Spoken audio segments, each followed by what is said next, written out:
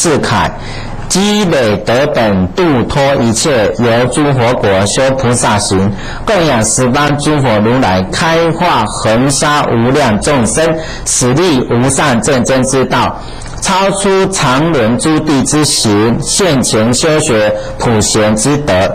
若不尔者，不取正觉。好，各位，这一段经文是《无量寿经》里面所说的。那这一段经文里面，刚才我们那里面重点只有一个地方，超出常人诸地之行。超出哦，常人常就是常态哦。那在这里所讲的是指极乐世界菩萨修学的情况啊，因为极乐世界是阿弥陀佛他的愿力所成就的，所以他呢本来来讲的话，就是说你能够往生到极乐世界，那这么殊胜的因缘里面，你能够到十方法界普遍供养一切诸佛，所以你修学的那种进步的速度来讲的话呢，是非常殊胜的。所以才特别谈到一个说，超出常人诸地之行，就是超出一般的佛国菩萨在修学的那一种的次第。所以就是在这里强调这一点。那这一点来讲的话，如果我们从这里来看，可能在极乐世界修学菩萨道，他并不用从一地、二地、三地这样子修啊，他可能从初地，可能一下子就可以跳到五地，然后从五地可以一下子就跳到八地，跳到10地，对不对？这一段的意思，经文里面就是这么告诉我们的啊。所以各位讲啊，你得去了解，法无定法。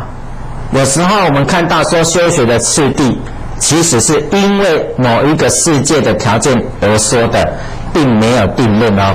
那今天时间的关系，我们就先谈到这里，我们先来回向。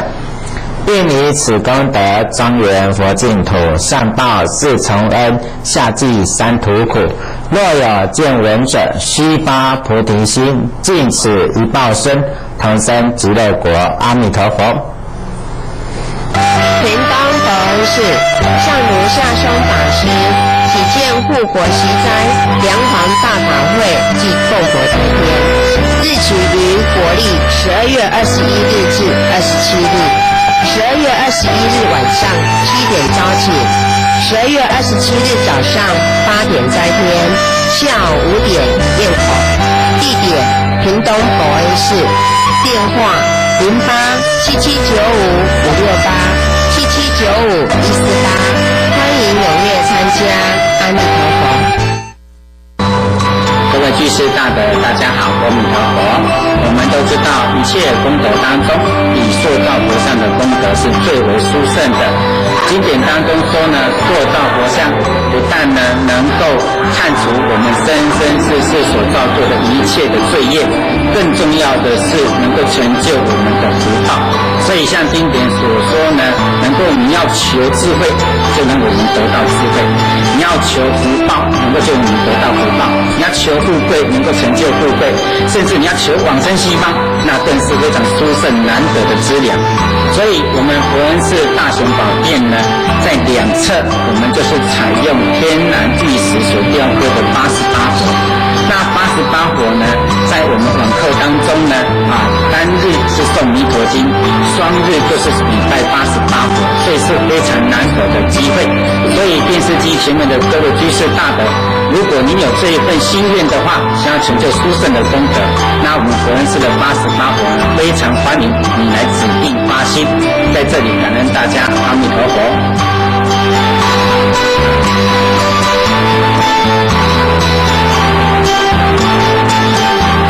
平当法恩寺上如下双法师起见普贤大愿王金刚法会，11月8日于平东佛恩寺，电话0877955568，7795-148，欢迎踊跃参加，阿弥陀佛。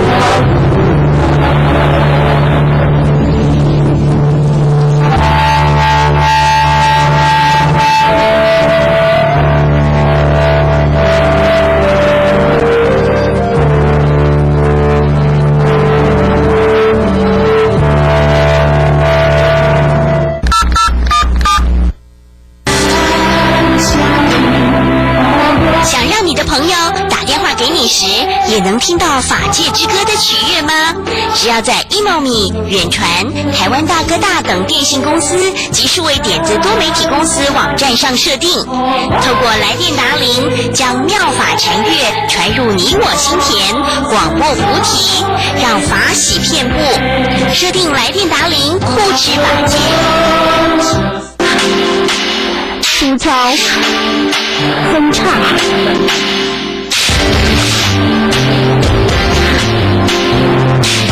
哥，干别加麻烦，用这点好啦。山楂皮面加何首乌最旨意，何首乌可营养法根，使秀发乌黑有光泽。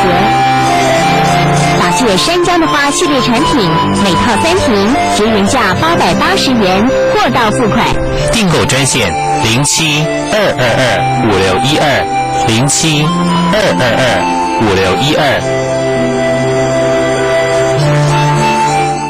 地铁司进行不公在改，日期9月11月初7，地点桃园市阳明公园管理中心，阳明公园建设路与三民路口。日期9月11月初8，地点台北市立中山国中万华区南面路46号。饮食发挥时间早时8点半起，发挥社会点兵以及随时消灾超度拜位，有个保温杆等候电位，06233263号。法界客服专线07-222-5612，07-222-5612。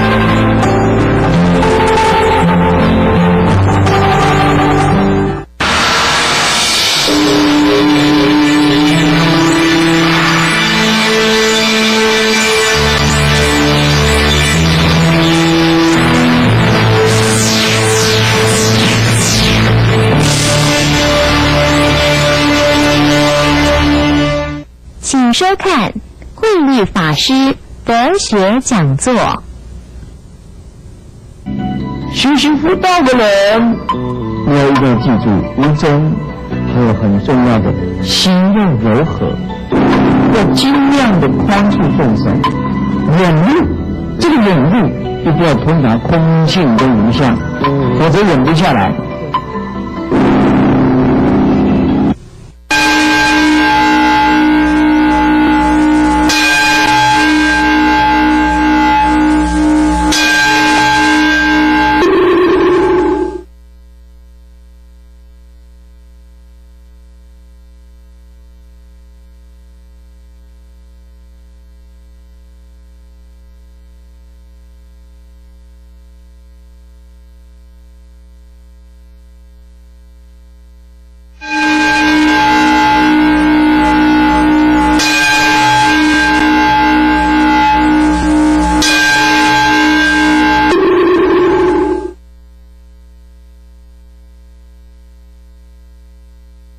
但是也不用太简单来讲，对不对？3条裤100块，嘿，安尼想给疗效啦。那个就太便宜了啊！买了一个普通的，不要太贵啊，也不要太便宜。所以较早人问你那个穿的时候，物件袂使买收俗的，讲爱官1块20元。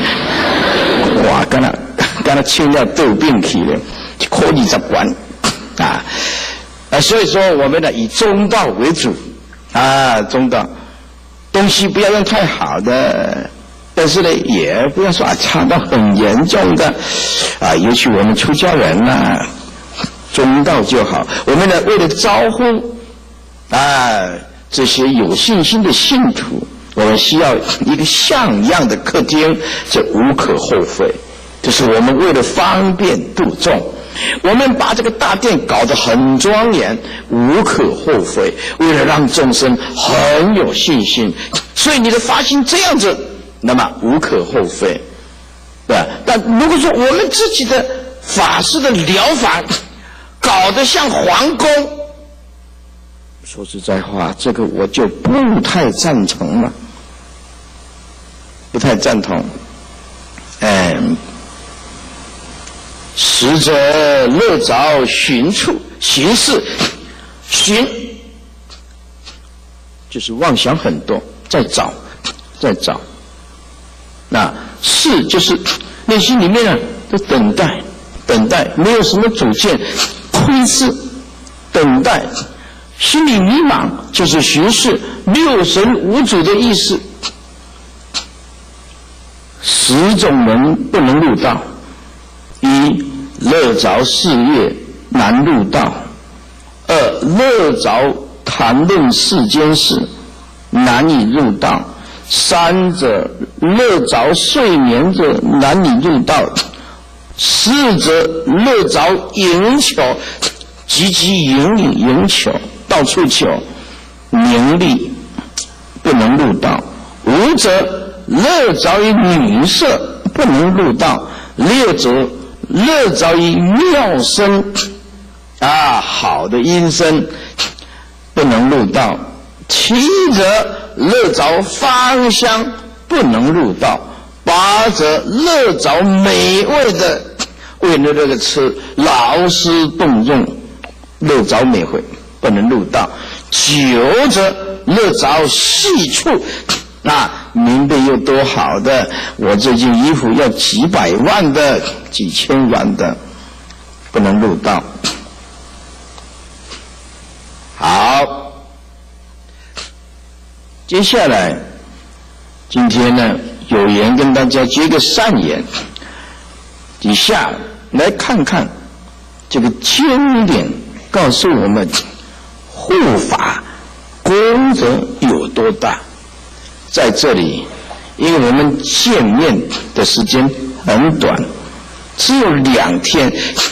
这2天虽然我走了，离开了，回到高雄了，但是如果这个法大家能够发大菩提心，原来这里只有一个愿望，希望整个苗栗的道场佛教能够兴盛，我就是这个愿望来的。出家在家不分彼此，互相勉励，理由很简单，我们都是佛陀的弟子。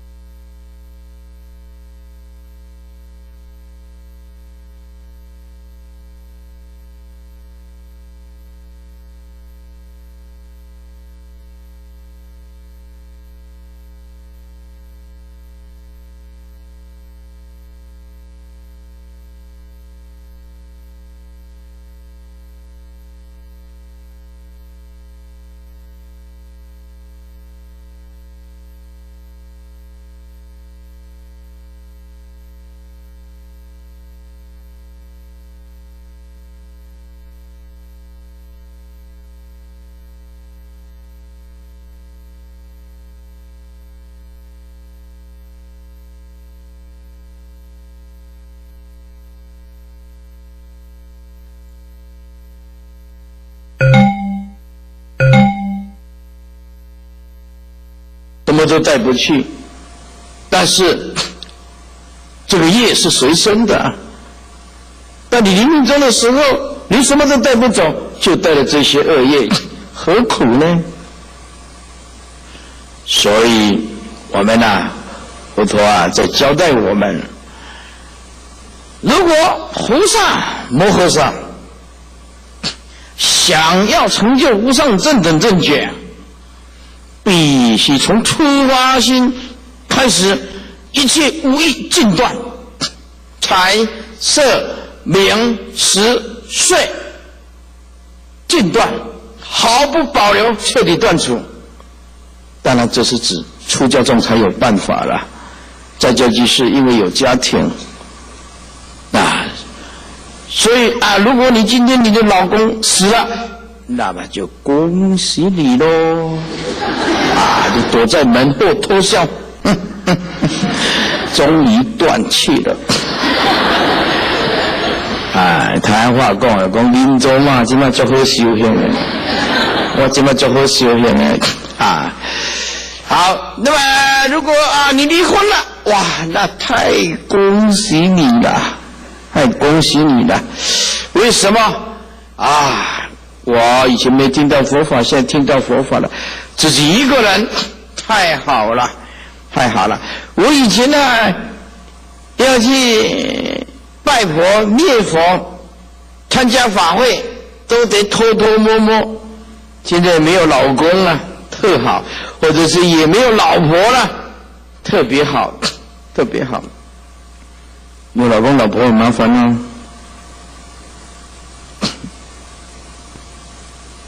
有一个居士生了几个女儿这个男孩子做什么？信佛，很虔诚的信佛。她老公拿香的，半夜都有听到他老婆在磨刀子。你甲临终走去出家试看卖，我来将这贵族囝拢甲扑好死，我才家己自杀，就听着唰唰唰，都无好做来啦。做囡仔看起来水水，抓起来是假的，人还酷呢。真正是假做，那是真正讲真的呢。所以师父你要讲下，It's true， 这是真的。我才来讲的这是真的。人家法师甲技术若知影，迄个人伊会暗笑讲，这师父讲的这真正有影。真的要杀掉全家，你所以这个老公就不敢想到说我要怎么剃度出家，不敢的，不敢的。所以不是每一个人都能支持修行的因此出家有出家的修行方法，在家居士有在家居士的修行方法。诸位，如果我们菩萨精进落入生灭，这个就变成世间相，是有漏法。如果我们修行达到毕竟空寂的无相，无论是布施、持戒、忍辱、精进、禅定、般若，这个叫做出世间相，这个一定要弄清楚。精进有两种相，夹杂着烦恼的有相的，通通叫做生灭世间相，这是精进有相另一种达到空无相无业空无自性，这个叫做出世无相精进相。这个菩萨的精进勇猛，一定要修无相的精进，因为众生都早已有漏，没有办法通达到无漏。好，接下来就是禅一个警语，这适合一切出家众、在家众听闻，要听祖师大德的话。我先把它念一遍。参禅警训这么说：做功夫不怕错，只怕不知非。纵然行在错处，若肯一念知非，便是成佛做主的基本，出生死的要路，破魔王的利器。释迦大师以外道法一一证过，只是不坐在窠臼里面。等一下会解释，将知非变舍，知道不对就放下。舍就是放下，4个字。从凡夫直到大圣地位，此意期待出世法，在世法中有思念处，只消各知非变舍，便做得一个净白的好人。若抱定错处为是，不肯知非，纵是活活现前呢，救他不得。这个参禅警语将警惕我们，说我们今天呢，我用白话文呢解释一下。我们今天修行做功夫，诸位不怕错，只怕不知道错在哪里，只怕不知非。纵然行在错误，就算以前的修行走过冤枉路、错路，若肯一念知非，如果我们肯一念知道以前都不对，用功了那么多年没得到消息，越走越远，距离佛越遥远。所以只要一念知非还有救，这一念知非就是成佛做主的根本。知非必改，出生死的要路，这个是超越生死最重要的。改过并不可耻，除非也不是卑劣。改过除非是大丈夫的行为，知错必改，善莫大焉呐。能走对路，当然是恭喜了。但是万一走错路，就要下定决心，一念知非便改啊！这是破魔王的利器啊！怕的就是说，坚持自己的无知，不听佛陀的劝告。释迦牟尼佛以外道法一一都证过，也就是释迦牟尼佛对于外道，因为还没有成道以前，对外道都去参过，都知道外道不究竟。佛陀知道这个不可以陷入外道的巢窟里面、巢臼里面、窠臼里面。窠臼窠一个蟹，一个果那么臼就是一个白，但是呢，它中间有个缺口。好像白色的白，但是中间裂开来，这窠臼。也就是说，佛陀参访过无数的外道，发现他们心外求法走错路了，绝对不会掉进去错误的陷阱。佛陀就是做到这个。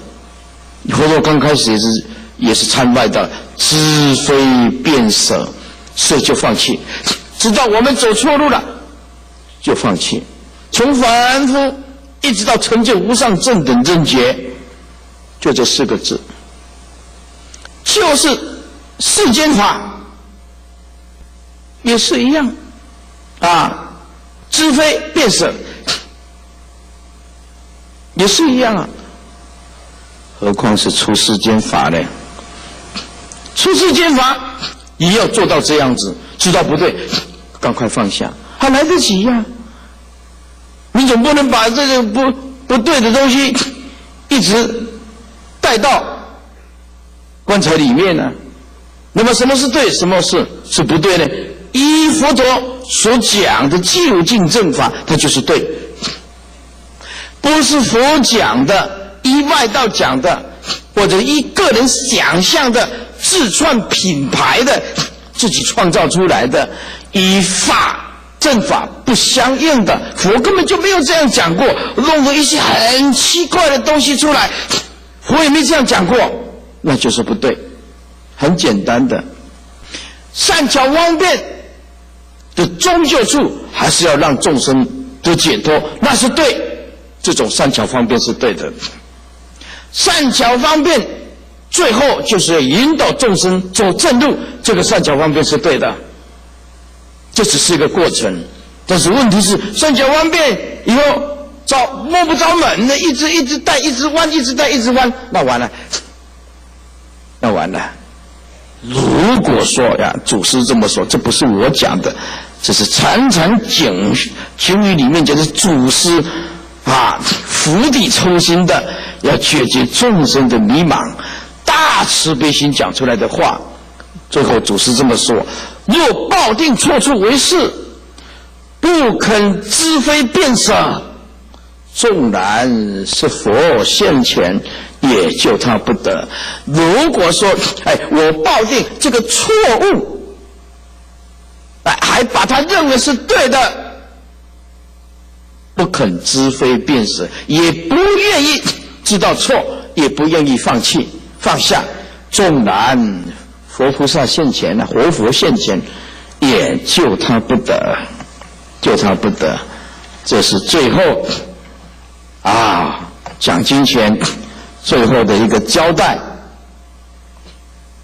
那么我们时间剩下15分，我们还是要感谢一下大家。以下念到的请大家无论如何要给他多多鼓励。感谢许多大力支持本次法会的法师比丘比丘尼，谢谢。各位这个鼓掌免税的。佛菩萨教导众生要有随喜的心呢。台语讲，破声甲吹了，这个有抛耳呢，抛耳的来呢哈。感谢总指挥徐玉光总干事三宝护持会每一位发心的居士大德。此次法会各组的组长，感谢陈正武居士，感谢杜玉英居士，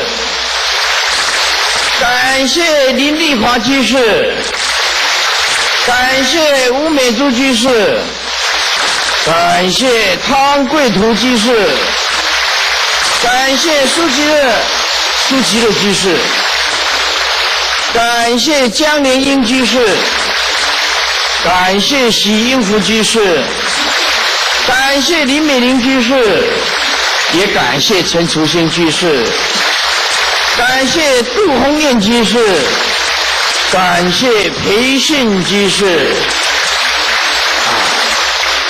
那么在这里我也感谢魏淑如居士，非常的感谢。感谢全体发心的义工，谢谢。此次法会庄严到场，插花组的全体师兄师姐，谢谢。感谢摄影组张居士、贵格小钟、陈耀昌师兄，谢谢。感谢音响组音艺音响邓云鹏居士，以及所有默默护持赞助本次弘法大会的发心者，在此一并感谢。最后再次感谢2天来为我们主持法会的事宜向台发声。还有感谢陈淑玲居士，以及百忙当中拨空在这2天中午以及精彩的佛曲演奏供养大众的明海法师，非常的感谢。最后我们一定要特别的大声，最后感谢租借场地给我们的联合大学和校长，谢谢校长，谢谢联合大学，谢谢他们对大家的关照，让我们很大的方便，谢谢啊。那么我们弘法进入尾声，最后我们唱三宝歌，到5点我们就会结束，师父就直接回高雄。你们有什么遗言要交代的吗？啊，对，如果你们今天这2天接着法喜充满，来一点掌声。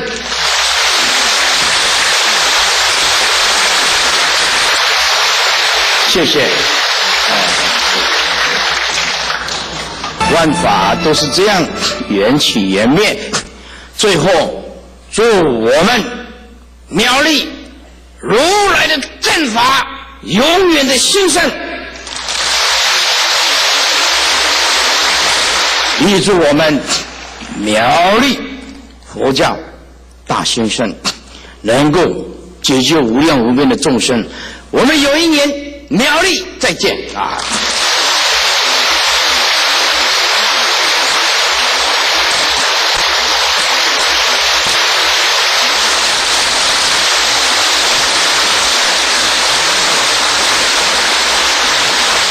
我们再次用热烈的掌声，感谢善会夏律法师大演佛法，让法音宣流，普周法界，并使人心有所感悟。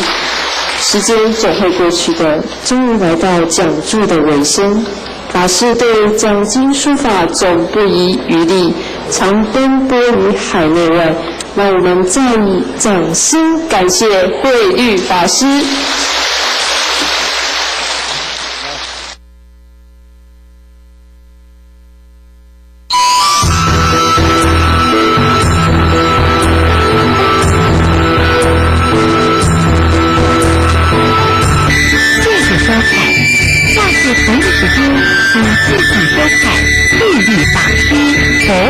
讲座。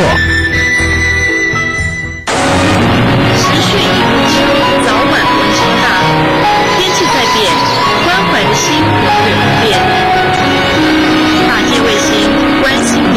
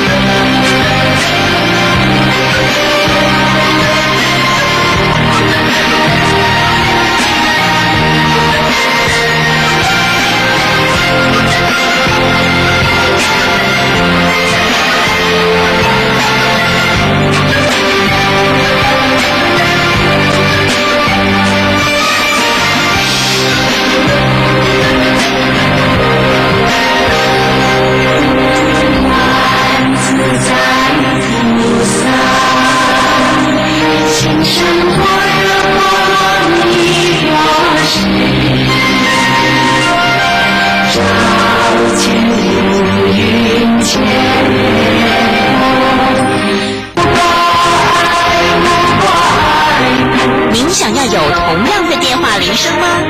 告诉你一个好消息，现在法界之歌 CD 内的38首首歌曲，已经能够在 e-money、远传、台湾大哥大等各家电信公司及数位点子多媒体公司网站下载喽。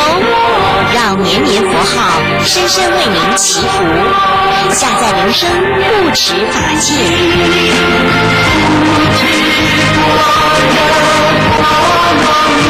身体清洁的沐浴圣品，法界山楂的花，洗发精，肤黑亮丽，柔顺好梳理；沐浴乳，洁净肌肤，光滑细致；乳液，深沉滋润，白皙保湿。法界山楂的花是您居家保健的好帮手。法界山楂的花系列产品，每套3瓶皆原价880元，货到付款。订购专线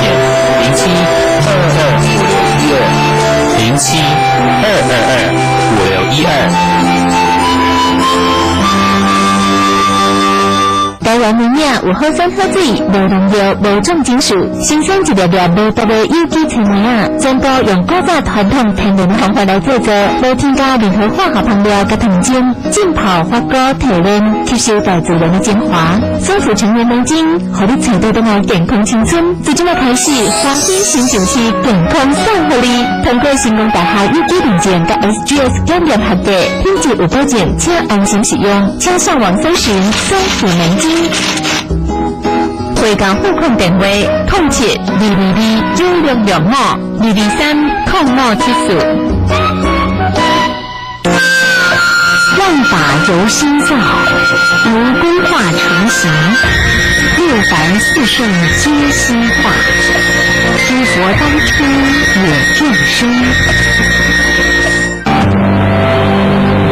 法界客服专线07-222-5612，07-222-5612。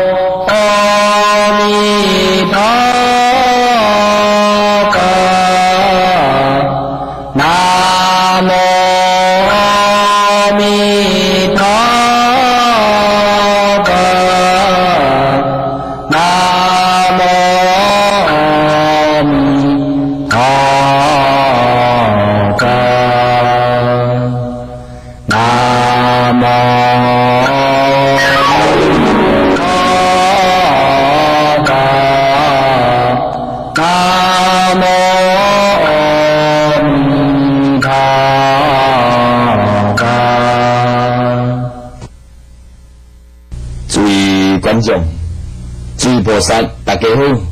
现在咱开始演讲记录世界九品莲花。那么已经甲西方记录世界这个九品呢，为这个下品先讲起。这个下品、下生、下品、中生，已经伫昨以前甲注意介绍完完咯。今日要甲注意讲这个下品上升的境界。到底往生甲旧世界，讲有这个九层的境界有九品呢？这个九品含这个三步世间，而且去修行，这个境界关系用讲的深浅呢有密切的关系。有如是因，不有如是果啊！哪怕是下品下生，伊个清净微妙快乐呢，也胜过这个凡间呢。胜过8000万1倍啊！所以上惊不要到往生尔，莫一定讲一定要上品上升啊，下品下升都已经了生脱死咯，无生死轮回咯，绝对一生为到开悟正果成就对啊！已经有甲这个下品下升、下品中升，甲注交代圆满，今日要讲这个下品上升到底下品下生的状况如何呢？具备什么条件？找到构成下品呢？这上升呢？注意看好哦。下品上升者，虽不动物，专道自业，将无知识，论说大圣经灵，即度千劫重罪，佛教合掌念佛，又度51劫生死之罪，即见化佛化圣像，放光满色，明镜成宝莲华。随有即至保持，经77日，莲花乃开，见而圣光，并闻所说大圣经典，即话如上道心，经10首劫，其得法明文，必证初地。这就是所谓下品上升的境界啦。如果在世的凡间所做行为是如此而讲呢，那就感召这个世界呢下品上升啊。那么下品上升是什么情形构成呢？意思是呢，用在世虽然未诽谤佛法，未诽谤佛祖，未诽谤出家众，意思三宝未诽谤啦，但是因为哇，做一个恶业啦！做恶业的人，那么在报命中时，会当拄到善知识呢，该开始佛法。听大圣经典讲，我在世做那是恶业，感召因果报应呢，因此良心发现。那么听到这大圣经典、大圣佛法了后，当下能度呢千劫的重罪哦。刚听到这大圣经典、大圣佛法了后，当下就拄着千劫的重罪，你想看卖啊？所以佢呢善知识更加加，讲你合掌千念佛号，阿弥陀大慈大悲，会则因往生成净土呢。听到弥陀功德。听到念佛遐尼好了后，当下又搁拄着51劫生死重罪去，你看卖？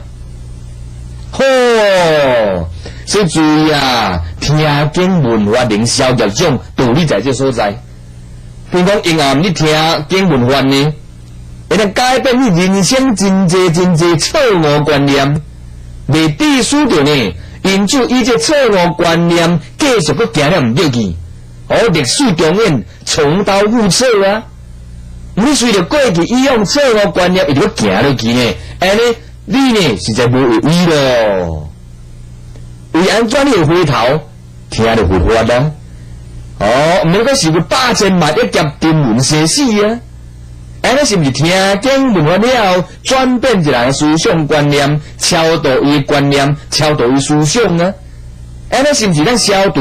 莫讲是51劫啦，8000万一劫都有哦。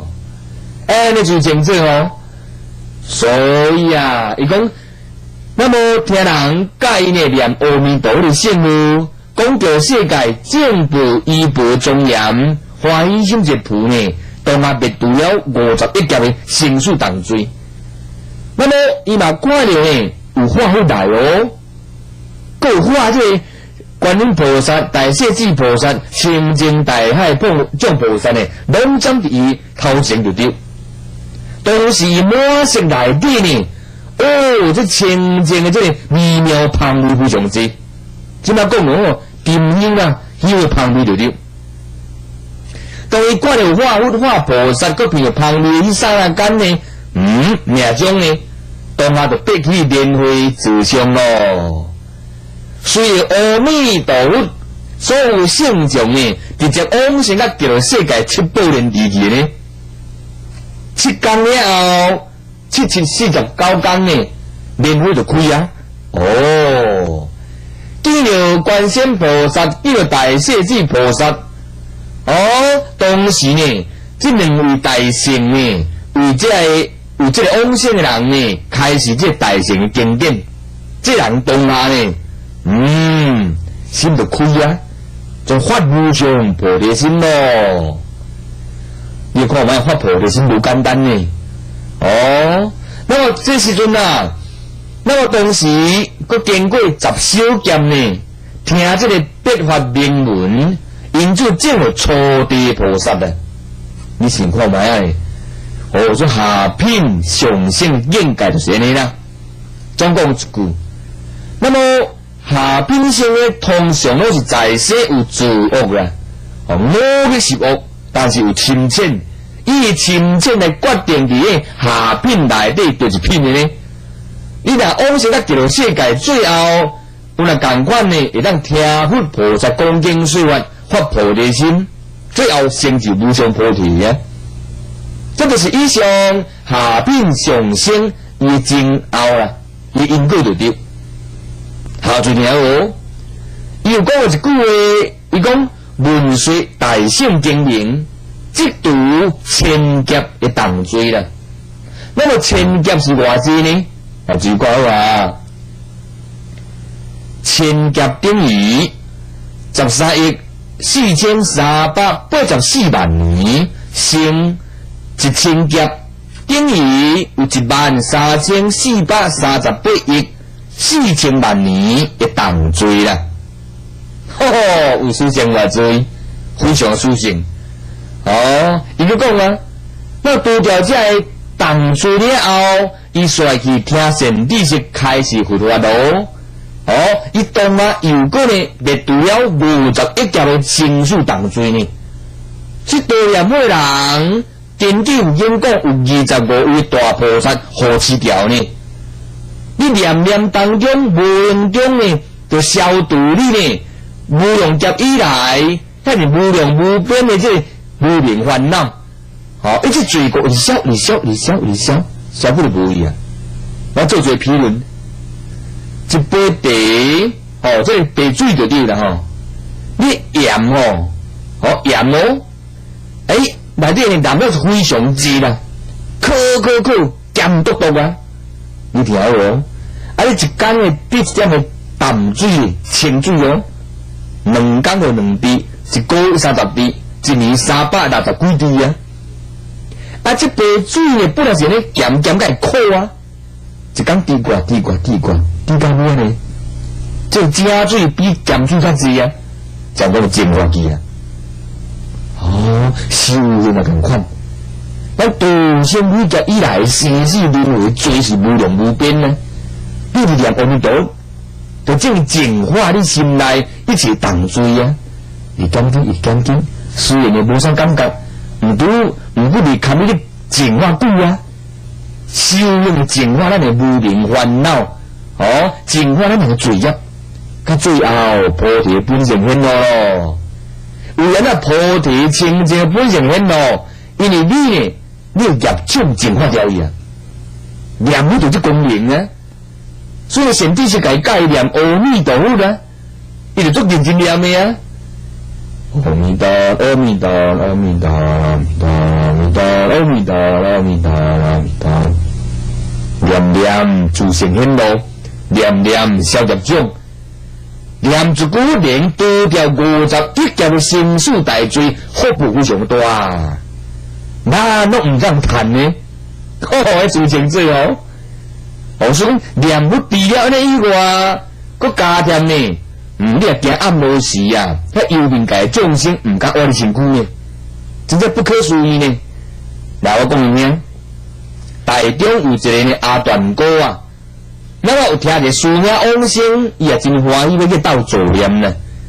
准叫一台计程车要坐去呢，迄个伊师兄迄个所在有迄个亡者助念佛去啊。伊真虔诚啊，一心拢念阿弥陀佛。当然最后阿段哥也足自在来往生去啦。那么计程车叫来时阵啊，伊讲要问拍开哦，讲看无啥物件。啪一声，门个关起来，佮开了几呢？门个啪就佮关起来了，连续开3遍，闭关3遍。伊感觉，伊睇你古怪，翻头我看呢，边啊原来一个呢孤独众生，这个鬼道众生的面貌非常凶恶啦，目睭会发出这个青色光呢，伊也凶猛加一条。然后阵大声念就讲阿弥陀佛呢，发一句阿弥陀佛，讲这鬼动啊阵发一声尖叫声音，用鸡一声呢，噗就种飞落去啊啦。念一句阿弥陀佛，强过咱的光明大德呢，万德庄严的佛路呢，所以把这鬼大一个讲大阵，鸡一声都无去。原来这个鬼就是呢，要阻碍阿传哥呢，无爱互去做念呐。因为迄个人就是这个鬼，伊完成这主，要将来伊往生，互伊呢无助缘来往生。鬼的用意就这所在，就是迄个往生期伊完成这主啊，无阿传哥去甲做念吗？你想看卖啊？所以念一句阿弥陀佛，佛经来讲啊。连读51件刑事大罪，绝对佛祖袂打蒙伊。如果啊诸菩萨打蒙伊呢，那么我将使用开悟证据，我将念阿弥陀佛消除无量无边业障呢。所以阿段哥呢，念一句阿弥陀佛，这个歹鬼动阿顿一刹那间发一声足痴痴呢，就闪无见呢啦。阿弥陀这圣母啊，光明大德啊，好啊念佛呢。伊今生来讲，有在啊念甲明心见性啊。伊今生来讲，我哋念甲呢，伊八正火会开啊。伊今生来讲，念甲心地清凉啊，念甲烦恼顿断啊，甚至甲最后自成弥陀现前啊，花开见佛啊。那么啊，以稳定来讲呢。念阿弥陀佛在报命中呢，伊成蒙四方三界接引，所以现生也好，报命中也好，念佛总是呢有相当作用力的啦。所以是呢啲明朝四大高僧的脑的大师呢，伊讲了几句话，哦，真庄严呢。脑的大师开悟证据圣经呢，伊安尼讲，脑的大师言。念的阿弥陀佛式三藏12部经，即教理都在你内面。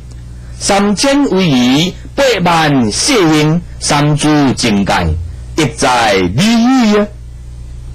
注意爱听清吼，意思讲阿弥陀佛，即句阿弥陀佛呢，你念甲非常熟，念甲炉火纯青，念甲入神，念甲。念佛三昧，阿弥陀，阿弥陀，阿弥陀，阿弥陀，阿弥陀，阿弥陀，阿弥陀，阿弥陀，阿弥陀，阿弥陀，阿弥陀，阿弥陀。念得非常的熟就对了，非常的专精。当这时阵啊，经律论三藏12部经典完全伫你心内，伫这个阿弥陀佛内底。喺清净光明嘅如来藏内底，即使需要到每个善意去留意，那么念甲阿弥陀佛入神嘅时阵，你3000位仪啊，8万世应嘅庄严上嘅，完全也伫这个阿弥陀佛如来藏性内底。你想我来啊？所以阿弥陀佛啦，来今生我就听这净土法门。会当念阿弥陀佛，是在咱度生累劫，未当个好人，开始有修人。为何？为何一个人听见阿弥陀佛的圣号，看到诸佛菩萨的圣像，欢喜心就现前。为安怎？为安怎？爸母生难，兄弟姊妹，伊的神经就差别很大。有的足虔诚的，有的当作蚂蚁东方。有的非常认真，有的呢有快当作无快，有人的差别很大。这袂当如讲的，每一人与生俱来的神经啊，伊各人修来。虽然爸做兄弟姊妹，共父母所生，但是各人的灵魂、各人的意识、伊的背景，与生俱来多生累劫以前，伊各人的背景无同款。虽然今生共款是家己老爸老母所生，食赶快的迄卡饭，受赶快教育，现金就千差万别咯，确实千差万别。所以有的兄弟足有现金的，有姊妹无现金，有姊妹有现金，兄弟无定现金。爸爸兄弟，这该有现金，这个就无呢。爸爸姊妹，这就该有现金，这就无现金呢。这未当无讲的呢。这兄弟姊妹伊个人生生世世有挣现金无挣现金，有学佛无学佛，有密切的关系的。所以啊，咱今生会当念阿弥陀佛啦，福报非常的大哦。赶紧的，赶紧的将咱多生伟业所挣的现金，在今生已经现金流咯，搁再度去无流强流。应当在今生内底呢，唔好甲遮尔美好的因缘又搁丧失。咱应当啊，甲多生伟业的现金在今生内底呢，继续来压水、来灌溉。会开发结果，互咱自己呢生死办好，互咱呢唔能够生死轮回啊！主要目的在这所在，所以呢，咱希望大家好用功修行，今生生死就办得圆满。咱往生到阿弥陀佛世界，后就是唔能够轮回生死啊！这种庄严。这么神圣的工程工课呢，咱无做，是不是严重对不起咱自己多生伟业的现金呢？100%唔对。所以这个阿弥陀念好呢，三宗教典拢伫咱心内。这个阿弥陀念个顺个色呢，三千威仪8万4应呢，拢总伫咱心内。伫这个阿弥陀的身上，你就认做好。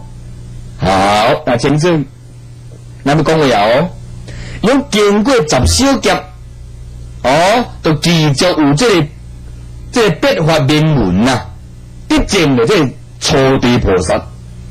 那么10小劫到底偌长呢？来自看哟，10小劫等于一劫有这6798万年，继续。有笔画名文，证得了初地一菩萨。有1億6798萬年啊！你都記住了筆畫名文。那筆畫名文呢，是專有名詞，咱等下後邊解說下。來注意聽，有一個初地菩薩，那麼初地個條初地菩薩者。已經證得了無生法忍、法身大事，得界現身呢。唔簡單來咧。如果咱以為有人證了初地菩薩，甲最重要，那初地菩薩就證了有法身慧命啊。有證了呢無生法忍嘛。破一分的無明，證了一分的法身呢。所以呢。初地菩薩以上，咱稱呼叫法身大事啦。尤其初地叫做歡喜地菩薩，名稱叫歡喜，為安怎歡喜？因為證了法身而歡喜，唔免受生死輪迴歡喜。伊呢進入涅槃不生不滅歡喜。已經唔免個三界六道點點步步歡喜。因開悟正果歡喜，安尼就清楚初地叫做歡喜地啊，那麼初地進入偌懸呢？閣有法度一個身軀用伊心動來變現100個身軀去100個世界度，100個世界遐個眾生就對啦。互遐眾生發菩提心，修菩薩道，成就佛道啊！寬卡度眾生啊！初地菩薩道嗰度得界現身，若二地。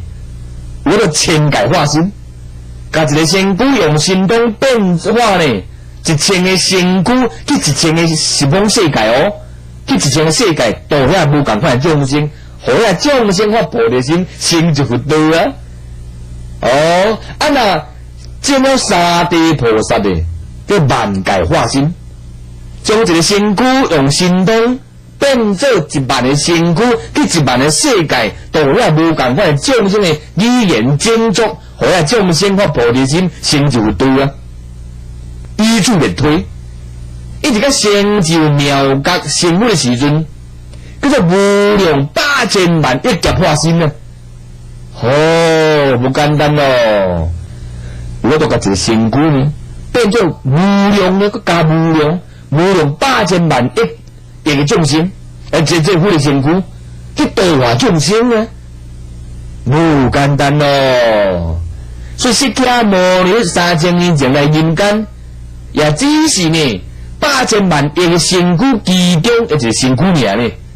就是释迦牟尼长大的身躯呢，伫十方世界有无量8000万尊啊，化身度众生啊，安尼就是明变吼。好，不讲哟，甲到讲这变化名文，这是为释迦的专有名词，咱解说一下。来讲哟，变化名文共有100种依附教名词。若能明白变法，则能了解万法唯识的道理，可以入大乘之门，但释法与无释法。所以要看的吼，这就是讲变法名文顾名思义都有100个专有名词。如果来了解这专有名词的道理呢，你就有才调了解咱人。万法唯识所现所生呢的道理，而咱入这大乘的法门以外，但是这释法甲无释法的道理，叫释心用法呢，包含着世间出世间的道理呢，完全伫这变法名文讲甲非常详细，这唯识较的思想哦。所以你了解唯识较修身呢，爱甲变法名文这专有名词摸清楚。你就要多进入呢万法唯心，如何转识为智，开悟正果啊！就清楚吼。好，这个了哦。总共一句，变化名文是唯识较的专有名词，佮同时伊呢，伊名上的提纲呢，伊提纲挈领，你也了解这名词，你咧研究唯识较就较清楚啊。同时，唯识就挖进咱世间这心理学的思想。当然，咱唯识就经过开悟正果印证的这个道理啊。心理学未必然呢有经过证悟过，还佫有有漏的。唯识是用开悟正果人为心地起心动念，乃至宇宙万象人生的问题。伊那个逻辑起来，证悟过来，个唯识较个万法唯识的道理啊。那同时是宇宙万类啊，伊即款的分门别类呢，伊通达宇宙人生的真理。你看唯识较伊搞得非常详细。总共一句，那么这个变化名文是由这个印度高僧嘅世亲菩萨呢，伊所注意啦。清楚吼。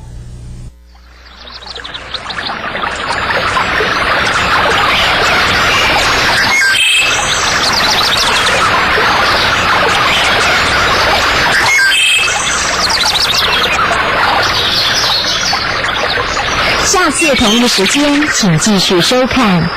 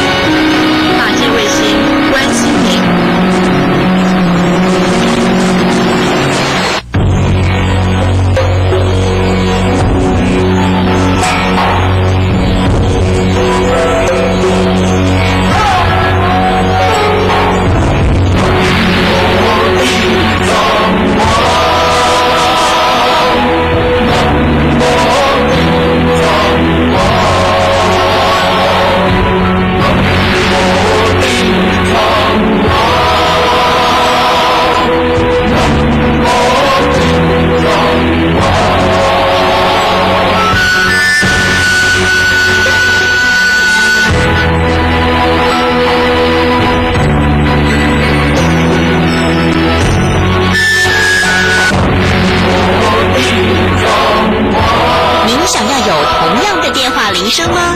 告诉你一个好消息，现在《法界之歌》CD 内的38首歌曲已经能够在 eMomi、远传、台湾大哥大等各家电信公司及数位点子多媒体公司网站下载喽，让绵绵佛号深深为您祈福。下载铃声，护持法界。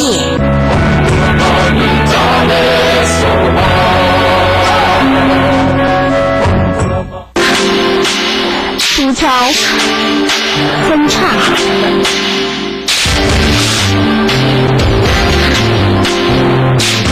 哥，咱就加麻烦，用这就好啦。山椒系列加何首乌萃取液，何首乌可营养发根，使秀发乌黑有光泽。法界山椒的花系列产品，每套3瓶，结原价880元，货到付款。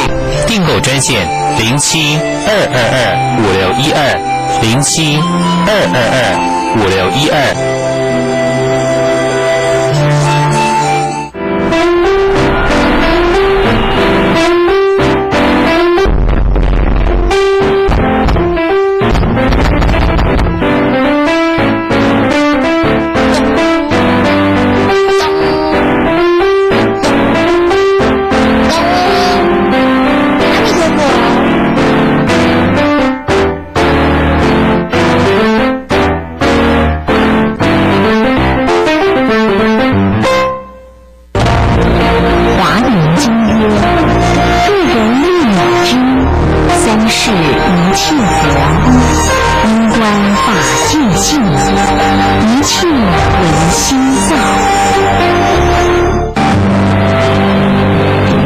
客服专线07-222-5612，07-222-5612。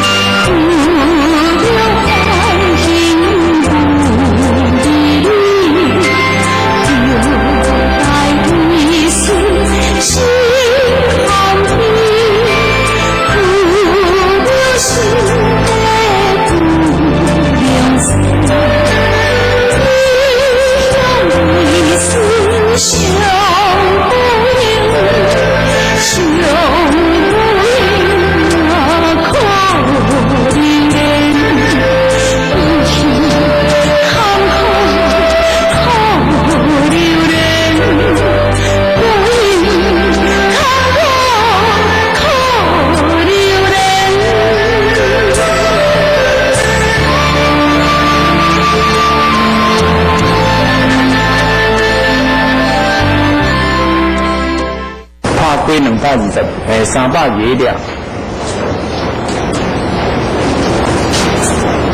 即马下面这段吼，就是现切，甲对方继续开始。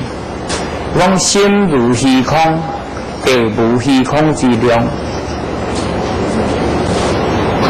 因为伊今仔日对方立一个定的点，是真急的，但立一个定的点安尼。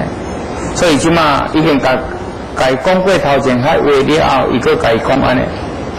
那么咱即马来甲讲，伊讲心真有虚空，但事实讲哦，菩萨的心量有哪会真有虚空？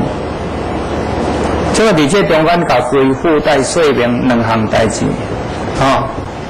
咱这个圣人有分一个啥呢？分一个小圣人。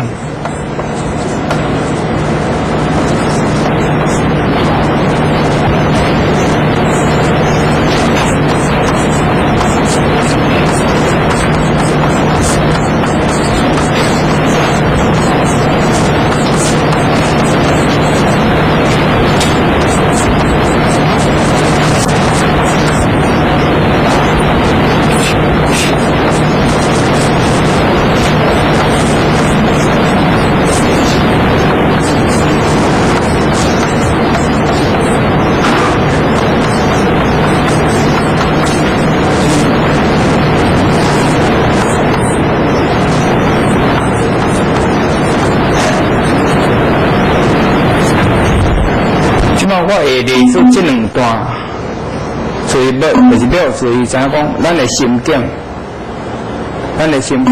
爱大甲像虚空安尼，这量，所以今仔日有人会晓自修，家己本身断苦，利己知影无？作业唔敢作业的意思，唔敢作业，才会当断苦。但是修家己注意要修八正道，而达到个人的职业解脱，安尼叫做小圣，也叫做小圣人。但是即马注意一点，圣人分作大圣人，就是无恶杀以及不尊。但是你要达到无恶杀，你一定要众生无边誓愿度，你甲想看迄个心量偌大。现在无，那么你若会当安尼起大慈悲心，起大慈悲心啦，度无量众生正涅槃者，这叫做大圣，也叫做大圣，就是无上正等正觉安尼。所以你今仔日要成为未来成就无上正等觉。你绝对爱众生无边，迄块量偌大。所以就是我甲人讲一个，心量先拓开，毋通下真正。你今仔日若是为个人，莫讲啥，你若是自私心真重，你要修就修无来啊，修袂来啊。因为世间的人心量要讲偌大也有限。但是一寡人是大多数的人无心量安尼，但是未必是大家拢无心量，迄个小量有哪有？有啦，别人无通食，我着一袋米，我分一碗互伊，安尼嘛是有量。我管听无？但有的连一碗饭都唔肯出来，安尼就无量。但是这个世间法内底，这个无量，你绝对无好，这是必然的。但是你今仔日若是修学的中间解脱，你为了个人解脱修学，安尼你无量，你就为了你个人尔嘛也无管你众生安怎。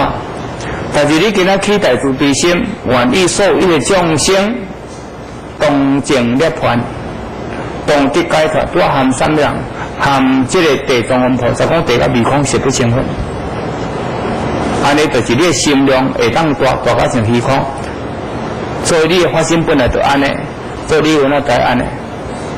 所以一心内底这个地方为着个人解脱，所以伊不断入定，伊唔知影讲众生平等性，伊的众生平等性应该心如虚空安尼。即马去打坐的人大多数有这个问题意识伫咧，所以信方法理的分析的人较少。但自修的人较侪，所以我即马甲诸位讲一个真实在这个一定爱家己变现迄个心量出来。所以现在咧讲心无虚空，但虚空无量，虚空又无虚空的量啊！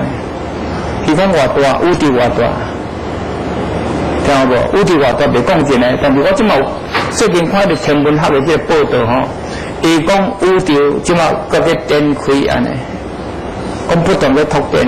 我前日新闻看到一寡天文学家这科学家讲的，我就怀疑宇宙既然是无量的空间甲无量的时间，那有迄个搁再继续扩大，我就感觉怀疑。安尼会搁扩大等于啥？宇宙只是物质吼，啊甲宙未讲一下，都搁会扩大等于有限嘛。啊，毋过扩大的外缘是啥物物件？我搞不懂，你唔知看到这个报道有没有看到？可能你无去注意，因为天文学我加减要去注意。是讲最近吼，咱这太阳的这太阳系内底星球，最近可能有6粒啊5粒会排成一系列。敢有？敢你有看到吼？这我都去注意。所以，感觉我天文学去讲，宇宙即马不断在扩展。若扩展的外口是啥？外口迄个嘛是空间啊。所以讲，这间厝我要甲起较大间，就是外口有空间，安尼这间厝才会当起大间嘛。若这间厝在外口都无空间啊，你变哪个起大间？那么既然外口的空间就是等于也是虚空，所以那有迄个宇宙在拓展，所以我搞不懂，搞迷糊啦，安条不过即摆是要讲安尼。虚空无边际，虚空无量。你今仔日地方伫迄个所在20当个入定，那么你是小点一点点啊？你敢若执着迄个佛法如来，你敢若执着迄个定？所以即摆甲讲，心如虚空，但是亦无虚空之量。但虚空是啥物？后来，这个性摩诃厌论。这个摩诃就是大的意思，这个言就是性，等于大乘论安尼。这大乘论内底这论虚空有10种的义，第一无障碍，伊就有色无障碍，虚空无障碍。第二周遍，因为遍虚空法界是无量无边，所以这个叫做啥呢？无所不尽。这个每一个空间内底拢总叫做虚空，所以无所不尽。那么来第三叫做平等，但是以前内底一句讲无间地，迄间地讲安怎叫做间地呢？就是啥货呢？迄个叫简单选择，安怎简单选？因为是平等义，无所谓大小，无所谓好歹。因为有选择就是有大小甲好歹，但是虚空是平等，无好歹，无大小。安知影？那么第四讲大义，因为伊无一个限制，无一个分量，甲无一个限制。第五无相，虚空无相，但是伊就是叫做绝色相。第六清净，因为虚空无定果。第七不动，因为伊无生坏，生坏就生灭动静。所以虚空无生坏。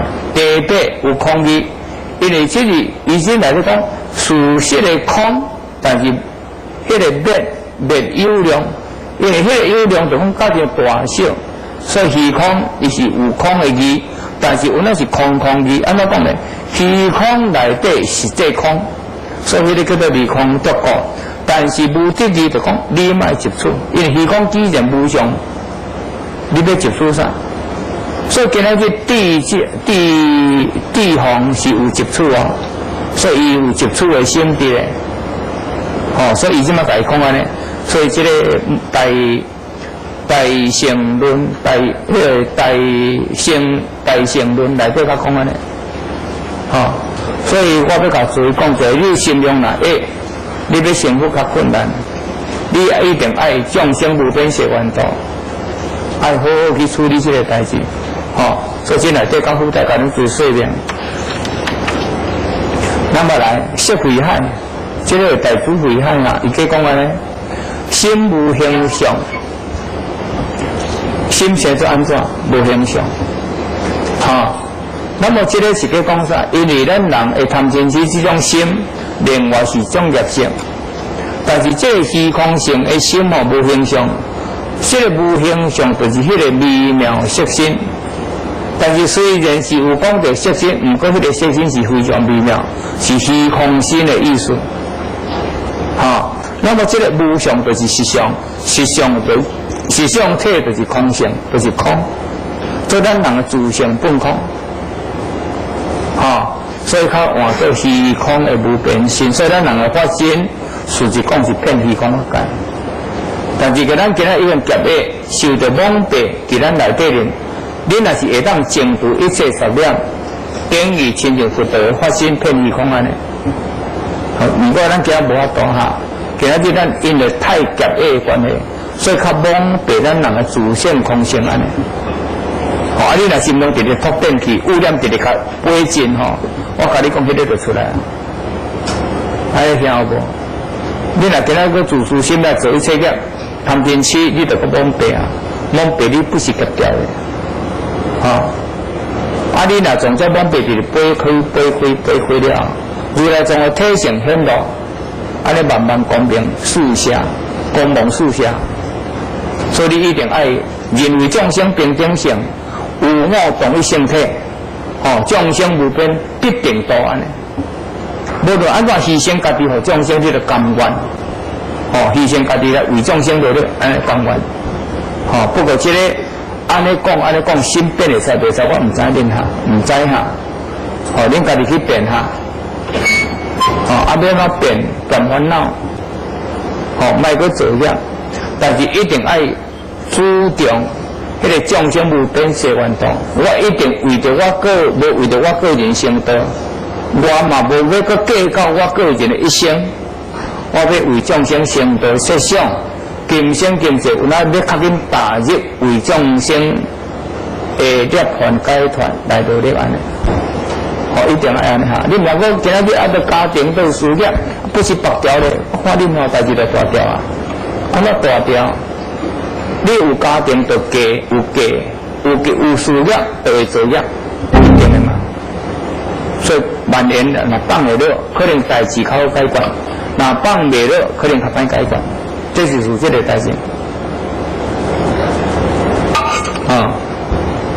来下面宽心法要，所以就是迄个另外一本。那么这伊有提起讲祖师讲的啦祖师讲，不过这祖师讲的应该是去讲禅宗的祖师讲的。伊去讲佛说的一切法，唯独一切心，莫无一切心，何用一切法？注意，佛有简单说明84000法，这个叫做无量。但是这无量法是为着什么？佛陀来讲这呢，就是要互众生除掉一切妄想心。妄想心如果众生若无一切妄想心，应该就唔免佛陀讲一切法安尼。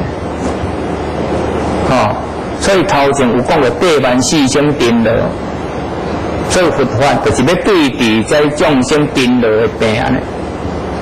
今仔日呢，所以我刚才讲惊就是惊，对不对？这有讲过嘛？惊就惊呀！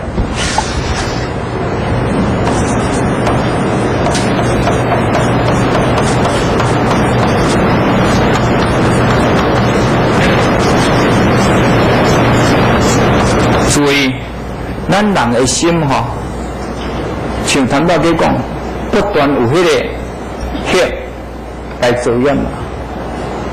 这今仔日到底是什么叫做明？什么叫做智？注意，你要对倒去做标准，那么你由经来做标准。譬如讲，咱今日有唔对唔对是安怎唔对？因为众生的人，他不离半时想讲，人别人安尼，我嘛是安尼，我有啥物唔对？我人别人都安尼，我嘛安尼啊，安尼我有啥物唔对？但是别人的唔对，伊嘛当作对，家己唔对，那当作对嘛那么你要安怎样？你用经来对照家己，用经譬如讲，你今仔看就讲，若无行八正道，是比这八邪道。我有八正道无？那么既然我无八正道，我做个必对嘛。你若八正道必定解脱，所以你今仔就想讲，我无八正道，用八正道来对照。对照你个人的行动、行为、心思、动念，比如讲你有正见无？什么叫做正见？佛经内底甲咱讲到1200册，即摆你看到了，哦，我这个个真大不足，真大不足，那么你要安怎样？那么在诸法义中，你要安怎样去甲体证？我讲到底对甲毋对，你用经来去对照家己，安尼来呢，你较会公平。那无你永远真正袂公平。如果你就爱切开哦，我切开你听好无？我的面都无解清气，喙手好沙沙，到底看有无毋知影。我用镜来对抗来，我自身的污染，我自身身躯的污染，面的污染，我毋就无镜对照袂到，我摕镜来对照，等于摕经对照，摕经对照了后，那么这个所在对有污染，去洗出来，喙手口开的，安听无？安尼来，迄个面容就变。所以今仔日众生的这个污染，家己看无，用经对照家己，这个叫做啥？然后一切，然后佛陀讲的一切法，那么咱就甲对，就讲我个人问题提出去讲。咱众生若是较无这个八万四千颠倒所以就讲我那毋免佛陀个加报，我讲你听无？都个该复杂。那么咱就佛陀个加报，都讲喺要对比。众生都无迄个病，伊要摕海药互你食无对，对众生伊有病，所以伊较用这法药互咱食呢。那么你就家己爱小心嘛。你既然知影你的本来就什么物件，那么你较紧整理你的，这是事实的代志啊。无你是要修啥？所以真内底是讲我无一切心，就好用一切法，就是有一切心的关系那么这个本源清净的佛性，本来就无得到什么货，就讲本来并无乌白起心动念着一不单的，所以注意你若有一个起心动念着一项，那么应该咱就有真大的不足。凡夫是集思集性。但是今仔日如果学过修呢，伊个集一个点，安尼有哪毋对？因为你就是无直接体会本自清净迄个面目。这来讲呢。悟空法师主讲，改清历经山地点邦桥港地，时间8日暗时7点15至9点15，联络电话02-8951-0971，8951-0971，欢迎三宝地主听闻正法，栽培菩提种子，你来真好。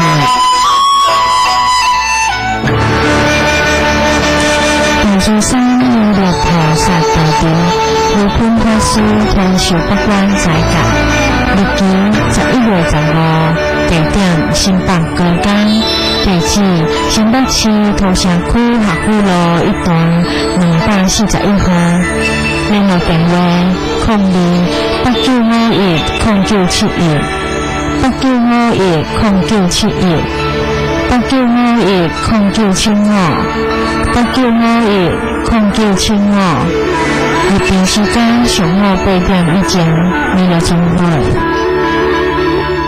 所以犹如虚空，咱人个自性犹如虚空，随以无量珍宝庄严，但是将不良自性来讲呢，咱人个自性本来有无量功德相，会记住自性本来就安尼有三明四智五眼六通32相，80种随行好，但是你唔免执。佛陀本来就无执，但是因为伊无执，较会成就安尼。但是今仔日虚空内底有无量的珍宝，这是事实的。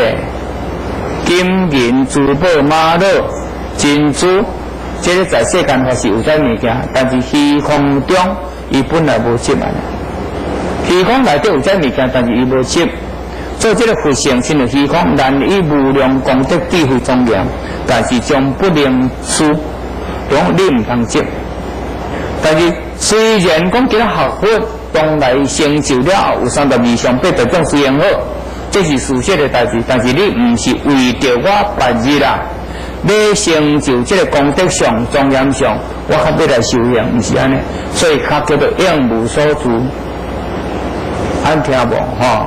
应无所住，你好好以平等圣义来利益群生，安尼就对，安尼拄含迄个发心量变大，吼，即个这段时讲安尼。那么读书录这个是安尼，心中若无意思吼，何然无碍。但心中若有事咧，我甲你讲，伤脑筋的代志真多。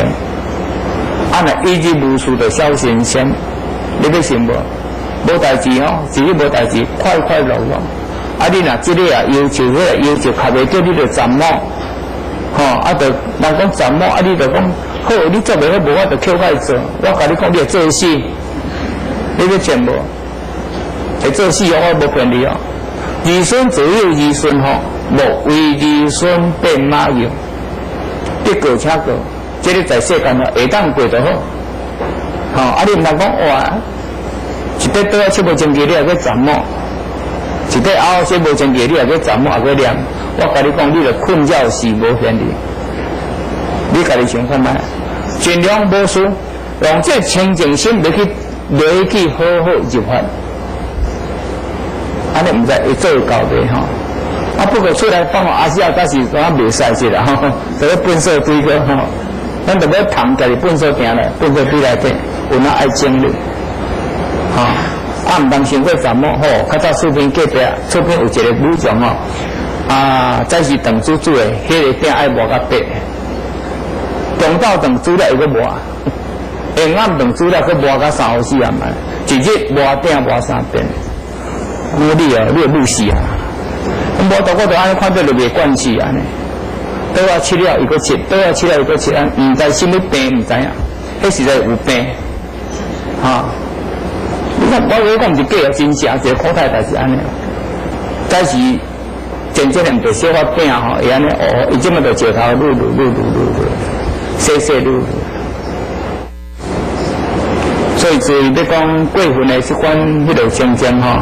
这款思想的问题应该是加干扰的哈，但是当然出来嘛袂使放到阿里亚扎哈，迄个修行的人，佮放到阿里亚扎也无对啦哈。那么这段是讲讲大虚灵的气象，无欲则见，你若有用吼，则乱，乱则妄想，难见如来自性，安听吼。所以使用若真身体就无量。你若有需要吼，就特别有需要，愈当的人自私心愈大，你愈无量，我不骗的。你哪有可能我叫你来度众生，哪有可能变出来，变袂出来？你干那一点仔物质，你就执着啊，将金钱你就执着啊，你叫你度众生哪有可能？所以这个是个讲安尼。那么下面这句，这句讲心无虚空，也无虚空之量。这个也无虚空之量，心离一切所缘甲灵缘，心灵缘嘛甲所缘的是境，心是灵缘咱讲心灵缘，譬如讲咱看到这个，就要甲注意甲看者较详细，就互迄个思想白了咧，听有无？就前阵这个宜兰有一个囡仔要替因爸爸报仇，伊就讲。因老爸4年前厝边隔壁甲欺负，将这个身份调了了后，经过4年伊即马搁招3个朋友来杀死迄个人，迄就是严禁而执着，无应该弯可介入而不可见，这样到伊杀死隔壁迄个了，伊跟人较可用关，尼事实讲苦，真苦，了解无？所以心离一切心灵缘甲所缘的境住在无心，那么这个心就真着虚空但注意你的缘境，怎缘境事业要做今仔日做无了，明仔载要怎做，你就透早计划我较早就是有安尼。工人未上班，我就先去到工厂。工厂即马工人要上班，我就等他指挥你这工作无了安怎样？就甲厂长讲。对一个所在不好，对一个所在不好，哦，迄、个就是灵验的心甲所缘的境，安尼心会乱。所以今仔日最好是无事，尽量无事哈。但是欲心起妄想，起妄想测度家己的心量，你家己想下。起妄想测度家己我的心量，看是毋是有大到像虚空，不过无可能，这目前无可能。你若有入法了，较有可能。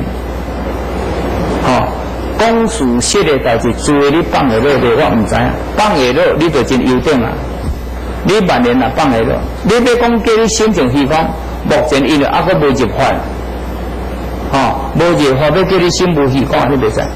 但是你今仔日若会当，尽量追求佛教，心情的虚空，就是大如虚空之量，因为虚空无量，所以心有所得，依非灵气经。所谓离攀缘，所言无心之心量啊。灵气经内底讲的离攀缘，灵攀缘的我，所攀缘的对象，你会当离灵攀缘的心，有攀缘的心就执着迄个小量，但是你所攀缘迄个境，应该是有那无偌大。注意，整个地球的所有的事物，拢互你。互你做地球的王，大无？敢无大？地球的虚空中是一粒沙尔呢，咱是一只细菌而已呢。你几十年中间是刹那灭，你执着者要创啥？咱即马讲一个事实，你的执着者真的浪费时间生命来做险呢？你若有一天已经往生去，你要对对去？考虑这点吗？你若这个时间你袂当换取清净自然的光明性啊，所以讲今生今世那活了冤枉。你家己想看有影无？有那活了真冤枉。注意，应该我的时间生命给用的量，应该比注意较正确，合该是较正确。但是今仔我是出家人，这是唔免我特别家己学了啦不过我即马甲诸位讲者，万年方法会下面。今日你出家人放袂落也是真济，有要为众生解脱实相的人，有那真少。但是今仔日三宝地主真真正正想要修行学法、自闭心的人，有那真少。这是事实的代志。所以我这么希望我的地主真真正正万年方会下，真正来为众生努力。安尼较袂虚度出生，希望注意这个问题做到安尼。那么这个较下面讲，心如虚空，心中嘛无虚空的量，心中若有虚空的量，安尼差不多有量啊，有偌大可以讲啊。这个意思叫讲也无虚空之量安尼。但是这个地方论事说，他就现实甲讲安尼，伊这么种调过伊。来见慧能大师，伊恐惊现实来讲的这话唔对安尼，因为伊执着已经执着生性啊。咱人先入为主，人若甲咱讲一较特色，有时阵听袂落，应该大家知，差不多一般众生拢安尼。那么伊即马听到这话了，伊还阁无甲相信所以伊即马就调讲来书，就讲来调见慧能大师的意思。那么书文人家何来？鸿鹄出真言。书曰诚如所言，逆但心如虚空，不着空间，应用无碍，动静无心，幻性情妄。灵所固灭，性相如如，无不定时。鸿鹄是大我呢。因为显切是受过慧能大师所教用而开悟的圣者，所以应该把地方搭在这话袂离开迄个中道实体，应该会客理较对。如果地方听得怪怪，安尼敢无影？你师傅讲真正安尼甲恁教，这么伊就来讲这个，来甲问这个慧能大师。但慧能大师讲你伫对来咧，因为我就是伫对来。就是有见过你的地主现切，伊甲我讲啥安尼，所以慧能大师讲，伊所讲的无毋对，你的心来当成虚空哦，佮咱卖执着空的见，那么应用无界，动静无心，凡性，哦，这个凡甲性这对待吼，迄个执着甲放我的这里，安尼明所具备，你放会记一个我的心，哦，那么拢总甲当，安尼你的性上如如，哦，无所谓定甲无定安尼。这个无所定时吼，就无所谓定甲不定，吼，迄个时阵，这个地方听到了较白我。那么下面咱这个较过来说明一下哈，有哪用到其他法语来大研究看卖。这个心如虚空，不着空，吼，应用无界，动静无心，凡性成亡。大概是我头先讲安尼，啊个大概头前讲的迄段，那么这传心法要，伊有讲安尼，吼，即摆来因的哦，因为传心法要，这类大都是非常水准，吼，那么这个伊讲常常来解文，即心是佛，吼，即摆这本册呢，自问自答的吼，伊讲自古以来，拢讲即句。心就是佛安尼，即心即佛，哦。但是微心，迄个心到底对一个心，较叫做佛安尼。注意咱人的心来变魔鬼啊，对不对呢？心会对，心会做恶业对了啊，心会变魔鬼，心会变畜生。所以伊即话，即位伊家己自问自答的地方，到底讲心就是佛。啊，到底一个知，对一个心安尼，吼，书文，伊讲你到底有几个心安尼？种少无良心，这是事实，但是这个是安尼啦。要讲无良心吼，这是看什么人讲，用什么款的角度讲。因为我温心导致变成因为感受，生出各种受想形式，这个是多变的心，吼，所以讲无良心。哦，但是这么重要，这个佢讲，伊这么佢讲安尼哈，伊讲到底你佢讲心是佛，啊知对一个心，确实叫做佛心，所以伊较佢讲安尼讲，这个问讲啊你有几个心？哦，伊讲有啊，有凡心啊，有圣心啊，凡夫心甲圣人的心啊。那么这个凡心是佛，还是圣心是佛的安尼？所以安尼唔得问起来吼，这句话问的人是还个圣凡的分别啦。看听吼，较早迄个有一个大门吼，耶稣甲讲，是心是佛，伊就要在这个是心是佛的体会来参悟。经过一段时间了，那么伊就要甲考验。伊这事要考验到底，总叫另外一个道德去讲，讲伊即马离开啊，家己去啊体会，你去甲看卖，看伊即马安怎哩？伊即马你甲对我较早是甲讲是心是佛，啊，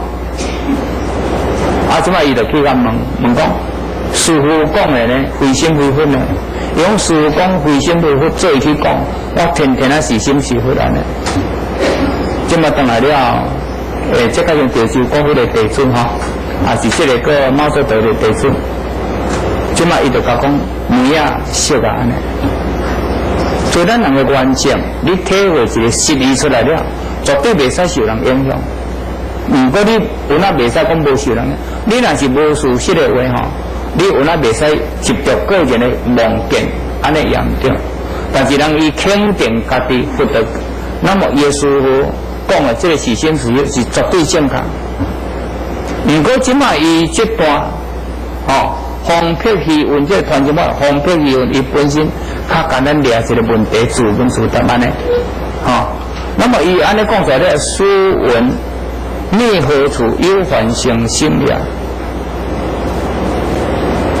哦，你伫什么所在知影有凡性的心？即么问题就你伫什么所在，知影有凡性的心，咁问安尼。啊，即咪就因经典文有啊，三性中有讲到凡性啊，三三性内底有小性，有讲到凡夫，有讲到圣人，有讲到大圣。伊即马就摕经典出来讲啦。伊即句话毋是毋对啊，有哪对？因为佛陀就讲咱为着众生的即个分别心甲众生的即个无共的境界，所以伊佛陀有甲咱分别。所以说一切法就是要度一切众生。但是伊即马即个话是按照佛陀的经教来引的，伊讲有啊，三性中有讲到凡性啊，何相何得言无咧？何在讲殊夫？你哪会讲无？伊就引经古典咧，引经古典了，书啊，三性中分明向利道，凡性心是妄想啊。这个看无？迄个道就是说啊，所以讲有凡夫圣人的心，这个叫做妄想心啊。就是因为凡夫心、妄想心，所以呢，凡夫要升到做圣人，所以伊就有这个妄想的心，这个叫做妄想心哦。有烦恼可断是处地法，无烦恼以实证，这个叫做上上性。这个就是直证本心、直头本心。暂处修的法为暂处修，开悟顿悟。顿悟的法是直证，这个是事实一无所得。那么佛陀冇讲啊，这是事实的哈。伊讲三性中分明向你道，就是向你说的意思，这道才说了。所以有凡性的心是叫做妄想心。今仔日你无解，你袂当彻底了解，颠倒是讲有安尼。那么凡性心是空，会记见啊？是空哦，所以你甲将空作实，岂不是妄呢？这伊就甲洪佩元就去安尼回答，伊这是自问自答的啦哈，自问自答的，都含大师危害迄个小将。妄过迷心啊，因为你妄想，所以你迷惑迄个自性本心安尼。烦恼就是妄，迄个妄，所以较个迷心造业。所以这个迷心叫做惑，所以逆但除却凡情性境，心外并无别好。你干那除掉，莫有凡夫心，甲有一个执着，讲我要成为圣人的心，成无凡夫心，安尼，你有哪唔免讲求取圣人心？因为你今仔日若是去掉凡夫圣境两种的心，因为凡夫圣境是对台心、对台法，你除掉对台法，那么心外无另外一个法安尼，所以叫做是心就是法，但是一定要去除妄想，迄个是心是法，才会当实证。若是无去除迄个妄想心，迄个是心是法，你无可能实证。你看，当那个我的心会作业，我作业要甲较紧去除业障，要成就圣人。不过这是处地法哈，处地法就讲凡夫法，叫你净除一切业，较有可能落实未来成就圣道。这是不得已的哈，这叫做处地法。黄秋生弥勒菩萨大殿，有空法师传授北港教法，历经11月29，地点大珠山，地址南港关北山店安平路中华巷168号，联络电话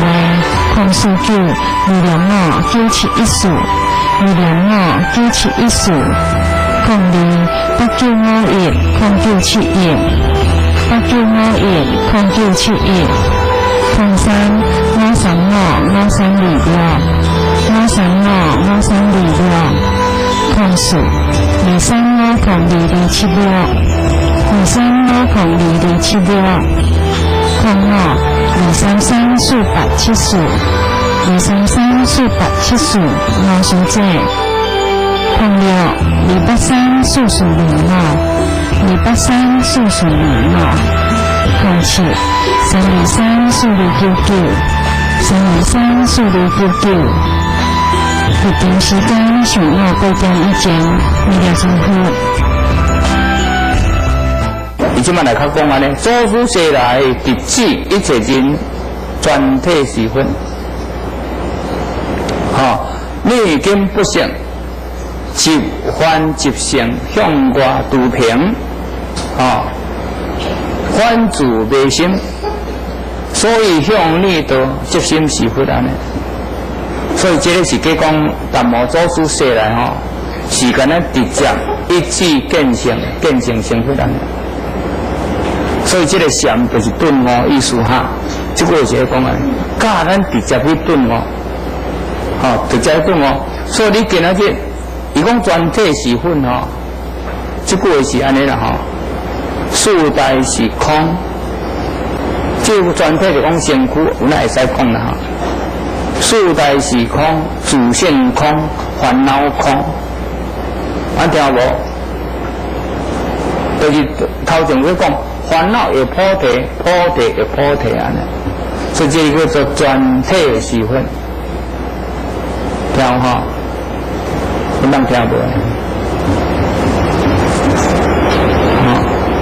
我再讲王阳明先生有一天伫路面街行，伊讲满街拢圣人，你毋知看第家园有无？伊讲满街拢圣人，其实圣人的心中去看人，拢讲是圣人；凡夫的心中去看人，拢凡夫。有假依奉的人，伊就得意，伊就是会向糟蹋人。所以伊道义别人去糟蹋你，这个叫做凡夫。我反调，圣人的人伊无依奉心，所以伊当作大家拢圣人。凡夫的执着是凡夫，知影讲众生皆有如来智慧德性，那么伊就无依奉心。所以这个就你的心境去看什么，人别人对你的心境有什么，就看别人就是什么。你的心境若是另外有一个特性，那么这个就无共啊。所以世间人甲一句话讲，防人之心不可无。为什么？因为内底有迄种有糟蹋人的迄种意思伫内底哩，有害人的意思伫内底，所以这个人较讲出防人之心不可无安尼。但如果知影一切法平等众生同体。那么就无所谓好甲歹，安尼来就无依奉人的意思。不过这个看什么境界，现时这个世间已经安尼啊，已经安尼啊，这个是另当别论。所以满街拢圣，伊自心拢圣人，那像迄个什么人苏东坡，含什么人？含佛印，含佛印两个人去打坐，因为苏东坡去佛林的迄个寺林，看佛林去坐，伊即嘛当坐到边有那坐较好势，外形有那不同安尼。那么当伊醒来了后，伊即嘛苏东坡问佛林，讲我坐到像啥？讲你坐到像佛祖，即嘛这个佛林就问苏东坡讲，我坐到像啥？伊讲你会啊你那一菩萨，安听过？佛林点准做伊坐安，伊也不晓回答什么话。即嘛正个总甲因苏小妹讲，苏东坡因小嘛叫苏小妹，毋知安尼是毋是我毋知影，就电影有做着苏小妹才伊当来甲因小妈点地，讲过去拢讲话含佛林拢讲袂爱，今仔日独今仔日爱安尼，就欢喜暗来欢喜。讲啥物？苏小妹地位比因哥哥较悬。讲啥物？你惊赢？伊讲今仔日我去找佛林，佛林在伫遐打坐，我那打坐，打坐一段时间起来，两个拢醒起来了。我问伊讲，我坐到像啥？伊讲我坐到像佛祖。即摆伊就问我讲，伊坐到像啥？伊就人矮肥讲伊一本人有晒安尼。伊所背的通都甲应，所以我欢喜安尼。讲哥哥啊，你今日嘛是个输呢？讲啥物法说？因为你的心拢有晒，你看佛林就有晒，咱佛人的心像佛啦，是清净是佛，所以看你像是佛，安尼是你赢三个人。你是输较彻底呢，你闹开较彻底呢，你今仔内心无佛啦，你拢肮脏的东西在里面啦，迄个家己种歹势。所以咱在看人吼，所甲你讲吼，你在看人，你若是有内心有某一种的污染，那么你在看人就拢种污染啊。你若是内心有清净，那么你就看一切众生皆有如来智慧德相，不过是一个短暂的懵白之安尼。所以做你即马家己想，显露你家己自性到底是什么东西，安就知影。你不是去污染咧骂人。做你外口梦想、邪思、无啥在代志，你家己看你的心到底是什么东西？你若万年放下下，该做去做话啦，无当做你会当清净安乐，那么你就知你的境界已经事实有啊。若无咧，忧头苦面，这个也袂顺，那也袂顺，烦恼这烦恼这个。大汉后生佢袂雨伞，伊讲还也无落雨，阮大汉后生无成立。第二后生佢袂冰，伊讲落雨，还也阮后生佢袂冰无成立。你嘛是艰苦过一世人嘛，安听有无？所以即摆来哈，你家己会当显露到底你的心是啥物货？即点就是讲，若是全体是佛的话，那么这个你就是体会你的人生已经达到有某一种相当的水准。但是即摆伊较讲安尼吼，今仔日一切人的全体是佛啦，你已经不行，你毋捌，你敢若有这个凡性的执凡执性，就是你袂当直头本身见自性如来的意思，所以你向外低平，就讲你伫欲伫伫装，你安尼讲要求一个佛，迄个叫做向外低平。有诶今仔日看到这个就要来去雕山，看到迄个要过来走遐，注意，没有了，没有办法。你为什么唔反观家己看卖？反省家己，佮反观家己看卖。注意，内心有众生的空过，实在来去做，免得今仔讲听到迄个就走来遐，听到迄个就走来遐。你创啥啦？你唔知安尼，我看应该袂啊较对啦应该袂，好好稳定，淡处人深入经藏，通我落实将来说互大众生，通我互你以经藏内底来开悟自性，以经藏来断除烦恼。但是向外去做，那是众生有益的，不要紧，要去做，就这个工作。但是有益无益，你要衡量的好势我跟你讲是事上的有劳，还是非事上的无劳？你今仔日若是在法，你袂当了解这个叫做不见法。但不见法，你好学法，用心来学法，唔通一味干那要上经读上，就爱名利。人直接读经读到不了点钟，我无读经我就无代志做，你看唔要看经？听有无？要分析，要看经，要听录影带，要听录音带，直直分析，免可以断除烦恼。烦恼若断除，你就当开悟，凡成一如，平等，你就自然知影。所以唔通向外，你若向外低平就讲直直乌白走安尼。那么当然你是还个心理，要做这点嘛。还个心理，所以甲你讲，即心是会安尼。去体会，谁开讲自性就是佛，自心就是佛。因为这个自心的迄个心量，就是遍虚空法界，众生同一体性，迄个叫做发心。这段是去讲安尼。安尼听有无？爱听有无？因为这个是较高级境界、高级法语。黄佩奇阮家己弟子安尼开始，就是调古伊做迄个文档录出来安尼。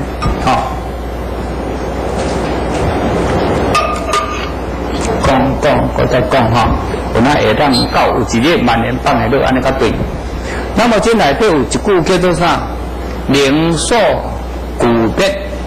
因为这个各地方哦，坐20年，坐到定，有讲5灵入定，哈，所以这个会记住啊，灵所是二法的对台法咯，哈，灵定甲所定，安尼来甲讲是以地方来甲讲是安尼，所以这个内底有讲，哈，以前内底是讲灵甲所是两法对台法。主动之法为之灵，不动之法为之所。但这内底是讲安尼，搁再一句话啊。如灵言甲所言，灵境甲所境，灵言是我心，所言是经常。知影无？灵境是我，灵境是我根，所见是我定安尼。安尼看无？所以有一个我，甲灵言的我。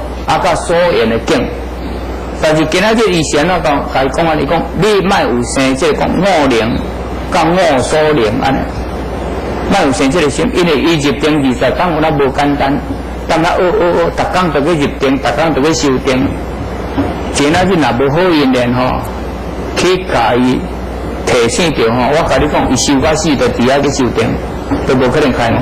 好佳哉，伊有这个现实。大概开始安尼，那么下面这句性上如神所讲，对5入道要问论讲安尼，什么叫做如？如温和，如是不动的字，所以不动叫做如安尼，但是心达到真如，或者讲心达到不动，安尼叫做如。这内底讲安尼，但是是会当知影过去诸佛。行处行，这成道，你若会当心真如故，但心真如故，毋是伫迄个定中的结入啊。心真如就是定定的意思。有哪会知？众生有真如的心，我有哪真如的心，叫做如。安条啊，圣人的心假性，比如讲阿弥陀佛的心是如，释迦牟尼佛的心有哪叫做如？所以这个有那叫做如之性，两个拢总如，所以众生凡性同体叫做如之性，听无？凡性同一体哦，凡夫有哪真如性，圣人有哪真如性，所以这个叫做其性如，其心如。所以这内底现在佛行处行会得成道，未来佛行处行。会得成道三世所修，正道无因，故名如安。正道无因，但是无不定时啦无不定时，就讲你今仔日啊开悟自成了无所谓定甲不定安尼，因20年所得的心定，安尼伫迄个所在，就无这个心上的起念，伫遐开悟安尼，弥勒尊我讲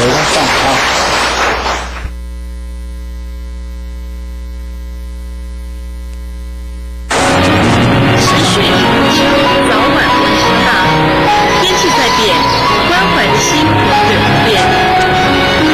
大界卫星关心您。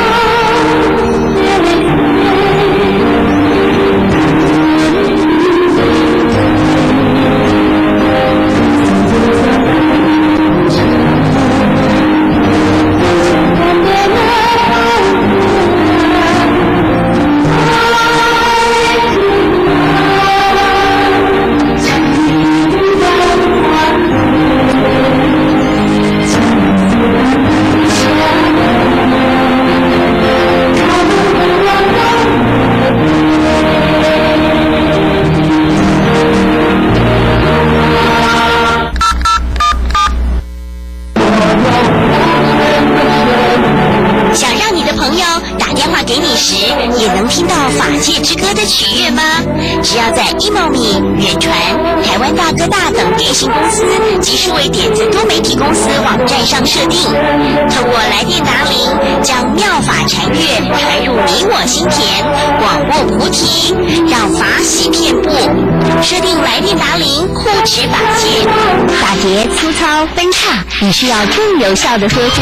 法界山姜的花，以天然山姜和手乌萃取，能维持头皮清爽，让秀发乌黑亮丽有弹性，柔顺好梳理。自信的魅力来自法界山姜的花。法界山姜的花系列产品，每套3瓶，直原价880元，货到付款。订购专线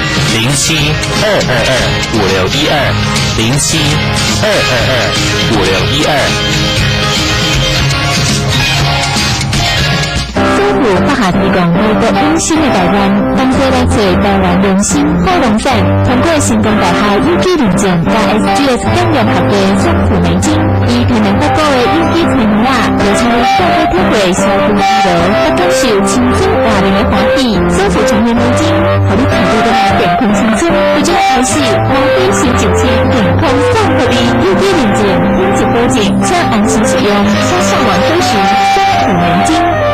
汇到付款电话02-262-6265。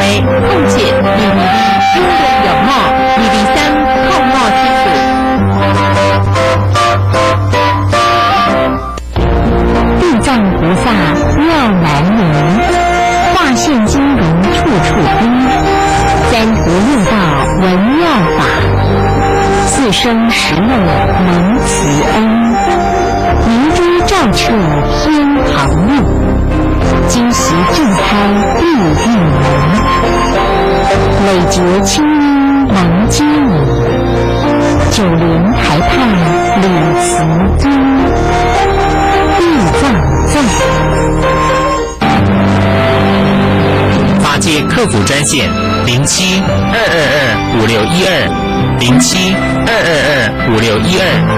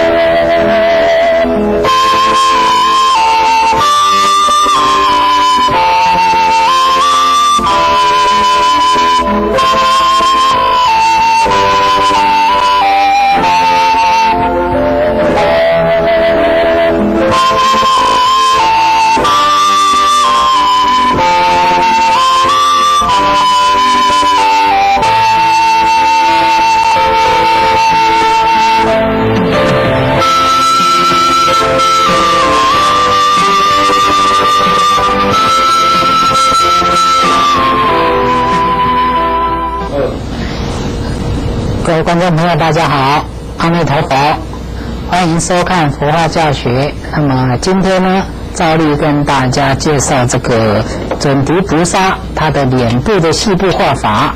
那么上一堂课呢，我们已经把眼睛的部分第一道手势呢，也就是说淡墨色已经把它画完了。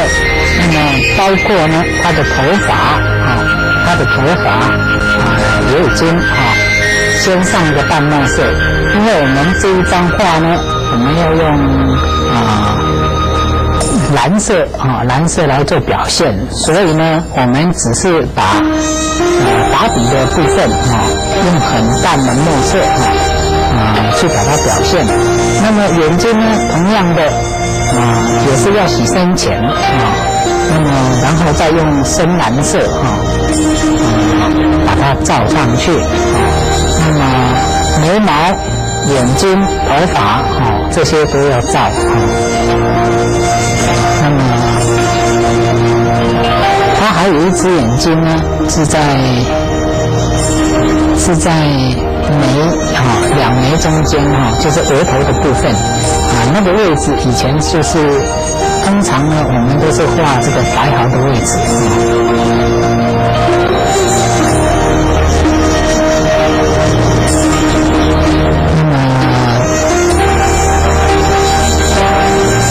菩菩萨呢，我们这一张稿里边呢，我们省略掉的呢有一些像这个眼睛的部分呢，我们除了正面的眼睛我们会画睫毛之外，那么额头的部分我们那只眼睛是不画睫毛那么再来呢就是手的部分，我们有18只手，那么在这个陀罗尼经准提陀罗尼经里边有提到，他的手指每一只手指都有指环每一只手指都有指环，也就是说18只手里边每一只手指都有指环，这个部分我们也把它省略掉再来呢就是2位人王我们也把它省略掉在这边做一个补充的跟大家因为呢有记载的，我们尽量的都是依据尽量的去把它复合去把它复合它那么我们这一章是以明朝的范本那么明朝之前是蛮对这个佛教的一些都是非常的都有一些根据，所以呢我们就用明朝的这个陀罗尼经来做一个范本。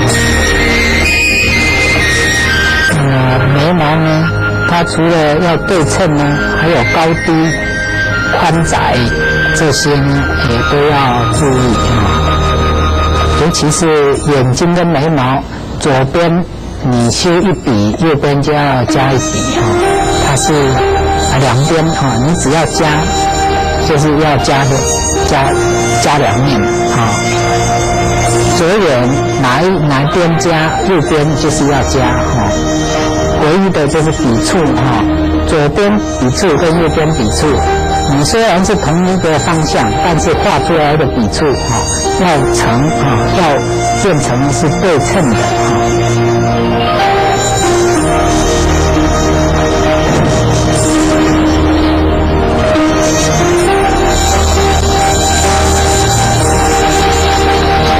画脸部呢不可以急不可以急，要一笔一笔的加一笔一笔的画睫毛的部分呢，那个很多同学呢，他一画就毁掉了为什么呢？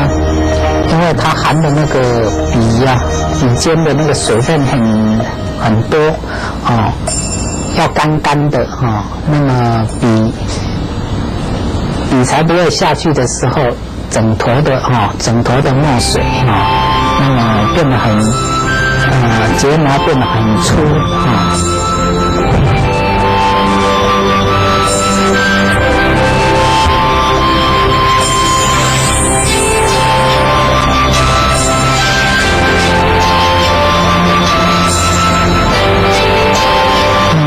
通常呢，我们是眼睛跟眉毛画好之后眼睛跟眉毛画好之后，当然是头发它也是要同一个色系不过在我们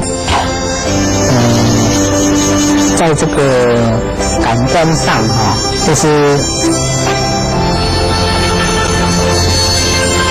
整体性在看的话，我们嘴巴没有画起来会觉得怪怪的，所以我们呢从嘴巴上呢我们先画如果各位在画的时候，如果先画头发也没有错也没有错，因为呢眼睛跟头发它是色系要一体的。那么嘴巴呢，我们要注意的就是说，菩萨呢，它是嘴唇嘴角往上扬那么洗颜色的时候呢，我们要注意的就是分成2个步骤，一个是嘴唇的上唇的部分那么往中间洗中间的部分要留一些白那么在示范的时候这哪里要上色，怎么洗都要注意。还有呢，就是要注意的，就是这个水分不可以多水分不要多，要稍微比较干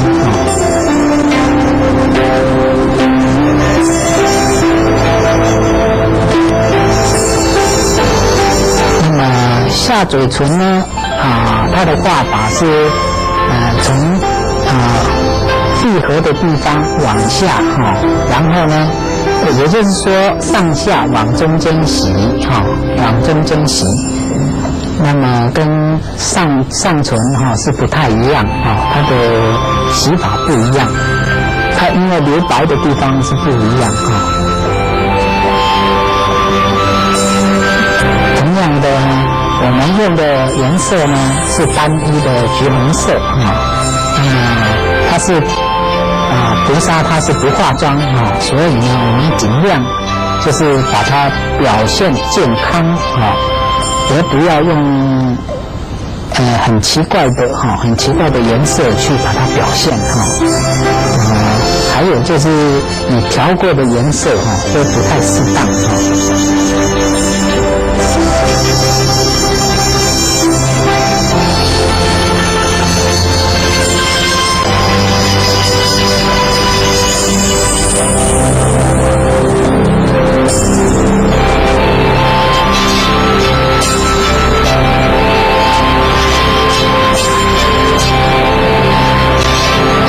这个至尊菩萨呢叫做准提佛母实际上呢佛母呢我们都知道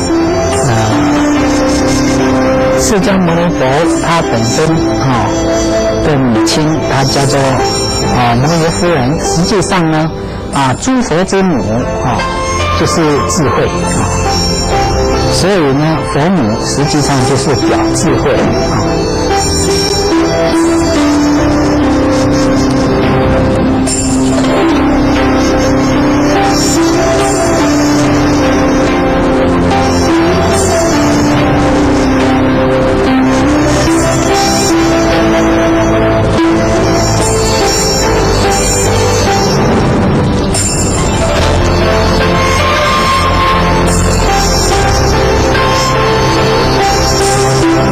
嘴唇呢在染蓝色之后，它中间的闭合的地方呢它会不明显，不明显的那么我们就要把它用橘红色就是现在上的颜色那么加上一点点的墨色去把它强调那么要强调那个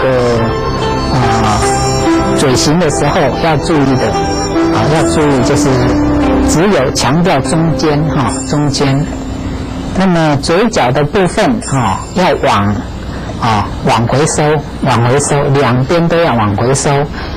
那么一定呢要等这个嘴巴这个洗的颜色干了之后才可以描很多人很急他还没干他就描了，结果就毁掉了要记得一定要等它干而且呢颜色不可以太深那么墨色只要一点点就好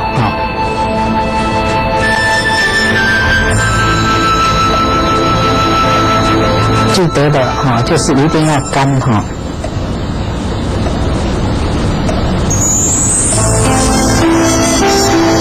我们的眼睛呢叫做蓝色干木的话干木澄青那么基本上就是蓝色，但是呢又有带一点点的咖啡色带一点点的红色。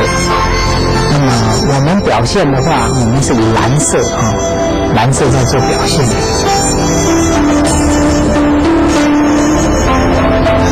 那么嘴巴闭合的地方因为上颜色之后它会不清楚，那么不清楚我们就必须把它中间那一条线把它描那么中间描这个嘴唇的时候通常同学都会弄错，它是分成3等份在描的那么在描的时候我们在镜头上我们稍微注意一下它的停笔处还有下笔的地方，它是有分段的有分段的有的同学他是从左边描到右边，它是一笔画这是错误的错误的，它是分成分段落的分段落。还有呢，嘴角我们嘴角呢菩萨是在笑的但是呢它是闭合的微笑所以呢嘴角也要把它洗一点点表示呢它是在那边很慈悲的在那边微笑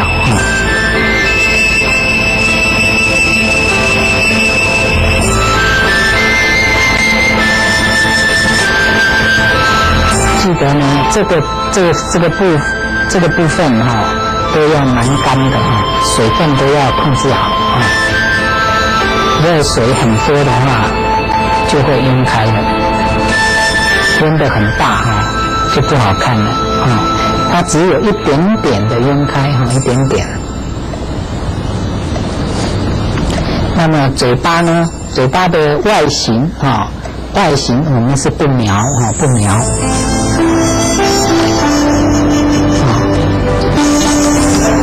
那么墨色我们是不描也就是说我们已经画好中间那一线，那么现在在描的部分呢，我们不是用刚刚那一个不加任何的墨色不加任何的墨色那么淡墨我们都没有用就是用橘红色橘红色把它的外框强调出来只是把它不清楚的地方描绘清楚记得这个部分不可以加墨色不是刚刚画中间那一条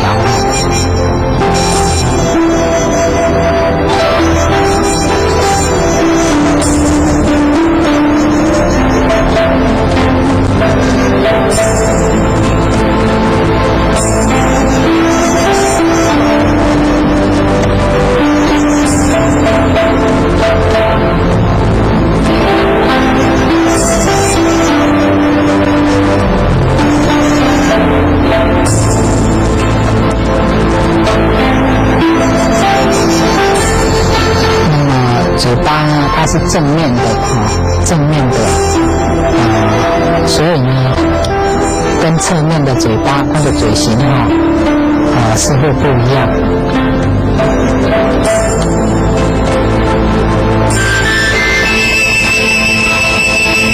那么整体性呢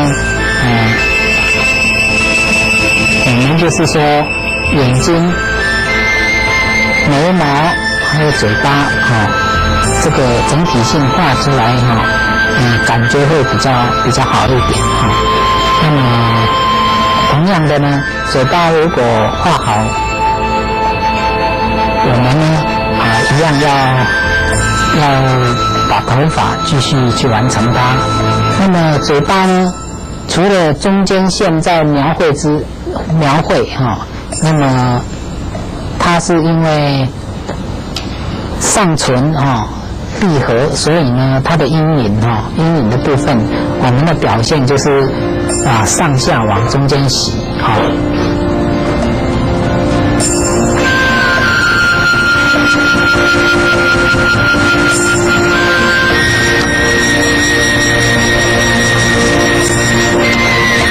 那么头发呢一样我们继续洗那么我们之前所有介绍的一些佛像的肤色洗完，还有脸部全部洗完之后，我们呢并没有在课堂上去把这个肤色的线条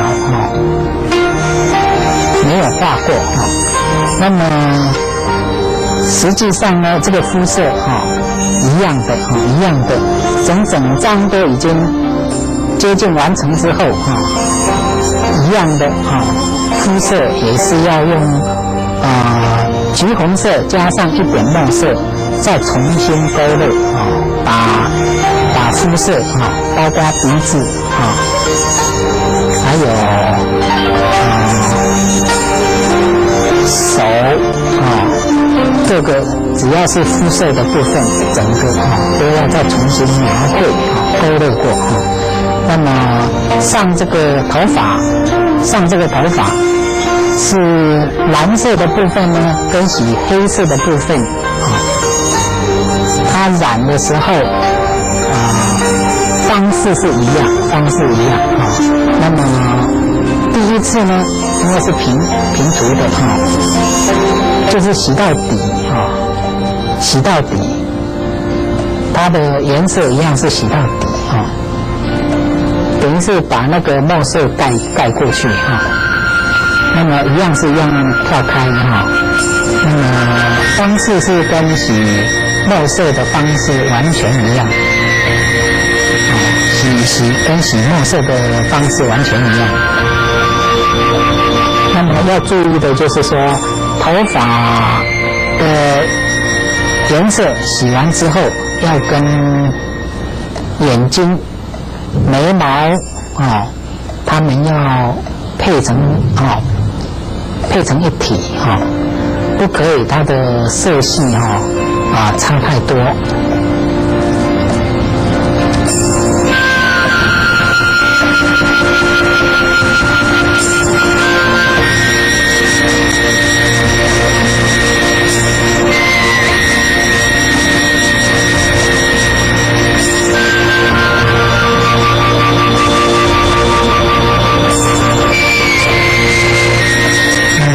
在我们这个坊间尤其是目前有一本书叫做《了凡四训》了凡四训是改造命运的。那么其中这个袁了凡居士是清朝的一位做官的那么他的命是被断定的就是他的一生都被断定的。那么他有一次就是在寺庙里边碰到一个修行的禅师，叫做圆谷禅师。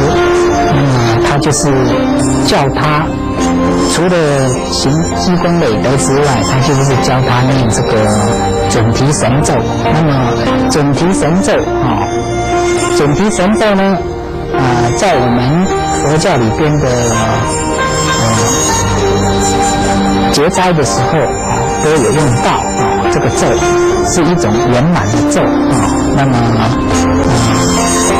所求是满愿的，所以呢我们才会在这个课堂上因为信奉他的人也蛮多那么我们才会在这个地方跟大家介绍这一尊那个准提菩萨。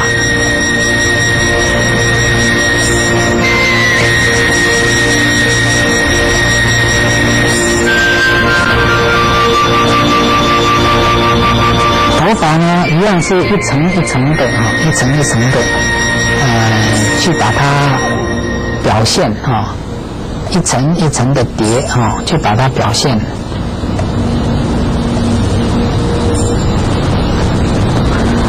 所谓的工笔画呢，它就是要把它表现得很写实所以呢，它的纸张啊，跟一般写意的纸张就不一样那么还有就是它每一个线条、每一个步骤都要交代得很清楚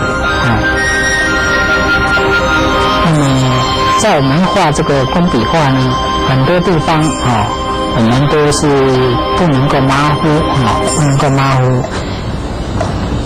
除了在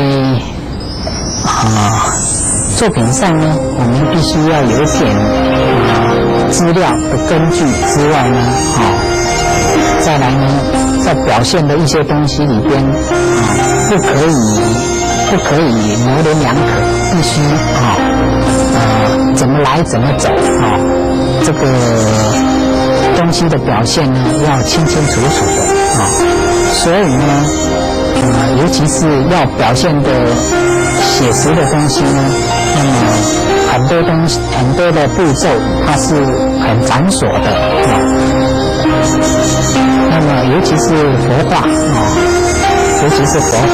它除了艺术上的评价之外呢，它还有一个很大的好处，就是它可以训练我们的那个心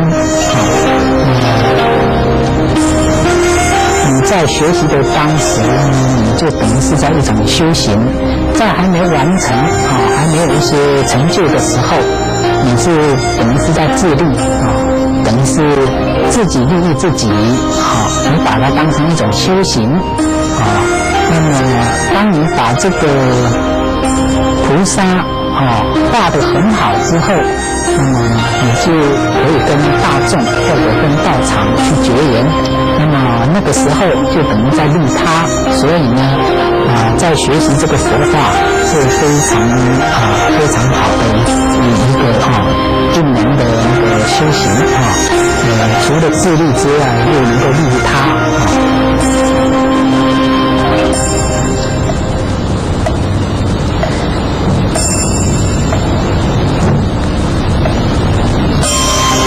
佛法呢画好，我们要等它稍微干那么才能够看出它的颜色深浅很多的都是要等它干之后才能够看出来。再来呢，如果说不够深，我们可以一次一次的去加深那么我们今天呢，这个主题菩萨的这个头部的细部画法，我们就跟大家介绍到这个地方下堂课我们再继续跟大家做更详细的介绍今天就谢谢大家的收看，阿弥陀佛。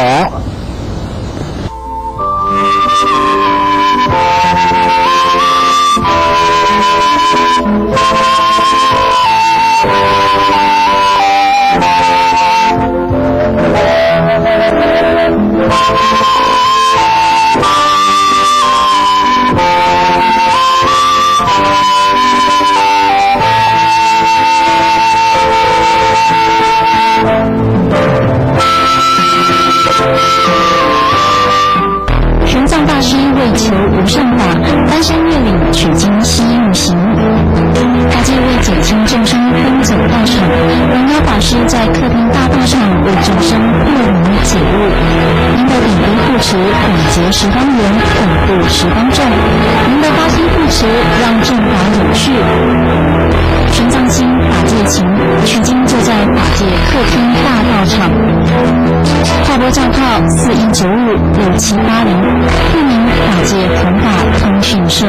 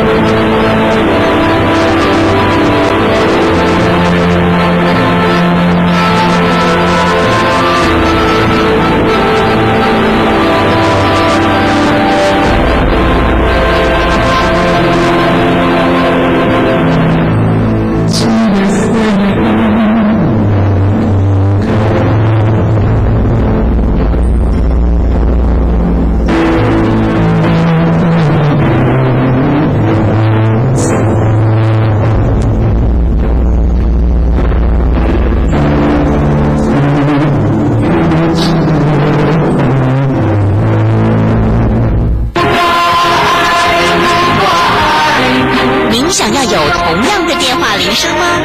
告诉你一个好消息，现在《法界之歌》CD 内的38首歌曲，已经能够在 eMoney、远传、台湾大哥大等各家电信公司及数位点子多媒体公司网站下载喽，让年年佛号深深为您祈福。下载铃声，不止法界。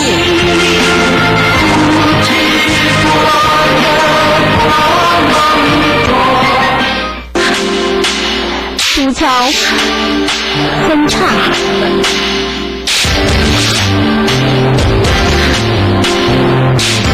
哥，干别加麻烦，用这点好啦。山楂提炼加何首乌最旨意，何首乌可营养法规，使效法乌黑有光泽。法界山楂的花系列产品，每套3瓶，折原价880元，货到付款。订购专线07-222-5612，07-222-5612。凡事以平常心对待，才能自然。培养自在的发心，就不会有得失心。法界会心得失。法界客服专线07-222-5612，07-222-5612。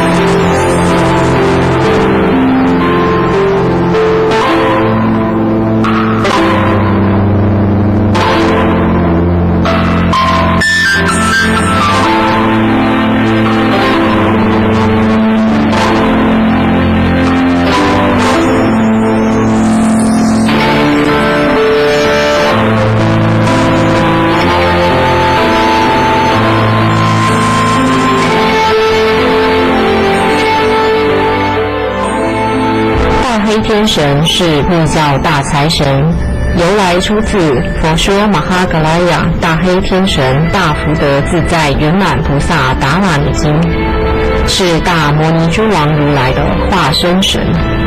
依据经典记载，公司、商社、土地的财神与守护神祇土地公是七魔女天眷属掌管，而他们皆由大黑天神所统领，持此咒者，供养大黑天神形象，安置寺院或家内。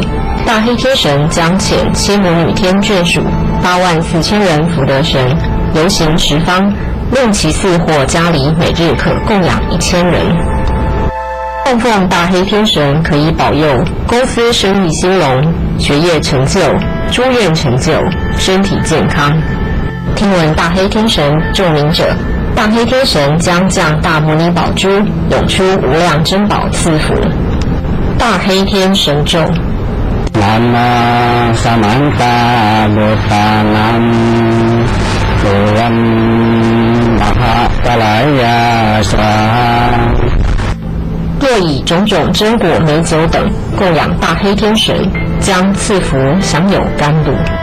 社团法人台湾法尔禅修中心学会恭塑的大黑天神已安置内胎在佛像内，欢迎期待各位有缘人发心供养。有意者许结缘，请洽台湾台北市建国北路社团法人台湾法尔禅修中心学会。国内电话请拨02-2506-7914，海外电话请拨886-2506-7914。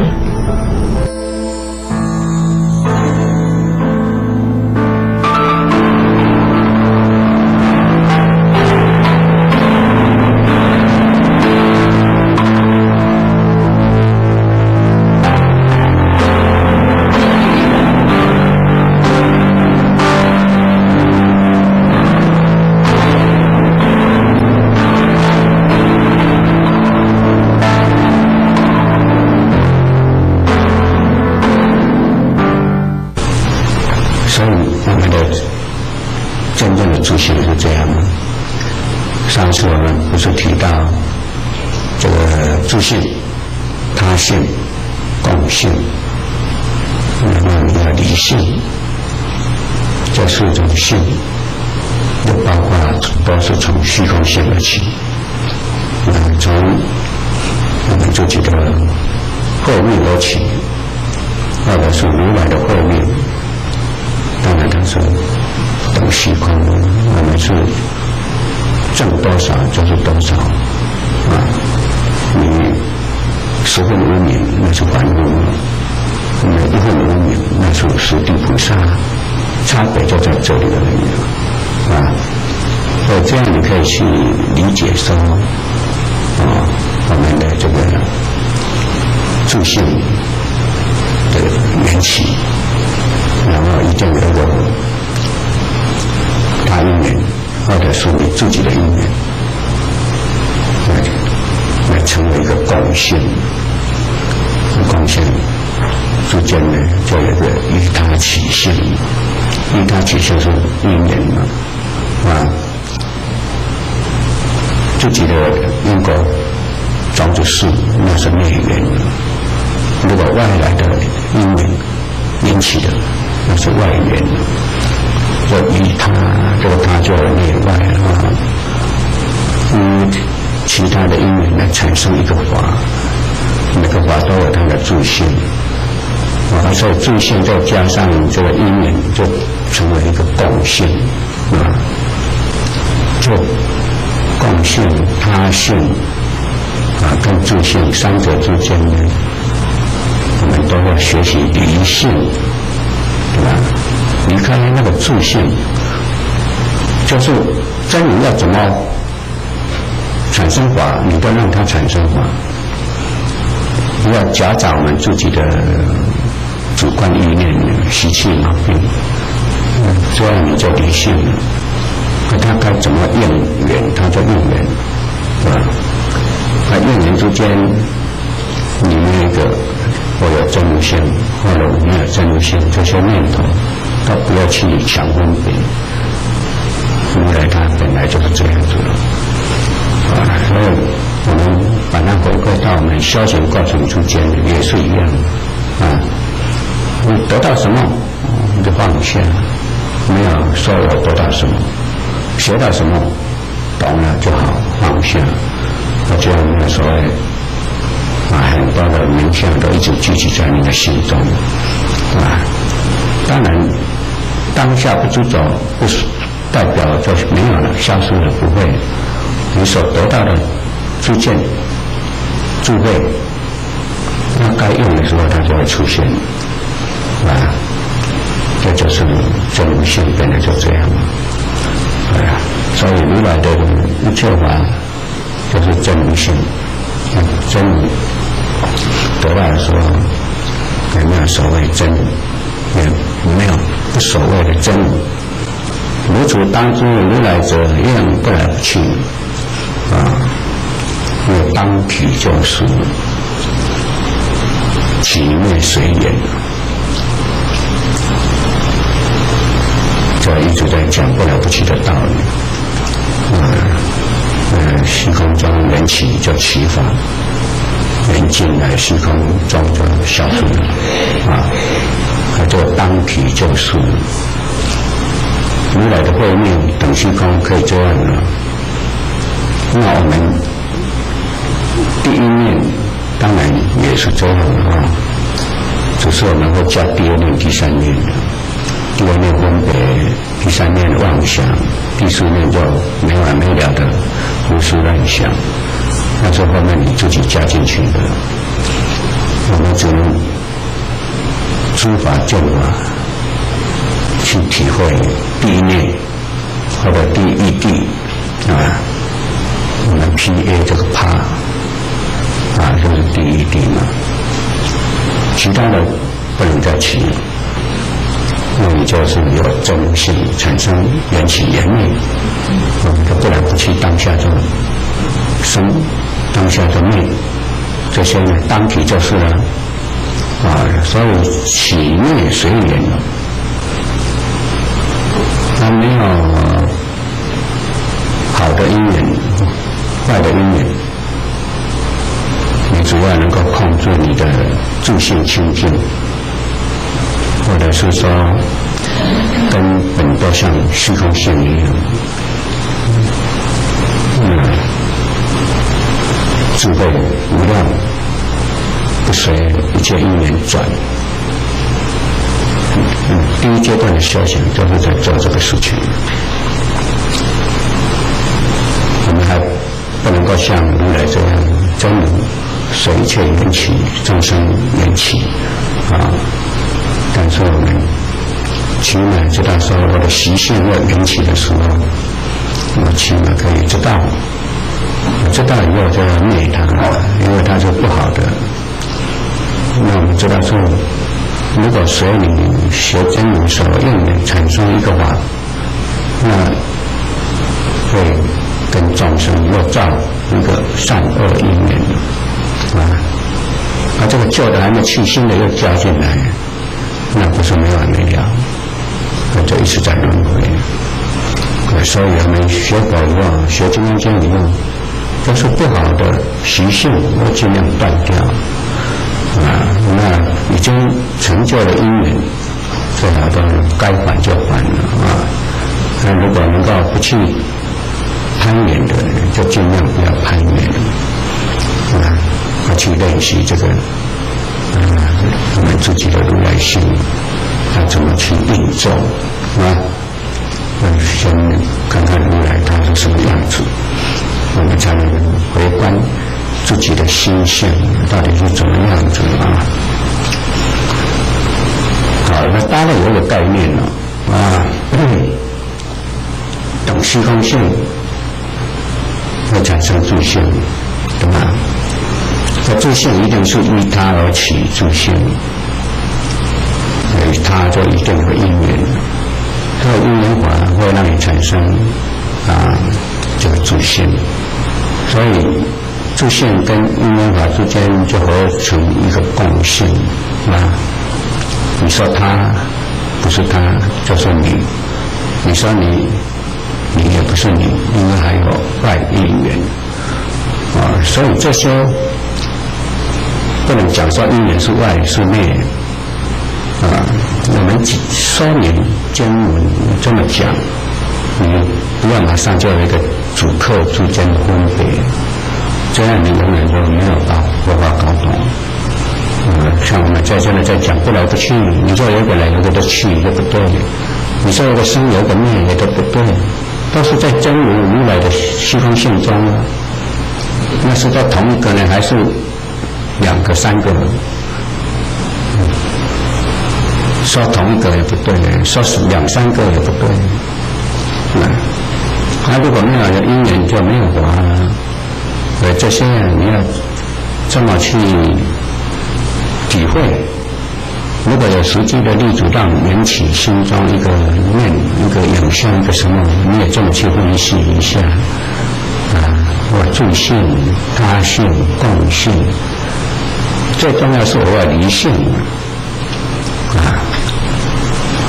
所谓离性就缘成实性，解生已经在讲缘成实性，让这些住性那个依他起性产生共性，这些法如实的去现起的时候，你却可以客观的看着它，那就离性了，你自己去运作吧，我不要加进去主导，有这个能力呢，那你住性就很灵活，你一定不会被抓住。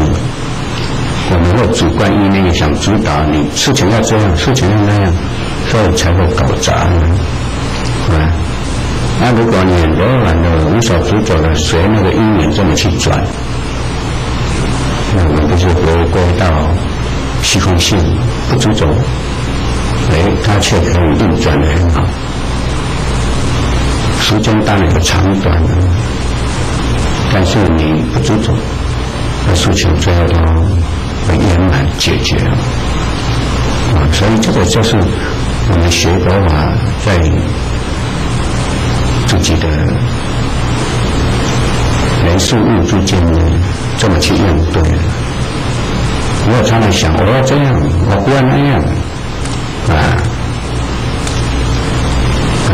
我常常常你们要提一些事情，我都不打妄想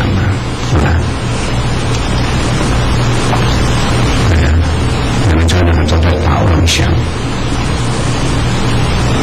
我们不是说不会打妄想，我们会打妄想，但是我们想想放下，不要这么去做。有的人会被你的妄想抓着走，我就是要这样，我就是要那样，那时候你的业力让你去成就我们不能像如来后面等虚空一样都不动，动了以后我们就不去执行，然后我动妄想不去执行，那总是比那些动了妄想要去执行，我觉得都是乱做乱执行要好得多。所以我们俗话有一句说，一动不如一静。为什么要一静？一静下来，你的真如性就自在了。你的真如性自在，你这个业力就转不动你，因为你不听他的你放下来，这业力我转不动。不然他很轻松叫你走你就走，叫你右你就右，是吧？所以学《金刚经》的这个好处，就是你能够慢慢这么离性。当然离性是最好的，不能离性，你起码要离相不要去执着你心中的念头、影像这些了。离相，离相不会做盘灭的智慧吗？盘灭我们关的简单一点，就是离相的智慧如果光讲智慧，那搞不清楚了。但是离相你总知道吧？就是有因缘法产生相，你不要去执着它你可以看着它，但不要执着它，叫做离相那不管是自性或者依他起性，或者是缘成属性所产生的共性，这些呢，包括6次、7次、8次都进去了，就是解深经里面在讲的。而这些你不管能离性不离性，都是从虚空性而起。所谓离性，就是你靠到虚空性这边。如果你不能离性那你没有进去，那就脱离虚空性这边，就进入凡夫的世界这几个名相你重复的去思维一下可以把你学佛法、学金刚经那不来不去的道理，那又来又去，或者这个缘起之间的过程把它搞清楚那办法都在心中，那你怎么去处理，看你的智慧接下来看说如是观一切法，系由因缘而生。主要一切法，一切法都包括有为法、无为法或者是真如不动的法，都是我因缘所生。没有因缘就等虚空还产生什么呢？所以有法一定有因缘，故言空诸法空相，一切法是因缘生。那因缘从哪里起？从空而生，空叫虚空性。那你现在如果我要学解脱道，你要先学习空掉诸法的空相。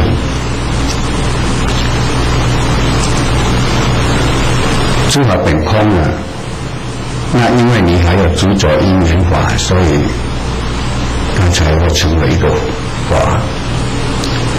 其实根本上它就没有了，是从虚空中生出来的。但因为你要得解脱，不受它因缘法的影响，你先空掉它。空的过程就我们刚刚讲的理性、理相。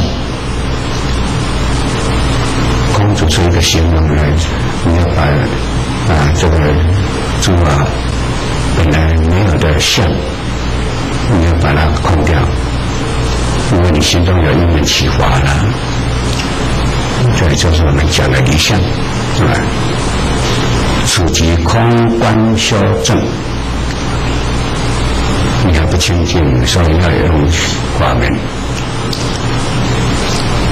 你还不能见法诸法，看自己诸性其内一个法，那你自己就空观了。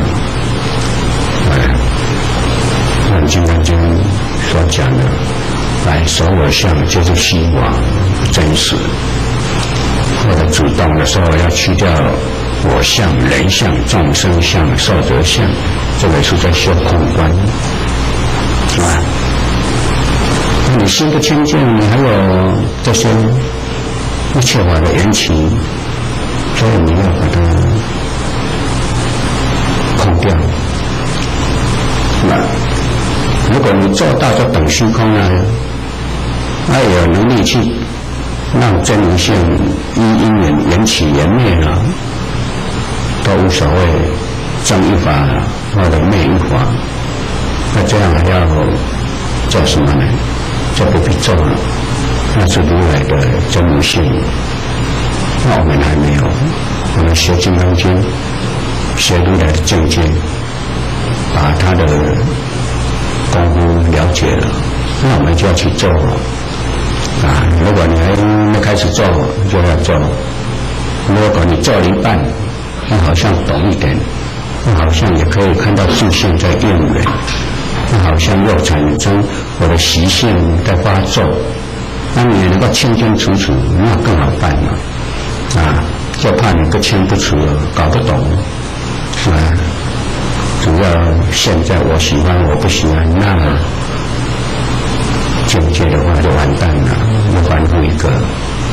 那你现在从内心感召缘起的时候，你可以了解，那才有办法来控制，让这个缘起自己去缘起，也不会再跟我加促进去了。主要缘起一个法就好。我自己又衍生一大串的胡思乱想，当然就进入烦恼了。这里讲的是初学的，就应该在讲28品以前在修的。为什么？你28品这样子，要练习一切法无我得成一人，你忍功已经修得了，就是空观，空有不二的道理都懂了，你才能进到29品的来知道如来性是怎么样就等于是在回到前面这几品的修行。在观万法由心展开，触及心观。由心展开是有主动跟被动主动是你迷糊陷进去了，有第二面、第三面。我刚才讲的，第一面是缘起法，对吧？缘起也是在解释密教来讲，我们在解释这个缘成属性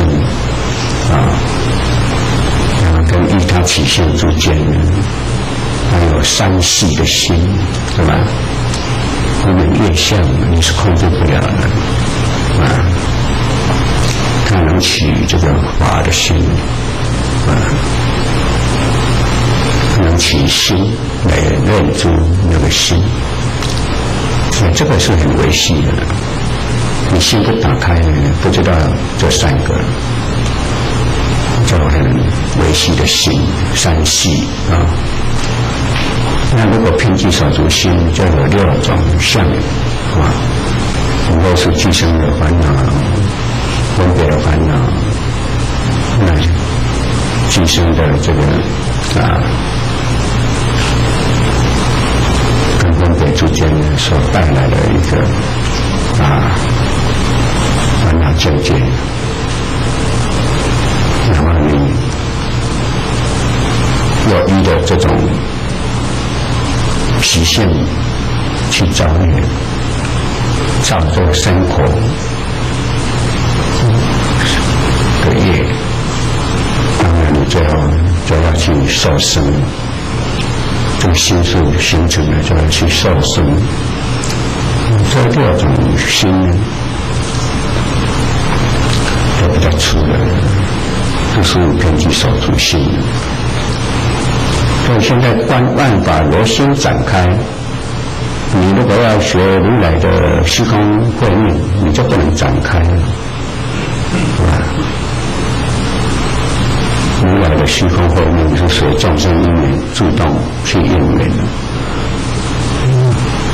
那你内心才不清净。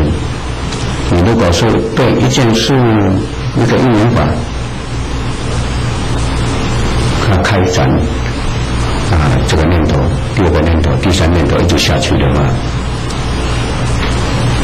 你阻挡不了，那你就只有帮他。我们有时候会这样，一个念头起来，我知道不要想，不要胡思乱想，但是他一直很在意，一直很挂碍，所以他自己还是会主动的去思维下去。所以你会分为有2个心，一个是觉知，我为什么要这么想？我为什么要那么烦恼？一个是他自己按习性的心在开展，所以能观的心来观那个迷糊的心，6种法相观，这个要有点智慧你搞不清觉知跟你的妄心，这2个是还没有完全清净以前不能合一，不能像如来的真如心一样一切法缘起缘灭都主宰。我们就这样过，这样想，他偏偏要这么想；我说不能这么做，他偏偏一定要想那么烦恼。你控制不了他呢。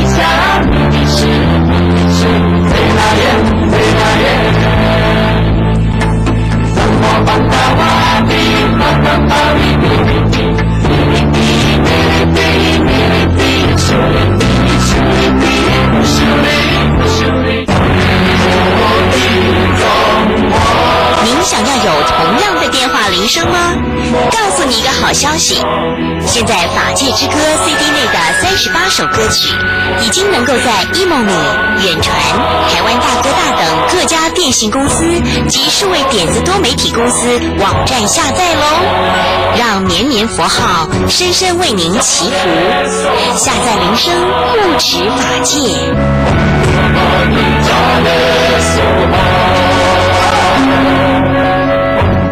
身体清洁的沐浴圣品，法界山香的花，洗发精，粗黑亮丽，柔顺好梳理；沐浴乳，洁净肌肤，肤光滑细致，如因生虫滋润，白皙保湿。法界山姜的花是您居家保健的好帮手。法界山姜的花系列产品，每套3瓶皆原价880元，货到付款。订购专线07-222-5612，07-222-5612。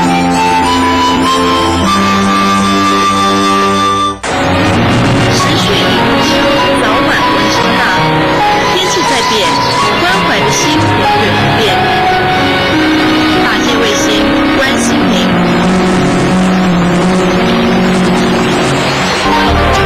一切为心造，办法光入门，先动后进取，禅定入无私。法界客服专线07-222-5612，07-222-5612。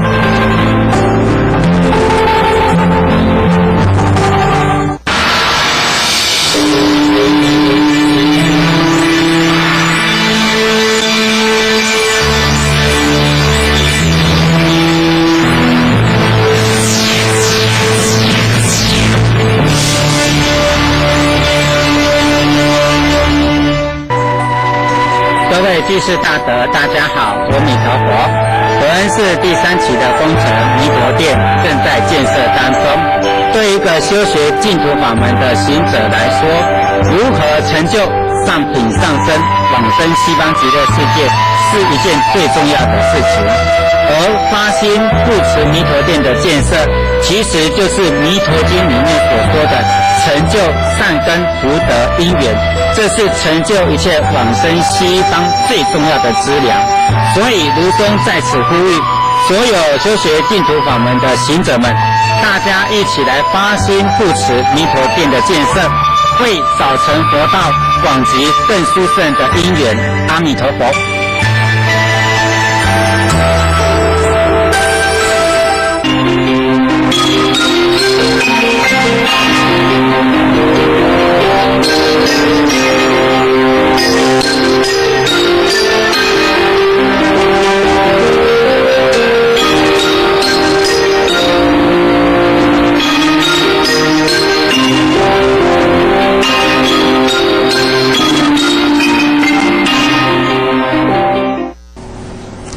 南无本师释迦牟尼佛，南无本师释迦牟尼佛，南无本师释迦牟尼佛。无上甚深微妙法，百千万劫难遭遇。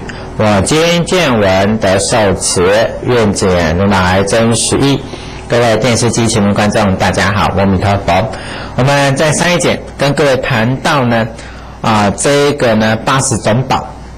那在上一节呢谈到的是第12个，就是呢柔忍宝心，能忍难事故。意思也就讲说，我们这80种宝心里面呢，有些呢谈到的是6度在我们后面呢还会谈到什么呢？还会谈到四摄法的部分。那前面呢也有谈到呢，好，各位谈到哪里？谈到身口意3种清净的宝心。所以呢这80种宝心里面呢，是佛陀回答紧那罗王说呢，什么叫做宝住三昧啊？那这80种宝心呢，事实上也就是宝住三昧的内容了。那我们谈到说柔忍宝心，各位，柔就是柔软，然后忍呢就是忍辱。那这里柔忍这2个字，我们要怎么样去理解呢？各位，我们常常呢会看到很多人写了一个忍字，尤其是什么？尤其是有时候我们常常会看到有些的道馆。各位，什么叫道馆？你知道吗？就是练武的地方啊，比如说练跆拳道的啊，练空手道的啊，或者练那个柔道的啊。他们往往呢，在他们呢习武的道馆里面会写了一个大大的忍字。好，各位，什么意思？意思就是说呢，学武的人呢，因为呢你有学武嘛那当然呢，你或许呢你的体格啦，或者是呢你的体力啦，各方面呢比一般的人呢会更好。因为比如说你跆拳道啊2段啊，或者是空手道呢黑带以上的时候，你要是跟人家打架的话，你很容易会把人家给打伤了。所以呢，越是学武的人呢，越是要忍耐啊，不要呢撑不住去，万一伤了别人就不好。所以呢，会写这个忍字。但是各位，我们佛法里面也谈忍辱啊，但是我们谈这个忍辱的时候，各位的角度是不一样的。为什么？因为一般人的忍呢是用强忍的，对不对？勉强自己要去忍。但是佛法当中说，忍辱是要一种柔软心的忍辱。各位，为什么你知道吗？因为我们要去了解，如果你是用强压式的忍辱，那这种的忍耐呢是有限的。一旦达到了临界点的时候呢，就像什么？就像火山爆发啊！不爆发则已啊，一爆发呢，哇，死伤遍野！哇，你这个呢，怒气呢能够压得下来就好，万一压不下来的话，万一呢这个呢，哇，各位，怒火冲天的时候，我看呢就要发生很多事情了啊！所以这种强压式的忍辱是不对的。那佛法谈的忍辱是要用柔软心。那各位，什么叫柔软心呢？也就是说，我们今天要去忍，我们一定要有分析，一定要有理性。各位怎么说呢？因为一般我们都知道说，以佛法的角度谈的就是因果2个字，意思也就是说，好，你今天起心动念，你今天生气了。各位，一念千心起，百万障门开，火烧功德林。他就要先想到的一个概念，就是说，我今天如果忍不下来，我要是生气的话，第一个损伤的是谁？我跟各位讲哦，损伤的不是对方，第一个损伤的是我自己。为什么？我自己起嗔心啊，我自己起烦恼啊，所以第一个倒霉的是我自己啊。第二个，你起了嗔心，你造了恶业。不管呢，你是用嘴巴骂，或者是你用手、用行为去做，各位，那你自己造业也是你自己造的啊。所以他会有智慧的人，第一个观察，我要是生气了，我不能忍辱的话，第一个我自己就损失了，对不对？对我自己的修行，对我的烦恼，都是一种各位考验啊。因为你起嗔心之后，你的修行就退步了。你起嗔心之后，你就经不起考验啊，结果烦恼反而更炽盛啊，然后又造恶业。所以呢，他就想到第一点，那这样子的话，我这样子得不偿失，我为什么要生气呢？不要把别人的过失拿来惩罚自己嘛，要聪明一点。好啦，所以他不生气了，他要忍啊，这是第一个。第二个，他要去想啊，为什么要忍辱？因为你今天行菩萨道，你是要度化众生啊。那你要度化众生的过程，我们明知道的，好，各位明知道什么？佛陀在经典里面告诉我们的啊，明知道这个叫做五浊恶世，明知道这个叫做娑婆世界，明知道这些众生都是刚强难化的。好了，这些都是你事先就知道的前提嘛。那你既然明知道他们不好度，你现在又要发菩提心，要行菩萨道来度化他们，所以你应该早就要有心理准备啦。万一我要去度他们，帮助他们，结果他们还不领情，甚至还苛责我们的时候，我们要有心理准备，我们一定要能够忍。为什么？因为你要告诉你自己呀，哎呀，这个行菩萨道你是你自己要做的啊。要度化众生，帮助众生，也是你自己自发心要去帮助众生的啊。好，那这些众生本来就是刚强难化，这些众生本来就不好度，所以遇到了挫折，遇到了考验，甚至遇到对方触恼你的时候，你本来早就要有心理准备的啊，是不是？所以你有这样的想法，这样的预先的工作准备在前面的时候，遇到这些境界的时候，你自然而然就比较不会起心动念了。各位是不是如此？所以这个也就是说，佛法谈的忍辱是要有柔软心，但是这个柔软心是怎么来的？要有智慧，要懂得去观察观察你为什么要这样的发心，为什么遇到了挫折的时候，遇到这些考验的时候，你要能够忍，为什么？因为本来就是你自己发心要去度的，所以遇到考验的时候，你本来就是要能够去承受啊，不然你发这样的心做什么呢？好，所以从这样的一种智慧理性的角度去切入的时候，各位，第三个角度叫做慈悲的角度。为什么？因为就像佛陀告诉我们的众生愚痴啊，你看人家对你付出这么多，结果你们还苛责人家，甚至你还触恼人家，你们真的是很愚痴啊。那菩萨的发心就是越是对于愚痴的众生，我们越要可怜他。哎呀，真的是太愚痴了，太没有智慧了。那你对一个没有智慧、对一个愚痴的人，你还跟他计较的话，你不是跟他一样愚痴吗？各位，这句话有没有道理？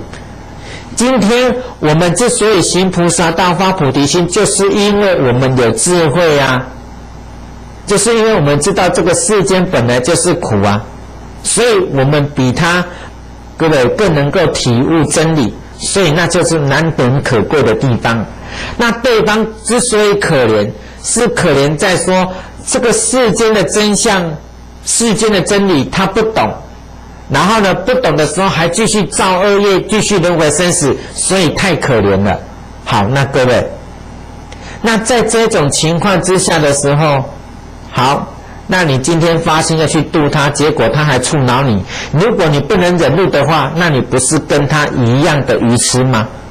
所以一个有智慧的人在这种情况之下，哎呀，他愚痴了，我还能够跟他一起愚痴吗？那他就是愚痴，所以才叫做可怜，我才发慈悲心要可怜他。我今天如果还要跟他生气的话，还不能忍辱的话，那我今天哪有什么慈悲心？所以你可以从这些角度去观察的时候，所以一个菩萨行者自然而然就能够做到具足柔软心，就能够做到忍辱了所以这里面是有技巧的。好，第13他说不忧生命清净宝心，尽菩提故。好，各位，这里的不忧生命意思就是指说呢，我们今天行菩萨道利益众生的过程呢，永远一个真正的菩萨不会考虑到自己，各位，自己的部分包含什么？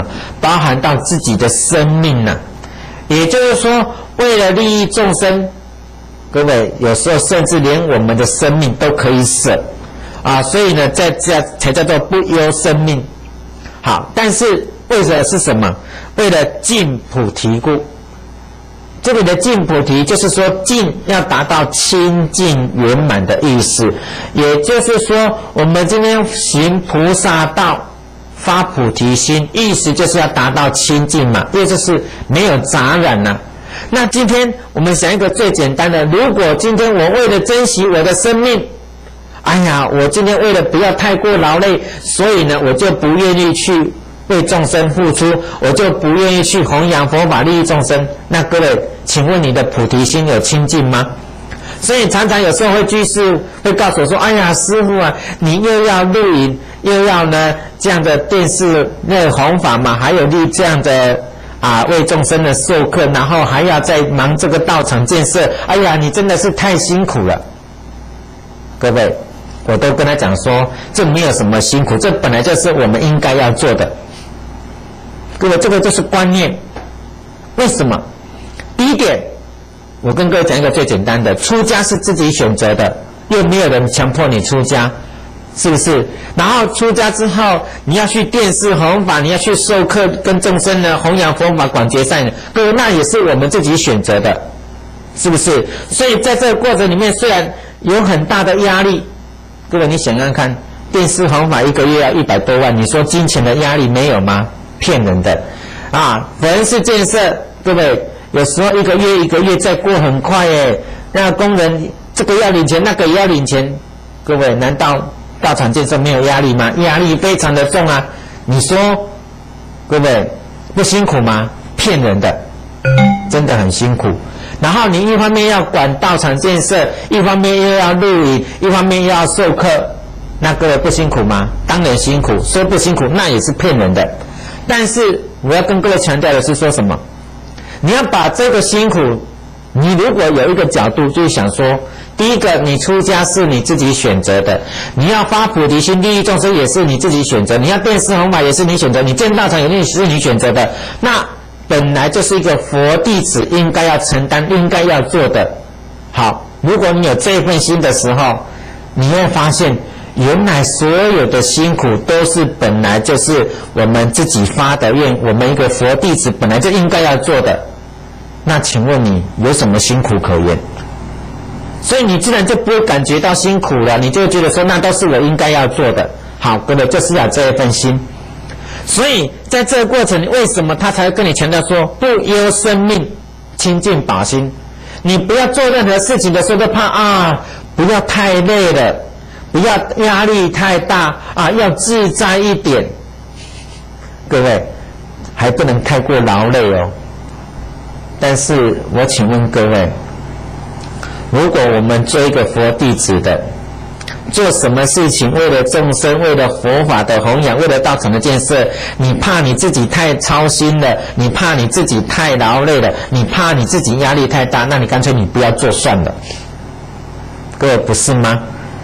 所以我们一般世俗话里面就讲了很多了吃的苦中苦，方为人上人你在一个过程你没有经过考验，你会成就吗？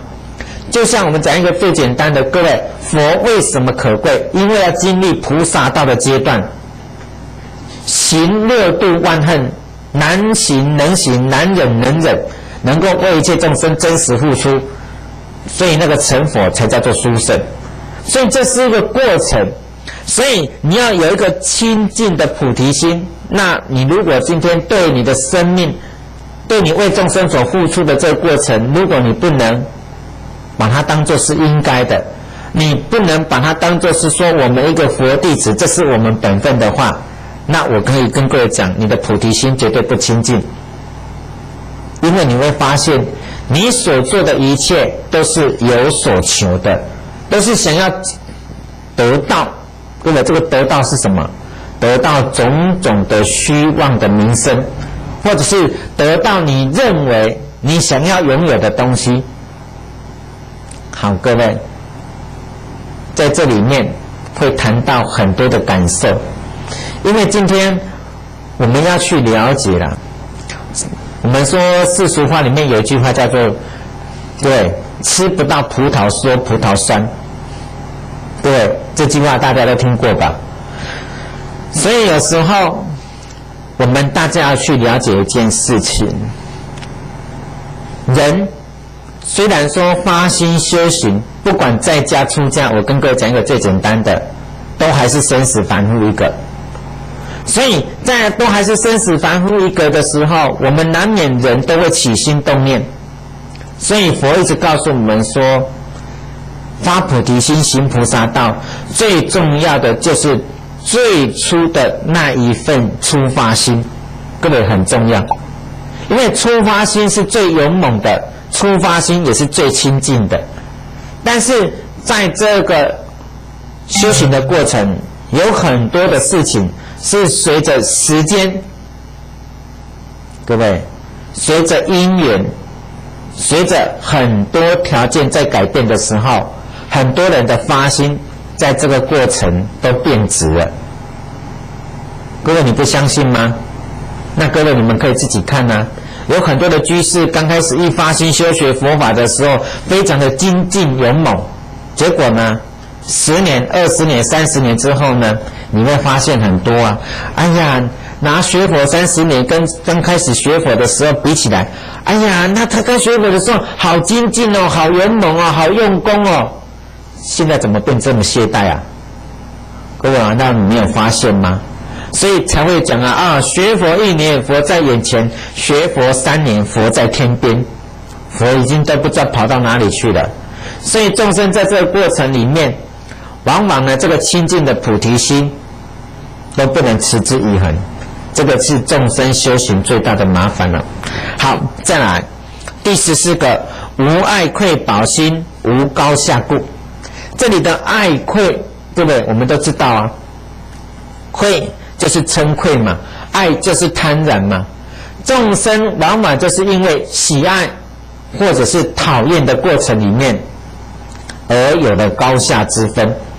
就是比如说对一个东西啊，我很喜欢这个东西啊，想要拥有，所以你就认为这个东西很有价值啊。我好讨厌这个东西，各位，自然而然因为你讨厌，它就没有价值。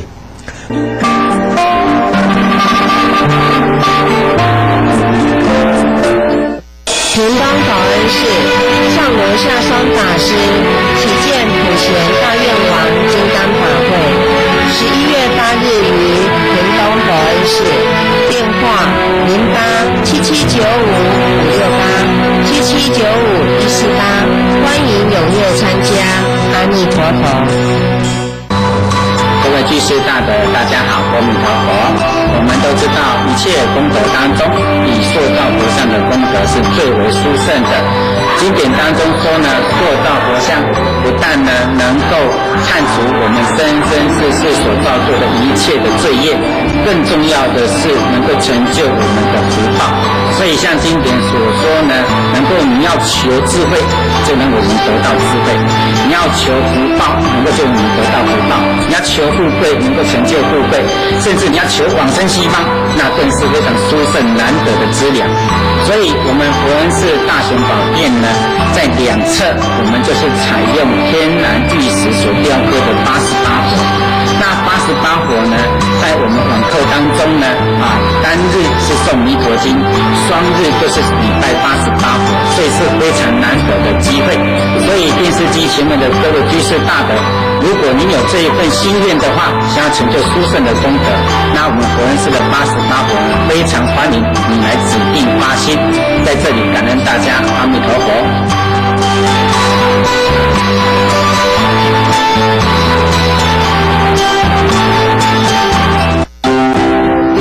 布施庄硕佛像，能感得生生世世相貌庄严，常为诸天所敬，远离八难，常出生在富贵和清净修行的家庭，所生之处都能得遇诸佛。佛恩寺弥陀殿西方三圣佛像，欢迎十方大德居士能有经出经，以我们随身拥有的经事来布施庄严佛像的金色身。庄严佛像就是在庄严我们自己。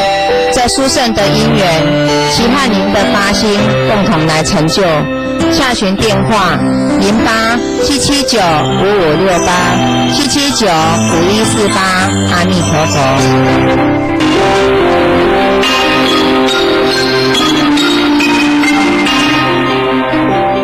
所以我常常讲说，什么叫做价值，你知道吗？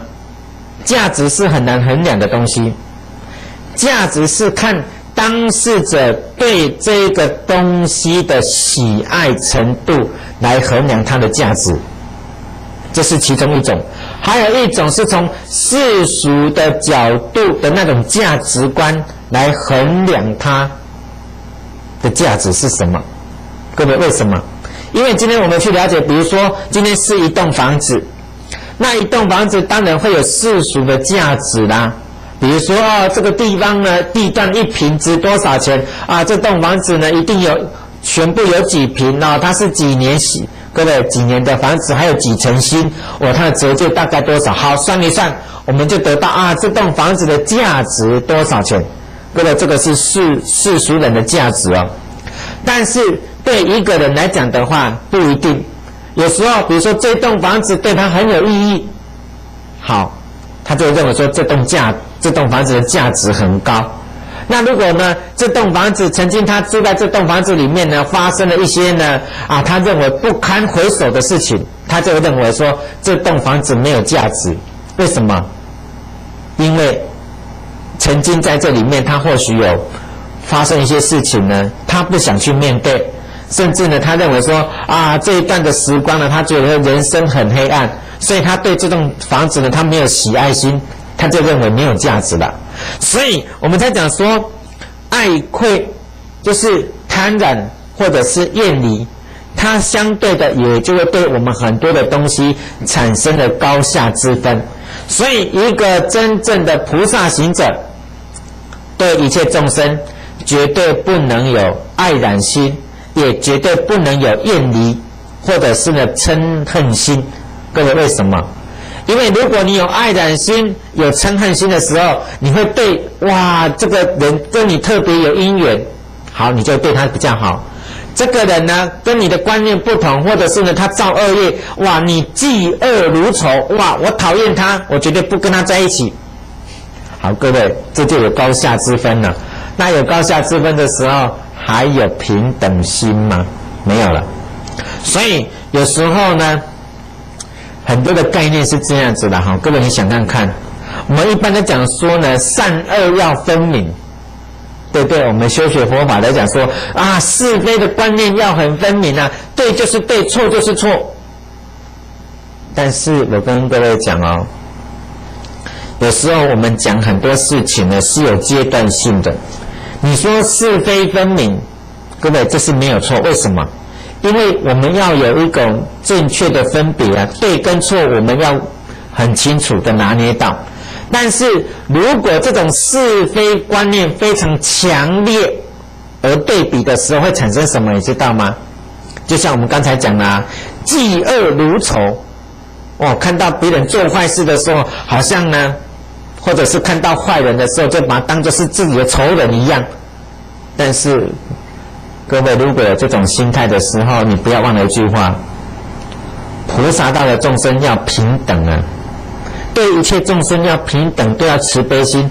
那如果说你今天嫉恶如仇的这种概念非常强烈的时候，请问你的平等性在哪里？你的平等心是不是就不见了？各位，这是不是个问题？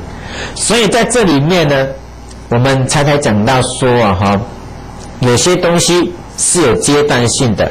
一开始我们教导众生要明辨是非，对不对？深信因果。他一开始的时候，你就是要告诉他，因为造恶因就会得恶果，造善因就会得善果，所以一定要是非分明。好，各位，这对我们的很多的行为处事里面是很重要的。但是我们对于众生，各位在修学佛法的过程，我们还是要慢慢提升啊。这个提升的过程就是说，没有错，是非分明，但是我们要再加什么？各位，严以律己，宽以待人。对自己要求很严格，对自己所做的行为里面是非要分明，要很严格。但是对于众生呢，有时候众生贪嗔痴烦恼起现行，难免会做错事情的时候，我们要原谅他，给他机会，所以才叫做严以律己，宽以待人。所以这就变成说，好，没有错，虽然是非分明虽然呢嫉恶如仇，但是有时候也要有方便性，也要为众生着想嘛，这也是要有这样的方便法好，再来第15，坚固牢强，庄严保心，无忧虑故。好，什么叫坚固牢强呢？就是指我们的心啊，我们的心要非常的坚固。为什么？他说无忧虑故啊。一个人的心如果有忧虑、有担忧、有烦恼的时候，我跟各位讲，他没有坚固的心了。所以就像说我们行菩萨道也一样啊。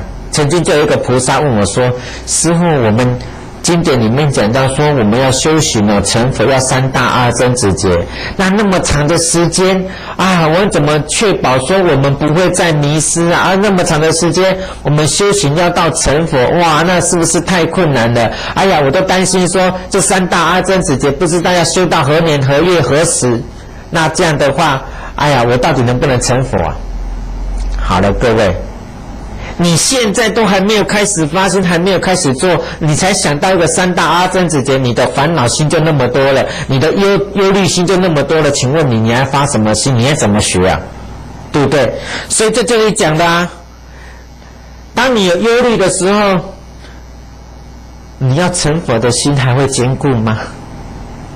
当然不坚固啦，对不对？因为你已经没有信心了。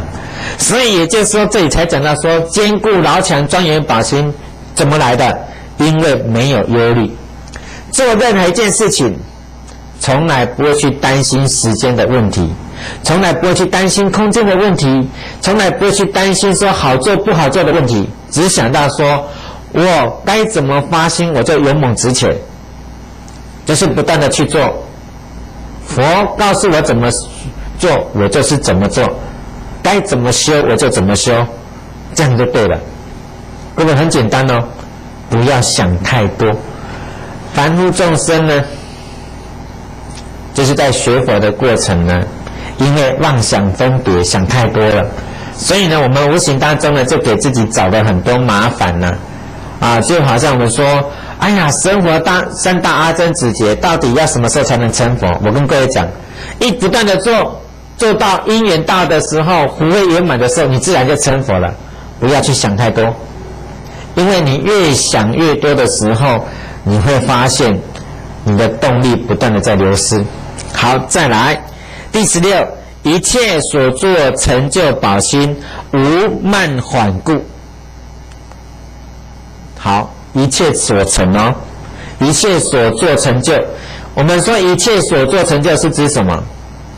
就是指说我们在利益众生的过程里面，我们不是要福慧双修吗？我们不是要六度万恨吗？好，那一切所做要成就的话，怎么来的？无慢缓心。意思就是说，很多人做事情呢，常常有一个口头禅，明天，那今天没有做好没关系啊，明天再做啦。各位，就是这一句话。我们很多人事情本来今日事今日毕，今天的事情本来就今天要把它做好，为什么要留到明天呢？你凡事都有明天的时候，你会发现你的办事的效率很低。如果你修行你都老是有明天的话，我告诉你，你修行绝对各位不得力。那你不得力的话，你永远是讲说，哎呀，为什么我学了那么久，老是感觉好像没有什么收获，没有什么进步？因为你不断的有明天在明天，所以你永远呢，你的功课做不完，永远呢，你会发现你要度化众生你安排了很多的时间，你安排了很多事情，你都做不到。为什么？因为有明天。所以呢，一切事情呢，要能够所做成就呢，绝对不能有慢缓心一定要无慢缓故，那才能够成就。再来第17，坚固念慧进入宝心，能善修集助菩提法故。好，各位，坚固念慧，我们都知道说，这里的念慧当然指的就是般若空观就是说我们的智慧，我们的空观能够坚固不动，那当然这是有条件的所以他在讲说能善修集，能善修集就是说不断的修学聚集什么？助菩提法。也就是说我们菩提心是一种发心嘛，发心为一切众生付出，对不对？所以要福慧双修但是这里面会有很多的方法是促成菩提心的成就好，那这些能够帮助菩提心成就的这些所有的法，都是我们要具足的。因为这些法越具足的时候，相对的来讲，我们的念慧、我们的智慧、我们的心念才能够坚固不动。不然的话，各位你想想看，我们从一个凡夫要修学佛法，达到呢心不动，达到发愿各位不动摇，达到行不退，各位容易吗？不容易。那在这个不容易的过程里面，当然我们就必须要有很多的善因缘，所以我们才讲说，各位助缘很重要但是这个助缘怎么来的？第一个广结善缘，你要跟众生广结善缘所以你遇到困难、遇到挫折的时候，自然就会有这些的善知识拉你一把，或者是说你遇到挫折的时候，遇到你脑筋就转不过来的时候，有些人呢轻轻的一句话，刚好就会点破你的迷惘，让你看开了，让你想通了，你就不会在那边钻牛角尖。所以这个都是善知识，但是这些善知识都是我们的助菩提法。为什么？都是从广结善缘当中所成就的哦。所以这个很重要的。第18，起禅解脱三昧宝心，然后得心自在故。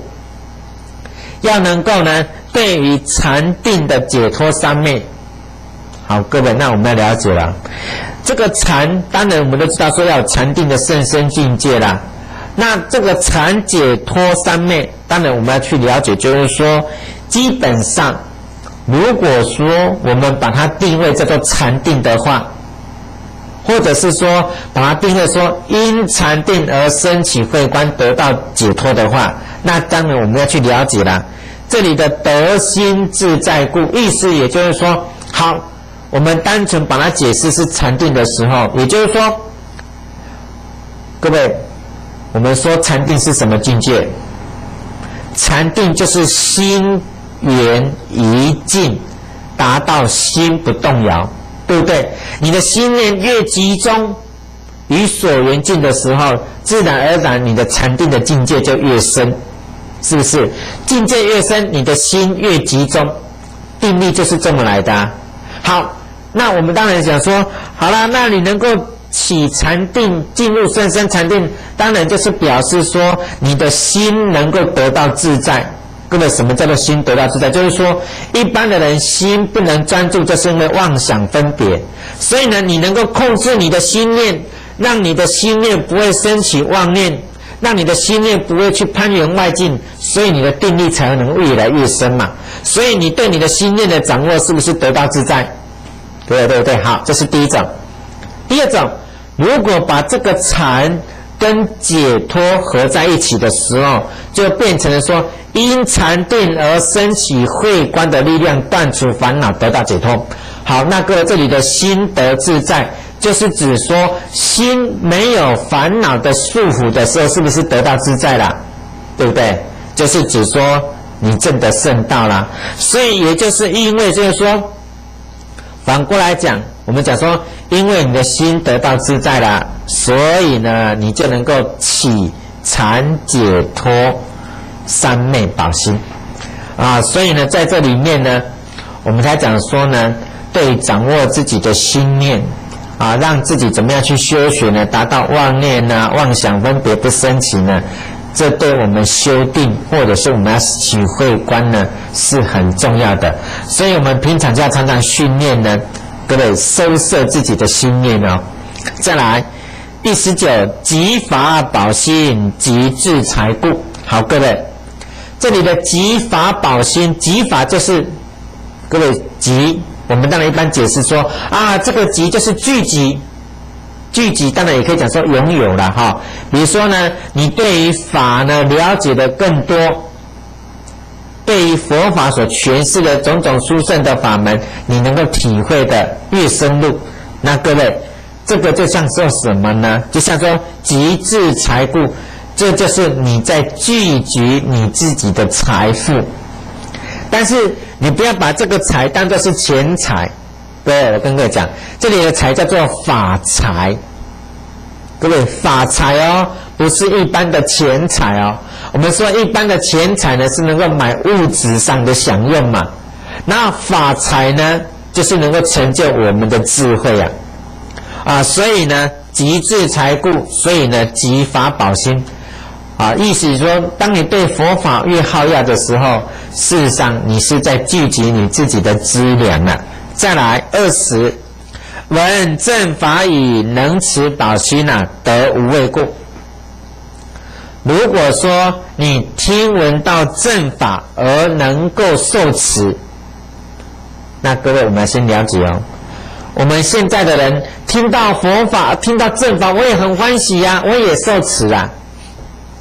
但是各位念问一句话啊，你真的有受持吗？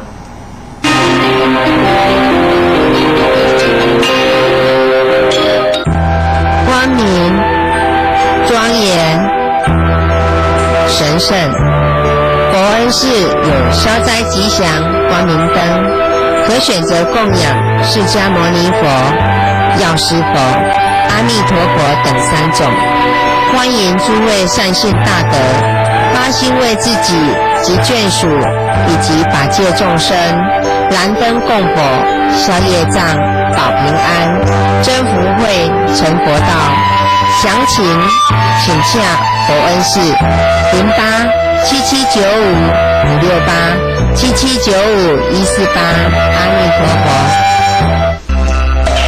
阿弥陀佛大愿王，48愿度有时，一句佛号增净土，成就普度菩萨佛。佛恩寺弥陀殿将供奉108尊阿弥陀佛的圣像，这是一件非常殊胜的事情。造佛形象，如造像功德经所说，功德大到不可思议，不可言说，所有的福报功德都能够成就。所以各位念佛的菩萨们，为了自己生生世世的福报资粮，赶快来发心建造阿弥陀佛的形象吧，把握这次的因缘，让我们大家都能够早日圆成佛道。阿弥陀佛。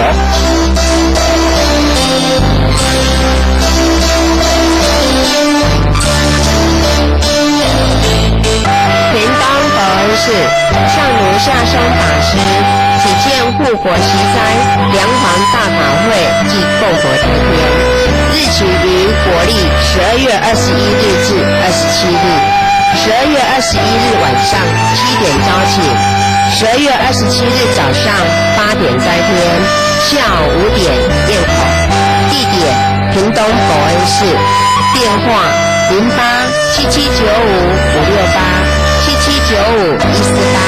欢迎踊跃参加。阿弥陀佛。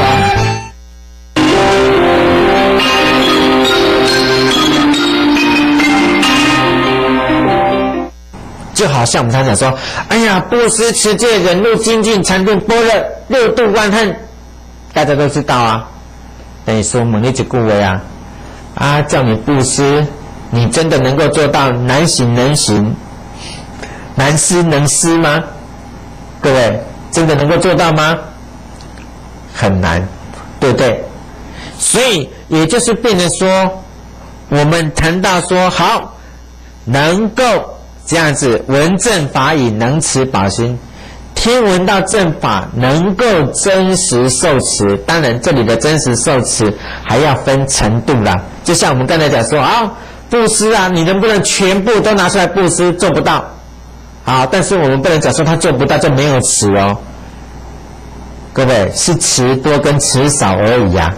比如说，我虽然做不到所有的一切都拿出来布施，但是我总是能够少分的去布施，或者是说随着我的能力做多少，我就尽量的去做布施。好，各位，所以这里的能持有少分的持，有多分的持，有完全100%的能持啊。所以呢，不能讲说啊，你没有完全做到呢，100%都拿出来布施，所以你就没有持。各位不能这么讲哦。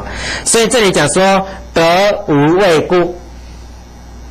如果我们今天真能够听闻到正法而能够完全受持的话，我们就完全再也不会有怖畏的心。各位，为什么？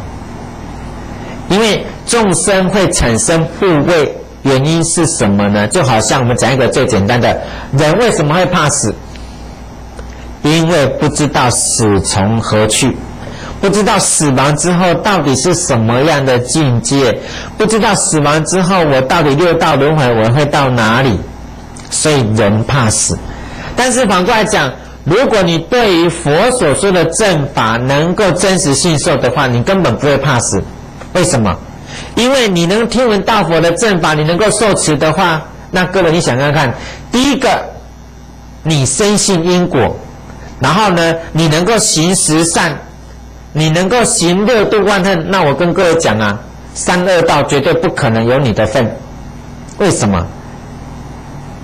你今天行十善业，各位十善业最基本就升天了啦，又能够行六度万恨，那我跟各位讲，你很快发菩提心行菩萨道，很快就成就了。怎么可能会3恶道？当然不可能啊。所以你明知道这一点的时候，你怎么会害怕？你绝对不会害怕，因为你会问我自己哦，你看我行十善哦，我没有造12哦，哇，我6度万恨我都如实受持哦。好，那各位在因果法则之下，你会担心你堕落吗？你会担心你没有正知正见吗？你会担心你得不了解脱吗？不会呀，对不对？所以就是说，能够真正做到闻正法语能持，你绝对不会有畏惧的。好，再来21，不令法宝心啊，心无吝故。意思也讲说呢，对于法宝不会吝啬。那当然了，因为什么？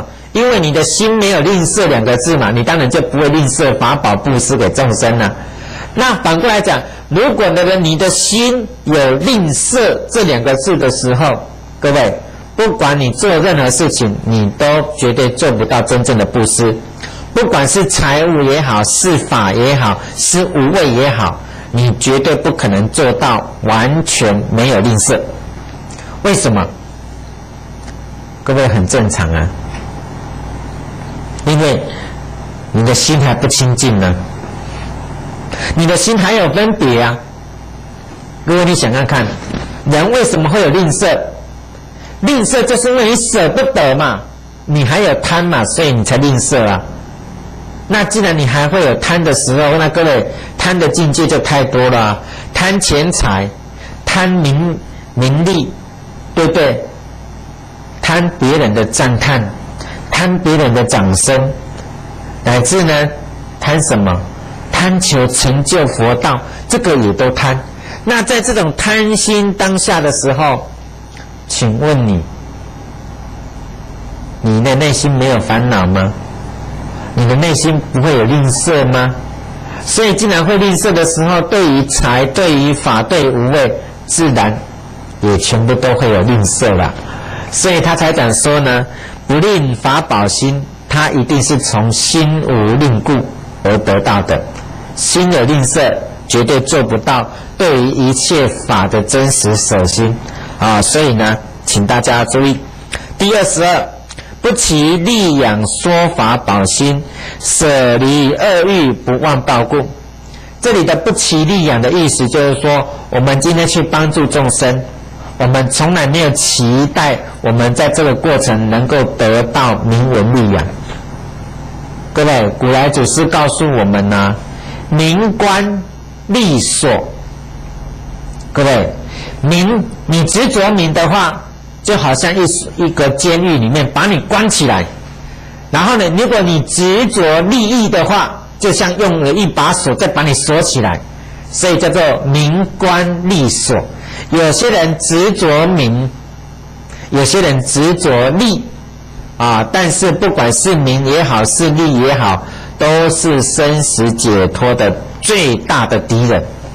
所以他在讲啊，不起利养啊，说法宝心，意思也就是说，有些人呢去利益众生的过程里面，都期待要得到利养。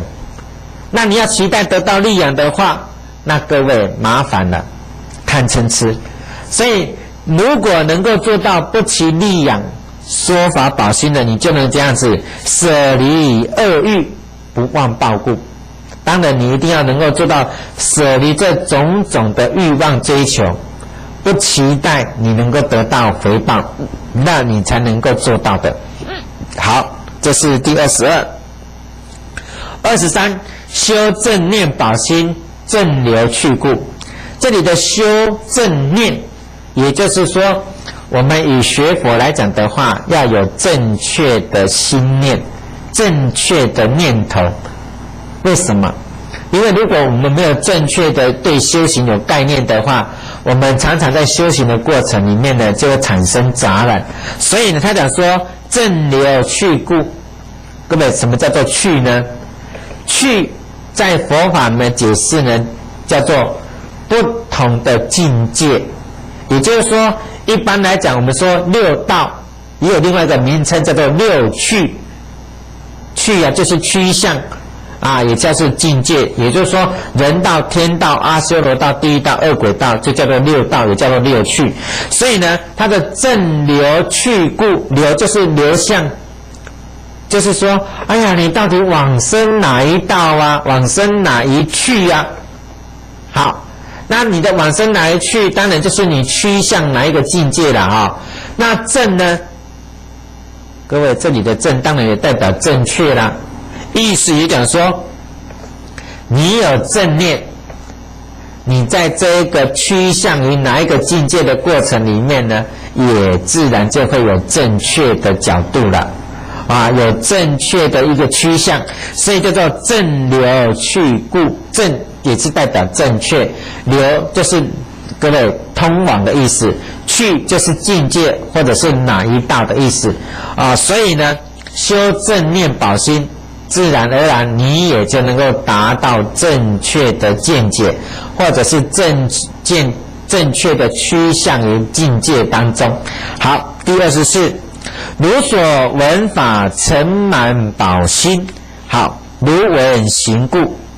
那在这里呢，他说如所闻法，就是说你听到的佛法了哈，然后成满就是成就的意思。为什么？如闻行故，你之所以能够听到佛法，而你就能够如实的受持而成就的话，那是因为如闻行故，就是说如同你所听到的，然后你真实的去做。所以各位，我们还讲说往生净土，我们都知道啊，很多人修净土法门啊。那有时候我们讲一句话，哎呀，那么多人修净土法门，到底成就的有多少人呢？好，各位是不是我们这么问？那为什么呢？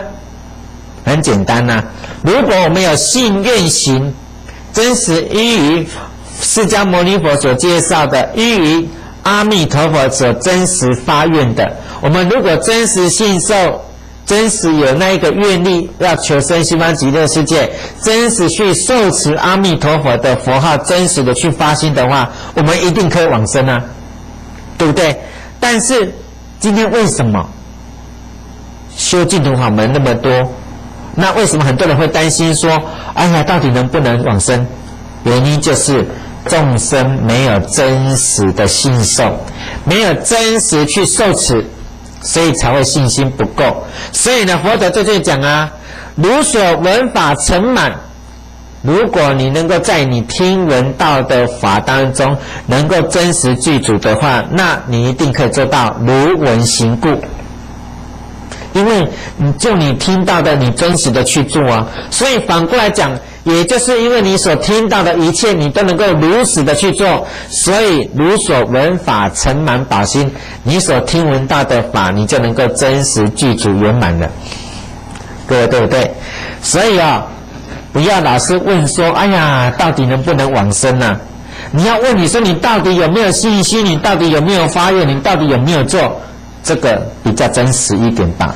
好，各位，请大家翻13页看左手边这个栏位呢看第一样，也就是第25点啊，第25个宝心，他谈到说呢，自观宝心，降伏自固。那各位在这里你要去了解啦，降伏自固。为什么要说降伏智呢？智不是智慧吗？智慧为什么要降伏呢？各位，我们要去了解了。我们说这个智当然可以分别了。这个分别是什么呢？世间的智慧跟出世间的智慧，或者是说这个智慧出世间的智慧当中，我们讲说是声闻缘觉的一切智，还是菩萨的道种智，还是佛的一切种智，那么这个都是智啊。所以它的意思也就是说我们今天要成就自观宝心。各位，这里是观，就是一种真实的慧观因为你菩萨要成就宝住三昧，当然这个宝住三昧是很殊胜的一个三昧了能够成就宝住三昧的，那都是菩萨摩诃萨法性深深的大菩萨所以呢，他们的自观宝心当然指的就是与般若空性真实相应的自观。所以这个过程里面，他所降伏的桎梏，当然这里的桎可能是指超越一般的世间的智慧，超越声闻缘觉的智慧才能够成就的。所以他的降伏桎梏，这是一种对比。他降伏的当然就是比一般菩萨所成就的般若空观还要低一点的不圆满的这些的智慧，他必须要能够降伏它，能够超越它，他才能够成就智观宝心。好，第26，大慈宝心化众生故。各位，我们说菩萨有大慈大悲嘛，那这个慈就是给众生快乐啊。所以我们要去度化众生，当然就是要给众生快乐。你能够给众生快乐的话，那众生就很愿意跟你相处了。你讲的话，众生就能够信受了，是不是？所以呢，这个大慈宝心呢，就是能够度化众生。第27，大悲宝心观众生苦。那各位，悲呢，悲能拔苦。那当然呢，我们说菩萨闻声救苦嘛，这是观世音菩萨啦。那当然你要去观众生啊，你要观众生种种的苦，你要观众生种种的苦，当然你才会升起大悲心呢。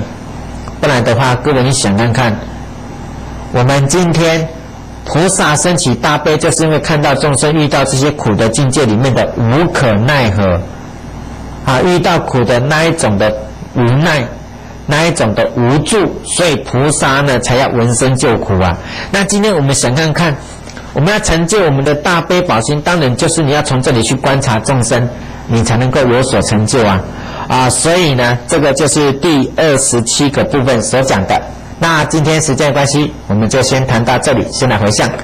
愿以此功德庄严佛净土，上报四重恩，下济三途苦。若有见闻者，悉发菩提心，尽此一报身，投生极乐国。阿弥陀佛。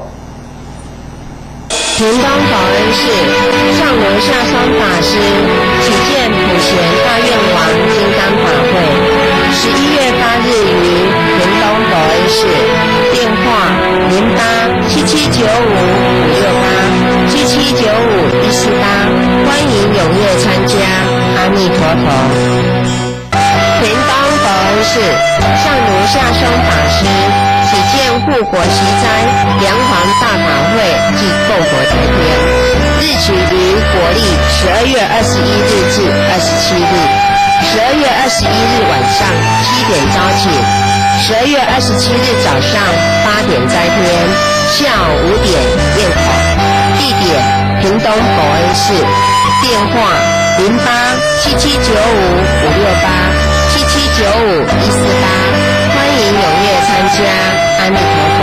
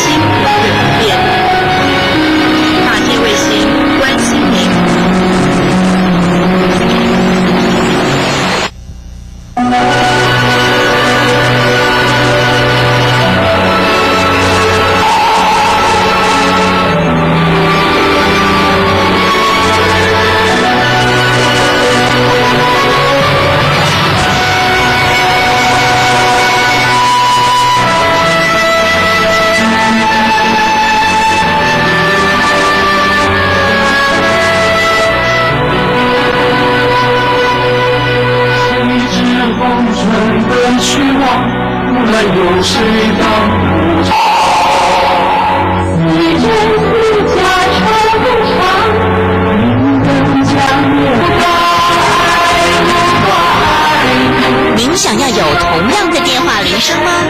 告诉你一个好消息，现在法界之歌 CD 内的38首歌曲已经能够在 e-money、远传、台湾大哥大等各家电信公司及数位点子多媒体公司网站下载喽，让绵绵佛号深深为您祈福，下载人生不止法界。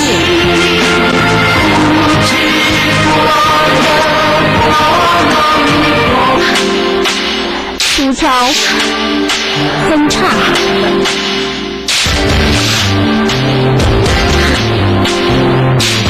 哥，装碟真麻烦，用这碟后啦，山楂提炼加何首乌萃取液，何首乌可营养打根，使秀发乌黑有光泽。法界山楂的花系列产品，每套3瓶，结原价880元，货到付款。订购专线07-222-5612，07-222-5612。贞观清净观，广大智慧观，悲观及持观，常愿常瞻仰。不顾清净观，慧日破诸暗，能独灾风火，普明照世间。法界客服专线07-222-5612，07-222-5612。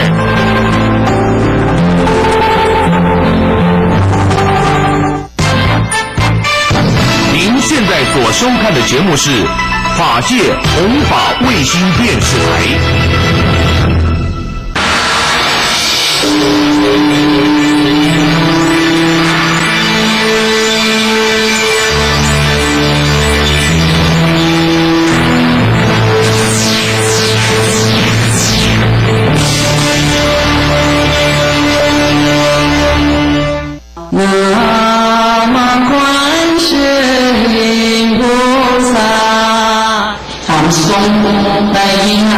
修电修，啊，咱才有老师，吼，那一切众生，拢会当作咱家己人同款，对因呢，拢感同身受，安尼，吼，你看，你是着地界众生可怜，你是着对咱老师的，啊，有的人咱看着说，讲个想咱老师一点一点，他没有要想哭，那个就是他内在的善根。善根流露，看到慈悲的人，然后他自己就会感动落泪，触动他内心的慈悲啊，感同身受，说哦，师父我辛苦啊，你看到买到了善，你越感动啊，你看经济啊，看到后面你的众生啊，舍身舍命。要跑出给他，但眼睛都给布施来乞讨的人，要加要费，通通给他。你看这么慈悲，我们都自叹不如，所以我们感动，我们惭愧，好，我们悲下，啊，觉得那个圣人的行为，虽然是值得我们效法学习的这个对象，我们学佛就学这个。不是只是学保平安啊，我们那来行，咱来学人拢行了平安，啊孙啊，较乖啦，较老读册，啊较健康，迄嘛是对啦，不安尼无够，咱来一切众生，一切人的孙啊，拢智慧。一切众生拢健康富贵有智慧，安尼还拢成佛，才圆满的。卖讲两对啦，爱佛做啥，我又搞不清楚。咱看佛做啥，爱行为是安怎，爱意义是安怎，咱来学习啊，这样才是学佛的这种基本态度啊。那一切众生呢，很多的艰难欲命度恶啊，咱道业，咱拢消众生为了灾业啊，消灾灾业啊，咱让众生待这里贪污啊、恶业啊，我们就是要帮助他，我们的修行都是要给众生的，令他解决他的困顿啊，救助他。治理大道，让他成就头大，让对方好像辅佐他，帮助他，给他资粮，给他功德，让他刚刚讲咱世间叫做助学啦，就是学生才爱读册，你是哪一册学生拢该保护，甲朴实安尼同款，你拢要甲出钱，安尼来读册，安尼听无？比喻世间的语言的话，一切众生你都把它保送到成佛，一切的资粮你要供应他，安尼做到，对吧？你要讲 A 啊，你要讲 A， 就是一个愿，愿就会有力量，十方诸佛都来加持你，你慢慢会记住，你的愿不要退，慢慢你就会一直来听经，一直有这种智慧大愿不会退转，然后一点一滴积聚功德福报。就有功德，就资粮可以回向众生啊！你要这个愿你就做有，你话我你心光无法度，你就无力啦，你就无法度做物件，你就挑剔，你知无？无力啦，无力我骗你，没有力气行不上道，就像凡夫寿命该到就走了。安有大愿，佛力加持。要改观不做可以来充电，来加持所以你若要跟退休的人，你就要有大愿，发菩提心，安尼就能退休。有这个同款持诵大悲咒719，十方诸佛，咱咧往生时阵我来甲你讲，不是咱叫世界呢十方诸佛都会叫你去，你就变十方佛净土的贵宾啦，比如讲药师佛会甲你讲如果你叫世界呢，好，我带你去，随愿往生诸佛净土。这两大悲咒大宝藏阿弥陀佛，若无来，啥物事来甲你讲，你拢无去着世界，你拢载你去，伊袂甲你硬关就对啦。袂讲袂使，你要来我东方，伊拢自边的，你要去对，就是在地球的功能，随便随你的观，你去对着佛净土，你拢会当去。而且去品味这款为你发菩提心，咱即马未巧去是咱想要发菩提心发菩提心咱你叫世界无冲突对无？无你家人等会等事呢未该种，你会等白等，你会等你等几年都发菩提心，都往前善缘多消些业障为了成佛道先结缘人，将其一旦为心会在缩短时间的思维。释迦牟尼佛说，弥勒菩萨跟他同时发愿，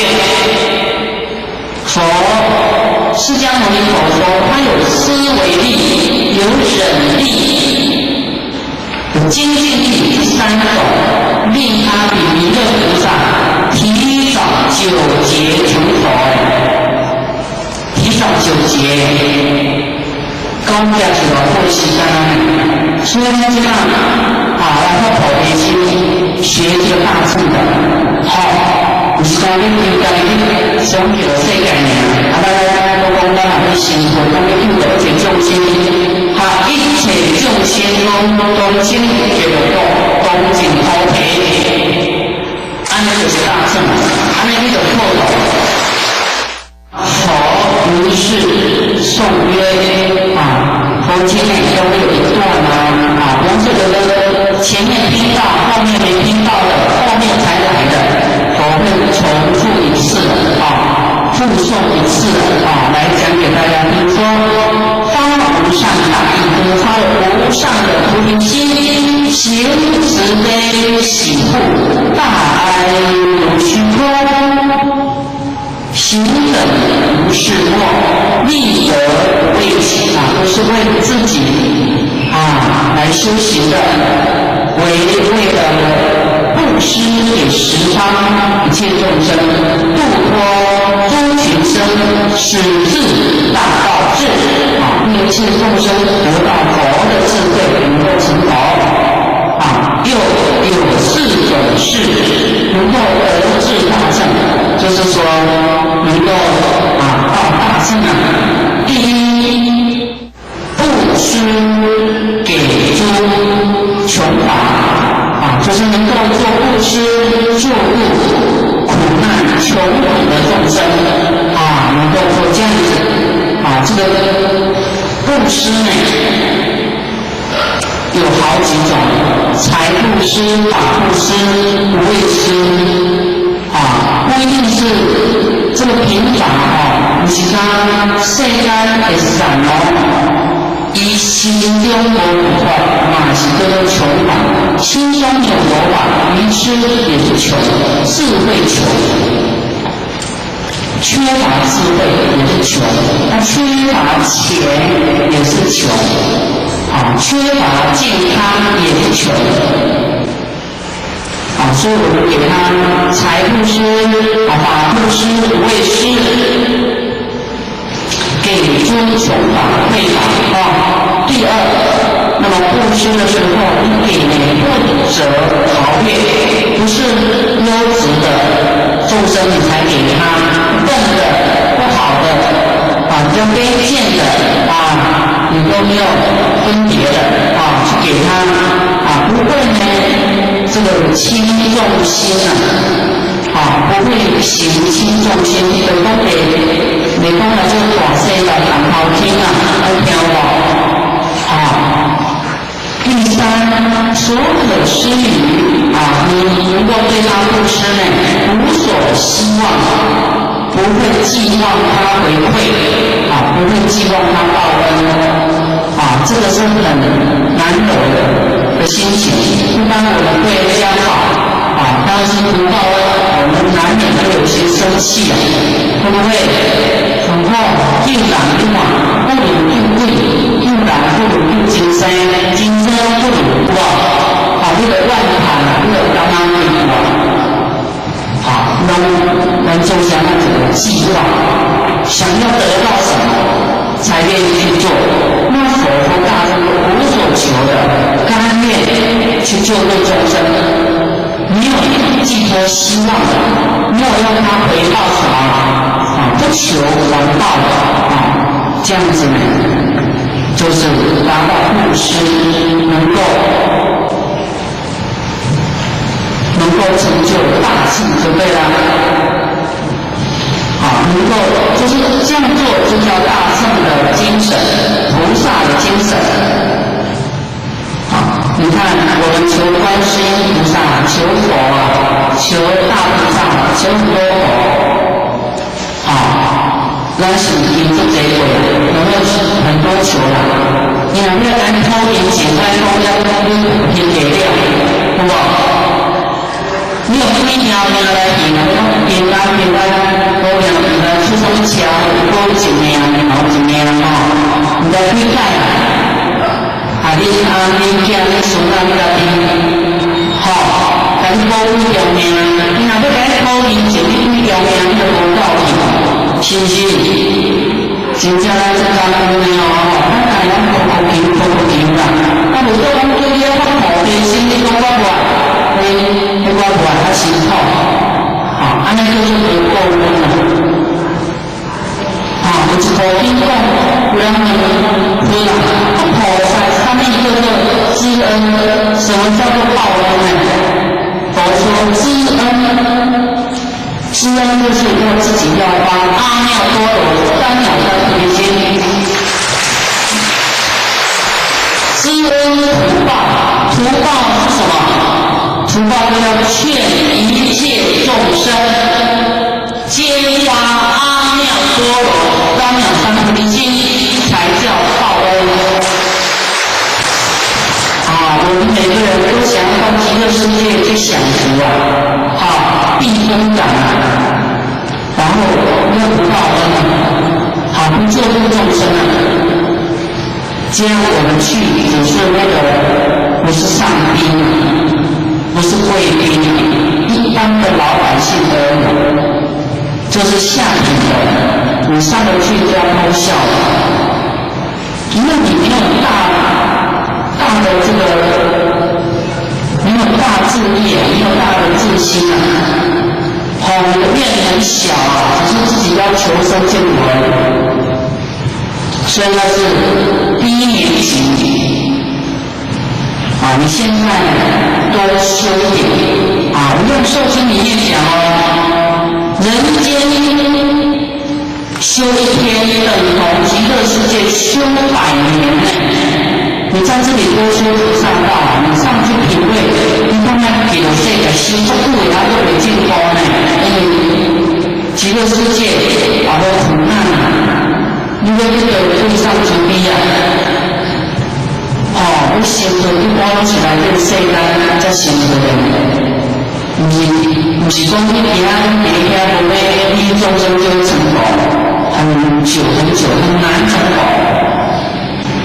所以咱看经典来看重点，不是讲我今仔日有念受经，我只来到2倍，不是你定的，你会当了解经济写啥，比较重要。所以呢，我们要报恩虽然我说我们不求回报，不是别人没有要我们回报，我们要不要报恩？因为我们是要道义的人对不对？尤其对戒众生，尤其对佛，我们怎么可以不报恩呢？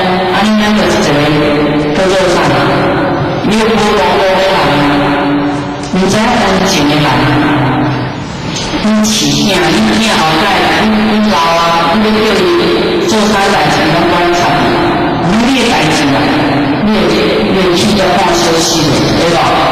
我可以招人来起立，不能当看，我们看第一句感栽培，看你不管我的志业，我看你不做业代志那我包扶不起的阿斗，没有自愿的这个佛弟子，这样不行的。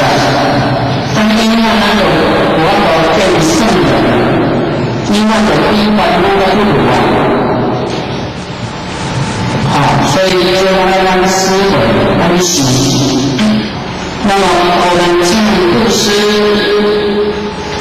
越亲平等，然后不求回报，以这样的功德，布施功德来回向布施给一切众生，救度众生一切，还要回向给众生不可以缓解众生，就是这个百大乘德智大乘那我不敢说布施摄受贫穷布施能够摄受贫穷因为狗善你要对多心对反正你叫那个高一样还就是善你就去时常去做他们较袂歹物件送你，还有种欢喜的。你有看比较多高人，我你若再不小气，伊讲你也是大好人，我想到听你的话，是不是？所以不能大方话，咱来学起，等于道你的手边道你兜的人，还是道你家的人，咱会使来讲，布施就对了那这菜都给列起这菜上去煮你若要研究起来你就上一摊我唔一摊混一惊就说真正贵重你来谈我也说你这老高了你若你看到珠光宝气电视时真谢谢还是大家看到你就记住我安尼报钱，我变成我在无钱，那你产生记住。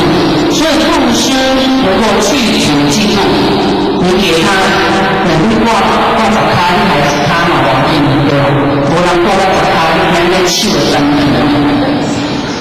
你还是他，做完你讲啦，你是爱啦，是个领导者嘛，你嘛就人贪贫穷就会让贪心，才会贫穷。才得到富贵，好名扬上来。那布施呢？不行轻重心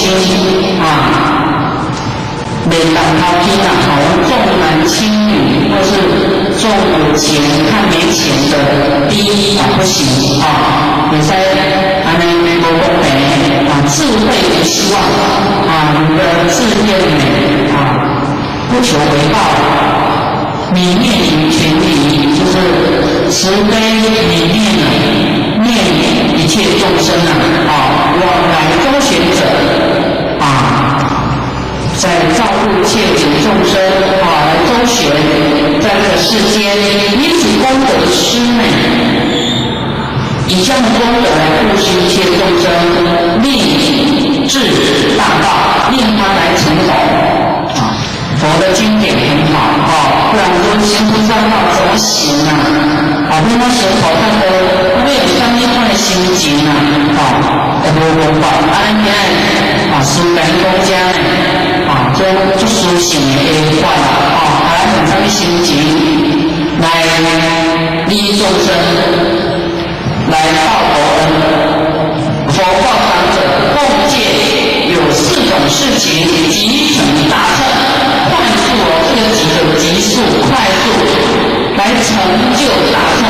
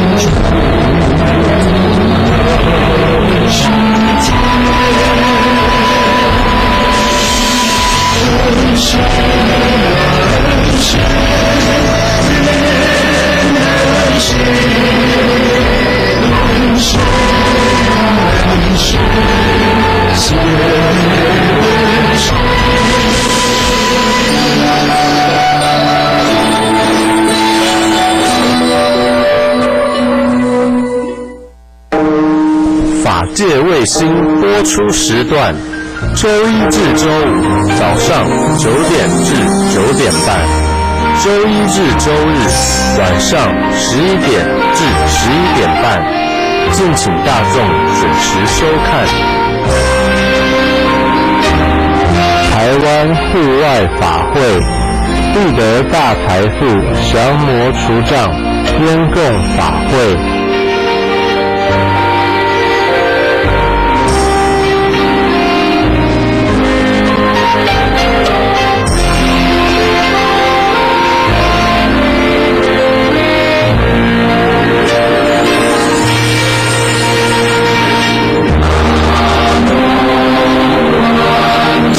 莲花之旅，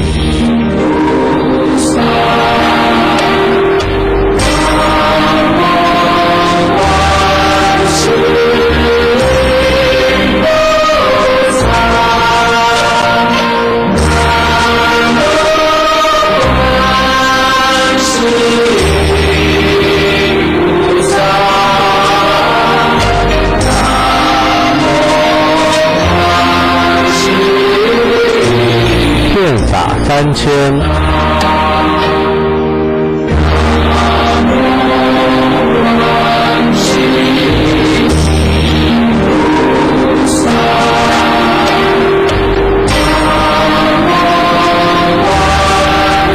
报名请洽03-3599-855。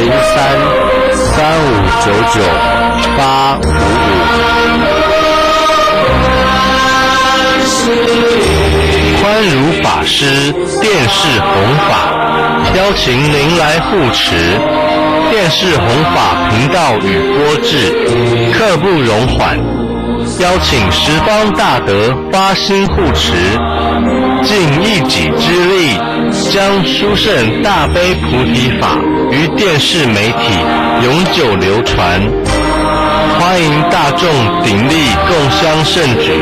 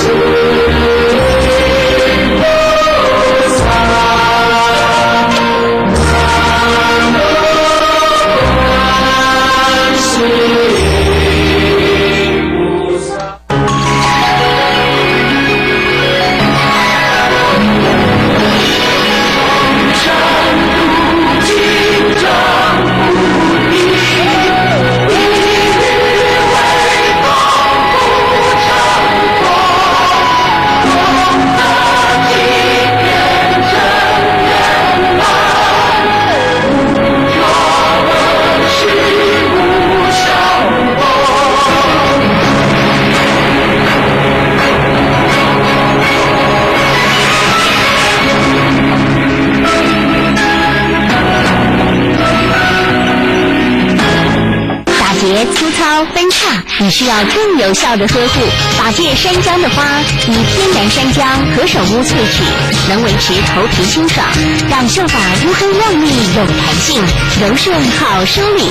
自信的魅力来自法界山姜的花。法界山姜的花系列产品，每套3瓶，直原价880元，货到付款。订购专线07-222-5612，07-222-5612。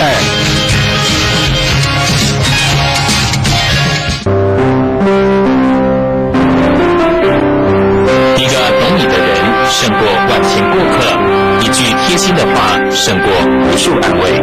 法界卫星核实。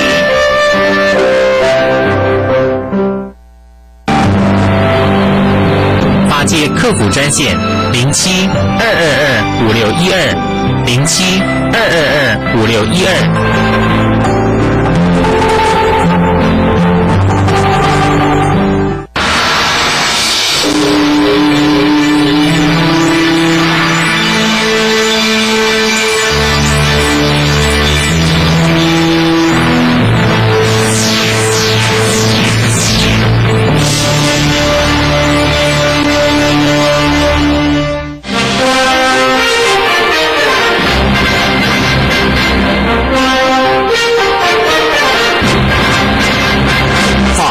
新闻。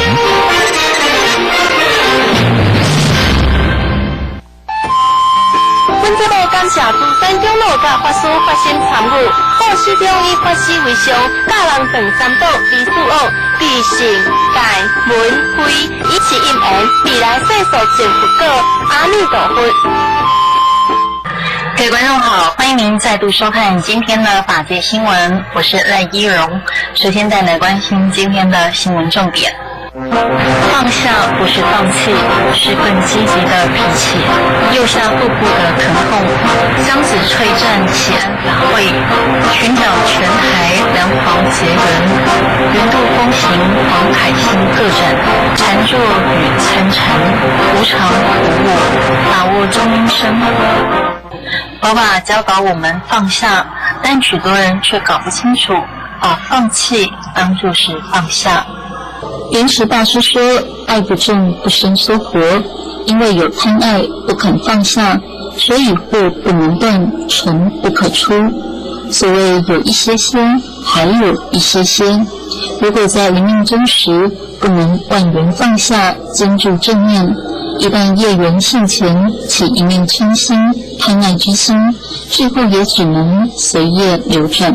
放下的确是人生修行的一大课题。我想佛教所有的经论，不管大乘小乘、上座部大众部的经论，无非绕着这个课题在修行。人生的确不管对于好的、坏的、不好的或者不善的，我们都要学习放下，唯有放下才能证得佛果。所以释迦牟尼佛说，大地众生皆居如来智慧德相，只因妄想执着而不能证得。因为众生着于世间的果报，所以不能够舍离而轮回生死。然而这些真理的确是我们要学习的地方，但是大家真的了解放下的真实意吗？我想学佛的目的无外乎尽力放下在无生。我们不可能学佛人随时碰到任何事都放下。你说你的先生学佛人，他在做事业，客户没有来或者没有货源上缘，他随时都放下，他都不管，这不是学佛人该有的。其实这样的一个现象也反映了很多学佛人错误的学佛方式，他以为学佛就是要放下，其实错了。放下不等于放弃，是为了脱困，是为了提起。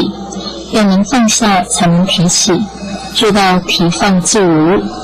放弃是什么都不要了，既没有期望，也不再负责任。放下则是把心理负担搁在一旁，但行动上并没有停止努力。法界新闻记者赖依荣台北采访报道。放下不是放弃，而是更积极的提起。面对应负的责任，要直下承担。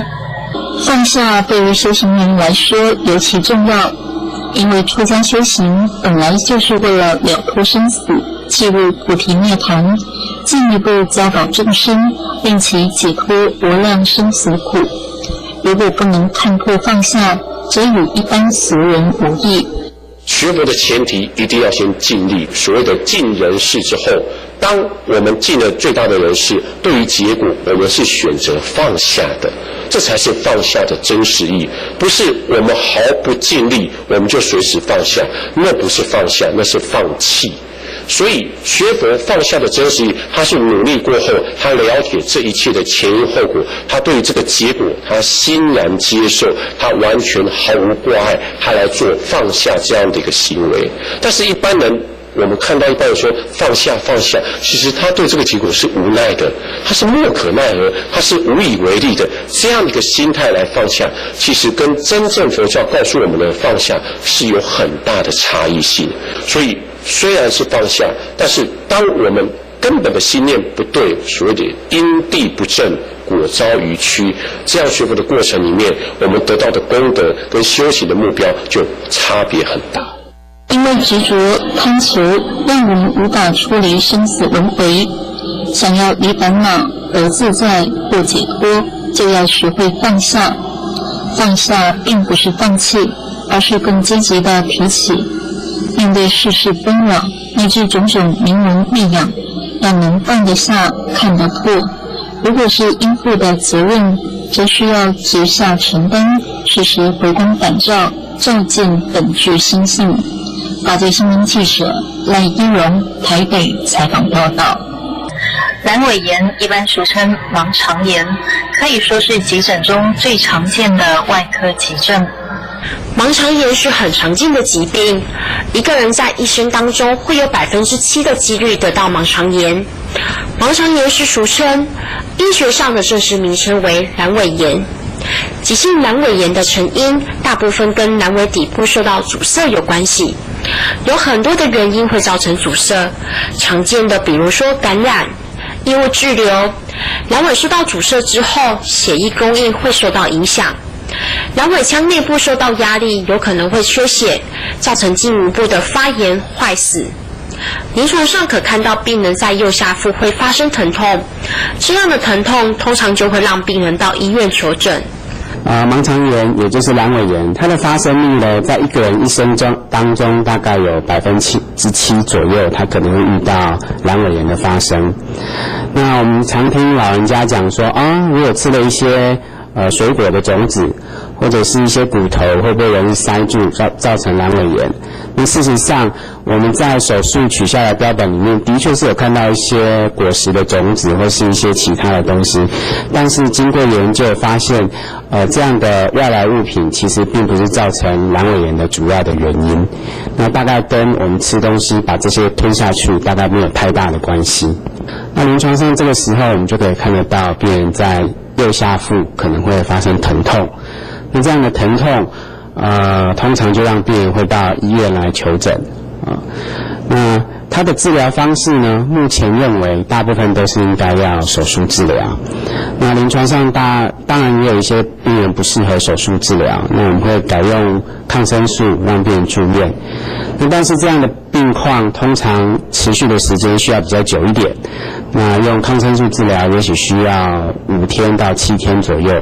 那一般来说，如果病人他适合接受手术，那以目前我们医院做的腹腔镜的阑尾切除术来说，术后整整满24个小时，病人就可以出院了。那所以对阑尾炎的病人来说，不管是用手术来治疗，或者是用抗生素治疗，应该都是可以的。治疗的方式目前认为大部分是用手术治疗，也有部分的病人不适合手术的治疗，会改用抗生素治疗，但病况的持续会比较久，大概需要5到7天的时间。一般来说，如果病人适合接受手术治疗，以目前的腹腔镜阑尾切除术来说，术后整整满24个小时就可以出院了。对阑尾炎的病人来说，不管是手术治疗或是用抗生素治疗都是可以的。法界新闻廖杰玲、许建议高雄采访报道。透过举办祈安法会，明智法师也希望能够回向一切众生。现在佛寺以法会来度众，不再局限于道场等信众前来，许多法师更以行脚的方式，不论是都市乡间都去弘法。云林极乐寺的明智法师就以良弘法会在台湾各地与大众结缘，并且不论信众多寡，都会如期举办。上周就来到台北江子翠的福翠活动中心，举办1连5天的良弘法会。那给咱做报告，咱今仔这个地点啊，是伫咱东桥港仔厝这个福翠的活动中心咱伫这咧举办联欢补偿发挥。那咱就是368风景园区逐位逐工逐礼拜，咱拢会举办联欢补偿发挥。而且咱是无人请家己来那为什么呢？因为咱每一个所在不管有形的人、无形的众生拢是有因种种的艰苦个烦恼，那拢爱靠着咱的佛法咱佛法啦，就是像敢若大医王共款来治疗着有形的众生个无形的众生的病所以讲，咱需要甲每一个所在和有形的众生甲无形的众生佛法。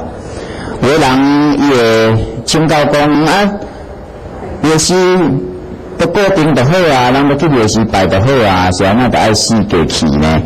作为那咱来知影讲足侪无学佛的众生伊无习惯去夜市拜这嘛是事实啦。所以为什么释迦牟尼佛伊嘛是行遍规个印度伊嘛毋是讲一定伫伊个道场咧讲经方法，伊嘛是到每一个树仔骹迄就是讲逐项的众生拢有嘛所以讲咱佛法若要来传给每一个人，一定要到每一个所在才会当来传给每一个人。以普度的排场，目的是法会不只为度信众，也是为超度幽冥众生，因此才以盛大的贡品在此普施十方。当天现场师兄姐更忙着包装手工馒头，与地方民众结缘。明智法师也表示，若地方有需要举办法会来祈哀消灾的，都可以与他们联系，只要时间允许，都会以法和众生来结法缘。法律新闻吴云曲台北采访报道。巡回全台举办联欢法会，也希望能够和大众结下善缘。所有的祈安消灾法会现场一定会看到有消灾超荐牌位，这是让民众为过往亲眷来消灾。即使过往很久的亲人写消灾牌位是否有效，明智法师就法会应有的功能提出说明。所以法师在互我技术我今日要来回答讲，咱要做法会，咱有咧徛牌位那有的人就问讲这牌位有的亡者都往生足久你搁甲徛牌位敢有效咱爱大声解说讲徛牌位的意义。有的人无了解讲敢有需要徛牌位，无徛敢有差。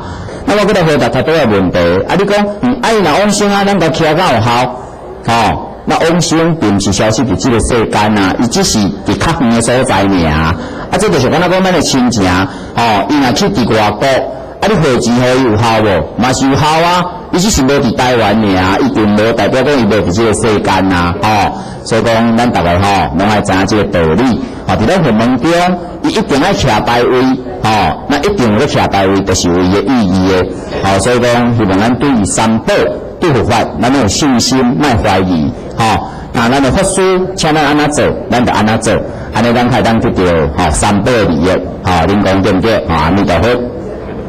若是为过往父母写牌位，这就是孝道的体现；若是为冤亲债主，就是为解冤释结。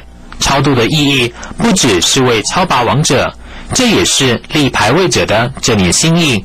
写在牌位上的名字和住址，就像是遥寄生命里和我们互有牵连的对方，一种形而上的祝福。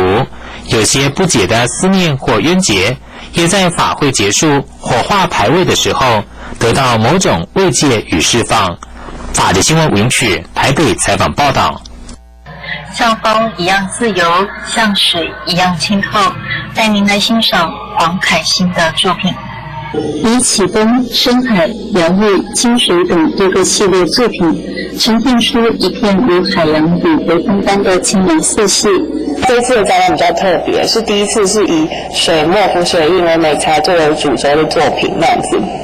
那如果说我的绘画作品，油彩作品呢是空间和情意、人文意识和意志之间的搏斗的话，那我的水墨作品可以说它就是要追求一种完全的自由，创作上和艺术的自由这样子。那其实我在学习的过程中，我就对这个浮水印的媒材就是非常非常着迷，因为它是一种完全自由的一种表现。那就是对我来说，它非常非常富有诗意。那创作的过程就像在编织云朵那样子，但是呢，它在技术上，它其实是一种心手意之间看很准的训练，它并不是全然的完全没有束缚，然后完全自由失控那样，它其实是一种心灵上的锻炼。它必须要因为我们在水上作画，我们必须要看得很准，才能够做出有意义的作品。所以创作者在做创作的时候，其实是要心无杂念，让心念集中，才能创造出好的作品。所以它其实看起来自由无束，但它也不是全然失控，它是有相当丰富的心灵的能量在支持呀。在黄海星的意象水墨世界中深呼吸，仿佛看到绿色的清风，有着叶片在空中漫舞，一层层的海平线在眼前展开，海底的浮游生物迎着光颤动飞腾，形象越理越现，而又变幻迷离。茶蝶新闻记者赖玉荣，台北采访报道。禅法帮助我们向内观察，达到自我消融、自我成长。禅与佛法应该是同一个东西。在印度，它是重视禅修；在中国的禅宗是重视于智慧。禅定是什么？禅定就是坐在那边，而眼都不看到，只是向内观察，而内心没有任何动作，也就是没有杂念，这就是定。但是中国的禅宗是重视智慧的，智慧是什么？就是对于面对现实的种种现象做恰到好处的处理、了解，这就是禅，有效定慧一致。运用智慧的时候，心里没有主观的色彩，没有情绪，没有自我中心在里面。禅对社会或对一个人的生活环境、身心修养都有很大的帮助。参就是透过佛法，较早按禅宗的一种境界，啊，不然伊个禅是一个任何事实，了不是啥？啊，什么是我？什么是我？啊，这个人是什么人？因为我觉得这个人是什么？喊着一直追求，啊，对这个物件要追求自己的心，追求，啊，不然我只要这个人什么人？这个人是啊，你不能讲这是什么人？啊，去追求，在有一天。啊，好像这个物件，你给它因为这个物件虽然作用，如果你给它一个到这，这个物件会突破呀，你破你按照说讲，定里面爱情就有办法超越讲这个四色天到十五色天的去进入心灵的境界。所以讲参禅，它是跟禅定是异曲同工。虽然讲是同款只要济，但是一个你用着去反思，啊，一个你反思不到这个你知对小三那么的，一面做，啊，就就是讲苦禅，按说讲苦禅就是，正来到无色中，也是无地方，有一天，他说不像他们那个说，啊，甲众生有相，啊，无地方，众生有相，无，啊，就变成回谤佛法。回本来爱变得对着对待，所以因为他没有启发之业，就把认为我没有听到的事情，没听到的是给否定掉。所以讲，你做古禅的时候，有一关的可能。啊，你若讲为修习智慧，啊，你有听到就啊，你知个啊，这些有想就啊，不能说参，不谋而合，我都会认同他。不会产生说轮回现象、回荡现象，所以讲参禅跟坐禅跟它异曲同工之类。六祖坛经说，禅不在于坐，修行禅法不一定要打坐，打坐不一定能到禅法的智慧。可是反过来说，反正参禅的人如果没有稳定身心的预备阶段，一下子参禅可能不容易得到力量。因此，打坐是最基本的功夫与要求。有打坐的基本功夫，在参禅比较容易得力。打坐的原因是可以把身体调好，身体的气脉畅通，心也会踏实稳定，就能让心随时随地的要他不想什么就不想什么，要他想什么就想什么。达到这种程度，心能够自己做主宰，再来参禅就非常容易得力。法界新闻廖杰林、许建义，屏东采访报道。宇宙间的万事万物，时时刻刻都在不断的迁流变化。空是变动而不永恒存在的意思。空并不是等于没有，它是生生不移的有，变变不移的有。一般人说的有，只能看到表面，而不能看到它的本质实际。任何东西、任何事物，它表面有，实际是空的。实际空的原因是表面经常在变。佛法讲的自性空，因缘有，而因缘有它是有变化的，变化不定的，不停的，不留的，因此我们称之为无常。它是在空中有，有之中是空。佛教说的空是不空不有，那才是真正的空。空是讲叫真空，真空叫包含一切。你的身躯也是真空内底，你的心也是真空内底。虽然按观自在菩萨圣经，观自在菩萨行清不界般若都是照见五蕴皆空。这五蕴皆空，五蕴就是生灭法、缘起法。既然生灭法、缘起法，它就没有一个所谓的主诸性。主诸性无主诸性，但是伊就是讲无主诸性，但是这色受想行识，但是到达真空境界是没有受、没有想、没有行、没有识，就是你要把那个轮回性给斩断掉。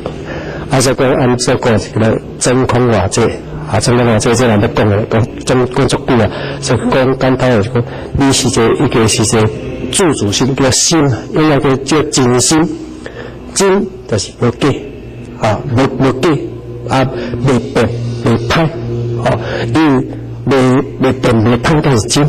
你若开始讲会变会歹，就无真啊。所以讲无常就会变，无常这个就会变这个苦空就会变。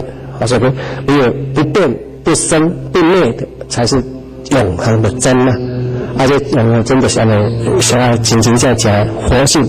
就是咱那个安人有活性，这活性佛法所讲名词有很多啦，就是讲伊所讲法门不离的那个佛性跟真性啊嘞。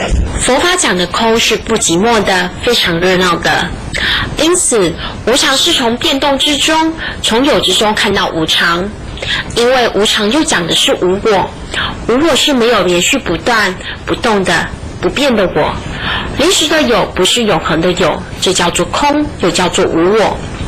如果懂得性空的道理，烦恼会少一点，忧虑会少一点，努力就会多一点。法界新闻廖杰林、许建义，屏东采访报道。想要把握中阴身时解脱，在世时就必须要修禅定。想要在中阴身解脱，除了了解中阴世界的各种景象，在生时就要做好准备和修行功夫。而对于中阴解脱的修持，除了大众较熟悉的婆瓦法，还有自他交换法，这都是对自性觉悟的修行方法。婆瓦法是在我们在生死学的部分的其中一个用法。所谓婆法就是牵示，就是把我们的神识能够牵示到净土。像我们一般神教都希望到极乐世界，那就是通过婆瓦法的把神识在往生之前把神牵示到西方极乐世界，它叫婆瓦法。那在这个平常就要练习，要串习。当我们真的是遇到死亡的时候，中间要透过这个婆瓦法的修行，由我们的顶门把我们的神识牵涉到阿弥陀佛的心中，跟阿弥陀佛结合为一，那这样就是在阿弥陀佛世界，就是成为阿弥陀佛的这里面的这个里面的信众之一，就是在那边修行，一直到成佛的这个极乐世界。他说婆瓦法是其中一个修行，但还有很多修行的方法，像自他相换法，就是把我们的痛苦尽量自己承受完能够回向，希望你的痛苦承受完之后，你希望其他众生的痛苦能够减轻，他的痛苦能够完全解除，甚至是没有，这样你所受的苦就不会白受，并它是让你受苦中间一个很好的真上缘，让你可以在这个痛苦中间可以获得很大的修持，很大的精进，也可以利益一切众生。其他的观修法还有像是藏传佛教中的升起次第和圆满次第。升起次第就是透过观修升起有如阿弥陀佛的身语意成就，而圆满次第则是观想本质的空性，一切众生并无差别的观修法，因此也称为观心法。重要的是在生前就要为将来的解脱做好功课，才免得临来不知所措。法界新闻吴云曲高雄采访报道。休息一下，待会儿回来关心佛教动态。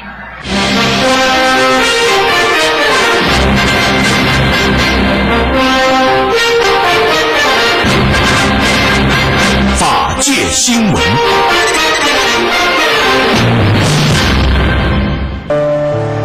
菩提路上有您同行，有您参与，才有继续走下去的动力。法界过去有您一路陪伴，未来更需要您的参与。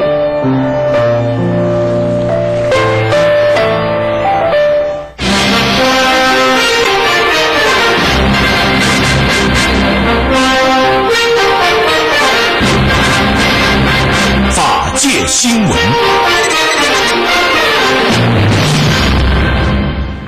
一起来看看今天的佛教动态。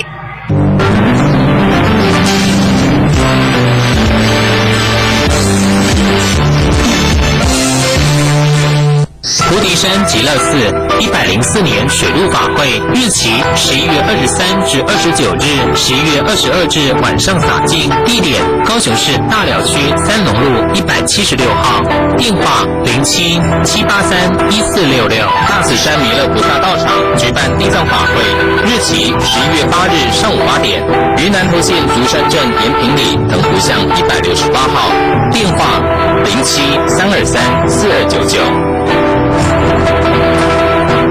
由地心法师主法传授法本斋戒。11月7日，桃园市阳明公园管理中心；11月8日，台北市立龙山国中。电话06-233-5530，佛教报恩讲堂。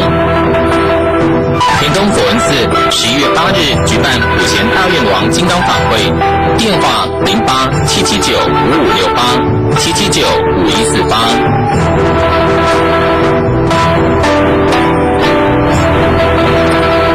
为感念太平佛恩寺开山住持黄老君公圆寂5周年，将举办纪念法会，日期11月16至22日，地点台中太平佛恩寺，电话04-2270-2077。佛陀教育基金会假日佛学院第3届即日起开始招生，至105年3月27日，地点台北市中正区杭州南路1段55号11楼，电话02-2395-1198-36。黑愤怒空袭母成就大法会，日期11月19至21日，地点新北市三重区中山路1号三重综合体育馆，电话02-2556-2745-0928-520-845。由十方法界基金会所举办的十方读书会将于11月10号下午2点至4点开课，地点高雄市新兴区民生里路247号3楼，电话07-222-9665。感谢您收看今天的法界新闻，祝您事事顺心如意，再见。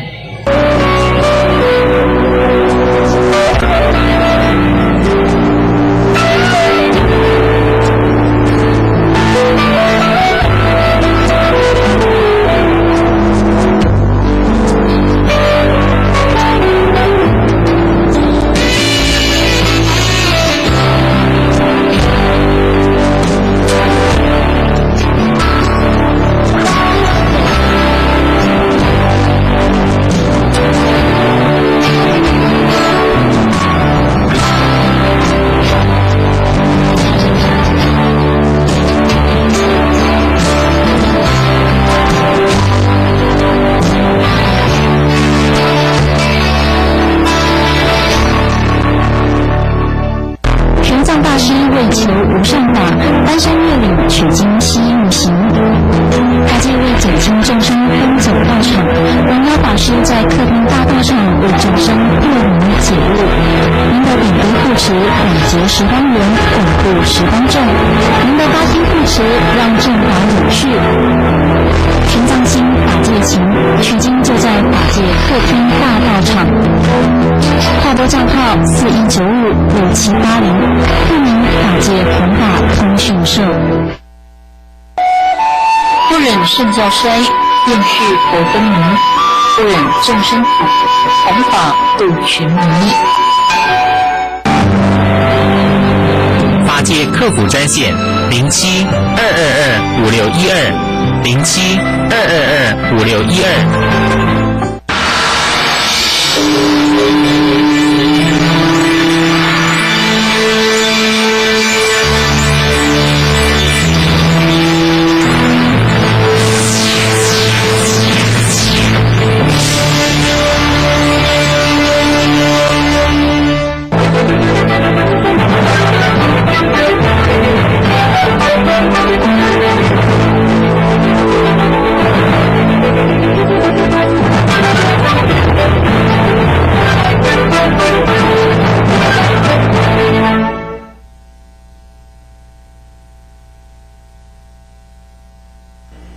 郑振煌教授，民国34年4月22号在台湾省台南县出生，台大外文系毕业，政大新闻研究所硕士，为达赖喇嘛、一行禅师等大师担任口译工作，现任中华汇聚佛学会秘书长、汇聚出版社社长以及汇聚杂志社发行人。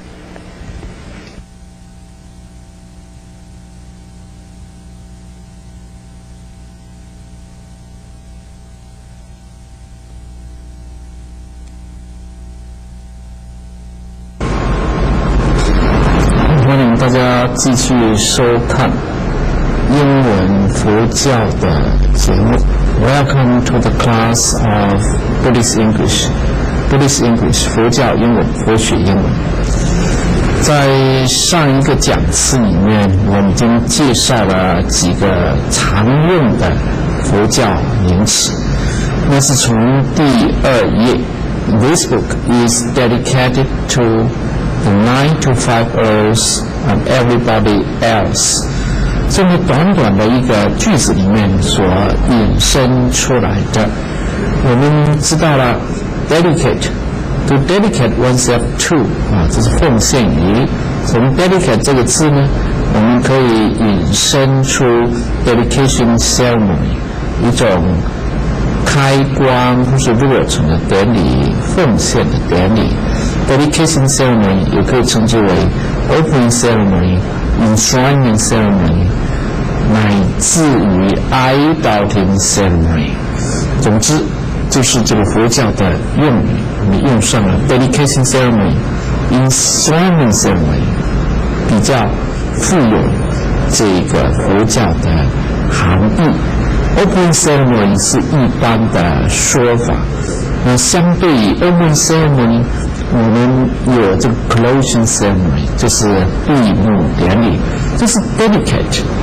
那 dedicate 呢，你可以引申到 dedication，dedication 就是奉献，一种奉献，所以 dedication of merits。Dedication of merit 就是一种功德的奉献，我们佛教所说的功德回向 ，merit dedication or dedication of merit 都可以。我们用成动词的话 ，to dedicate the merits to somebody else，to dedicate the merits to somebody else， 把功德回向给某一个人。我们在修行之后，我们就把功德回向给一切的众生。After practice, we dedicate the merits to all living beings. 这座佛寺呢，我们奉献给三宝。This temple is dedicated to the triple gems, the triple gems, or triple jewels 都可以 ，triple jewels 就可以。那 triple jewels include the Buddha, the Dharma, and the Sangha. the Buddha, the Dharma, and the Sangha. To dedicate 也可以讲 to devote, to devote to. Okay, so devote meaning 我们有 devotee 就是一种信徒的 devotion 恭敬心、虔诚心，总是这种奉献的意思。那么多的佛教用语，我们从 dedication, dedicate, transference of merits, dedication 都可以。我们今天继续来看这个 page 3。Please open the book and turn to page 3. Open the book and turn to page 3. 我们打开这个第3页。那第3页呢，我们先看这个白本上写了几个相关的字。第3页讲 A collection of epigrams about the problem of living and the freedom to be gained through meditation. A collection of epigrams about the problem of living and the freedom to be gained through meditation. 这是这本书的这个内容。The content of this book. The content of this book. 这本书的内容。This book is a collection of epigrams about the problem of living and the freedom to be gained through meditation. 那这本书那到底包含什么内容呢？This book is a collection of epigrams about the problem of living and the freedom to be gained through meditation.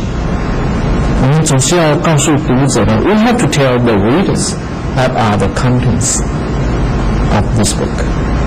Then the author wrote that this book is a collection of epigrams about the problem of living and the freedom to be gained through meditation. 那作者说 This book is a collection of epigrams. A collection 就是一个收集一个集合 A collection 这个字我们知道就从这个动词 to collect C-O-L-L-E-C-T to collect 这个字引申而来的 collect 这是收集啦，比如说我收集这个书籍 I collect books 我收集这个佛书 I collect Buddhist books.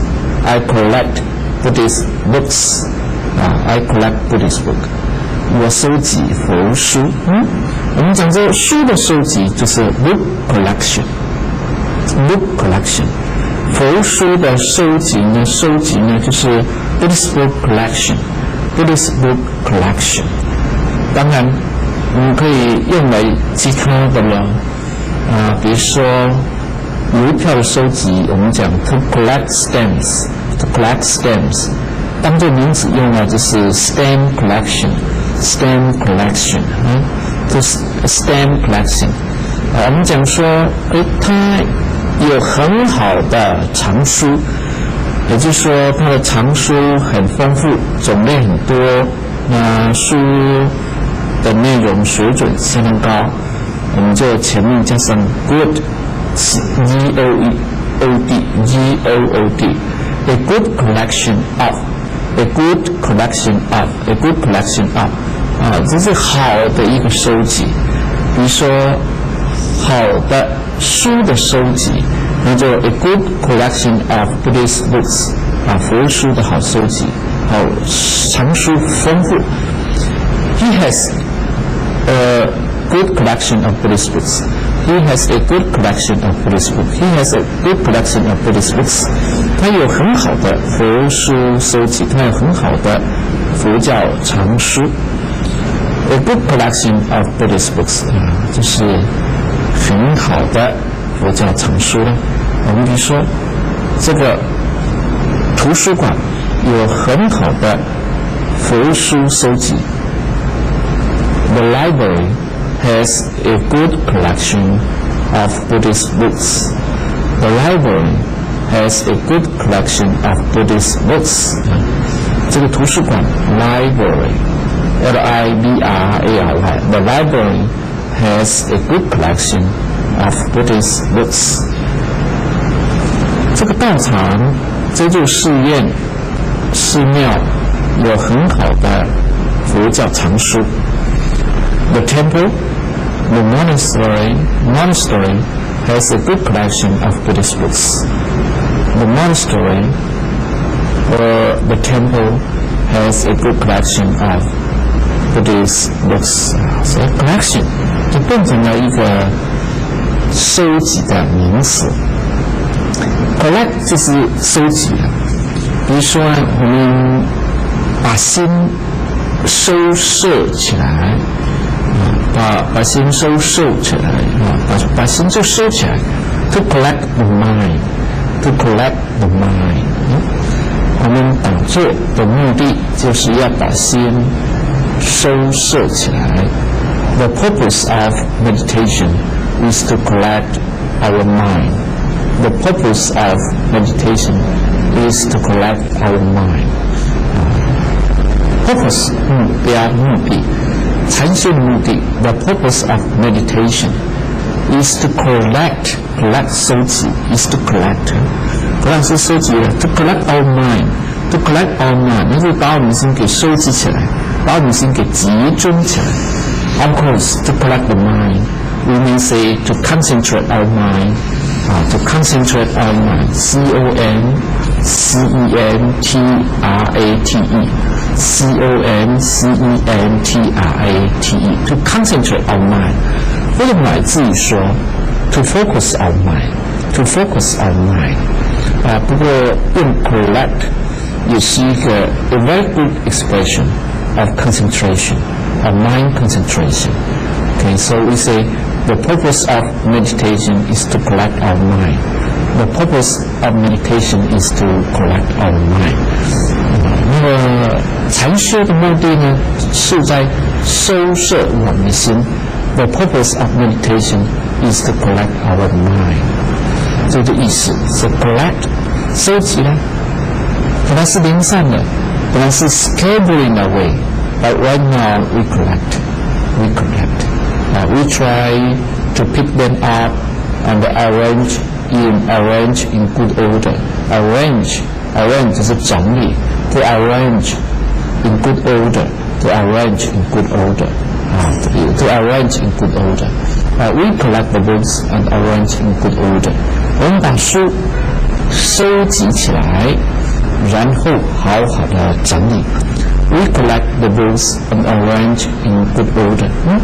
我们把这个佛书好好的收集起来，然后加以整理。We collect the Buddhist books and arrange in good order. And arrange in good order. 这是这种收藏的意思。所以 to collect our mind, to collect our mind. 把我们心呢给这个收摄起来，把我们心给这个集中起来。To collect our mind, we can also say to concentrate our mind, to focus our mind. 都可以。To collect, a collection 就是一个收集。好的收集就是 a good collection. 好的佛书的收集呢 a good collection of Buddhist books.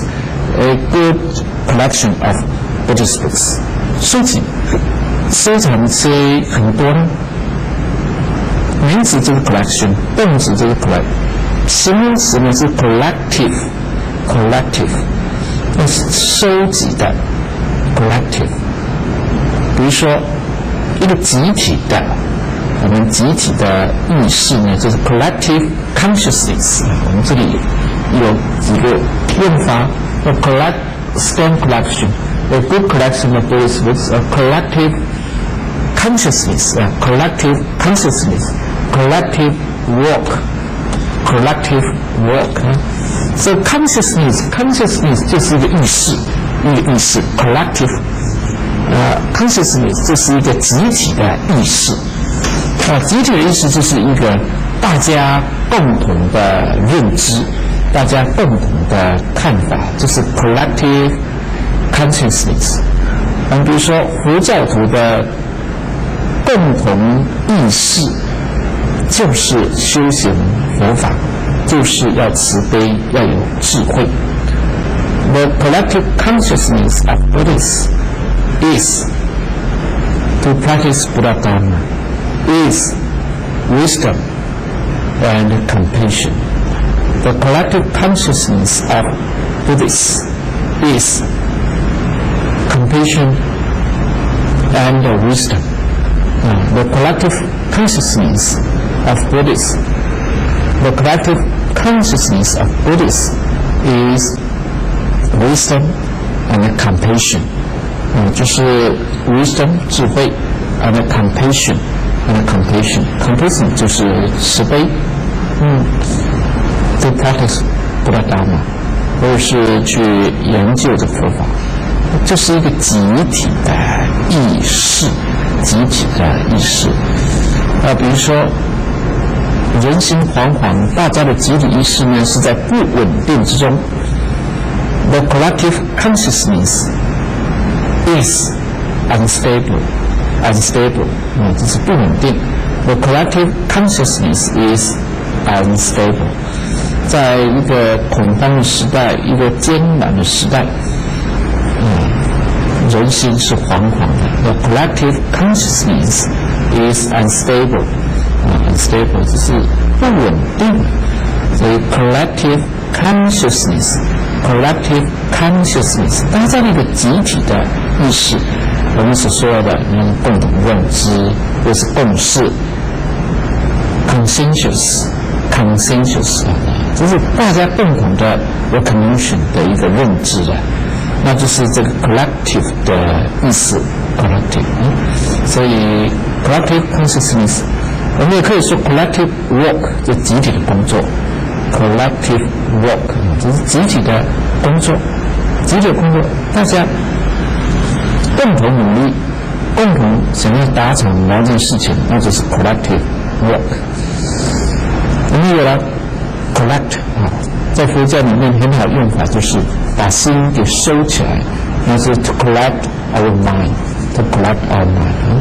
就是比如说我们修行的目的，打坐的目的呢，就是把心给收下来。集中起来，收摄起来。The purpose of practicing Buddha Dharma is to collect our mind. Alright? That is to collect something, to collect the roots, to collect the stems, to collect the flowers, to collect something else, or to collect the Buddha statues, the Buddha images, 收集这佛像都可以。To collect the Buddhist films， 来收集这个佛教的影片，那就是 to collect。我们从 collect 呢，那有这 collection， 有这个 collective 种种。那这本书this book is a collection of epigrams。epigrams 就是这个很有智慧的话，句语很有智慧的话 ，words of wisdom。words full of wisdom， words full of wisdom， 就充满了智慧的话。words full of wisdom，full of wisdom。This book is a collection of epigrams. This book is a collection of epigrams. Epigrams means the phrases or the expressions or the words of wisdom.The words of wisdom， 那是很有智慧，或者是很 humorous words， 很 humorous expression， 很幽默，很有趣 ，interesting， not boring but very interesting words, interesting expressions. This book is a collection of epigrams. This book is a collection of epigrams. 这本书呢是一本很有智慧的话的一个收集的意思呢，它是把很多 epigrams 给这个 together to put together or to put together， 把这些 epigrams 这些 words of wisdom 通通把它这个集合起来 ，a collection of epigrams。我们这个 epigrams 它讲的是什么内容？ What do the epigrams talk about? What do the epigrams talk about? 这些的有智慧的话，这句里到底讲些什么呢 ？What do the epigrams talk about? What do the epigrams talk about? 这些有智慧呢，谈些什么呢？是谈一些升官发财之道吗？是谈一些这个世间的知识吗 ？Is it about how to gain fame, how to get promotion, or how to get wealth? To get fame 这是一个名誉 reputation. Is it about the ways to gain fame? 或是 to gain reputation, 或是 to gain promotion. Promotion 就是升官升职位。Is it a book about the way to get promotion? Is it a book about the way to gain promotion? 这是一本有关于这个升官或是职务进步的一个书呢？是 epigrams 呢 ？Is it? No, of course no.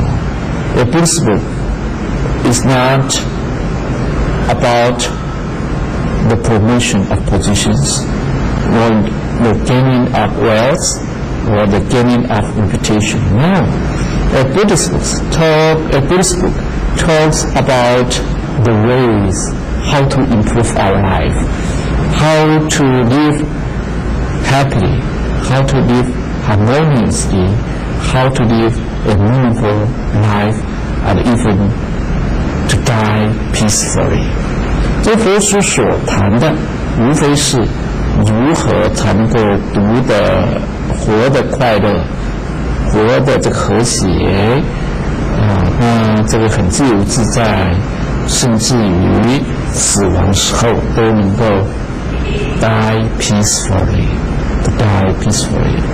That is the purpose of a Buddhist book. That is the purpose of a Buddhist book. 那就是一本佛书的这个目的了。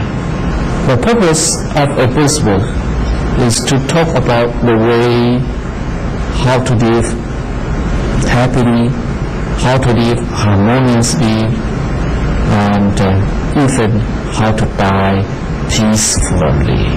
How to die peacefully 就是如何过世的时候能够安详，如何安详的过世。Right? What is the content of this book? This book is a collection of epigrams about.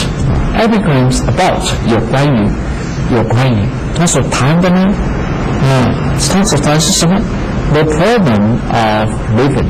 The problem 这是一种问题了问题什么问题 of living. The problem of living. Problem 我们可以讲 difficulty 就是这种困难难题 The problem of living 是 the difficulty of living. The difficulty of living. Oh yes, we have so many problems in our daily life. We have so many problems in our daily life, but we have so many difficulties in our daily life.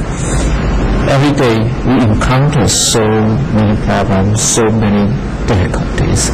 毫无疑问的，每一天呢，我们都面临这么多的生活上的问题，这么多的困境。We have so many problems in our daily life, in our living.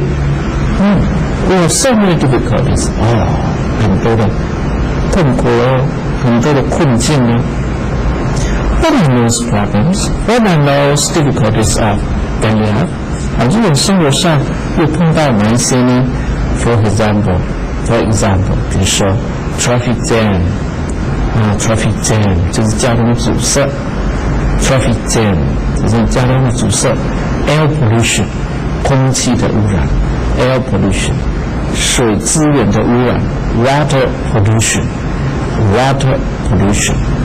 这个水资源的污染还有这种噪音 noise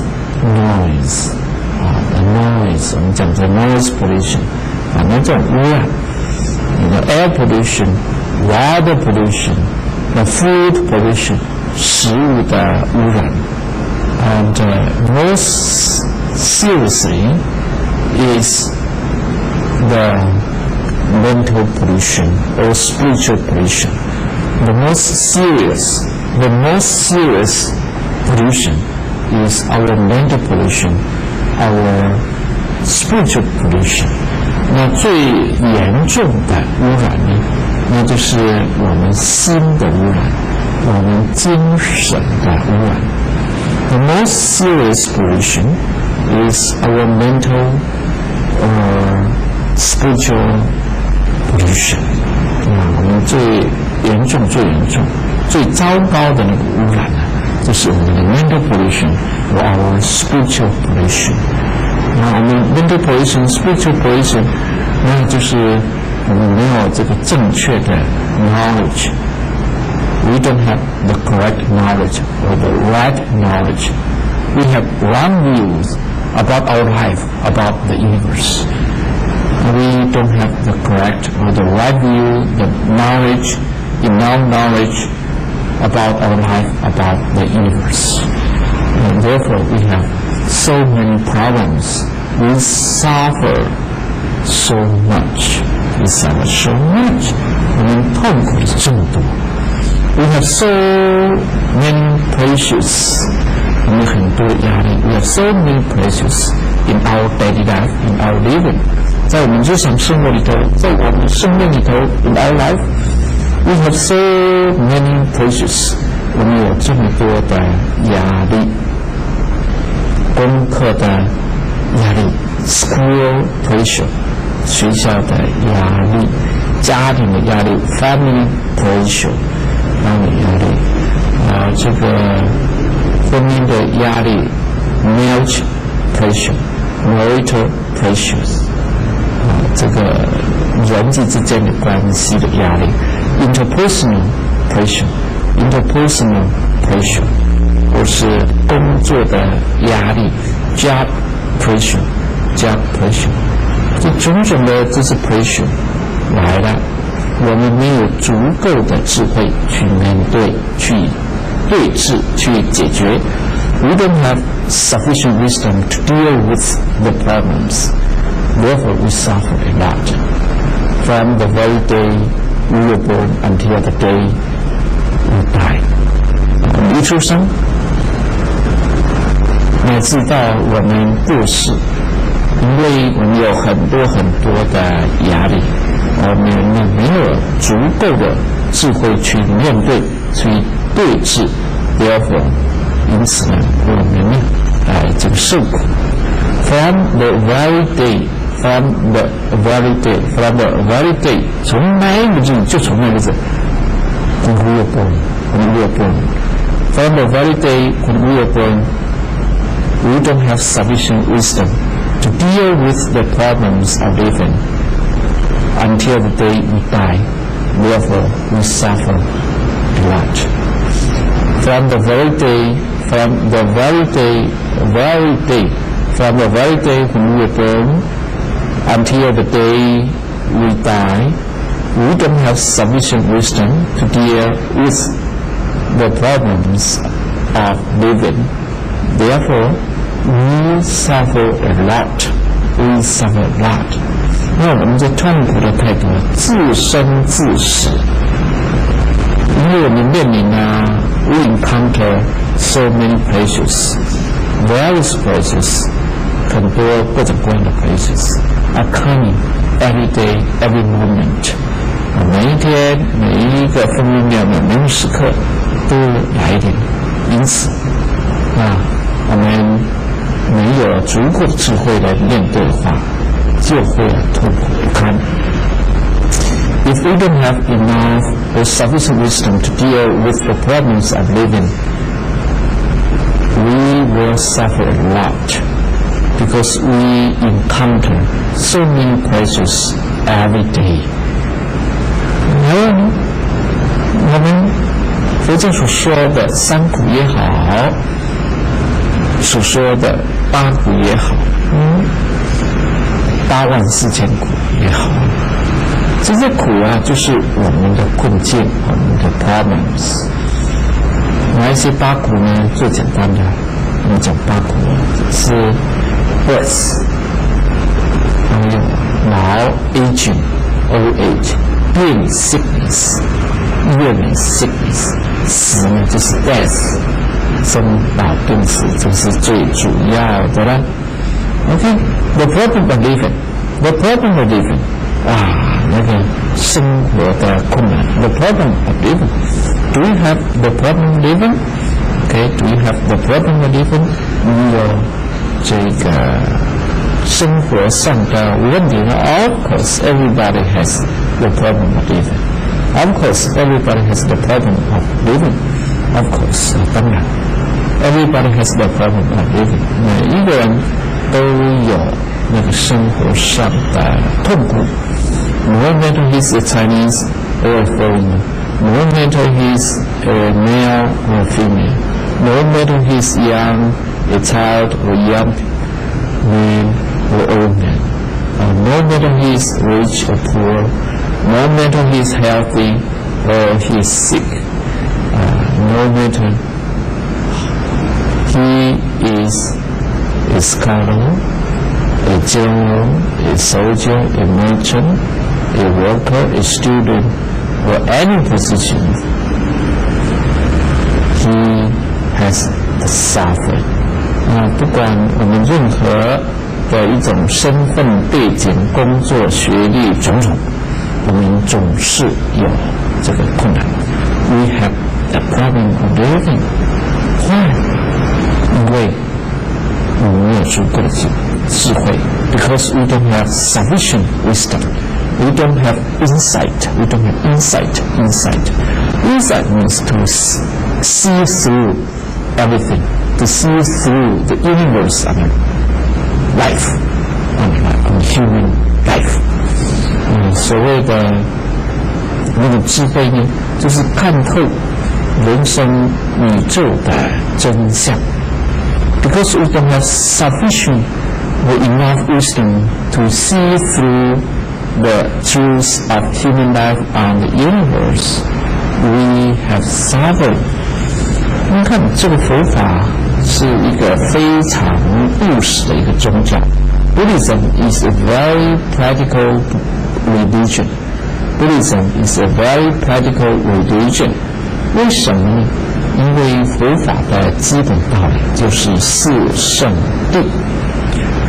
The Four Noble Truths, the Four Noble Truths 四圣谛啊。我们说佛教是最务实的一个宗教，因为我们从最基本的道理四圣谛普及灭道，就可以看到他所面对的就是人生的痛苦，以及解决痛苦之道。We understand.That Buddhism is a very practical religion because the fundamental teaching of Buddhism is the Four Noble Truths. The Four Noble Truths talks about the suffering, the problem of human life, and the way to eradicate or the way to end suffering. That is the Four Noble Truths. Four Noble Truths 这个四圣谛、四圣道、四圣谛，四圣谛的所谈的就是人的痛苦，以及痛苦的这种结束、痛苦的解除呢。那四个是圣谛呢？圣谛就是 Noble Truth，Noble。Noble 就是有神圣的。Why is it called noble？ 为什么它称之为神圣呢 ？Why is it called noble？ 因为它们可以建立四圣谛，可以建立我们神圣的心。Because the Four Noble Truths can establish our noble mind, can enable us to have a noble mind， 让我们有一个神圣心。那神圣心又是什么 ？What is a noble mind？ 那神圣心离不开智慧慈悲。A noble mind is nothing but wisdom and compassion. A noble mind is nothing but wisdom and compassion. A noble mind is nothing but wisdom and compassion. 一个神圣心就是慈悲智慧的心呢。What are the four noble truths? What are the four noble truths? What are the four noble truths? 那四圣不是什么呢？ We understand that the four noble truths are the truth of suffering, the truth of the cause of suffering, the truth of the extinction of suffering, and the truth of the way leading to the extinction of suffering. 四圣谛是什么呢？苦谛就是有关于苦的真相，集谛就是有关于产生苦的因素来源，灭谛就是有关于苦的熄灭、苦的止息，道谛就是有关于导致苦的熄灭，这些就是四圣谛。Okay, we have four noble truths. The four noble truths are: first, the truth of suffering. The truth of suffering, 苦的真理。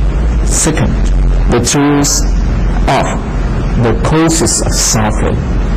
The truth of the causes of suffering. 第二个集谛就是苦的原因的真理。The third is 第三个是什么呢？ The truth of the extinction of suffering. The extinction of suffering. Extinction. E-X-T-I-N-C-T-I-O-N. E-X-T-I-N-C-T-I-O-N. Extinction. The extinction of suffering. The extinction of suffering 就是苦的熄灭了，苦的寂灭。OK。那第四就是导致苦的熄灭的道。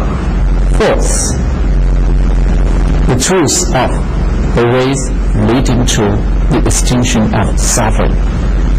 那这上面所说的这四种 truth 都是所谓的圣谛因为它们能够让我们呢升起一个神圣心神圣心无非就是慈悲、智慧、清明的心。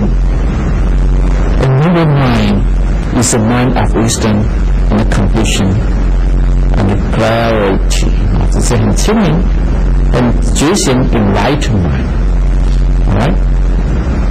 那我们看重要的就是那苦跟苦的熄灭了。所以说 this book is a collection of epigrams about the living, about the problem of living, about the problem of living, about living. 有关于人生 in human life, living 日常生活。This book talks about the living, about our daily life. This book talks about our daily life. 这本书在谈我们的日常生活，谈我们的人生。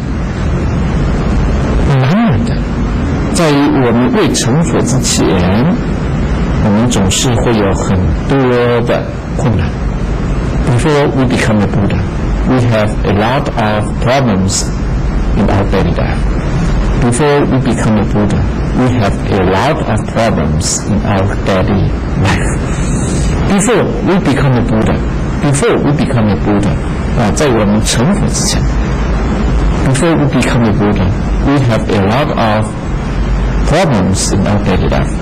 在成佛之前呢，我们有很多的这种生活上的问题，这种人生的问题呢。Buddhism is so practical that it deals but it deals directly with the problems of living, and it tries to find out the ways to solve the problems. 佛教是如此的务实，因此它直接的来谈这个生命的问题。因为我们还没有成佛，还没有智慧，所以我没有生命，就必然会有很多的问题，很多的痛苦。Before we become the Buddha, we are ignorant. 我们是无明 ，we are ignorant. We don't have sufficient wisdom to penetrate the truth of the universe and the human life. We have a lot of problems in daily life.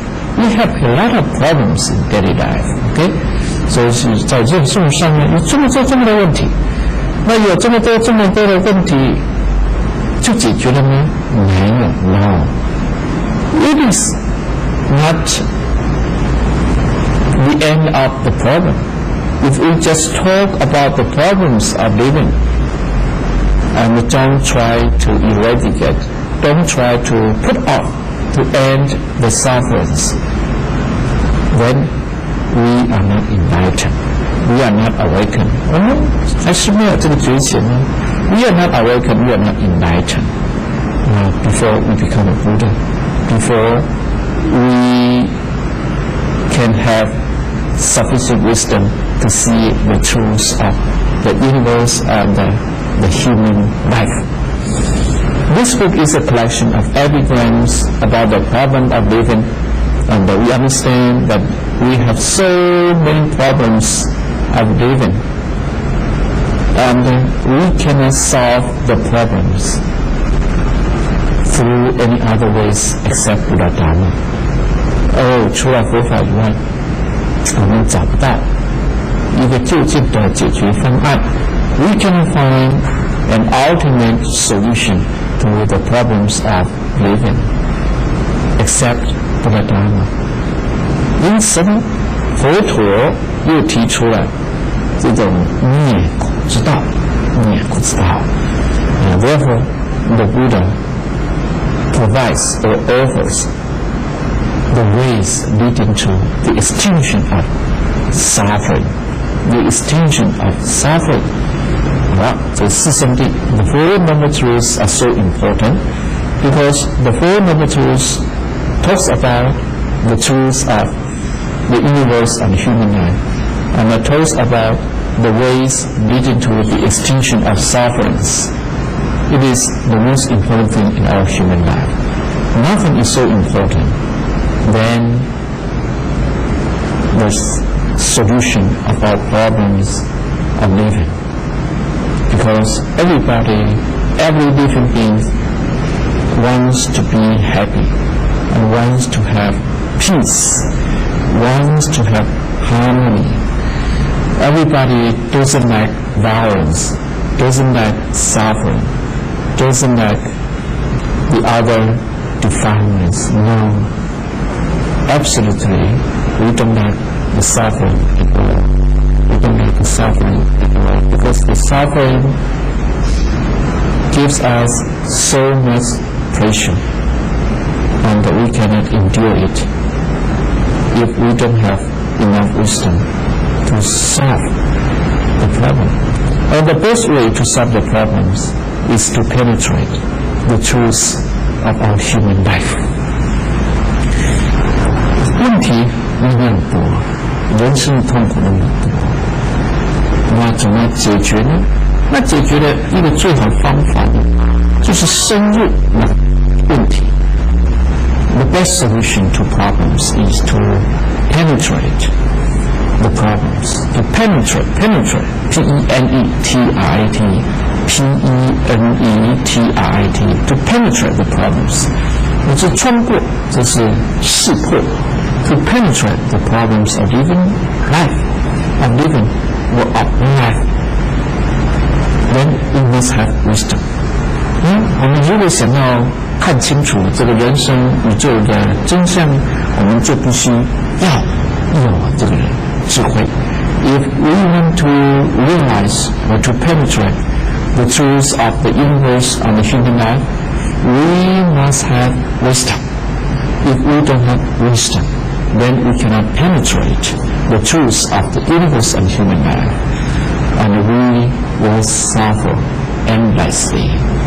There's no end to our suffering unless we have wisdom, because wisdom is the only way, the ultimate way to the extinction of suffering. 因为智慧是解除痛苦的最究竟、最好的方法。我们如果没有智慧的话，那一切都是免谈的。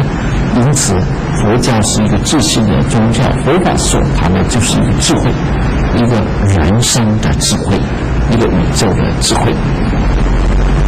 Dharma talks nothing but the truth of human life, and the solution to the problem of human life.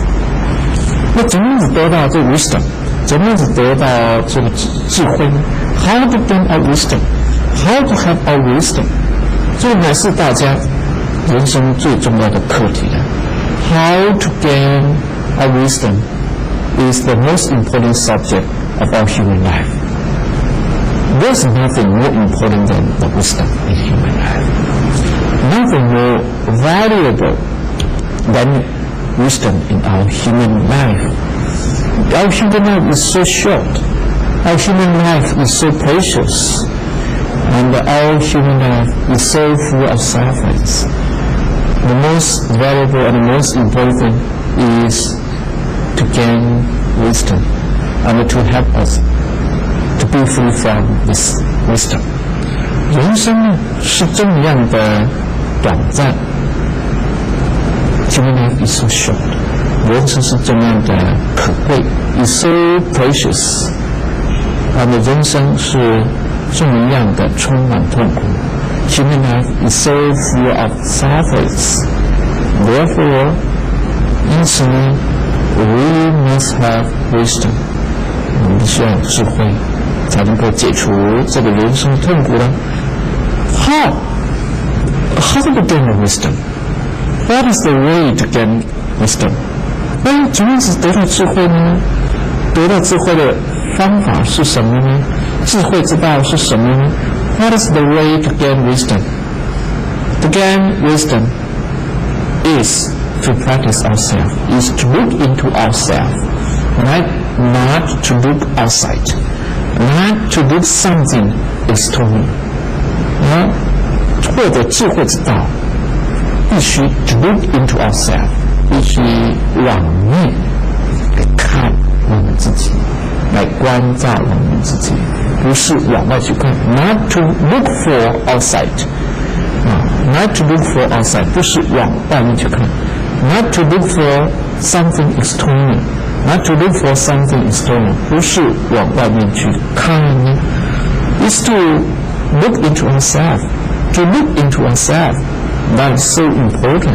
内观内省，来关照我们自己呢，是这么样的重要。所以 the way to gain wisdom is to look into ourselves. 那就是来往内心来的关照。To look into ourselves. 怎么样子往内心来关照 ？How to look into ourselves? 我们怎样子来关照我们自己呢 ？How to examine ourselves? How to see ourselves? How to look into ourselves? 怎么来看我们自己呢？想要看我们自己的话，那当然，心就必须要先定下来。如果我们心散乱的话，我们怎么能够内省呢？我们怎么能够关照呢 ？If we want to look into ourselves, we must have a steady mind, or a quiet mind, a quiet mind. We cannot have noises in our mind. If we have noises in our mind, then we cannot look into ourselves clearly. We must make our mind peaceful, make our mind quiet, make our mind tranquil, make our mind steady, make our mind stable， 让我们心 to calm down， to concentrate。这是前面说 to collect our mind，to collect our mind， 让我们心能够收拾下来。这好像风中的烛火，会有多重的影像，让我们呢没有办法把某一个影像看得清楚。It is just like a candle in the wind. When the wind is blowing all the time, then we will have several images, and we can see the image clearly. A candle in the wind, a candle in the wind, a candle in the wind， 就是风中的烛火。A candle in the wind. If we cannot see clearly, then we cannot look into ourselves, and we cannot see the truth of ourselves. 我们心中中乱 ，Our mind is so wild, W-I-L-D. 中文狂乱 ，Our mind is so wild, is so noisy. 噪音这么多，心里的声音那么多，到这个要那个，讨厌这个。喜欢那个，追逐这个，攀援这个，痛苦这个。Our mind is so noisy， 这么多的 noise， 这么多的噪音 ，is wandering away， is scattering away，S-C-A-T-T-E-R-I-N-G，scattering away， 这样子的散开，散开。Our mind is wandering away， is scattering away， 这样的 is noisy， 这样的噪音。吵杂得很 Therefore, we cannot look into ourselves very clearly, and we cannot see the truth of ourselves. We suffer a lot, and we grumble. We complain every day. We suffer so much. Then we have to practice. We have to practice the way to focus our mind, to collect our mind. 所以我们必须呢学习怎样子呢将我们那个 wandering mind, our scattering mind 给 collect 起来，给 focus 起来，给 concentrate。这样子的话，我们才能够怎么样 look into ourselves, and then we can gain the wisdom to see the truth of the universe and the truth of human life very clearly. 那这个就是什么？佛法里面讲啊，把散乱的心、狂妄的心、吵杂的心，给这个收摄下来，给这个稳定下来、安定下来，给这个定下来。那这个方法就是什么？那就是这个 meditation。OK，meditation 这是一种禅定meditation is the way to collect our mind, is the way to concentrate our mind, to focus our mind, to collect our wandering, our scattering mind, to let our mind come down. 好了，等到我们 collect our mind, concentrate our mind, focus our mind， 那也就是这个 meditation 之后呢，我们就可以 look into ourselves.Examine ourselves, then we can see the truth of the human life. And then wisdom appears. 这个时候呢，智慧就显发了。那智慧显发呢，我们就知道了人生宇宙真相。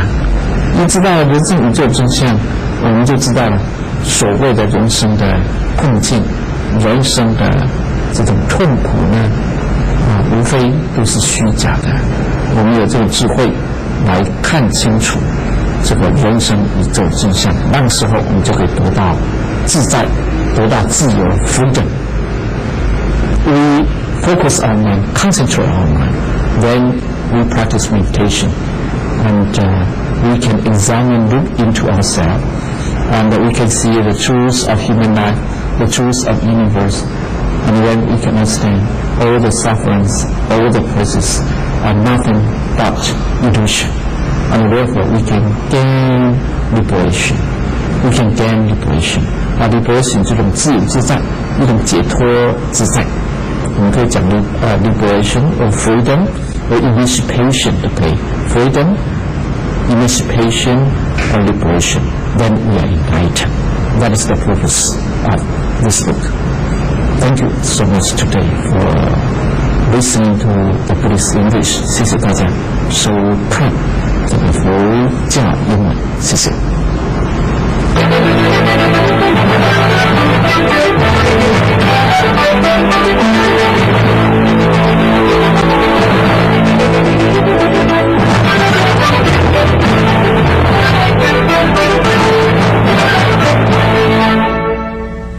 玄奘大师为求无上法，翻山越岭取经西域行。他借为减轻众生奔走道场，荣耀法师在客厅大道上为众生渡灵解路。您的点滴护持本节10方缘，巩固10方正。您的发心护持让正法有序。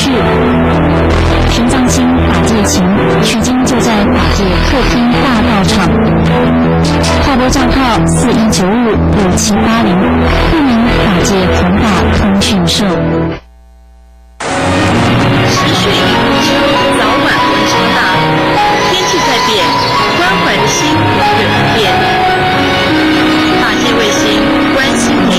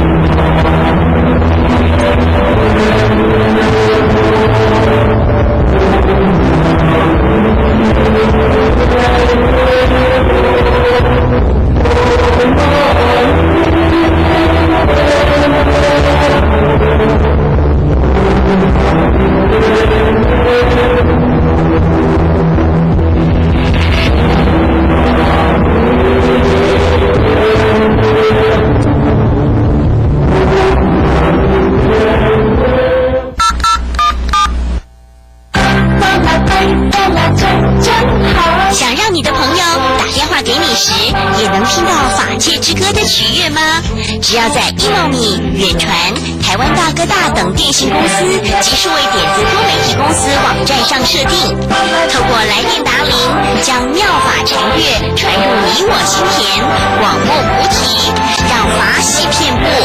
设定来电答铃，护持法界。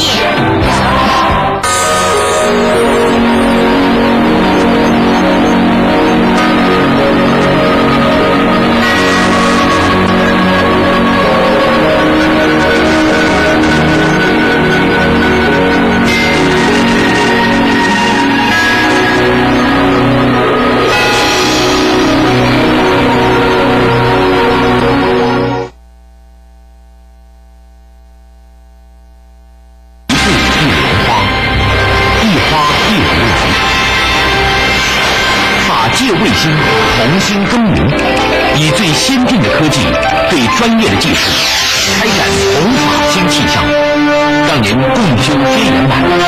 法界众生们聆听高僧的智慧言，佛法万象尽在法界，立足台湾，跨越全球。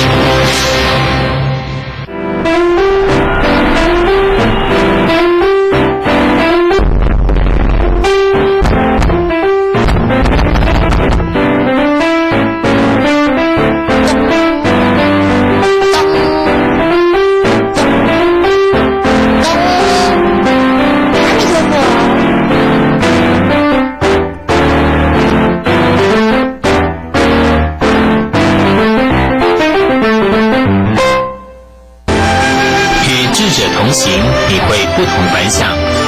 与积极的人在一起，你不会懒惰。跟着苍蝇，你会找到厕所；跟着蜜蜂，你会找到花朵；跟着法界，你会得到智慧。法界卫星何时？法界客服专线07-222-5612，07-222-5612。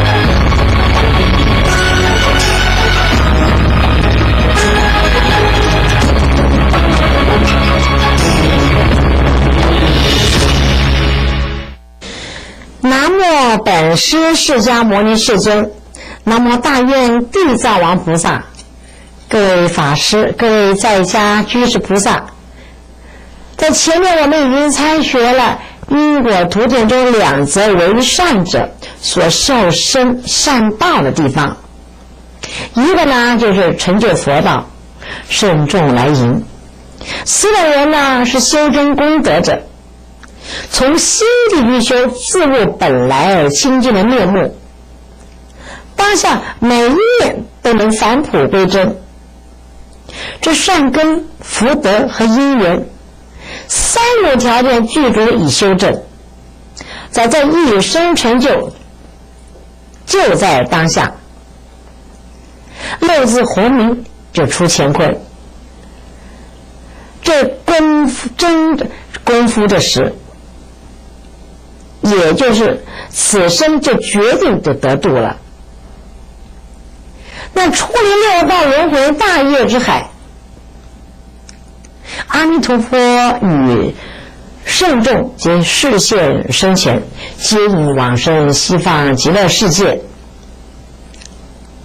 再来我们说第二，就成就了天道者，四个人能修正呢五仁和五德十善业的人道的根本。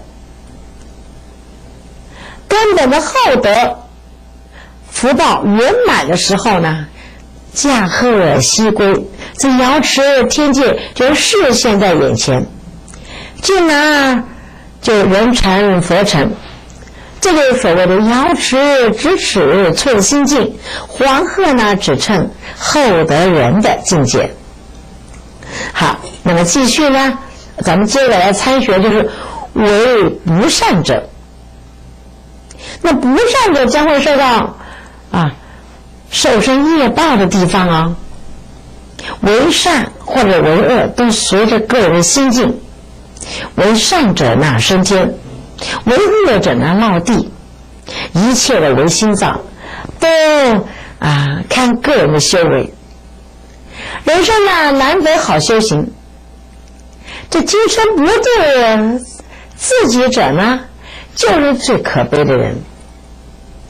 我们向往的天道分布在欲界上面的6层，这欲界6天是福报具足得生天人和神仙所居住享福的地方，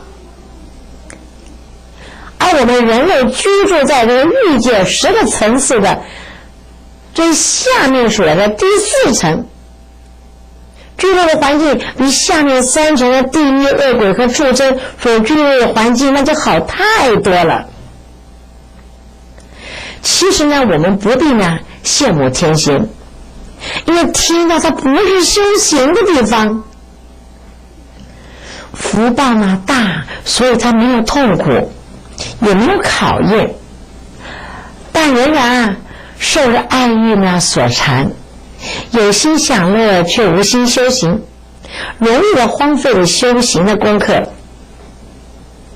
天道修行必须要修很久很久，若是天人这福报享尽以后，一样也要根据自个儿的因果再转生到他界，或者是又重的得这个人生，再来下这个凡间。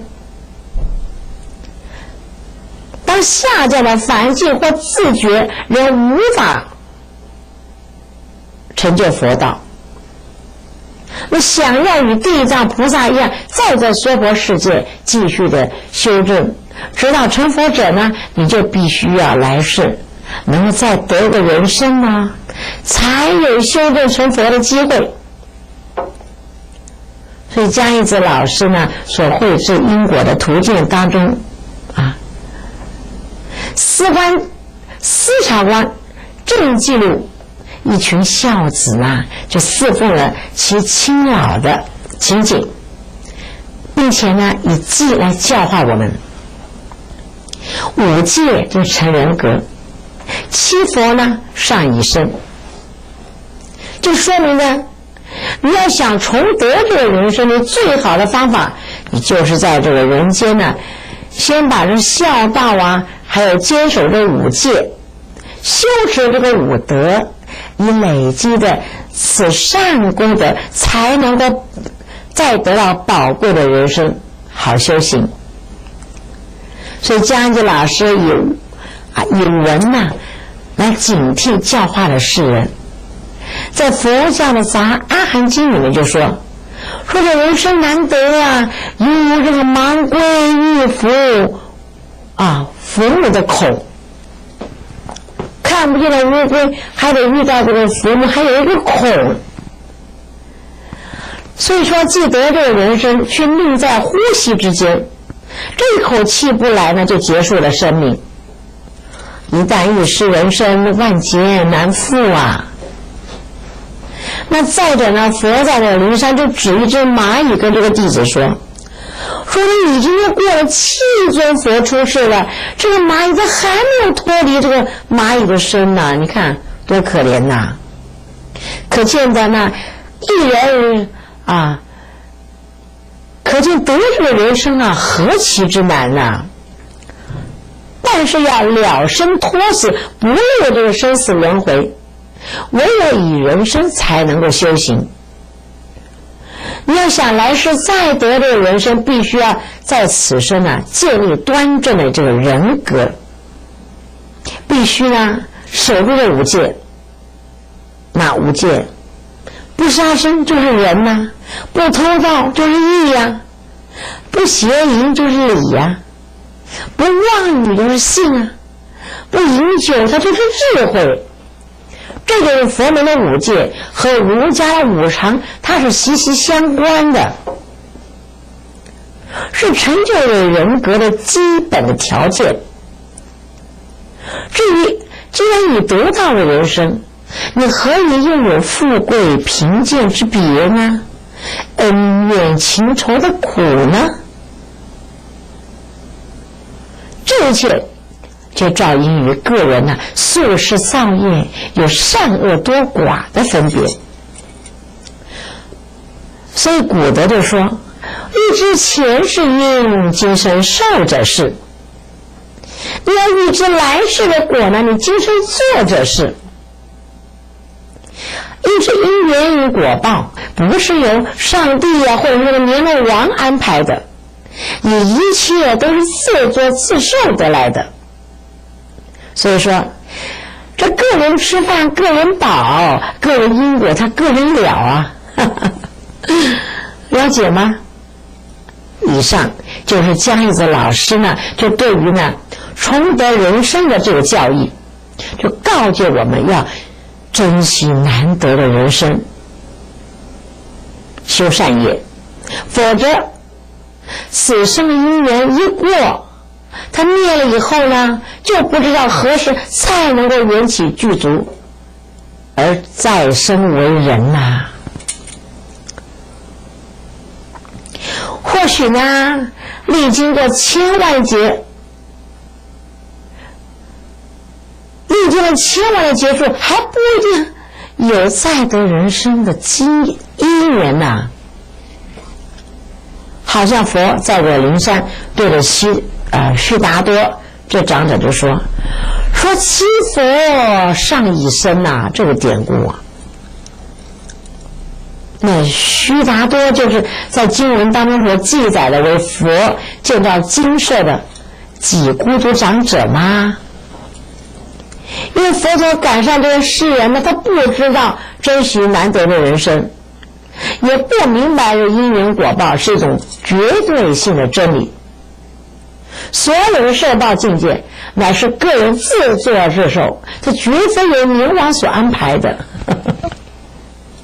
所以呢，这个魔界接踵轮回六道当中，众生了生脱死呢，想超越生死轮回，就非得要有这人生才能够修善行，才能够积功累德。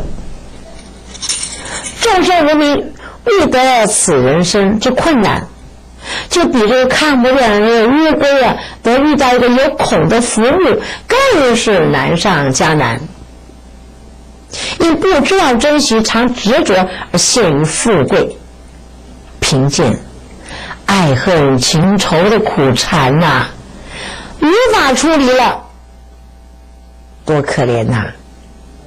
所以当须达多为佛陀建造精舍的时候，佛陀看到了地上的这些蝼蛄啊、蚂蚁啊，他当场就兴起了对长者以及弟子们开示人生何其难得的道理啊！以七佛上以身的故事来教化了这种要珍贵的稍纵即逝的人生啊！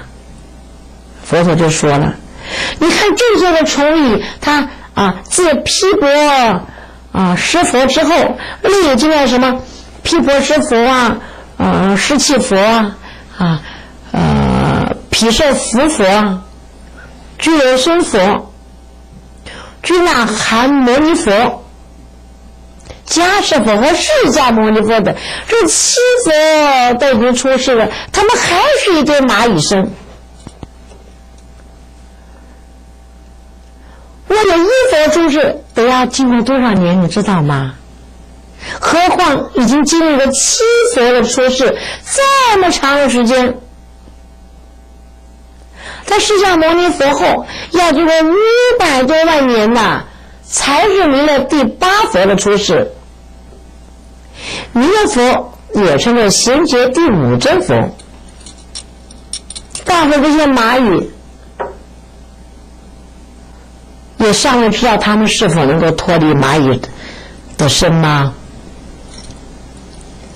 即使你能超脱蚂蚁之身，人不知道要历经多久才能够获得这种人生呐。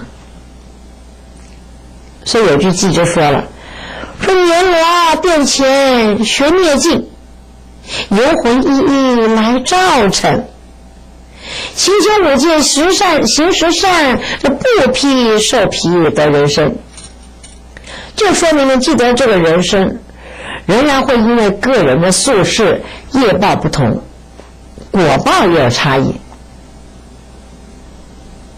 在这个三世的因果经也就说明了，无时无川为何因，前世呢未舍半分文。可见这个因果报应就是自己前世所种的业因。你今天穷困之人如何能抱怨呢？能明白因果这个道理的人，当面对这个困境的时候，就能够承担，并且是苦而非苦。他因为尝尽苦果，才知道如何来修成正果的。所以这世间虽然苦，但唯有在苦中方可以见佛成佛。若众生在世过大于功者，轻功过批判入于地狱受苦。那受尽业报使人在转世投胎，甚者呢可走过这个木板桥，但是投身于贫穷啊、病苦啊、孤寡的人家，那不幸者只有无奈何桥了，生于虫鱼鸟兽之处。总之啊，过去生是所修，要是不如法，今生他自然比较呢困顿了。但是若能引发善念，发心去真实，去真修实干，当果报现前的时候，他也能够改变命运。在现实中也有许多贫苦人家却能出孝子贤孙，这就是因为今生能够行善的一个因缘福报。那古德就说，一名日者莫非前定，今生转世投胎于富贵人家，你前世必是广积福德之人啊，前世广施财，你今生就得富贵；前世不施法，今生要得聪慧；前世是无畏啊，今生就得健康长寿。然而因缘和合，不断的缘起缘灭，能投身富贵人家，也不是一成不变的。若今生行善，心善而行正，那福报就随着越殊胜了。反之呢，若今生他心不行善又不行正者呢，那福报也会随着自个儿的行为而日益的增损啊。不是常见世间的大富人家一夕间倾家荡产而没落吗？这就是福报享尽了，业果来了。当知我们能够重得这个人生，此种因缘聚合是困难重重的。对于自个能突破万难所再拥有的机缘，可千万不可任意的放逸舍身而造诸恶，否则呢，一失足成千古恨呐。一千户当恶业果报成熟的时候呢，将已是人天已无分呐，地狱却有缘呐的无奈者啦。到时候就天地无缘，唯有什么呢？只好魂归地府，自个受业吧，无人能代替。好好，接着我们来参学江一子老师呢，这因果图卷中所教化我们的这个魂归地府者。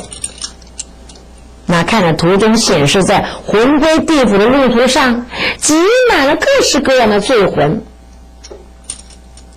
他们只能在自己生前所造的12业啊。那么什么叫12业呢？10善业的反过来的对面就是12业。每个难得的人生都仅是短短的数十寒暑罢了。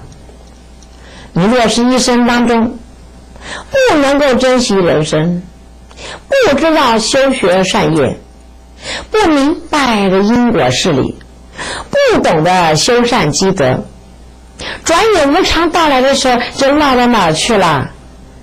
魂归地府，那后悔就太晚了，太迟了，恐怕还得因自造恶业而堕入轮回，无有出期呀。那么去年你哭他今年我哭你怕是明年他人又像我又帮我烧纸钱呐。这个就是人生呐，数十寒暑而已啊。有几个人能够庄严慎重的去想过这件事呢？有几个人觉悟呢？今生享福，他转成孽了。来生持孽了，就招何门呐？五常不尊呐，纲门散。这10善不修呢，就万恶滋啊。世间无人格，人生岂能有份？瞬间镜中影曲楼，不负少年生。转眼无常到，不论俗与僧。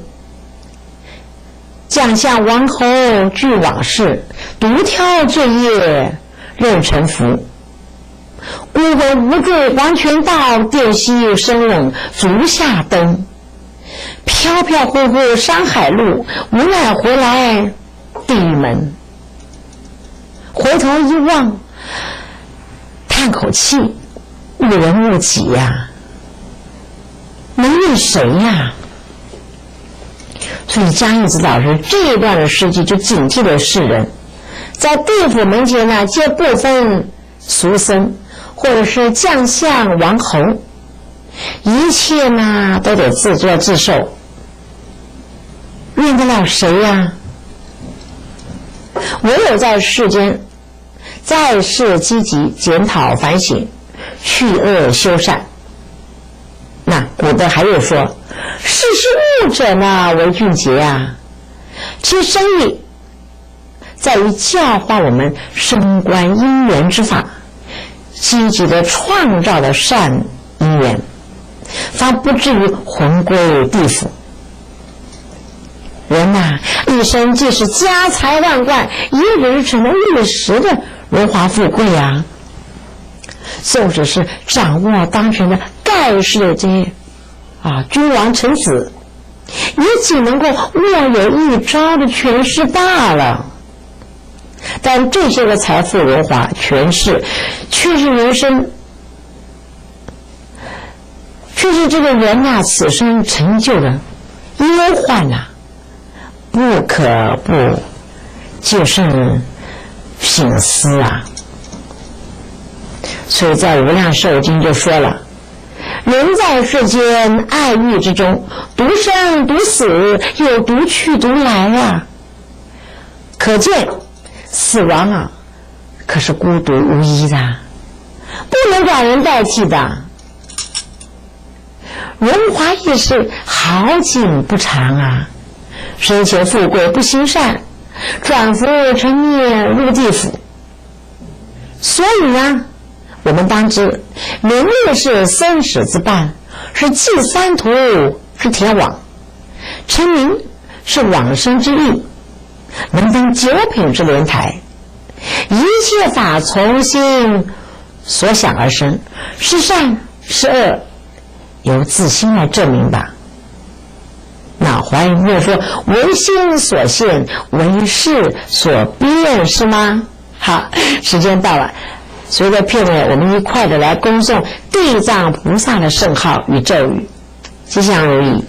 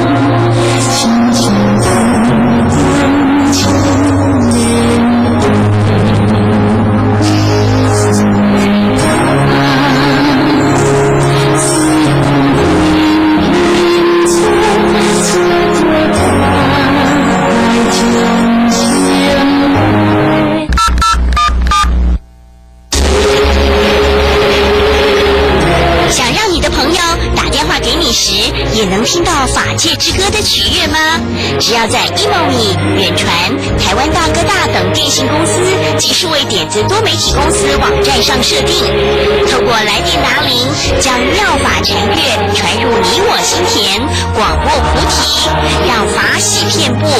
设定来电答铃，护持法界。粗糙，哼唱。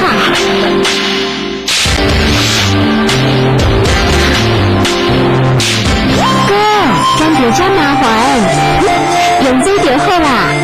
山姜提炼加何首乌最举例，何首乌可云南法根，使效法乌黑有光泽。法界山姜的花系列产品，每套3瓶，结原价880元，货到付款。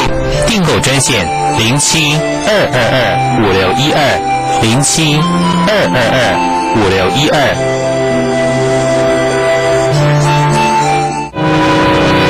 帮助众生破迷开悟离苦得乐，就是真实的利他人，也是幸福快乐的根源。法界维新何时？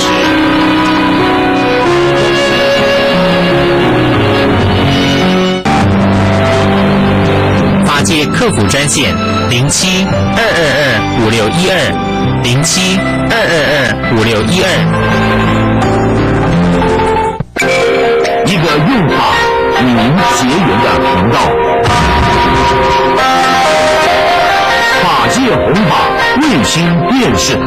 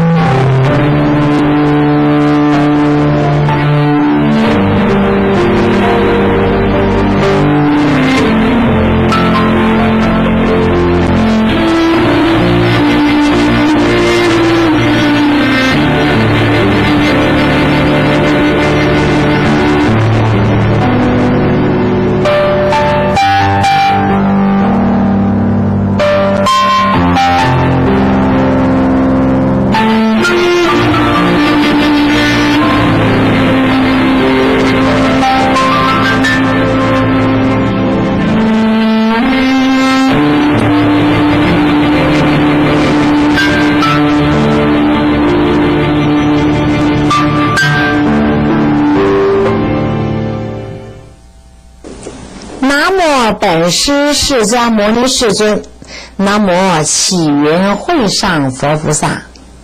各位法师，各位在家居士菩萨，上回呢与学子们同参这部《金刚经》正中分的大乘正中分第三小段的经文，咱们复习一下。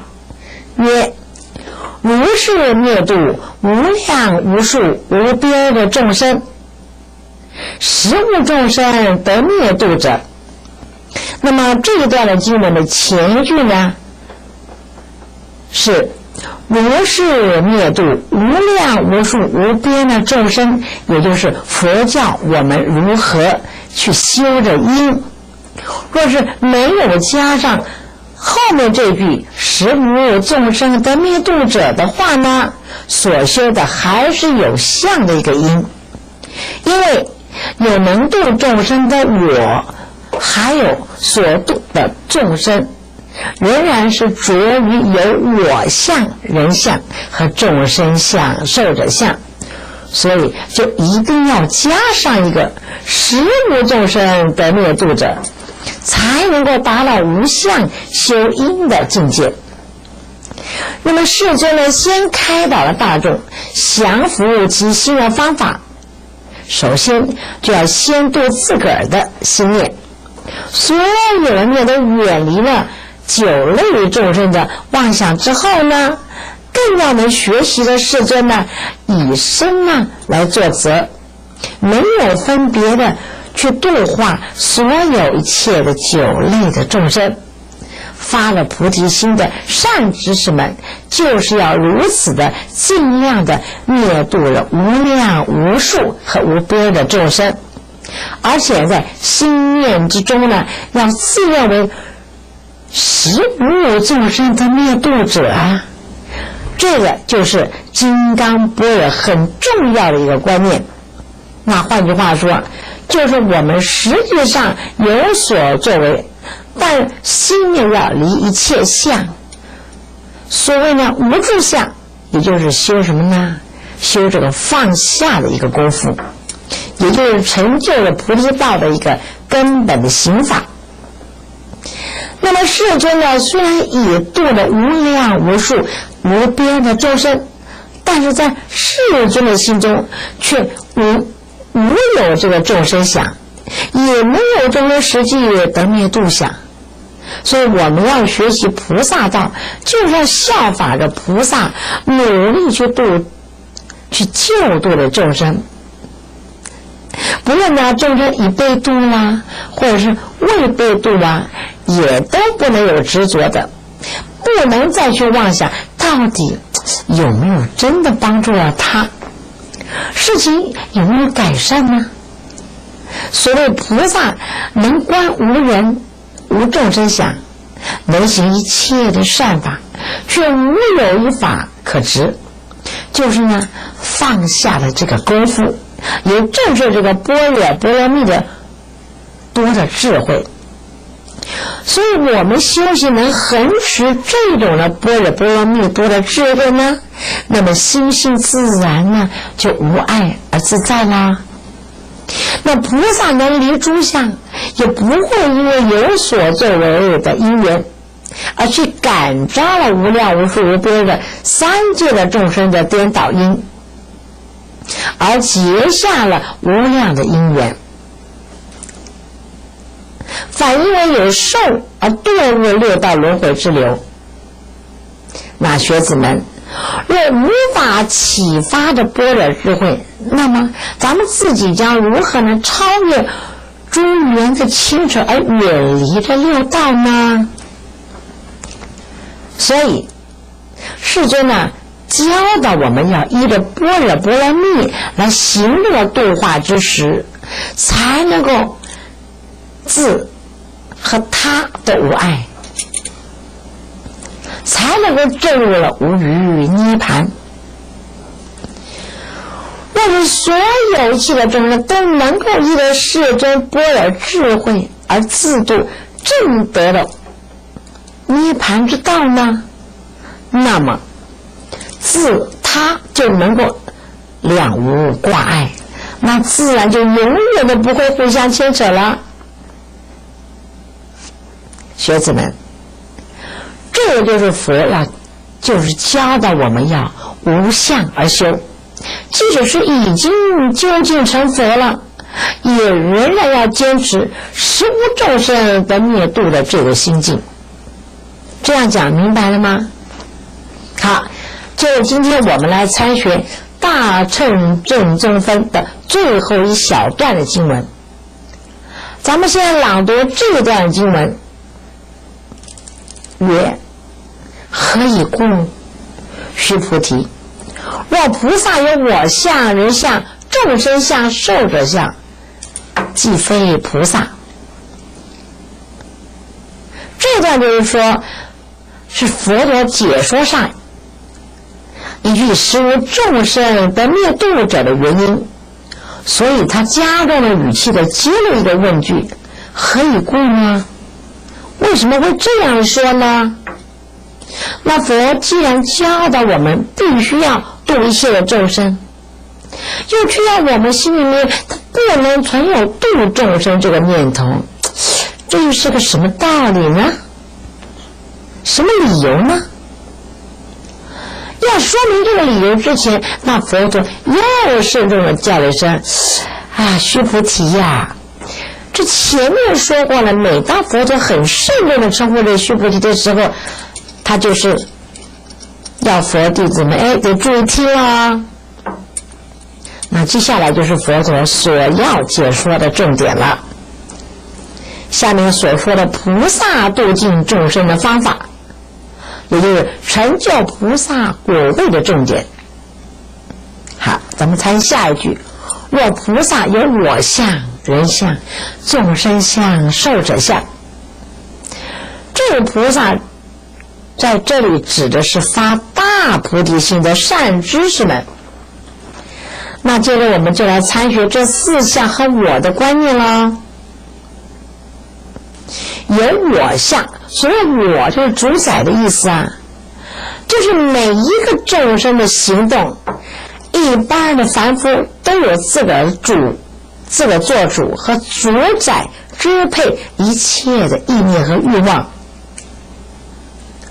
我相是指从色受想行识我命之身所产生的色法与心法中，妄想出的我和我所，误认我和我所它是实有，但是在主观的意念当中，我还是存在一切的习气还有毛病，导致这个心呢是应和的这个因缘，而有我所之念认为是实际有这些法，而起了分别和妄想，所分出不同的执着之相。有法中有我，因此这我执深重，执着于呢我为能度者，认为呢有真实个体的存在，因为有而不能得到解脱，了解了吗？好，咱们接着来说这人相的部分。人相是从受想行识等这四蕴法中起了这个妄想执着之念，误认为呢我是生于六道中的人，因此就着于呢有见取。当我们有了人之见的时候呢，人与人之间就产生了有分别之想，有了分别之想，就有了对立的一个对立之事。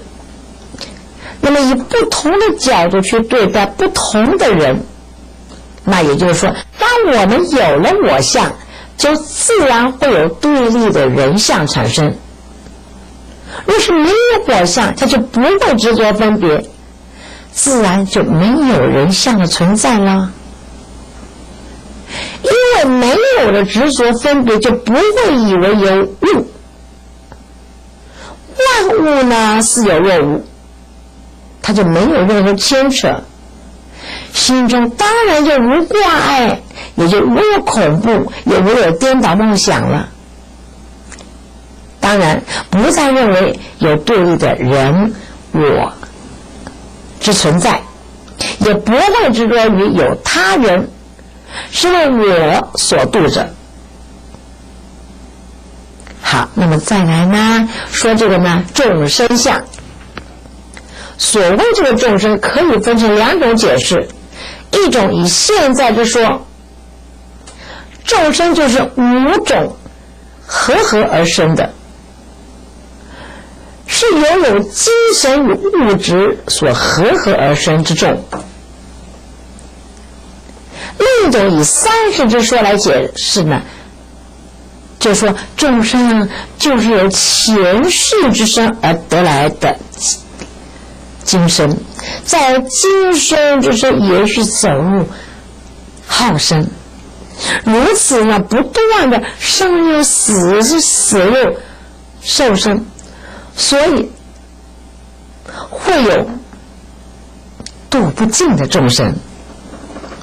那么这众生相就是从这色受想行识我运法当中所妄想的一个我相，依的这个受想行识四蕴合，受就是感情的作用嘛，想啊就是心的意思，行就是从微细心所起的一个潜意识当中，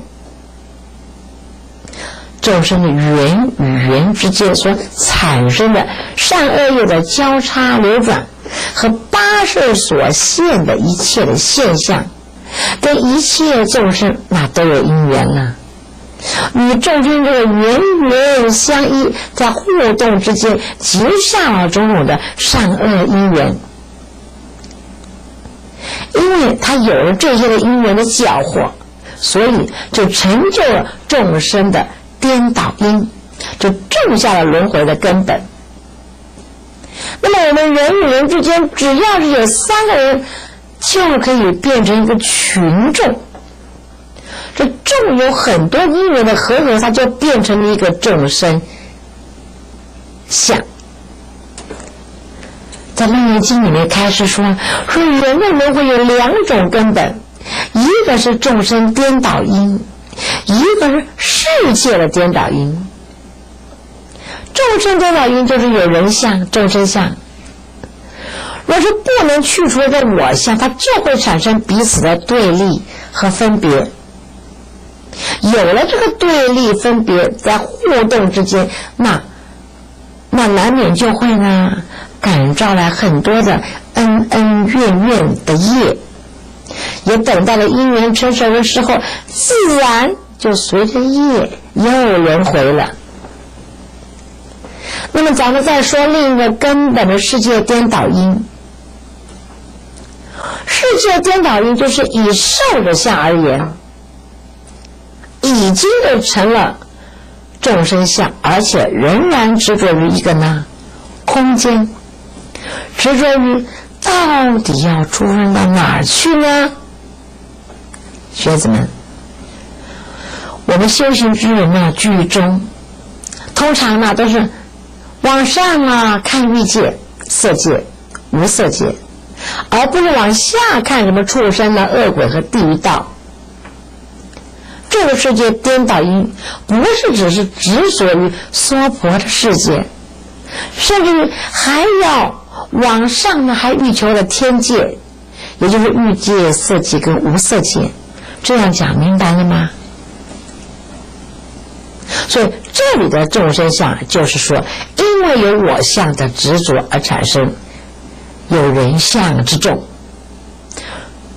甚至执着于有多数的众生是我所度者，所度既然不止一个人，于是他处处呢就产生了分别之心，认为这个众生呢善根不同，甚至于还有阶级种族的种种的不同与分别。这呢就是众生相。好，接着我们说受者相。所谓受者呢，是说众生从生到死的命根，有一起的生命相续的意思。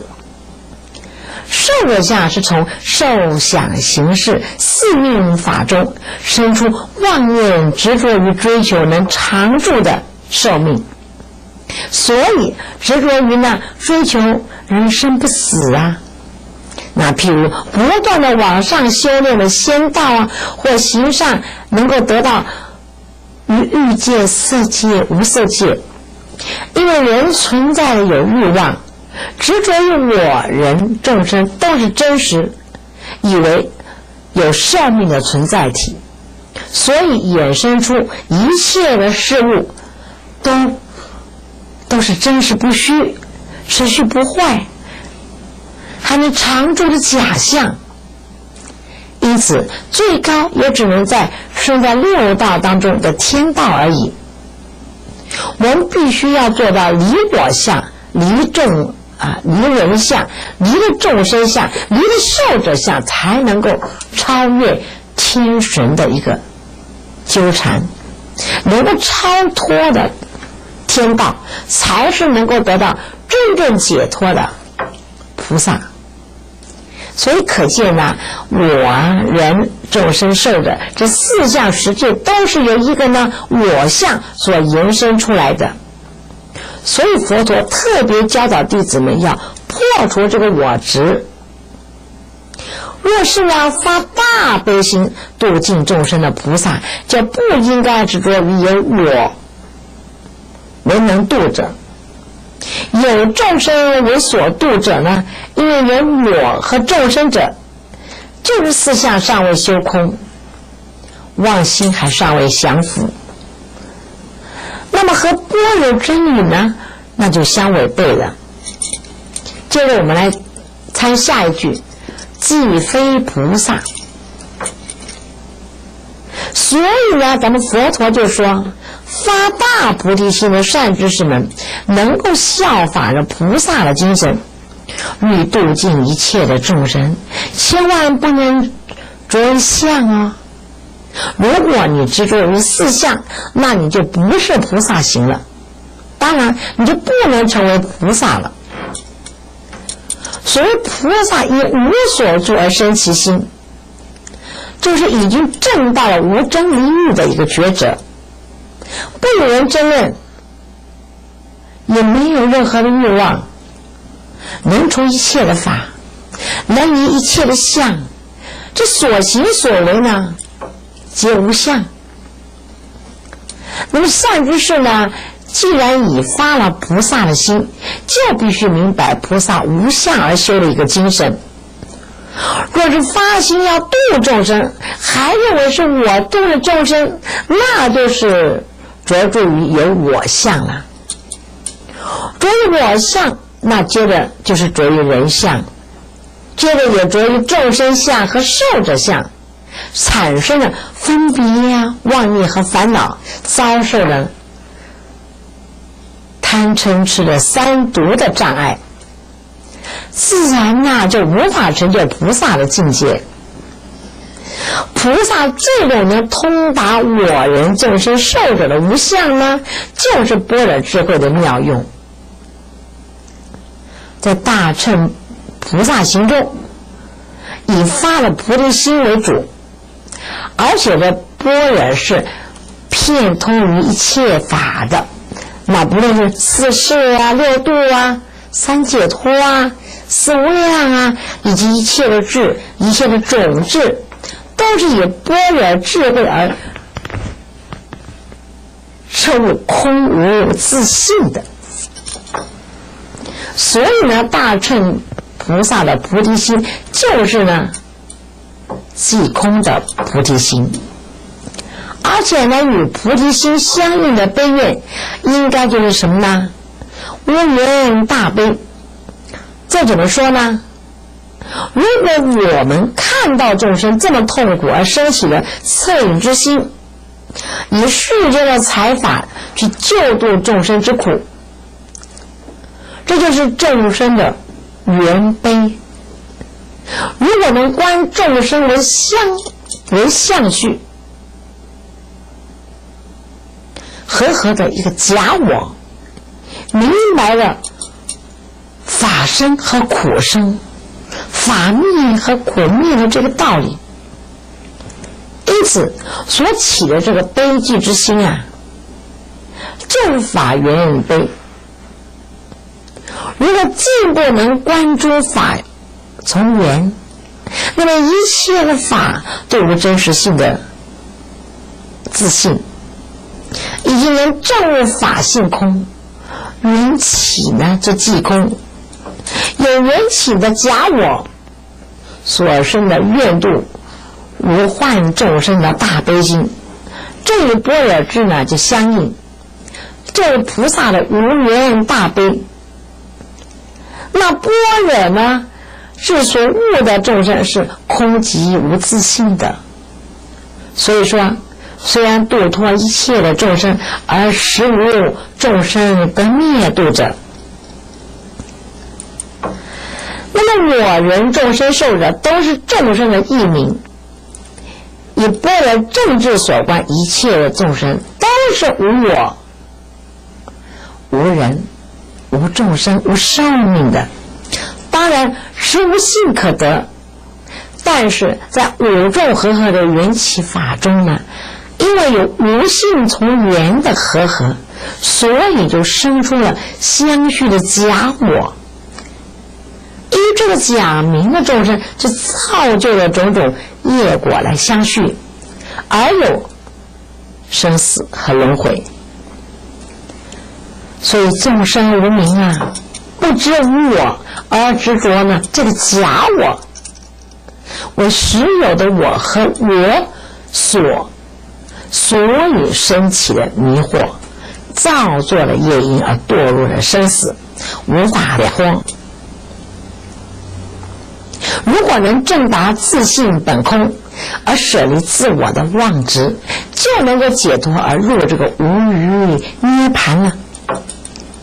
总之啊，我们欲调伏自心，就得从我人众生者呢四项去调伏自心。那咱们如何调伏呢？在下一品里面，妙行无助分第4，重点就是在讲因无所住而生其心。世尊呢，先破了4相来调伏我们的内心，再讲不住4相布施，就是先离这4相之后，才能做到无所住于一切所行的真福德啊。好，时间还过得很快，咱们下回和学子们再同参，吉祥如意。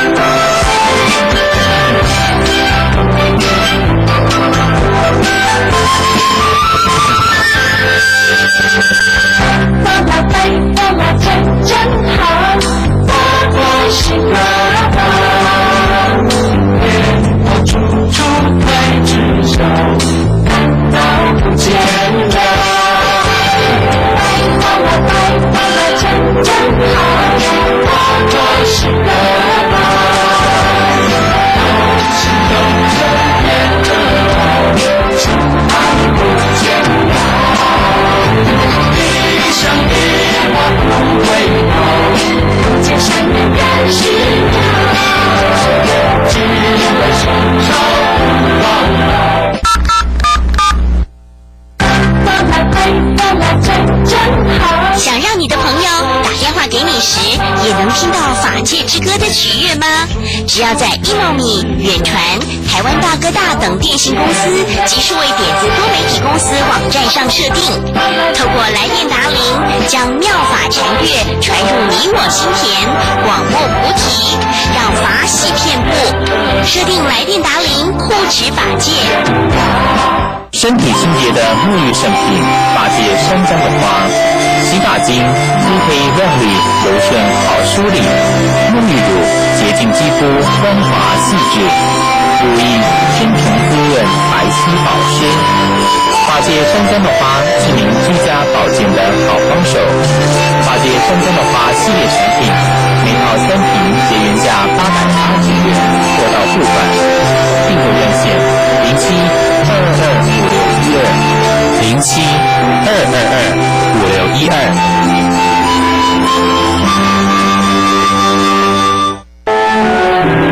心悟成佛，心迷成邪，心悟珍贵，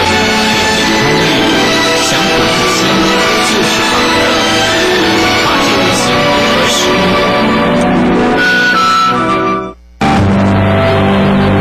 法界客服专线0722261207222612。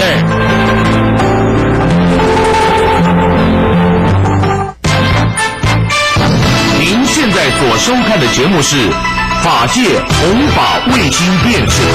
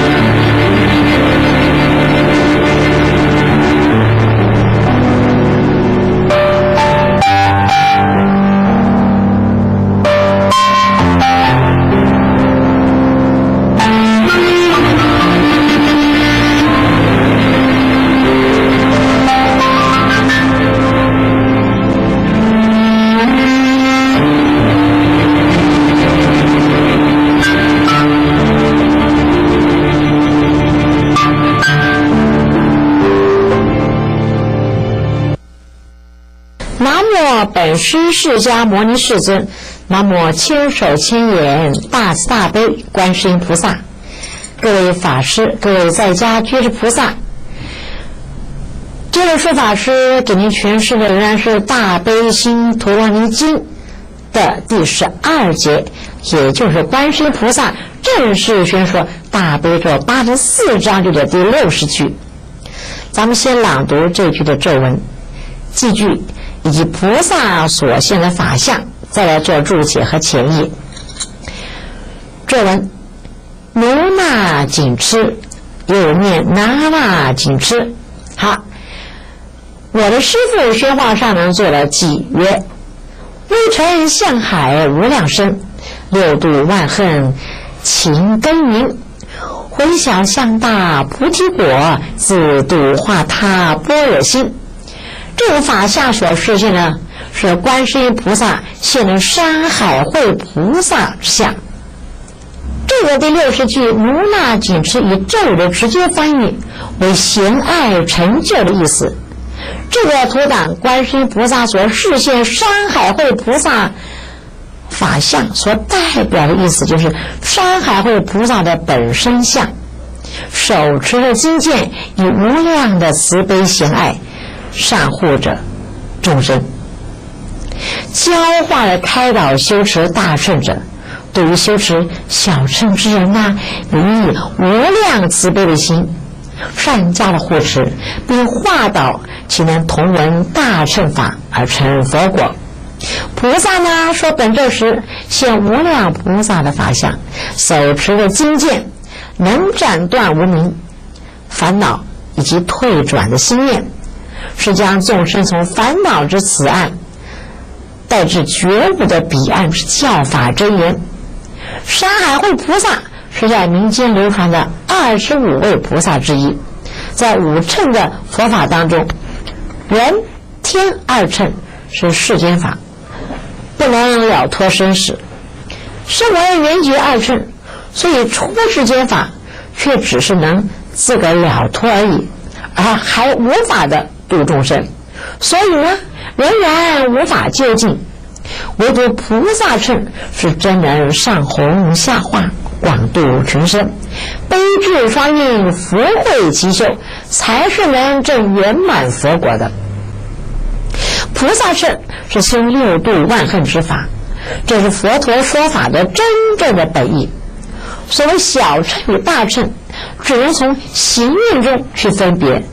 正确的称为小乘是声闻缘觉，而大乘是菩萨，以佛法的无实相，无所谓大小。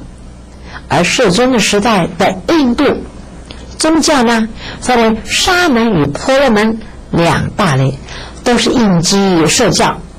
古代的生活法主要是适应于苦行厌世的沙门根性，菩萨法主要适应于乐行而事神的婆罗门根性。通常呢的分类呢，以声闻发出离心，修四谛行，证阿罗汉果；菩萨则发菩提心，修六度万恨，成就无上的佛果。大乘者立成佛之大愿，行悲智兼济之行，以成佛为终极的目的。那么菩萨的伟大之神是忘己为人，尽其在我，任重志远。大乘是从比喻上来显示佛法的，乘就是车乘啊，这是交通工具的意思。小的车乘，那么自个儿一个人呢去开车，把自个儿呢运载到想要去的地点。可是这辆大的车乘那可是大极了，不只是运载的人数多，而能运载的是无数的人，所要运达的行程那可不是数字可以记录的哦，而是要达到没有边际超越的世界，以及空间和无限深远的妙境之中。这就是大乘。小乘呢是大乘思想的基础，以释迦为教主，而大乘则提倡三世十方，有无量数佛。小乘仅否定人我之实在性，大乘甚至还否定法我之实在性。小乘呢以自个儿之解脱为目标，是自调自度，灭除自个儿的烦恼，自个正果开悟的声闻圆觉之道。大乘有着积极得正涅盘的意义，那可是要自利而利他，两面兼顾的菩萨道。所以这句奴那紧吃与前面的奴那紧吃的拿那紧吃与前面的奴那紧吃意义略为相同，这句则着重于专教了大乘的妙法，并且要防范已修持到圣贤阶段的有再误入了小乘的真言，所以强调了劝导修行的众生要修持六度波罗蜜的法门，也安住这个德行。好，对于观世音菩萨所现的山海会菩萨的法相解释不说了，接着我们来参学我的剃度恩师宣化上人对于这60句奴那紧吃的密意所做的4句的诗句。由第一句开始，曰：微尘向海无量深。在做徒儿的呢，神树法师呢，树法师的诠释来和你们同参，就是说观世音菩萨随顺因缘随类之行而清净方便教化，因为呢他所发的愿力宏大，所以现日千手千要度尽十法界的六道众生，而且呢已经历尽了说累生累世，甚至于是无数的劫生。所以呢说出生世界随类示现数次之多，有如微尘数，犹不穷尽，显示了菩萨的大悲愿力神通广大，实现了无量的法身，所救度的众生犹如微尘海，以山海会菩萨来提醒的众生，作为榜样化导的众生，能同闻大乘法，学习的菩萨乘，修了六度万恨之法，这个呢才是不违背佛陀说法的真正的本意。我们在经典里面所看到佛陀在世的时候身分很多，我们知道这个里面有很多的佛菩萨应化而来，以声闻得度者，以声闻身得度者，即现声闻身；以缘觉身得度者，他就现这个缘觉身。那众生呢，根性就不相同，以什么身都是众生。他们事情，这个呢与过去式的学习有关系。过去式如果生世学小乘的，一遇到小乘他就很喜欢，遇到大乘的他就摇头，不能接受，不能相信。有这样根性的人，所以要待机缘成熟了，他就能信，就能解了。所以呢，没有求佛加持他，只要他有这种的能量，他就会有感应。所以敏感是自个没有求而显应的，佛菩萨就现这个缘觉身来帮助他，来度化他。也就是说，条件够了，缘分到了，他自然就可以提升了。这如佛家所说的，佛事门中不舍一人，都是平等无二，在这慈悲的视线的度化众生啊。好，接着这卢那谨之我师父宣化上人所做的第二个句记，曰六度万恨勤耕耘。说法师的诠释再跟你们同参。这句话意思就是说，大乘菩萨努力勤修万行之中，六度是其中主要修行之法门，其原名为六波罗蜜。波罗蜜的翻译就是到彼岸的意思。因为是修行者啊，乘着大行之船，没有生死的苦恼之此岸，渡至涅槃的彼岸。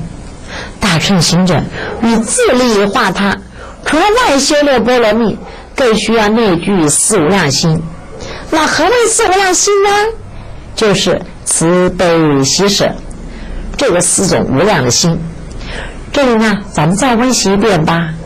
与一切的众生乐，名为慈无量心；拔一切的众生苦，名为悲无量心；见人行善或离苦得乐，生生欢喜，名为喜无量心。对于以上的三心，能舍弃而不执着，而且冤亲平等，不起爱憎，名为舍无量心。因为以此四心普遍结缘无量的众生，而引生无量之福，故名什么呢？为无量心。菩萨就是实现这个四无量心。还有五种身出生于世。第一个除灾身，由愿自在而为大愚等，救济诸饥乏；为大医王而救诸疾病；为大善巧而善和斗争；为大国王而如法习苦；为大天神而断邪见行；为火为水，为尘为舟，为种种物而习除灾祸。第二，随类身，以愿自在力而于旁生等恶类中生。他人行恶而自己不行，他人不行善而自己行之，能力其至守五戒，以说正法灭除他人过失。第三，大士身，就是秉性生时受量、形色、种姓、富贵最为殊胜。此身呢，你能断除众生的轻慢等过错。第四，增上身，受十王界自在化导，随所应事。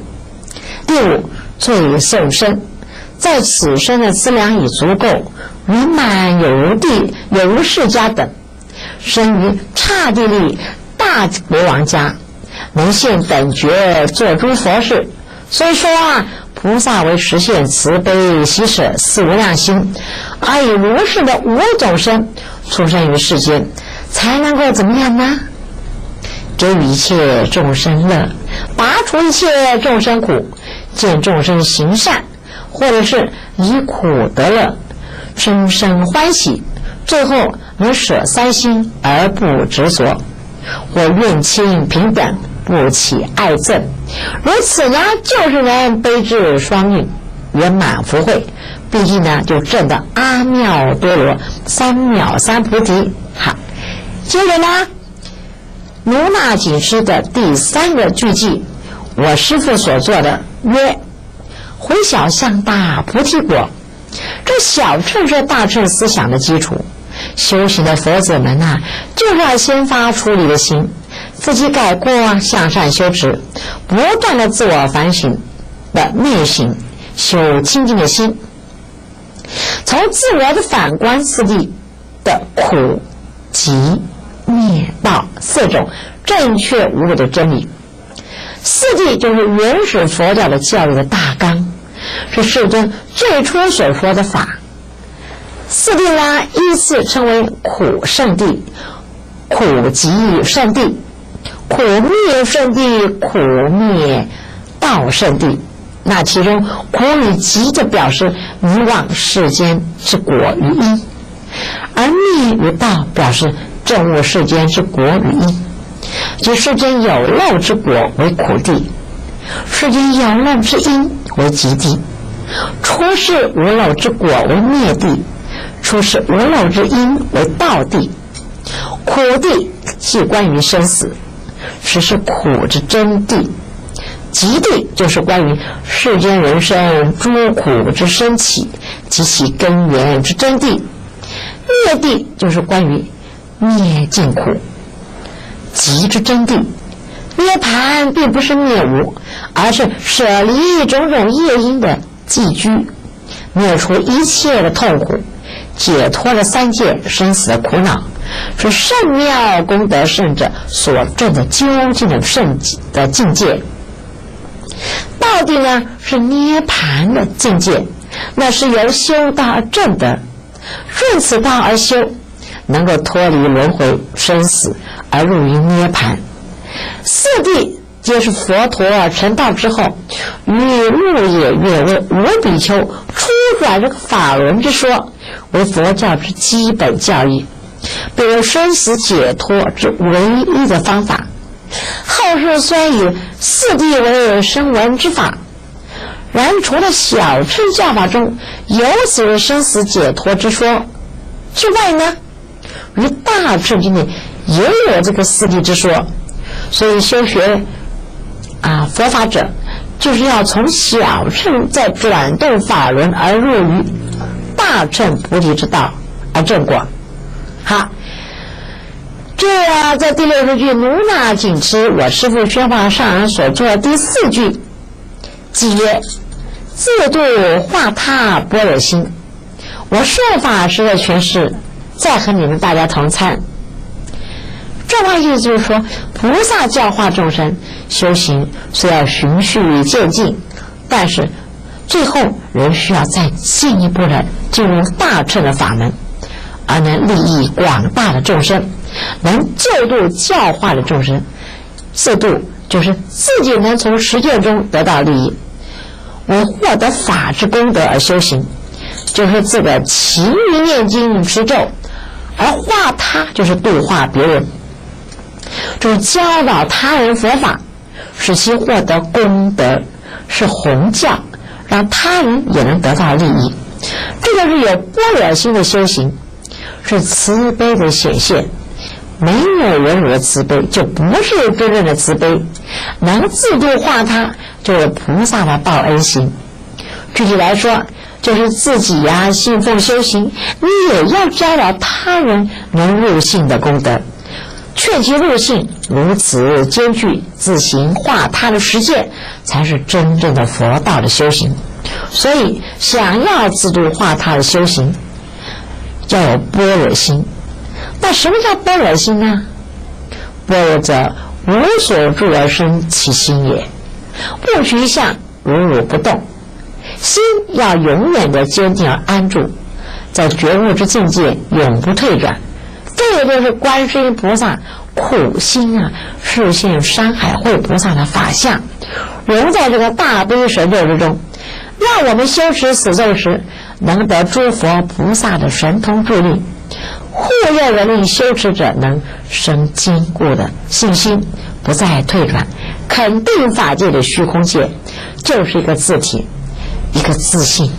我们得同体大悲无缘大慈，自然就可以流露出来，甚至于宿世今生的冤亲债主也会在一念之间化解，不再有怨恨，也不再对立了，自他都能够同时得度了啊！好，以上的咒语容纳仅是这4句的浅释。那接着呢，我们把这个咒来总刮一下。如那仅是总观，就是菩萨有无量的慈悲，施行大乘无上的妙法，指点在贤者以防其误入小乘之道的真言。大乘是由梵语默合演绎而来，因为载运大法要同登彼岸，以及所得之大智慧，悟彻人生，解脱烦恼，了悟不住生死的真谛，进而呢度己度人，同登彼岸。但众生常误解大乘佛法为不易修习的佛法妙境，又误以为小乘入门的功夫，因而常舍离大乘佛法而就于小乘来修习，使道业反而多所颇折。其实大乘是为人，容易增进功德，小乘就是为己，不易增进功德。所以呢，修大乘亦而修小乘难，这是一个很重要的道理啊！修道人应该要因之有所警惕啊！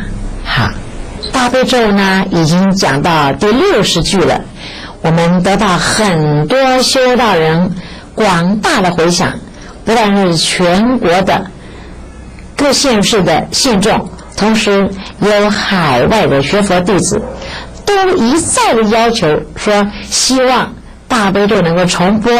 好，我想呢，也许应着众生的要求，但是我们在重播的时候呢，也就同时将大悲咒结集为册，就是我们将要发行大悲咒的 DVD 以及书籍的出版。好，一切呢都在稳定中去慢慢的实行。什么叫稳定呢？由于呢这个时间呢以及金钱呢种种的考量，我想呢释法师在这呢还是呼吁的所有的修道人能够就大悲咒这一个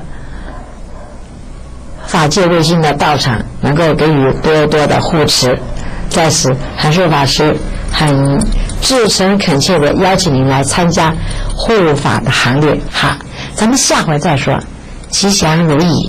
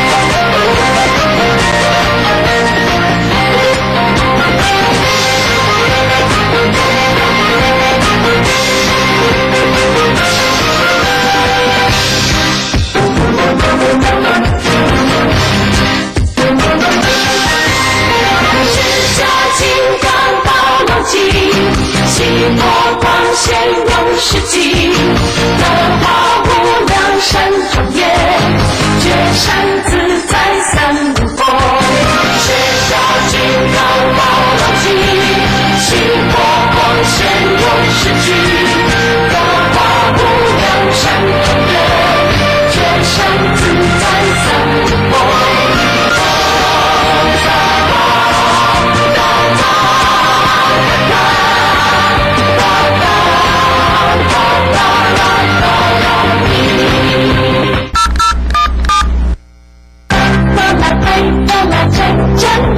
想让你的朋友打电话给你时，也能听到法界之歌的曲乐吗？只要在 Emomi、远传、台湾大哥大等电信公司及数位点子多媒体公司网站上设定，透过来电答铃，将妙法禅乐传入你我心田，广播菩提，让法喜遍布。设定来电答铃，护持法界。打结粗糙分叉，你需要更有效的呵护。法界山姜的花，以天然山姜何首乌萃取，能维持头皮清爽，让秀发乌黑亮丽有弹性，柔顺好梳理。自信的魅力来自法界山姜的花。法界山姜的花系列产品，每套3瓶，直原价880元，货到付款。订购专线07225652072252。是你的就是你的，握越紧越容易失去。尽心尽力，问心无愧，其他的就交给命运。法界维新可是法界客服专线0722261207222612。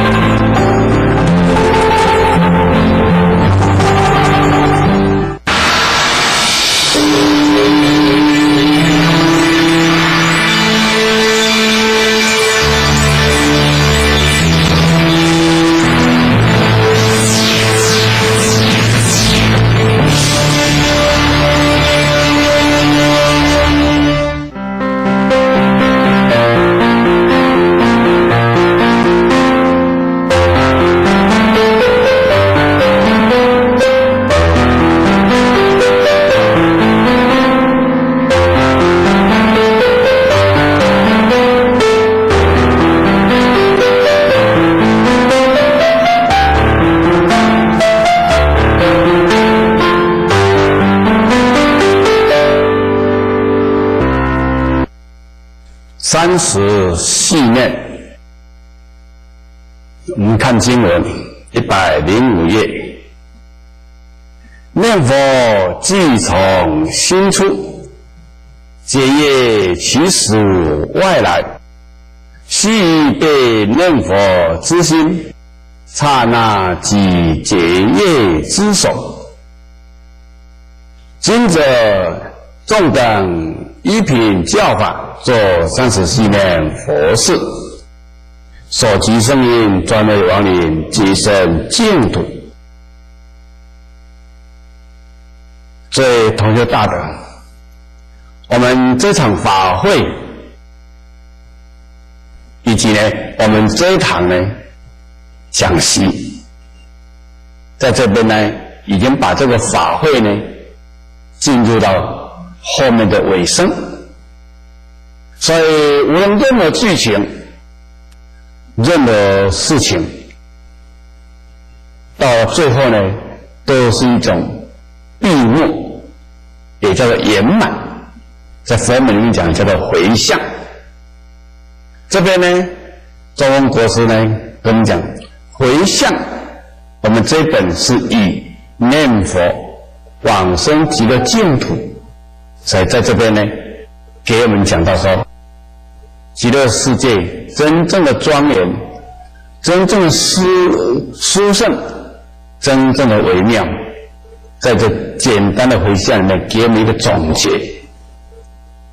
这一句呢开头分讲到，念佛即从心出，且结业其实外来。念佛就是我们净土法门的修行一种功课。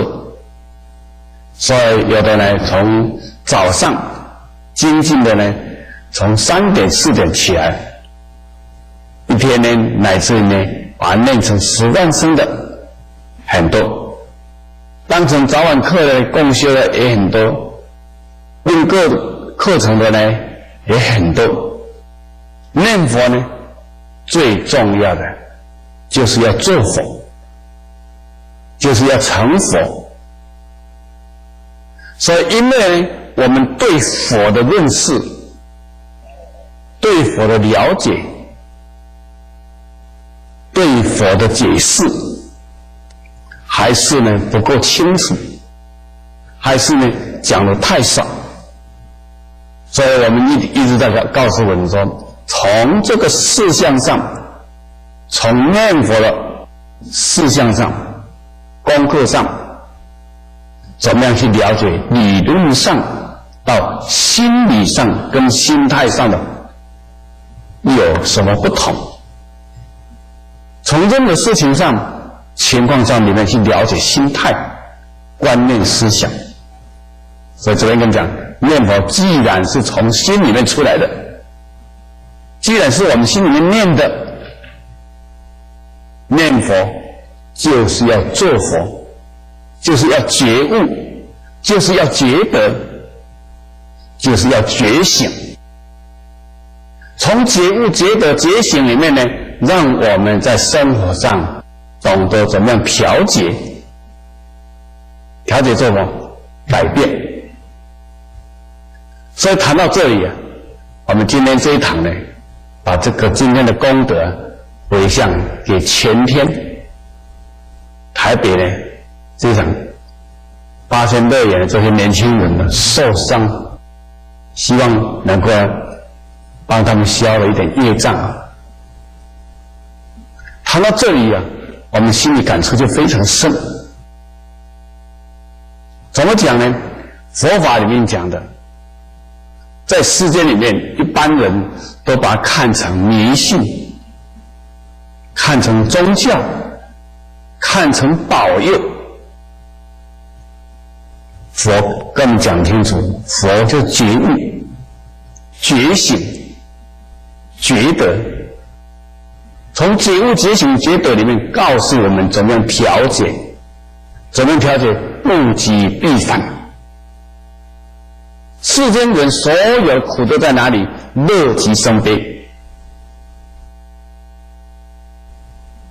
世间从国内外大部分的人的众生啊，都迷惘在刺激，迷惘在物欲，迷惘在热闹，所以人都不堪寂寞。所以释迦牟尼佛的圣号叫做能忍寂寞。这个大概就是天性。我从小到现在，除了国小里面学校教的这个土风舞以外，勉强应付，到现在也没有学到一招半式。这个社会上的时候跟人家跳舞，怎么看了我就跳不起来。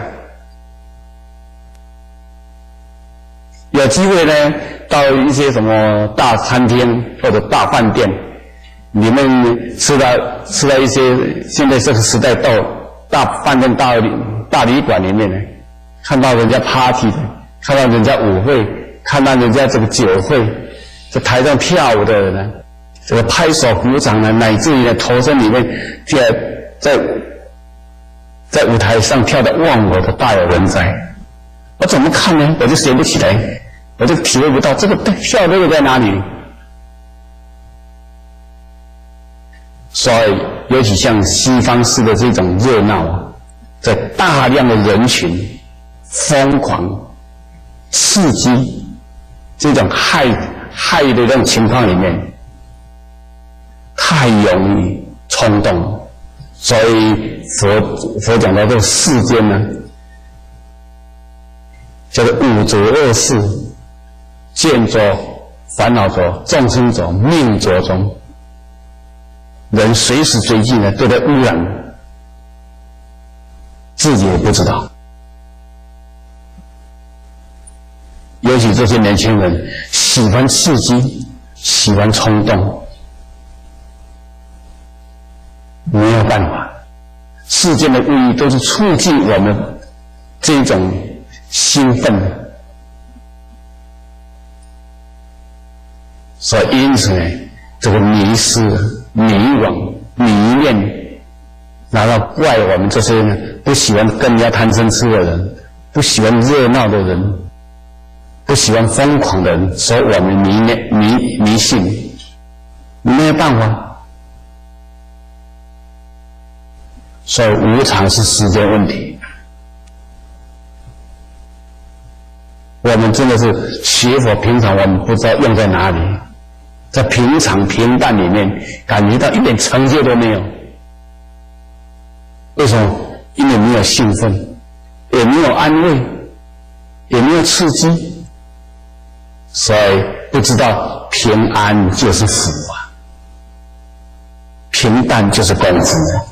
从这不平淡里面，我们去看哪个不平淡呢？地位高也是不平淡，财富高也是不平淡，物质多也是不平淡，都迷恋世间的物欲里面，所以难。所以我们念佛做什么？念佛就告诉我们，心里面少想世间的种种的理想。人都有讲不完的理想，受苦的时候呢，都有讲不完的理由，怨天尤人。所以我们从小到大，从平民到皇帝，自古至今都是这样，都迷恋在世间的权位里面，享受里面。所以世间才有这么多的苦。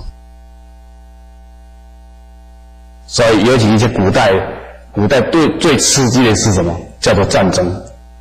尤其呢，不需要一炮一弹，这个骑着马呢，然后在沙场里面成英雄，刺激啊！所以呢，念佛就告诉人，时时刻刻哪一天能够觉悟，能念所念，能想所想，念念之间想佛了，才知道想人、想事、想财物、想如，原来都是心外求法，原来都头上安头。我们要的只是一种感觉，但是哪有需要这么多的感应呢？我们的感觉是什么？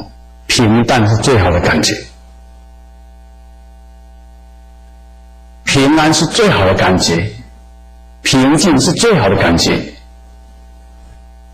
但是当我们心不平的时候，烦恼、负担、问题就一大堆了。所以念佛能够了解说，念佛就是想佛，想什么东西原来都是我自己想的，好也是我想的，坏也是我想的，要也是我想的，不要也是我想的，对也是我想的，不对也是我想的，善也是我想的，恶也是我想的，热闹也是我想的，平淡也是我想的，想的什么？想要跟不要而已。如果了解这个关系了以后，其实什么问题千头万绪，知道原来什么问题都是在想而已。要不要想？可以。怎么想呢？想想就好，想到了就好了。为什么？想到了就知道了。为什么？归无所得。所以了解心的问题，原来这些层出不穷，原来这些酸甜苦辣，原来这些烦恼痛苦都是自己心想要的。所以现在碰到苦来以后，才知道我们错了，来时已晚了。人，我们什么时候我们讲到觉悟、觉得、什么时候能够调节？极乐世界叫什么极？叫偏激、偏见、偏爱、急着想求乐，才会有乐极生悲。所以我们的极乐世界叫什么乐？我们极乐世界叫乐闲雅乐嘛，叫做极乐。不要急着求乐，叫做极乐；不要急着享乐，叫做极乐。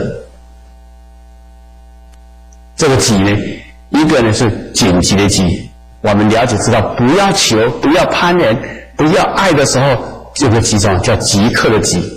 原来当下没有好，没有坏，没有苦，没有乐，没有来，没有去，没有任何颜色，叫做当下就是乐，叫极乐。这么简单，不会吹毛吃力，这么平淡无事的事情，我们不要。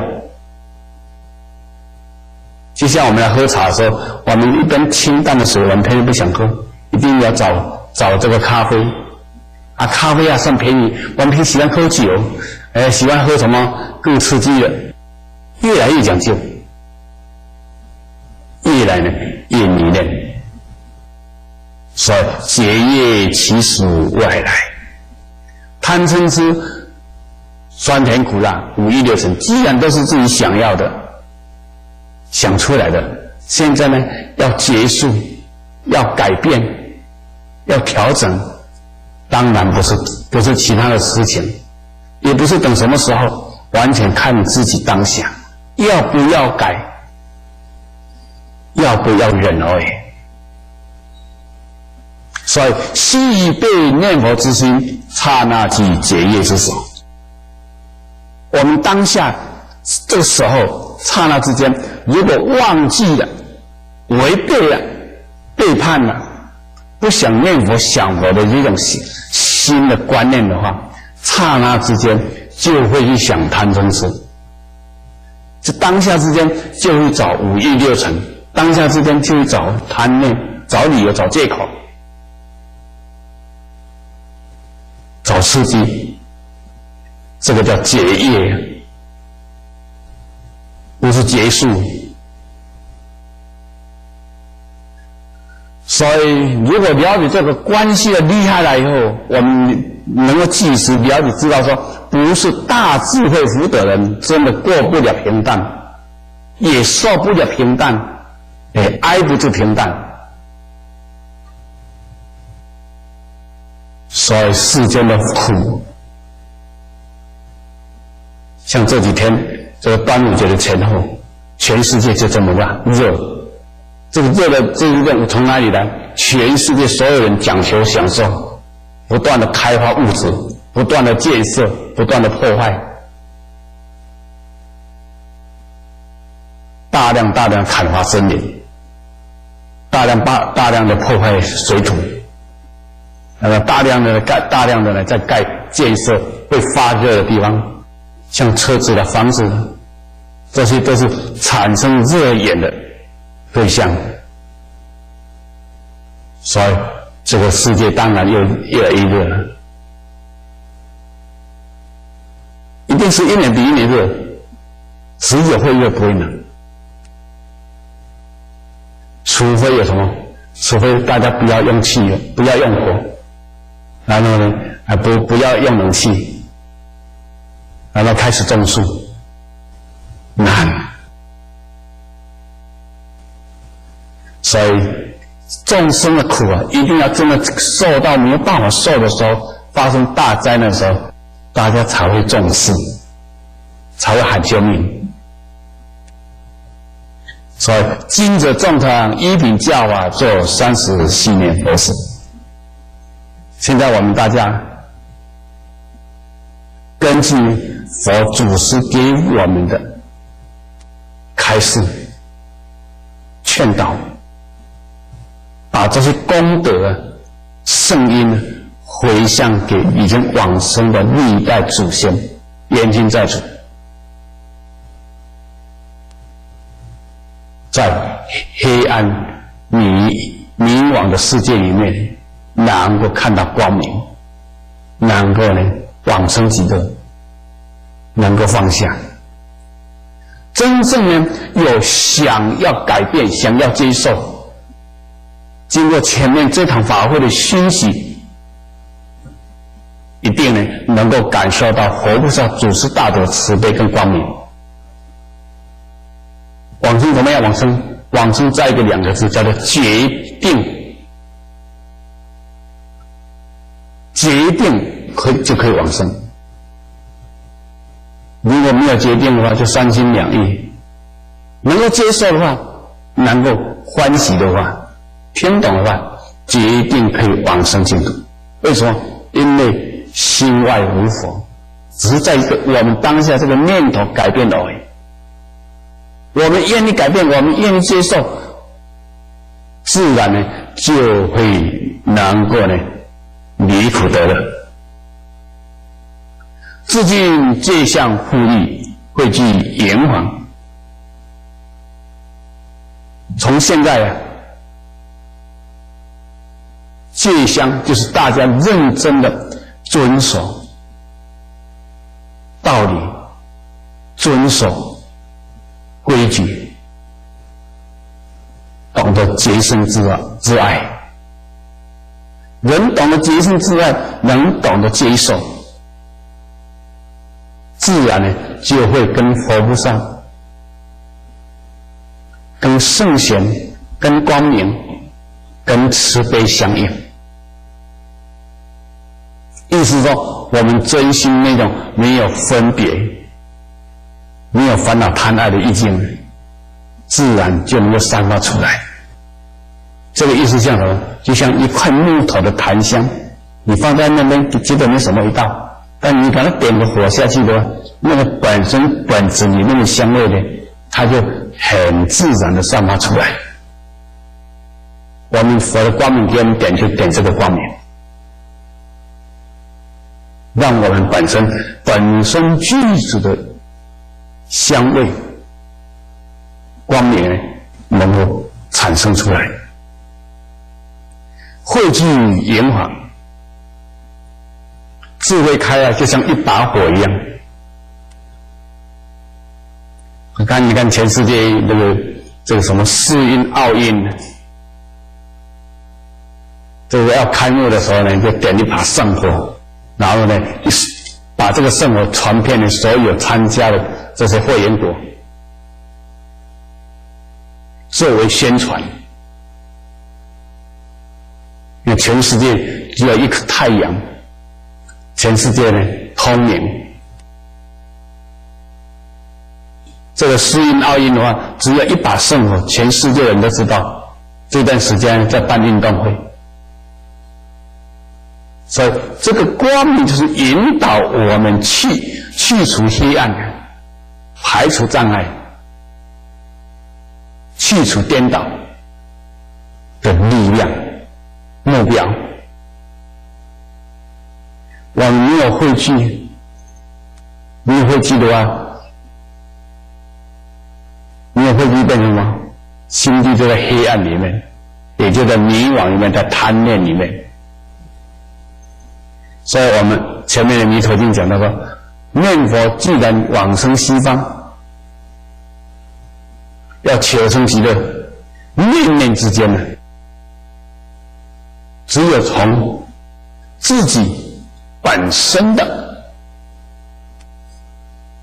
这一念的回心转意，这一念呢无明去除什么？世间佛在金刚经讲，凡是有相都是虚幻。世间所有的碰得到的物质感情，都是一种幻境，都是短暂的结合，都是因缘的聚义。所以能够时时刻刻了解在这世间无常的微妙，短暂的无常，内心里面随时随地会心安理得，很坦然的面对我们时时刻刻的任何事物。坦然从哪来？从坦担待里面来。意思说，我们随时随地对这个世界没有任何迷念、幻想、以为，所以自然的就过得很平静、很自在的这种生活。为什么？也没有恐惧。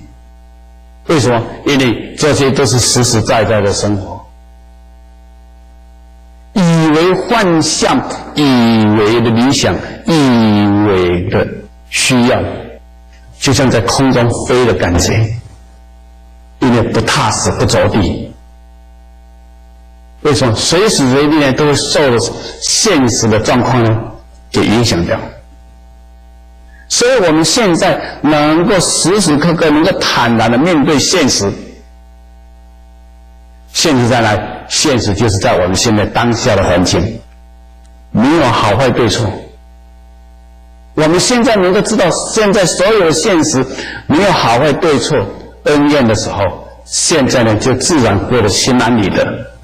所以现在离不开现实，现实就在现在。所以这个线呢，现实的线跟真线的线一样。为什么？因为呢，在交叉的使用，像一块布一样，时空之间呢，你我之间，来去之间，事事样样之间，都离不开互相关系的一种因缘需要。明开哦，信天独朗。什么叫迷云？我们以为这个天上的云呢，有什么像有的人讲哦，有什么像菩萨像啊，有什么光啊，或者有什么瑞相啊，这些都是幻境。我们讲的修行，以为说我们是学平淡且无求，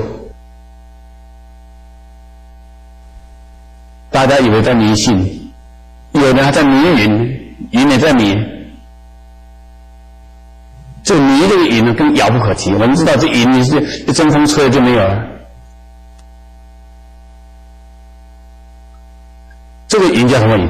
我们眼睛睛的看的，可以看得到从没有到有，从有到没有，云的变化就这么快。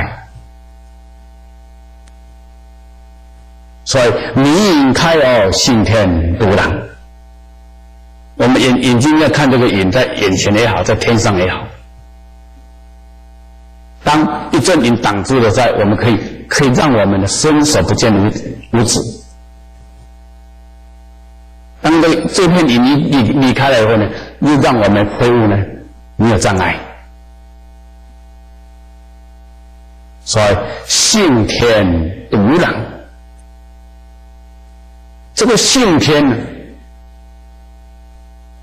这个呢，我们一定要去想一想，什么叫信天？我们用看的看不到，我们用眼睛闭着去想。这种当下随着我们呼吸，念念之间一上一下这种感觉，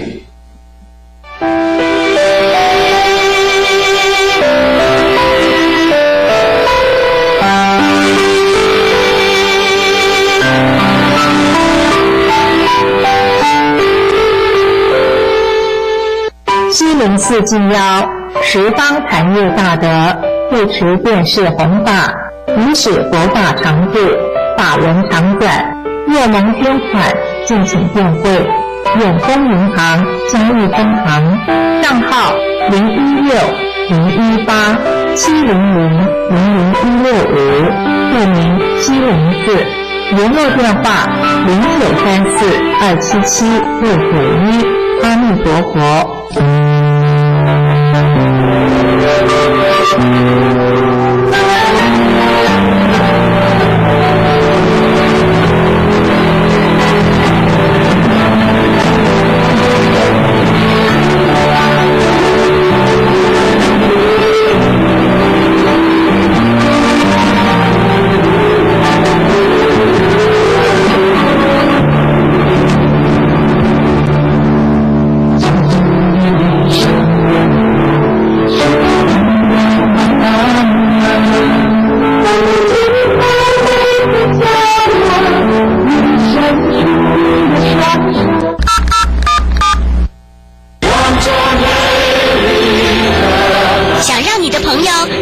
给你时，也能听到法界之歌的曲乐吗？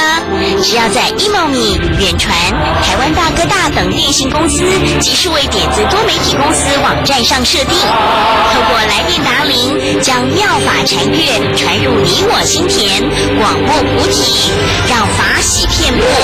设定来电答铃，护持法界。身体清洁的沐浴圣品，法界山香的花，洗发精，肤黑亮丽，柔顺好梳理；沐浴乳，洁净肌肤，光滑细致；乳液，深沉滋润，白皙保湿。法界山香的花是您居家保健的好帮手。法界山香的花系列产品，每套3瓶皆原价880元，货到付款。订购专线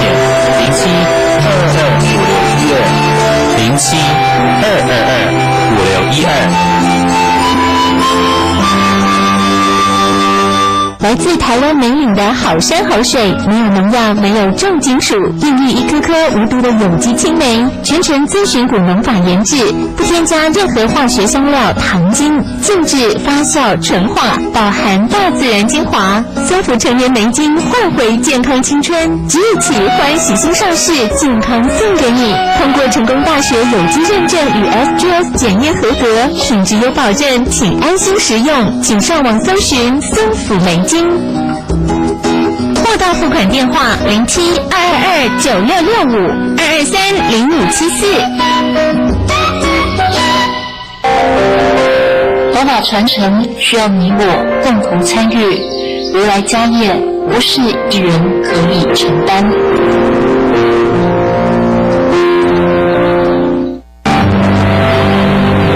法界客服专线07-222-5612，07-222-5612。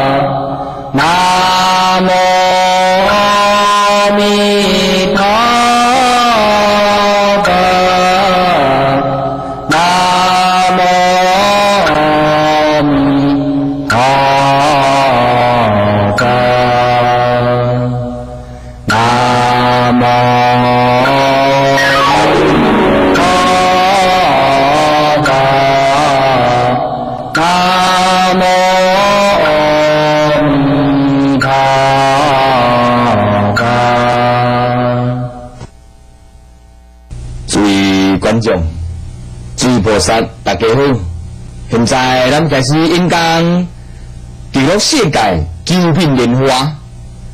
那么已经甲西方记录世界这个九品呢，为这个下品先讲起。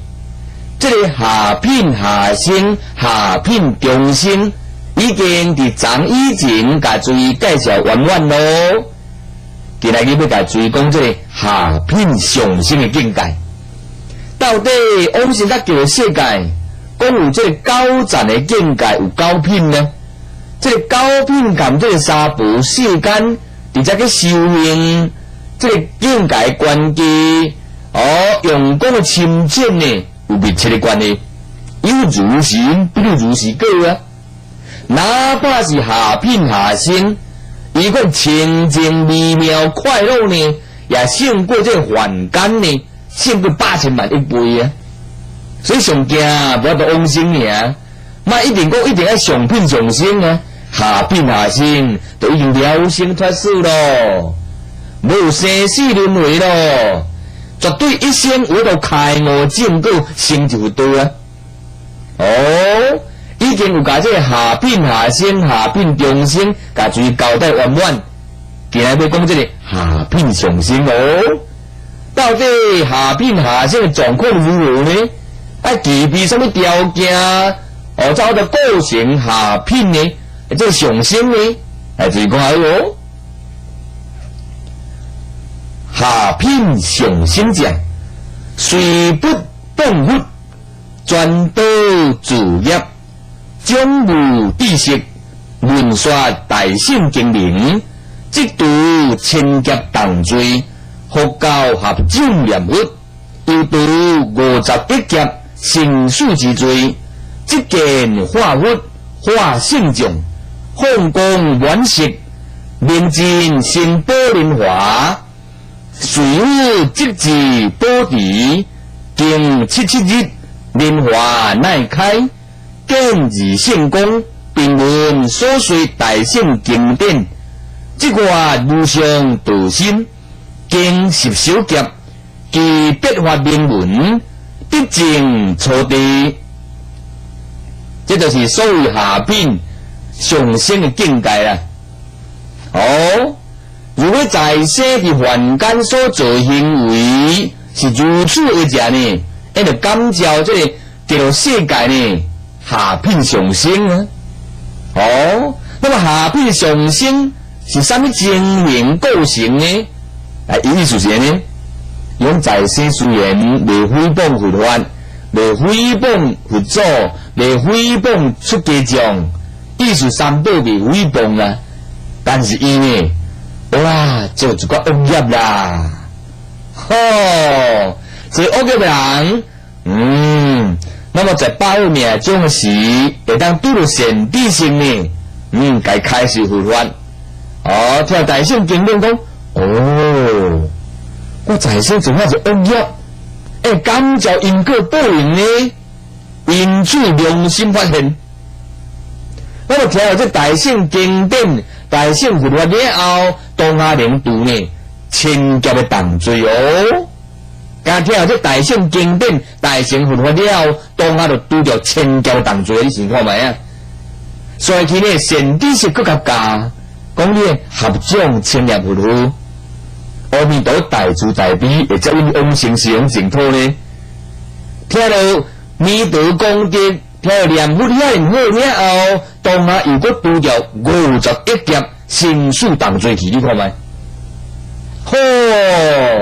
所以注意啊，听经闻法能消业障，道理在这所在。比如讲，因暗你听经闻法呢，会能改变你人生真侪错误观念。未抵输着呢，因此伊这错误观念继续搁行了唔对去，历史重演，重蹈覆辙啊！你随着过去以往错误观念，伊就行落去呢，安尼你呢实在无有意咯。为安怎你会回头听着佛法啦？毋免讲是个800001劫定闻生死啊！安尼是毋是听经闻法了后，转变一个人的思想观念，超度伊的观念，超度伊思想呢？安尼是毋是咱消除？莫讲是51劫啦，800001劫都有哦。安尼就清楚哦。所以啊，伊讲，那么听人教伊呢念阿弥陀的圣母，讲到世界正步依步庄严，欢喜心一菩呢。当下灭除了51劫的生死重罪，那么伊嘛看到呢有化佛来哦，还有化这个观音菩萨、大势至菩萨、清净大海众菩萨呢，拢站伫伊头前就对。当时满室内底呢，这清净的这个微妙香味非常之，即马讲沉香啊，伊个香味就对。当伊看到化佛化菩萨，搁凭着香味去刹那间呢，命中呢，当下就得去莲花自相咯。所以阿弥陀佛所有圣众呢，直接往生到极乐世界7宝莲地去呢。7天了后，749天呢，莲花就开啊。见着观世音菩萨，见着大势至菩萨。当时呢，这两位大圣呢，有这个往生的人呢，开始这大圣的经典，这人当下呢，心就开啊，就发无上菩提心咯。你看卖发菩提心不简单呢。那么这时阵啊，那么当时佮经过10小剑呢，听这个白法明文，因就证了初地菩萨啊。你先看卖啊，这下品上乘境界就是安尼啦。总共一句，那么下品乘的通常都是在世有自恶啦，无去是恶，但是有深浅，以深浅来决定伫个下品内底就是品的呢。你若往生到极乐世界，最后有若共款呢，会当听佛菩萨讲经说法，发菩提心，最后成就无上菩提啊！这就是以上下品上乘伊前后啦，伊因果就对。下最后伊有讲过一句话，伊讲文说大圣精明，即读千劫的重罪啦。那么千劫是偌济呢？就讲话千劫等于13亿4384万年，乘1000劫等于有13438亿4000万年的重罪啦。有殊胜偌罪，非常殊胜。伊就讲啊，那除掉这个重罪了后，伊率去听善知识开始佛法咯。伊当啊又个呢，灭除了51劫的生死重罪呢。这道念的人，根据有经讲有25位大菩萨护持条呢。你念念当中无言中呢，就消除你呢无量劫以来，遐是无量无边的这个无明烦恼。一直罪过，消过就无去啊！我做一个评论，一杯茶，这个茶水就对啦你盐盐内底的淡薄是非常济啦，可咸笃笃啊！你听好无？你一天的滴一点的淡水清水2天就2滴，一个月30滴，一年360几滴啊！这杯水呢，本来是咧咸甲会苦啊，一天滴到尾呢，这正水比咸水较济啊，像讲净化去啊。修行也同款。咱度生宇宙以来生死轮回罪是无量无边呢。你是念阿弥陀，就正净化你心内一切重罪啊！越减轻，虽然你无啥感觉，毋过你看你净化久啊，修用净化咱的无明烦恼，净化咱的罪业，到最后菩提本身显露咯。有人菩提清净本身显露，因为你有业障净化掉伊啊，念佛就这功能啊。所以善知识甲伊概念阿弥陀佛啊，伊就足认真念的啊。阿弥陀，阿弥陀，阿弥陀，阿弥陀，阿弥陀，阿弥陀，阿弥陀，念念自性显露，念念消业障，念一句能除掉51劫的生死大罪，福报非常大，那都唔让谈呢。自性最好。所以讲念佛除了呢以外，佮加添呢，你也惊暗无时啊，遐幽灵界众生唔敢挖你身躯呢，真正不可思议呢。来，我讲你听，台中有一个呢阿段哥啊，那么有听着师兄往生，伊也真欢喜要去斗助念呢，准叫一台计程车要坐去呢，迄个伊师兄迄个所在有迄个亡者助念佛去啊。已经虔诚啊！一心拢念阿弥陀佛，当然最后阿段哥啊足自在来往生去了。那么计程车叫来时阵啊，伊讲门拍开哦，讲看无啥物件，啪一声门关起来，佮开了几个，门佮啪就佮关起来了，连续开3遍，闭关3遍，伊感觉伊睇你古怪。翻头我看呢，边啊原来一个呢孤独众生，这个鬼道众生的面貌非常凶恶啊，目睭会发出这个青色光呢，伊也凶猛加一条。然后迄大声念就讲阿弥陀佛呢，发一句阿弥陀佛，讲这鬼动啊，阵发一声尖叫声音，用鸡一声呢，噗就阵飞落去啊啦。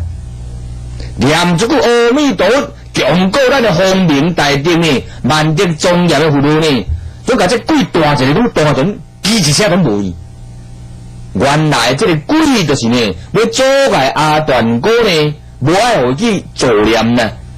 因为迄个人就是这个鬼，伊完成这个主，要将来伊往生，互伊呢无助缘来往生。鬼的用意就这所在，就是迄个往生机会伊完成这个主啦。无阿段哥去甲做念吗？你想看卖啊？所以念一句阿弥陀佛，佛经来讲啊。连读51种刑事大罪，绝对佛祖袂打蒙伊。如果啊诸佛菩萨打蒙伊呢，那么我将使用开悟证据，我将念阿弥陀佛消除无量无边的业障呢。所以阿段哥呢，念一句阿弥陀佛，这歹鬼动啊阵一刹那间，发一声足凄凄呢，就闪无见呢啦。阿弥陀这圣母啊，光明大德啊，好啊念佛呢。伊今生来讲，有在了念到明心见性啊。伊今生来讲，为了念到呢，伊八正火会开啊。伊今生来讲，念到心地清凉啊，念到烦恼顿断啊，甚至到最后自性弥陀现前啊，花开见佛啊。那么啊，以稳定来讲呢。念阿弥陀在报命中呢，伊成蒙西方三乘接引，所以现生也好，报命中也好，念佛总是呢有相当作用力的啦。所以是那个明朝四大高僧的脑的大师呢，伊讲了几句话，哦，真重要呢。脑的大师开悟证据圣经啊，伊安尼讲，脑的大师言。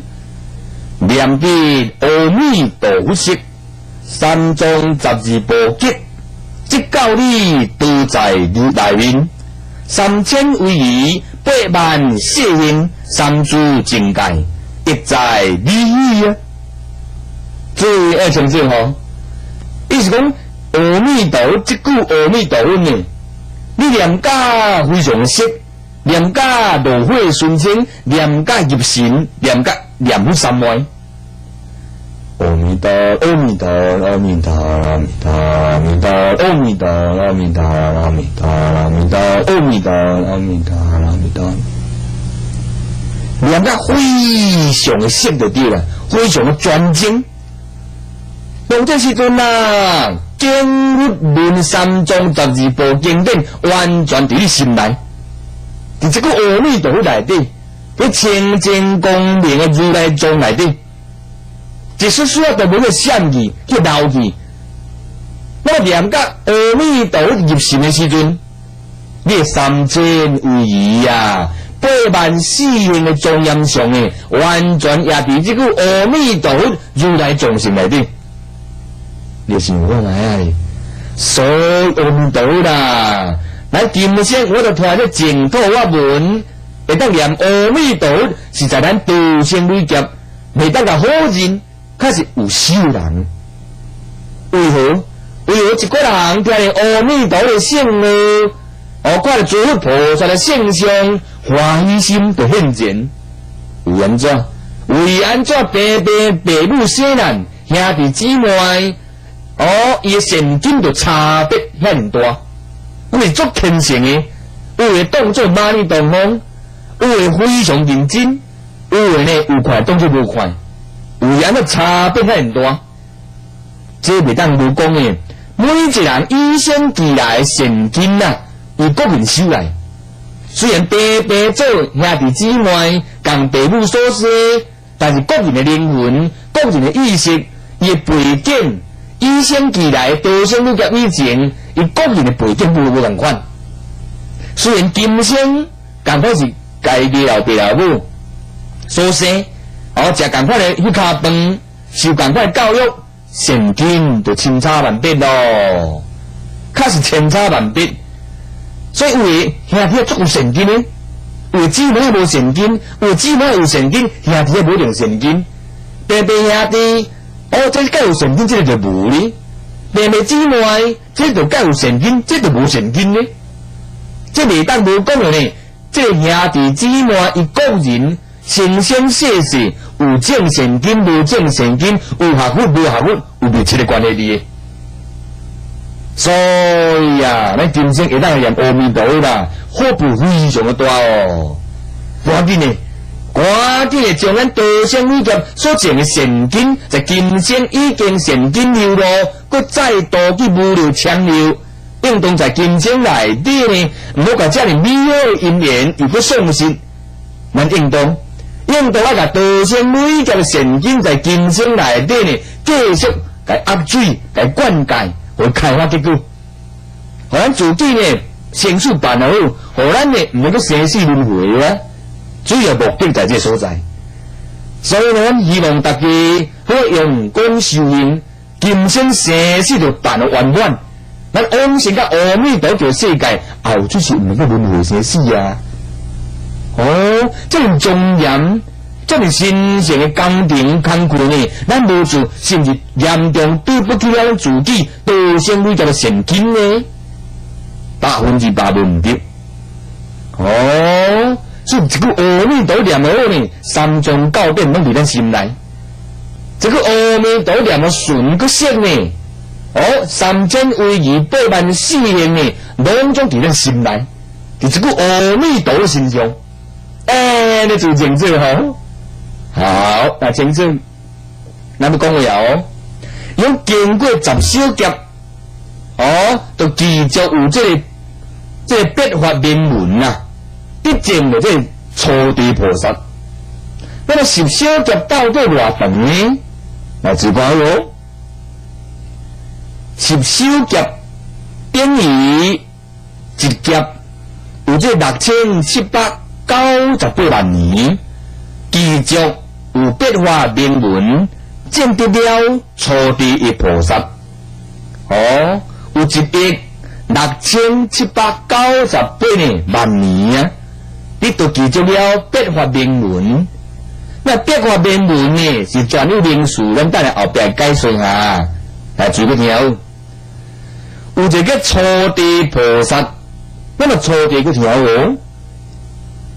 初地菩萨者已经证得了无生法忍、法身大事，得界现身呢。无简单来咧。如果咱以为老人证了初地菩萨，甲最重要，那初地菩萨就证了有法身慧命啊。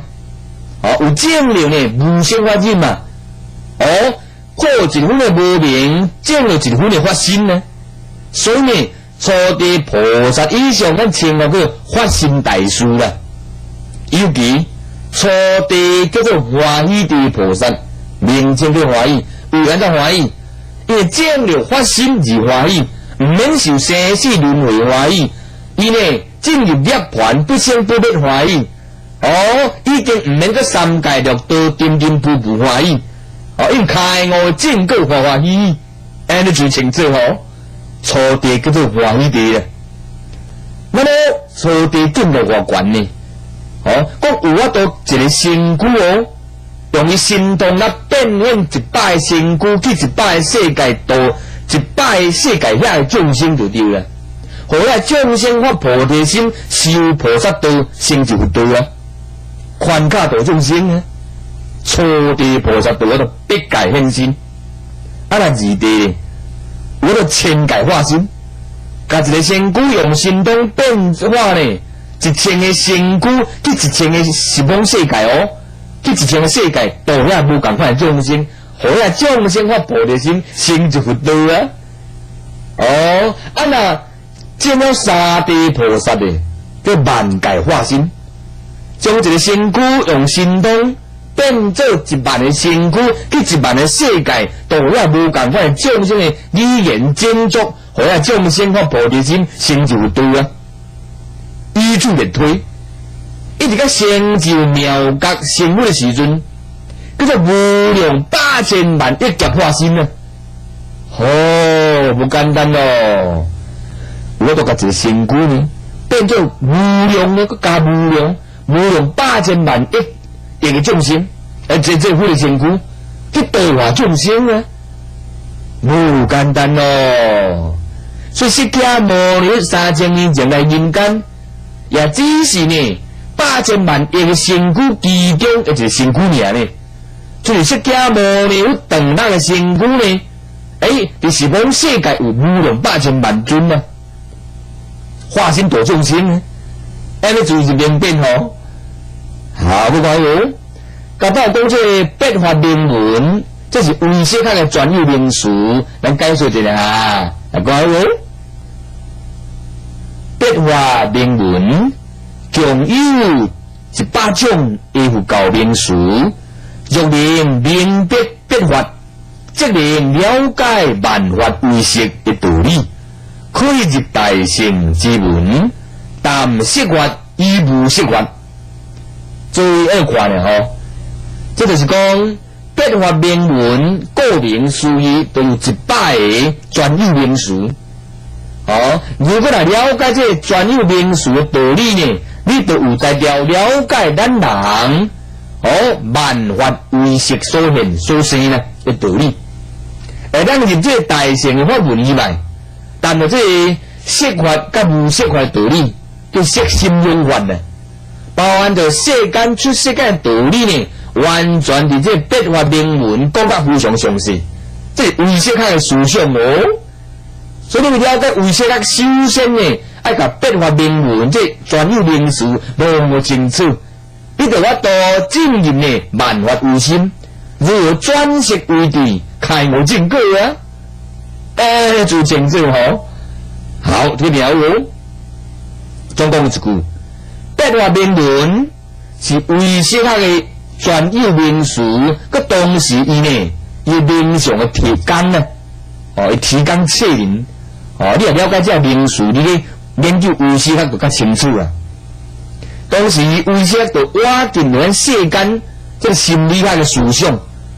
当然，咱唯识就经过开悟正果印证的这个道理啊。心理学未必然呢有经过证悟过，也搁有有漏的。唯识是用开悟正果人为心地起心动念，乃是宇宙万象人生的问题。伊个逻辑起来，证悟过来，佢唯识看啊，万法唯识嘅道理啊。那同时是宇宙万类啊，伊即款嘅分门别类呢，伊通达宇宙人生嘅真理。你看唯识啊，伊搞得非常详细。总共一句，那么这个八法明文是由这个印度高僧嘅世亲菩萨呢，伊所做啦。清楚吼。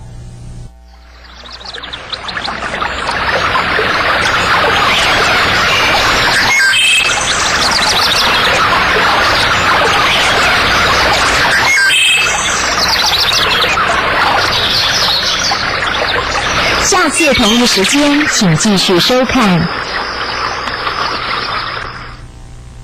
时水如秋，早晚温差大，天气在变，关怀的心永远不变。大地卫星关心您。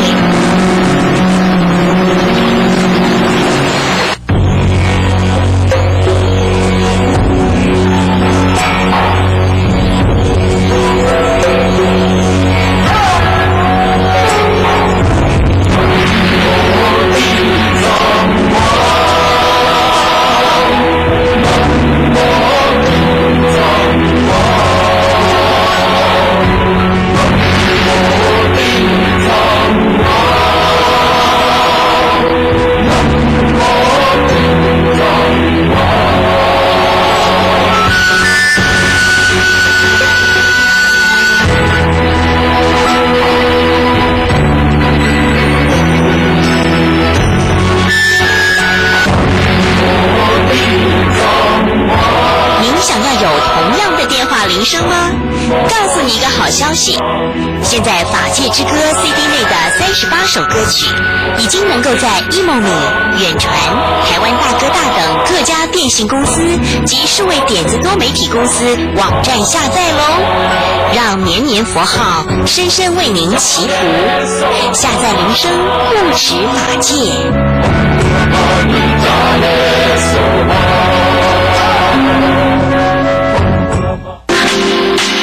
出桥哼唱，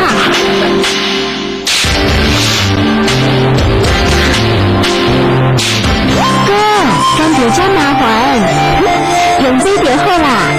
山姜系列加何首乌萃取液，何首乌可营养打根，使秀发乌黑有光泽。法界山姜的花系列产品，每套3瓶，节原价880元，货到付款。订购专线07-222-5612，07-222-5612。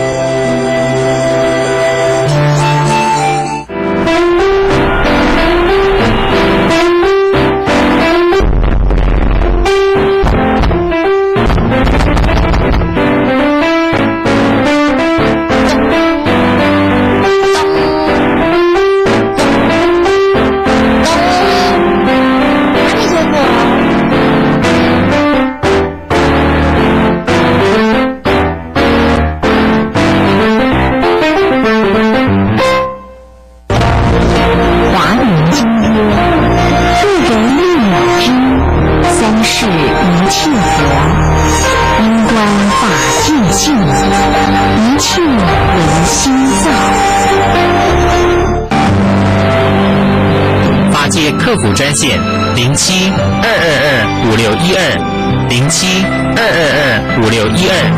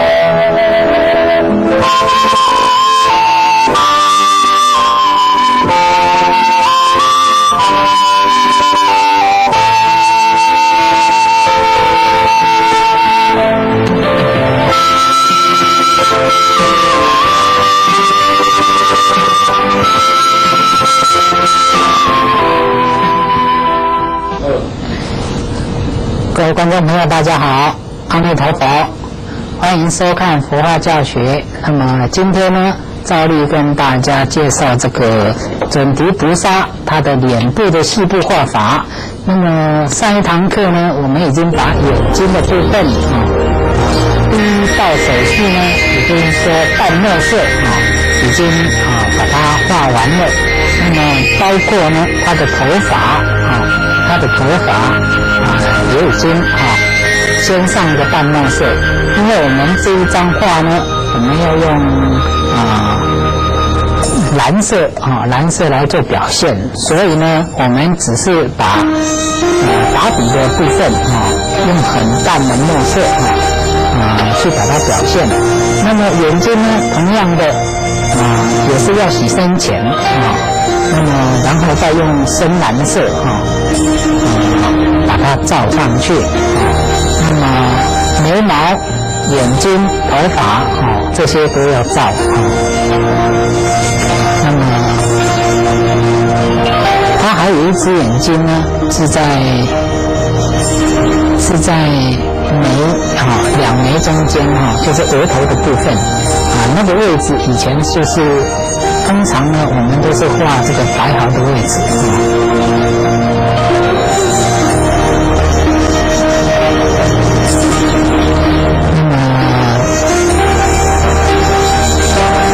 准提菩萨呢，我们这一张稿里边呢，我我们省略掉的呢，有一些像这个眼睛的部分呢，我们除了正面的眼睛我们会画睫毛之外，那么额头的部分我们那只眼睛就不画睫毛那么再来呢，就是手的部分，我们有18只手，那么在这个陀罗尼经准提陀罗尼经里边有提到，他的手指每一只手指都有指环每一只手指都有指环，也就是说18只手里边每一只手指都有指环，这个部分我们也把它省略掉再来呢，就是2位人王我们也把它省略掉在这边做一个补充的跟大家因为呢有记载的，我们尽量的都是依据尽量的去把它复合去把它复合它那么我们这一章是以明朝的范本那么明朝之前是蛮对这个佛教的一些都是非常的都有一些根据，所以呢，我们就用明朝的这个陀罗尼经来做一个范本。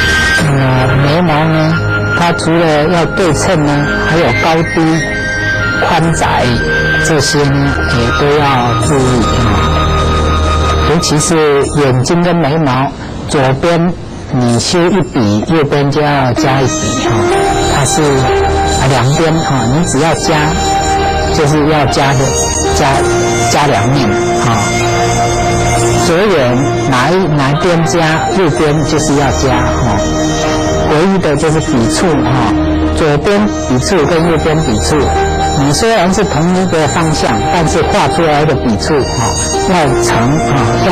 变成是对称的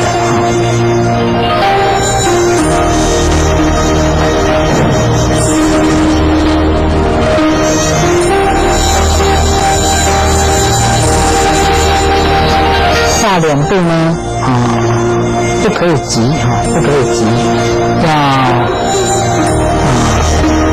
一笔一笔的加一笔一笔的画睫毛的部分呢，那个很多同学呢，他一画就毁掉了为什么呢？因为它含的那个笔尖的那个水分很多要干的那么笔才不会下去的时候，整坨的墨水那么变得睫毛变得很粗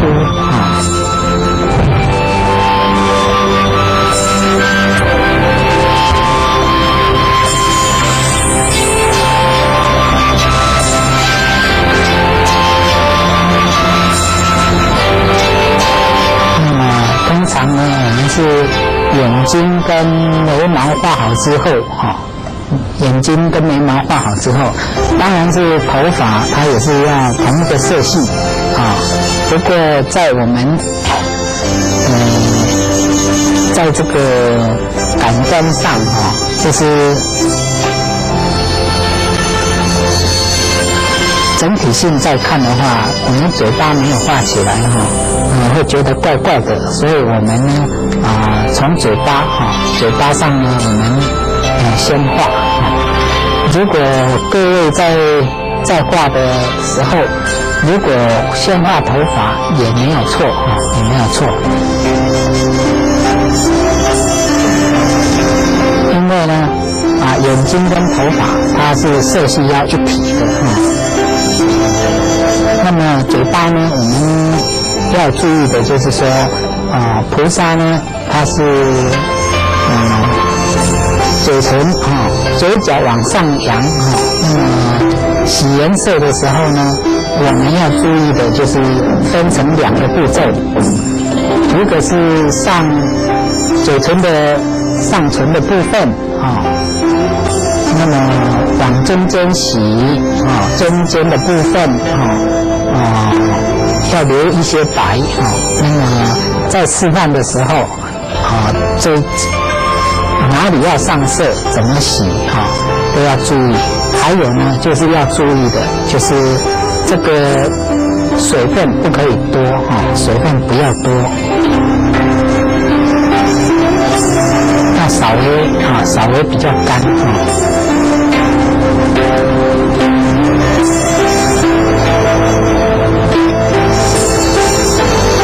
那么下嘴唇呢它的画法是从闭合的地方往下然后呢，也就是说上下往中间洗往中间洗。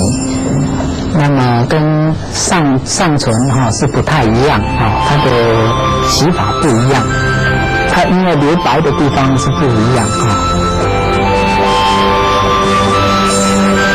同样的，我们用的颜色呢是单一的橘红色那么它是菩萨它是不化妆所以呢我们尽量就是把它表现健康而不要用很奇怪的颜色去把它表现还有就是你调过的颜色都不太适当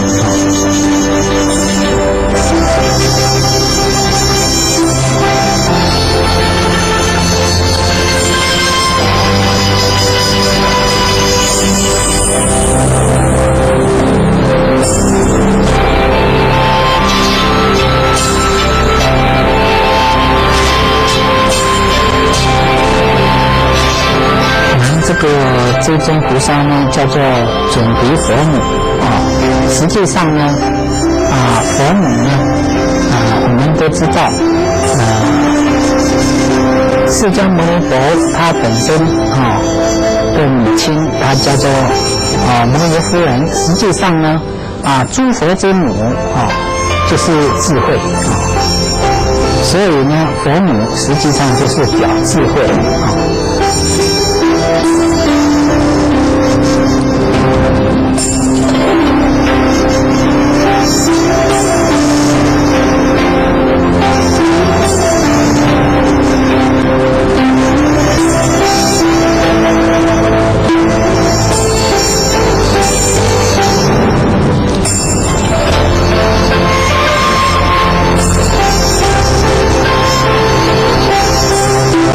嘴唇呢在染蓝色之后，它中间的闭合的地方呢它会不明显的那么我们就要把它用橘红色就是现在上的颜色那么加上一点点的墨色去把它强调那么要强调那个嘴型的时候要注意的要注意就是只有强调中间中间，那么嘴角的部分要往回收，两边都要往回收。那么一定呢要等这个嘴巴这个洗的颜色干了之后才可以描很多人很急他还没干他就描了，结果就毁掉了要记得一定要等它干而且呢颜色不可以太深那么墨色只要一点点就好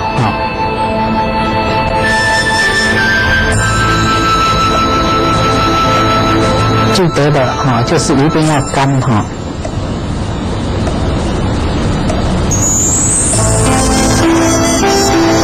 我们的眼睛呢叫做蓝色淡干木的话，干木澄清那么基本上就是蓝色，但是呢又有带一点点的咖啡色，带一点点的红色。那么我们表现的话，我们是以蓝色蓝色在做表现。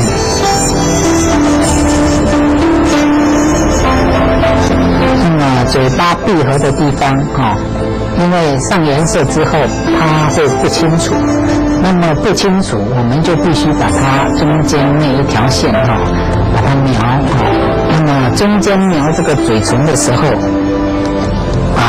通常同学都会弄错，它是分成3等份在描的那么在描的时候我们在镜头上我们稍微注意一下它的停笔处还有下笔的地方，它是有分段的有分段的有的同学他是从左边描到右边，他是一笔画这是错误的错误的，它是分成分段落的分段落。还有呢，嘴角我们嘴角呢菩萨是在笑的但是呢它是闭合的微笑所以呢嘴角也要把它洗一点点表示呢它是在那边很慈悲的在那边微笑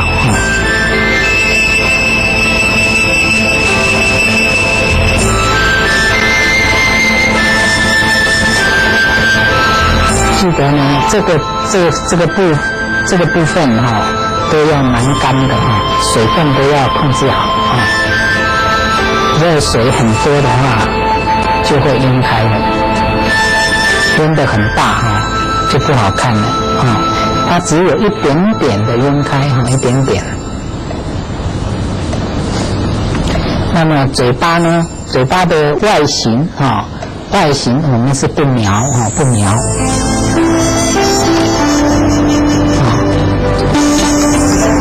那么墨色我们是不描也就是说我们已经画好中间那一线，那么现在在描的部分呢，我们不是用刚刚那一个不加任何的墨色不加任何的墨色那么淡墨我们都没有用就是用橘红色橘红色把它的外框强调出来只是把它不清楚的地方描绘清楚记得这个部分不可以加墨色不是刚刚画中间那一条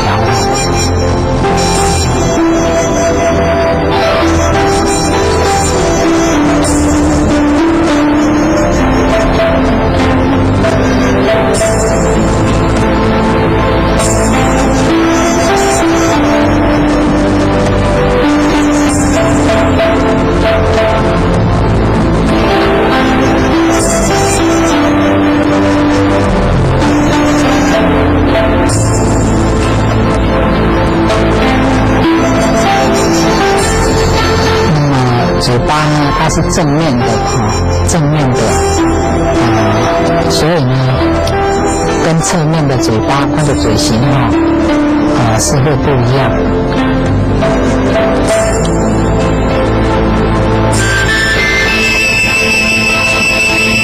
那么整体性呢，我们就是说眼睛、眉毛还有嘴巴这个整体性画出来感觉会比较好一点那么同样的呢，嘴巴如果画好，我们呢一样要把头发继续去完成它。那么嘴巴呢，除了中间线在描绘那么它是因为上唇闭合，所以呢，它的阴影阴影的部分，我们的表现就是上下往中间洗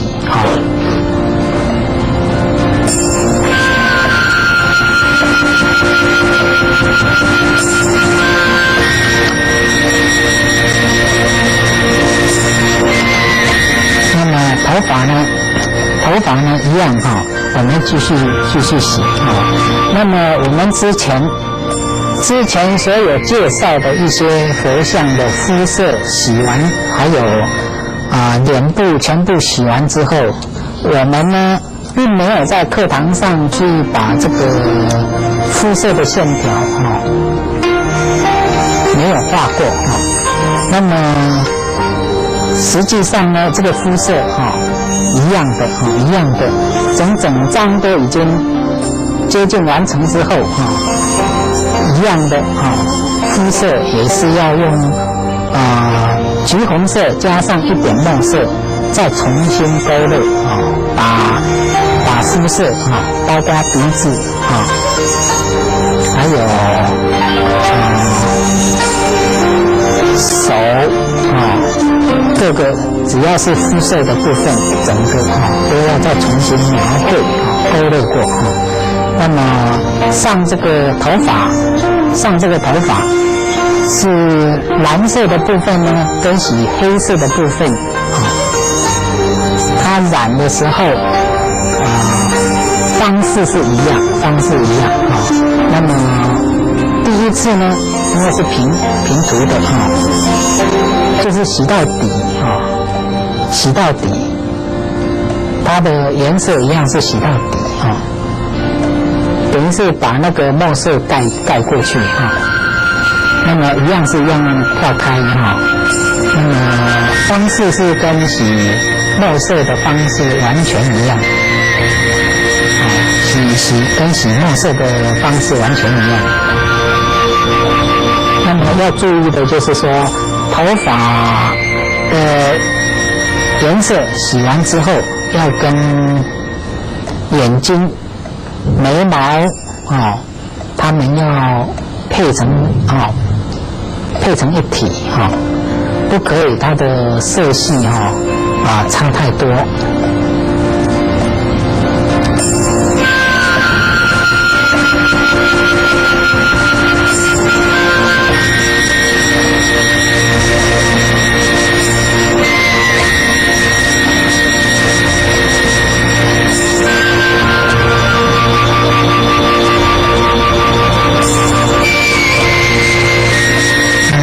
在我们这个坊间尤其是目前可能有一本书叫做《了凡四训》了凡四训是改造命运的。那么其中这个袁了凡居士是清朝的一位做官的那么他的命是被断定的就是他的一生都被断定的。那么他有一次就是在寺庙里边碰到一个修行的禅师，叫做圆谷禅师。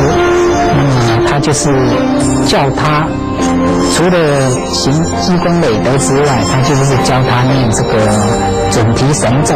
那么准提神咒呢在我们佛教里边的结斋的时候都有用到这个咒是一种圆满的咒那么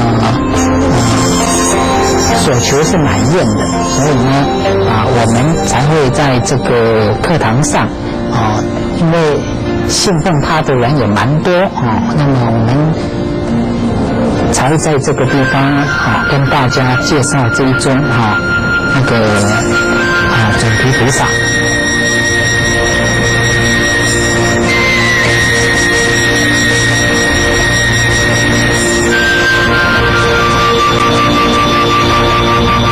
头发呢一样是一层一层的去把它表现一层一层的叠去把它表现。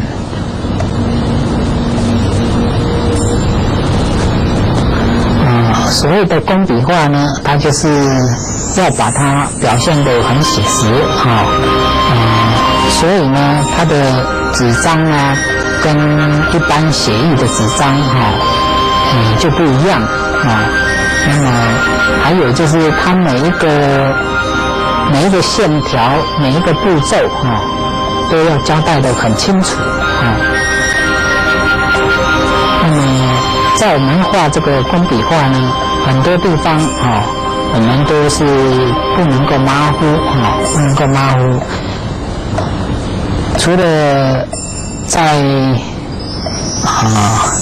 作品上呢，我们必须要有一点资料的根据之外呢，再来呢，在表现的一些东西里边不可以模棱两可，必须怎么来怎么走这个东西的表现呢要清清楚楚的所以呢尤其是要表现的写实的东西呢，那么很多的步骤它是很繁琐的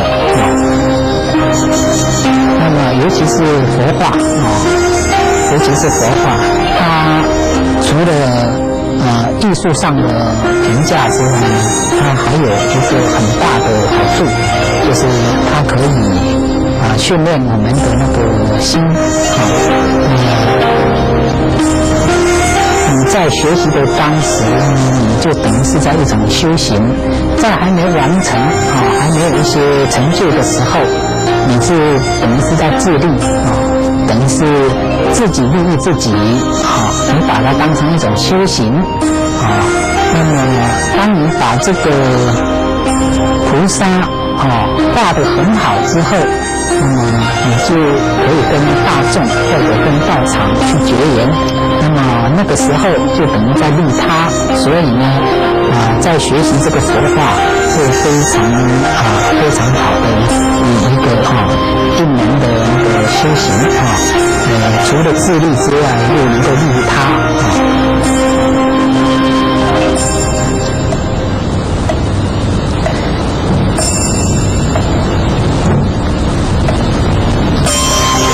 佛法呢，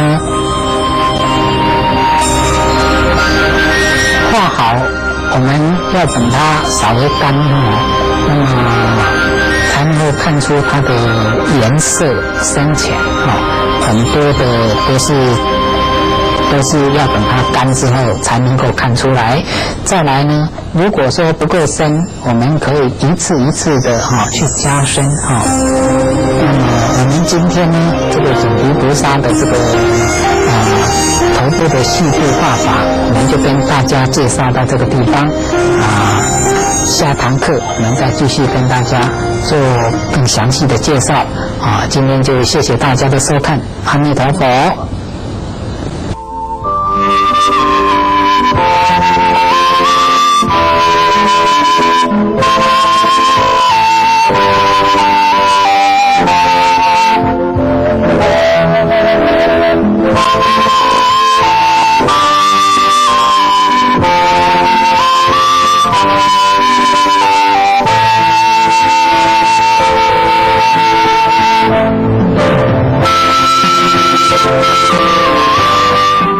玄奘大师为求无上法，翻山越岭取经西入行。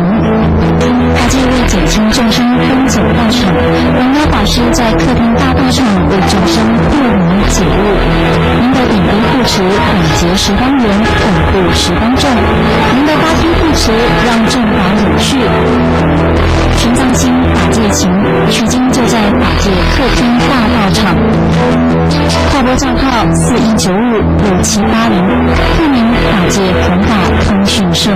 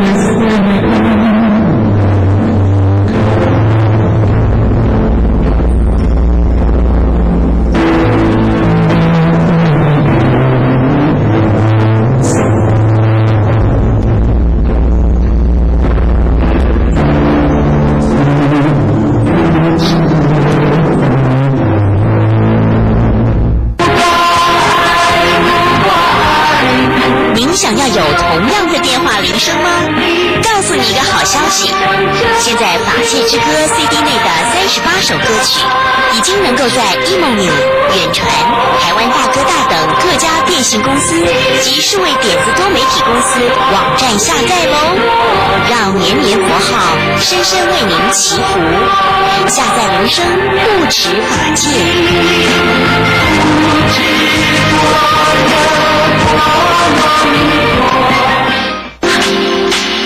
独敲哼唱，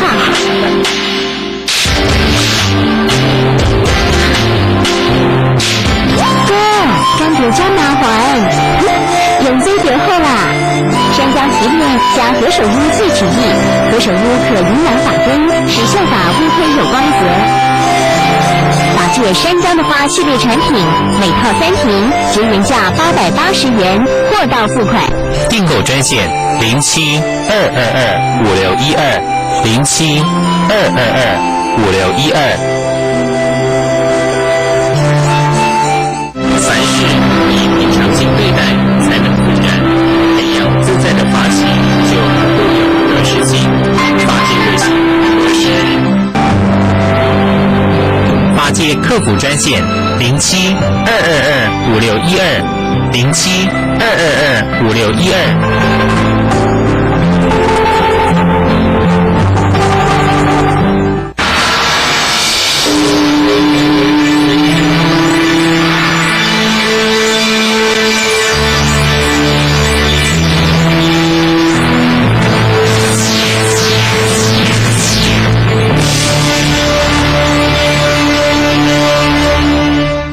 请收看慧律法师佛学讲座。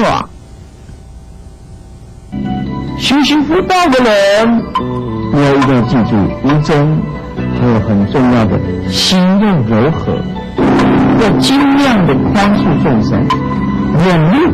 这个忍辱一定要通达空性跟无相，否则忍不下来。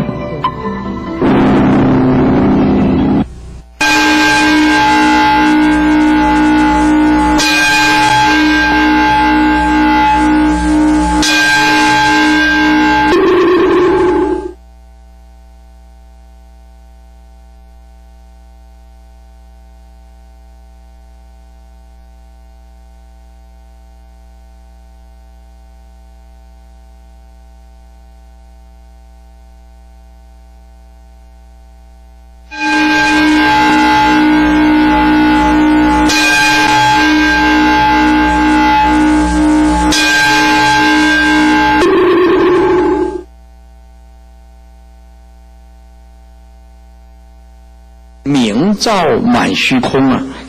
一个人发大菩提心，即心就是佛，如佛一般，就像15的月亮，那个光明照遍整个虚空，叫做明照满虚空啊！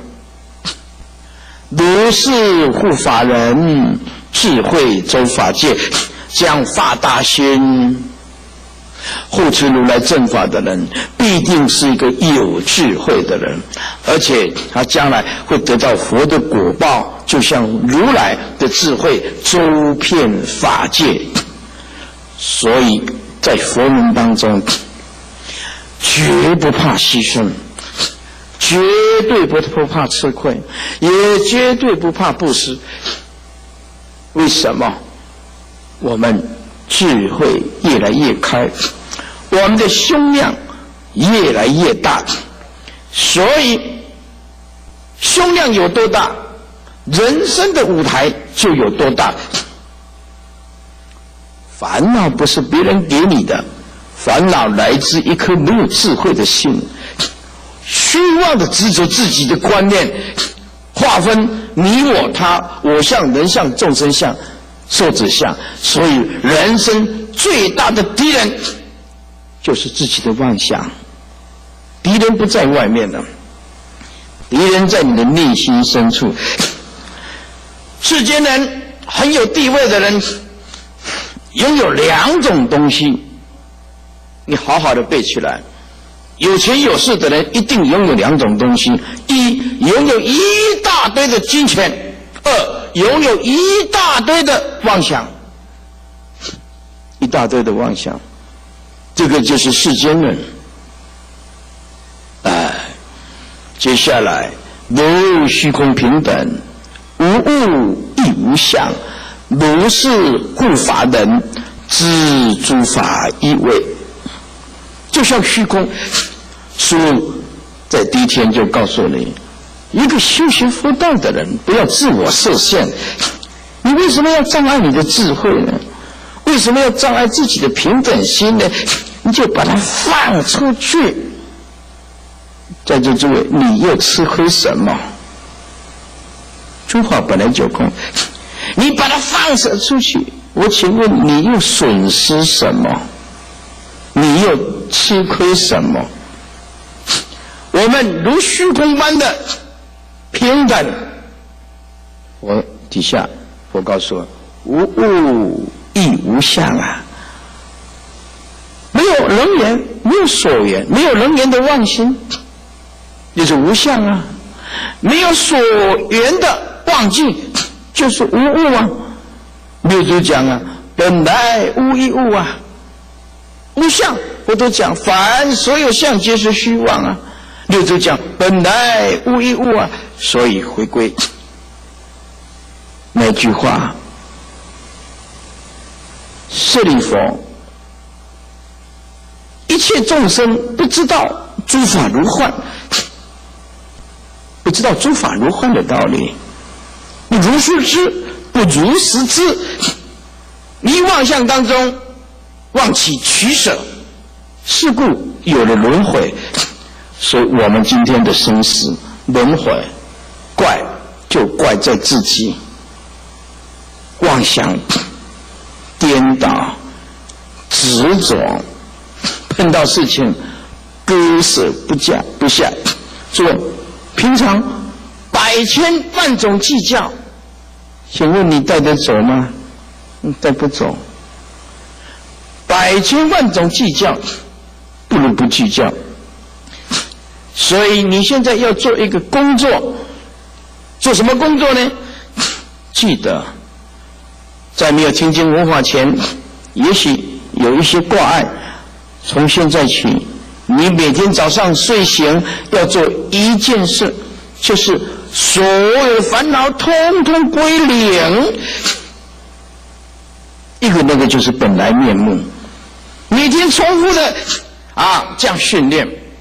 万法本来空，烦恼都是多余的，归零。早上睡醒，万法归零。还有过，不生也不灭，不来也不去，不增也不减啊，万法归零。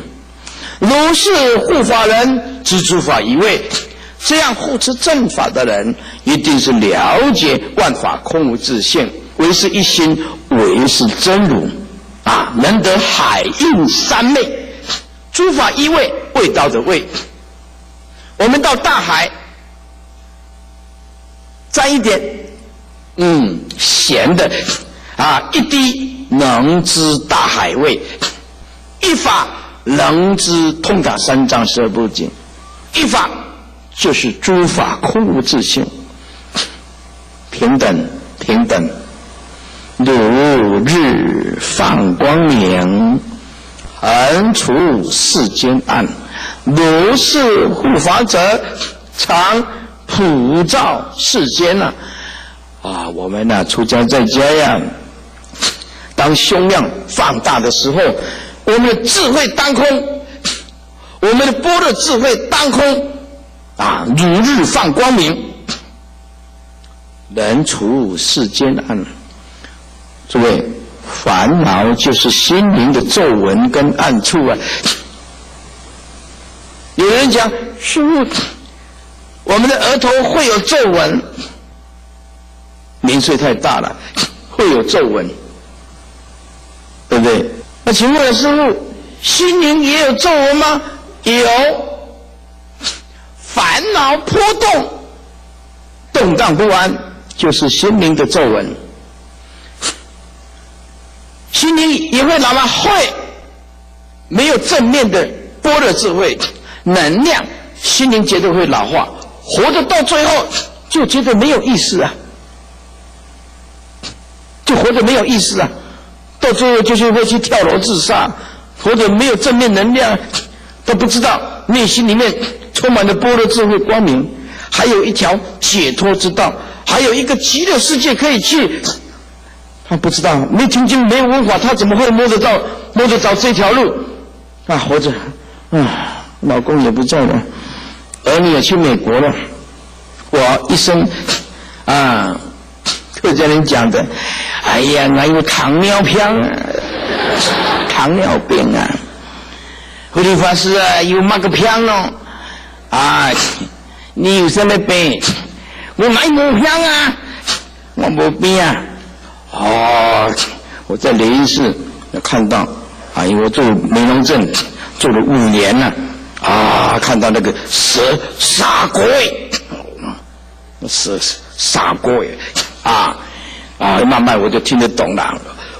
当风落雨，安太岁一下都别嘞，关顶落雨，最近大一个就别开啊！尾啊我拢听有，当风落雨。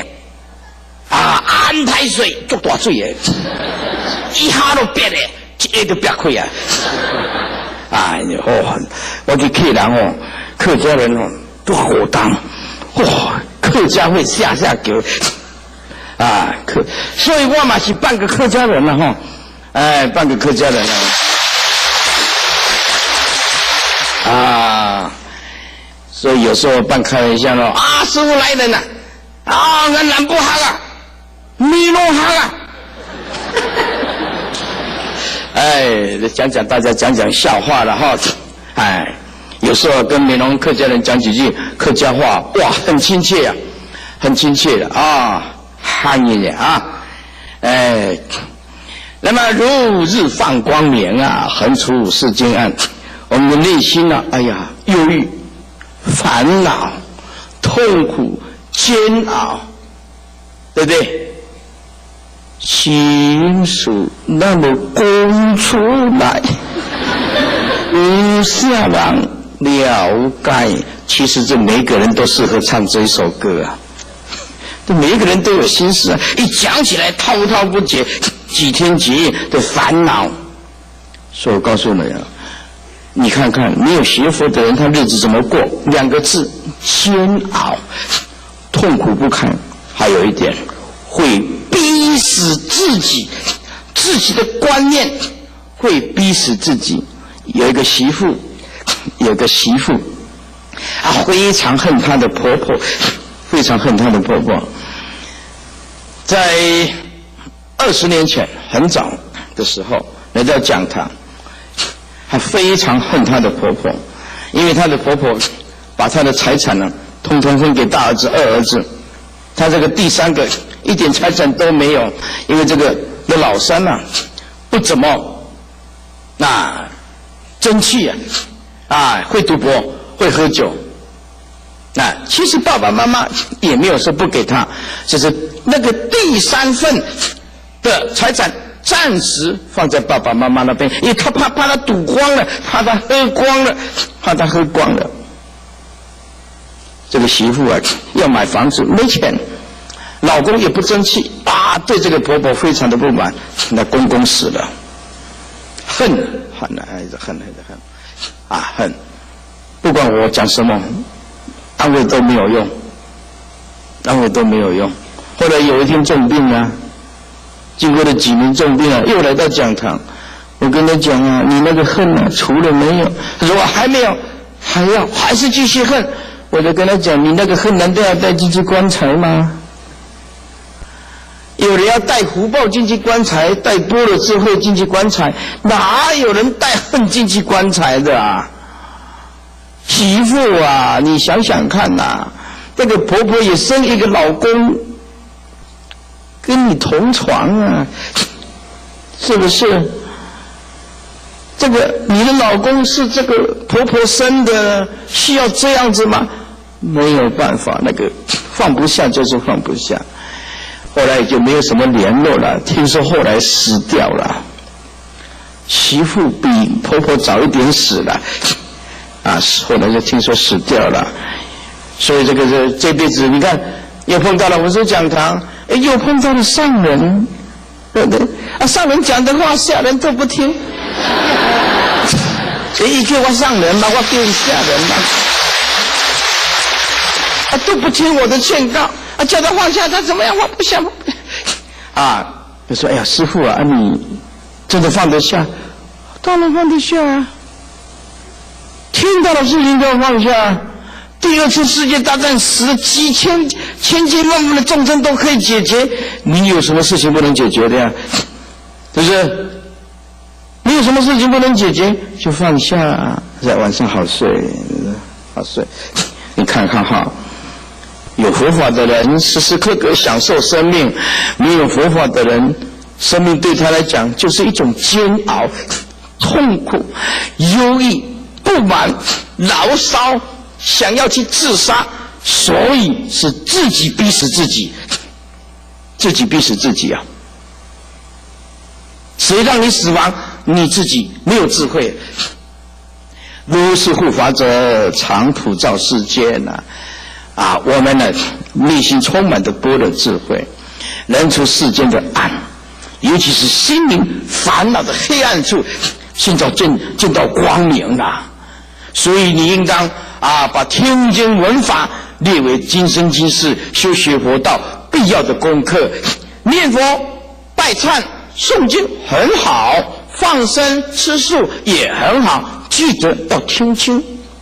你听经，它才会开智慧，常普照这个世间，常普照这个世间。所以如来说，佛陀说，这个世间没有如来示现，没有一个能觉悟。好，在这诸位我们休息20分钟。我们今天只上到5点。上到5点。诸位，你们有什么遗言要交代的吗？没有就先上一个厕所。上一个厕所20分钟。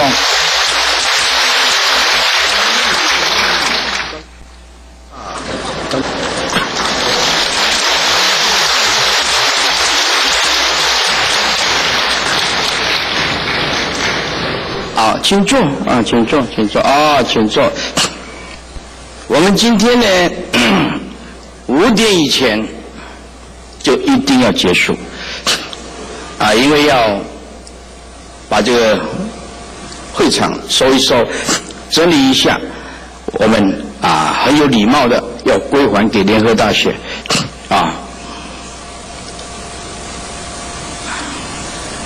接下来还有少许的时间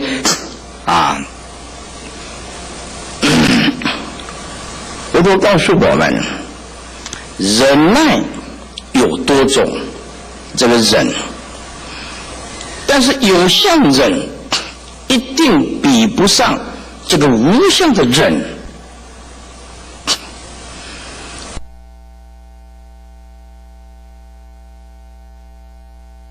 善用般若之智，行布施之道。欢迎十方信众发心护持文殊讲堂，弘法护法经书注印。承蒙护持，请亲临讲堂，或邮政划拨04789851，户名01000，请注明护持项目。无注明者，由讲堂统筹运用。欲令正法重现，当推首楞严大经。若欲忏悔灭罪，或欲行出世善法，立大功德，欢迎随喜唱入大佛顶首楞严经 VCD、DVD， 法师须及时，良机不可失。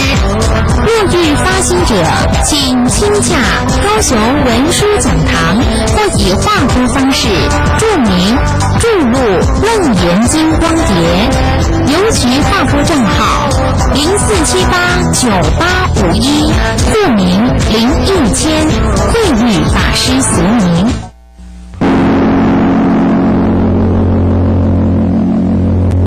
文殊讲堂八关斋戒法会通告，日期11月8日，详情请洽07-332-7833。慧律法师佛学讲座集 DVD 与众结缘，若欲索取者，请来信讲堂，请付回邮100元。如欲多量索取者，请先洽讲堂07-332-7833。文殊讲堂全年度消灾防护，欢迎随时报名参加。报名电话07-332-7833。文殊讲堂各项活动资讯，欢迎来电索取，或光临文殊讲堂网站 www.wenshu.org.tw。这有相人有着，智者不称义呀！修人以三行，以运界处等，是名有漏人，非摩诃萨相。我用白话文解释一下：如果有的人说他在修忍辱，但是他依于五蕴、摄处或者是18戒，人在忍耐，可是是依于有相的忍。这不是真正的忍辱。说阿人说有2种，对，有相忍、无相忍。用白话文解释一下，说我们这个忍辱有相的忍辱跟无相的忍辱。这个有相的忍辱，忍到最后就会忍不下来，为什么？因为那是意识生灭心有相。那么无相，了解万法本空的道理，五蕴摄处、五蕴六入摄处18戒，7大本如来藏妙真如性，这达到无生法忍。没有这个忍，本来就是空无自性。所以有相人有着，有相的忍辱是有执着的，有相人有着，智者不称誉。有智慧的人不会称赞这样子的忍辱。所以修这个有相的忍辱呢，如果掉进去蕴处戒、五蕴摄处18戒，那么这个忍就变成有漏。所以我们必须照见无蕴空、12处空、18戒也是空，毕竟空寂，那么这个就变成无漏。所以有漏的忍辱，这不是摩诃般若之相。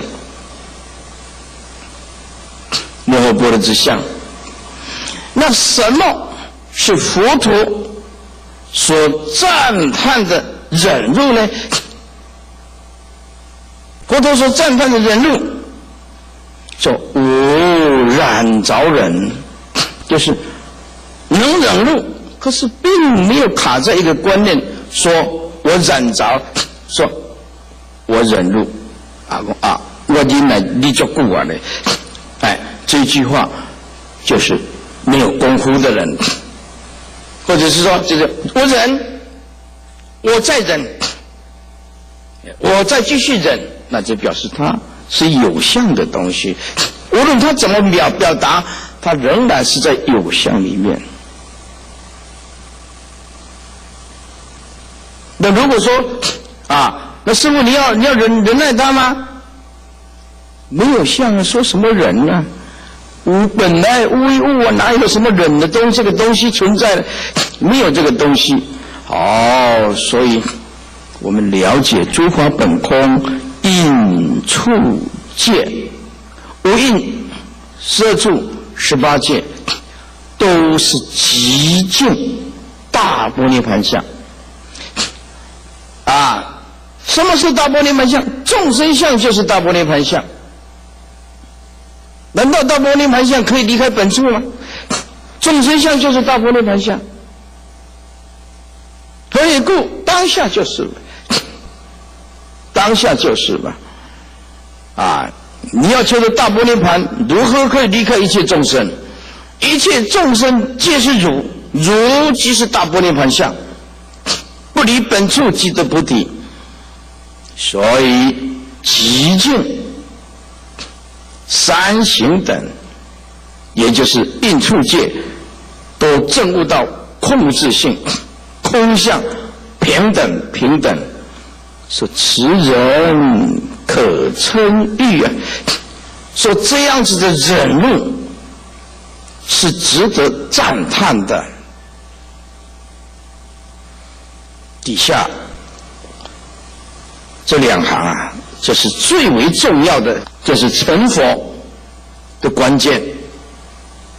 底下这几个字啊，要是你能领悟，你今天不虚此行，再大的辛苦你都值得，再远来的佛弟子都值回票价。能极尽诸行，离一切分别，心平等如空，此人可称喻。诸法通一去，空无相即灭，心无所住着，此人成大利。利害关系的利，解释一下。一个修行人，无论是出家或者是在家，了解人言的妄想心不可得，人言的妄境所现的缘起虚妄的妄境也不可得。此心入大即灭涅槃，没有任何的增减。无论这个世间发生什么重大的事情，都跟真如无关。大海干枯跟真如无关，两山相撞跟真如无关，乃至地球败坏跟真如无关。此心独立故，自在故，大即灭涅槃故。何以故？故因为相有和无而影响。大海干枯是相，两山相撞是相，地球毁灭还是相啊。只要在相的来论说，都与真如无关。真如眼睛中看出去的东西，一切都是即灭的，本不生本不灭的啊！所以万境本闲啊，为人自闹啊。这万境本来就空无自性，本来就是不增不减的。我们为人自闹，只有自己的妄想心，自己在跟自己闹啊，对不对？人极尽诸行，意思就是说，用这个大般涅槃的心，不出不入不离不弃不增不减的心，离一切分别。为什么离一切分别？诸法空无自性，就是毕竟空寂，就是第一地大空，也就是诸法是绝对的空性，绝对的空性就是无一物，就没有东西可以分别。所以你在分别，是自心在分别，与外境无关，离一切分别。那有分别，我们就是生灭，就是烦恼，就是执着。所以师父来到这个地方啊，开宗明义就告诉大家，我们来只有一个目的，希望苗栗的佛教兴盛，希望中部这个地方有一年结上佛陀的法的因缘，只有这个目的。为什么？因为一切本质空寂，并无来去生灭生减。所以当你契入佛的如来的大寂灭心性的时候，心平等如虚空，心平等如虚空。现在就看大家度量能不能慢慢的把它提升，把它放下。或者说我早证的空性，那就师父就恭喜你了，你早就已经体会到广西老和尚讲的无来无去无代志。师父你跟我听我的啥？我嘛听我的一句，来来去去就转代志。这句就是我体会的，无来无去没什么事来来去去时时都有事，心有分别，时时刻刻都有事；心无分别，时时都没事。闲人非等闲人呐，内心很闲的人，那就是这个人不是等闲人呐。心平等如虚空，此人可称誉。这是值得赞叹的，是无相的三昧是无相的忍，是无相的般若智慧，是诸佛所称叹的极灭大极灭涅槃，是离一切分别的他的心等同虚空，如佛一般呐。若人欲视佛境界但尽其意如虚空如果有的人要认识佛的境界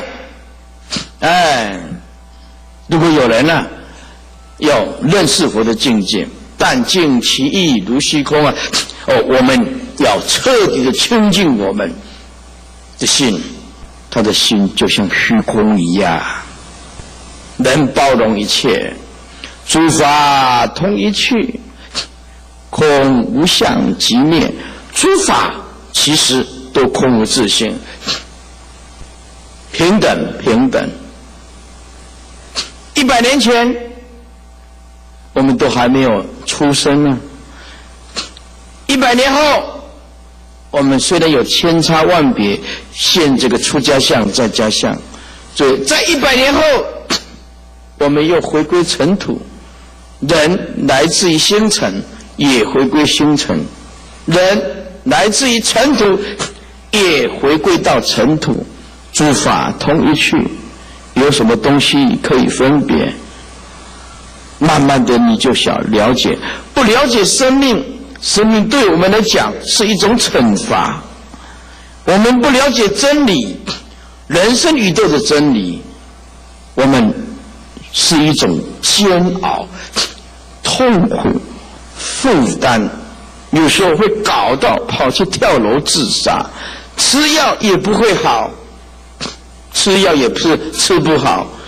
所以为什么说佛法如甘露法药哪一个人喝到这瓶药，哪一个人就起死回生本来活的生命失去了意义，像枯木一样，佛法能令枯木又逢春又逢春佛法能让一个人起死回生佛法是正面的能量，能让每一个人充满着希望、信心，活下来又找到了生命的意义。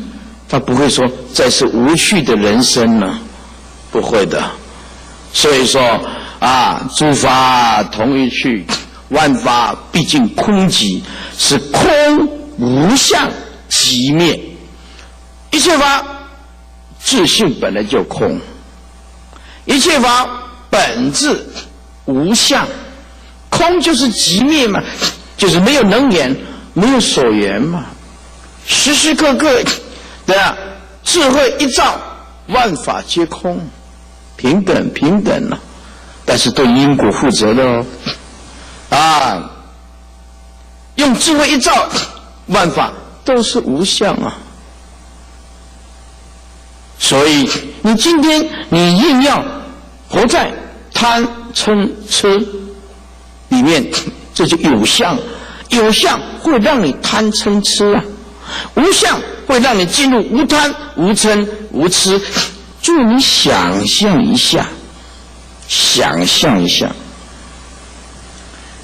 一个人的一辈子没有贪心，那你看这个是什么样的境界啊？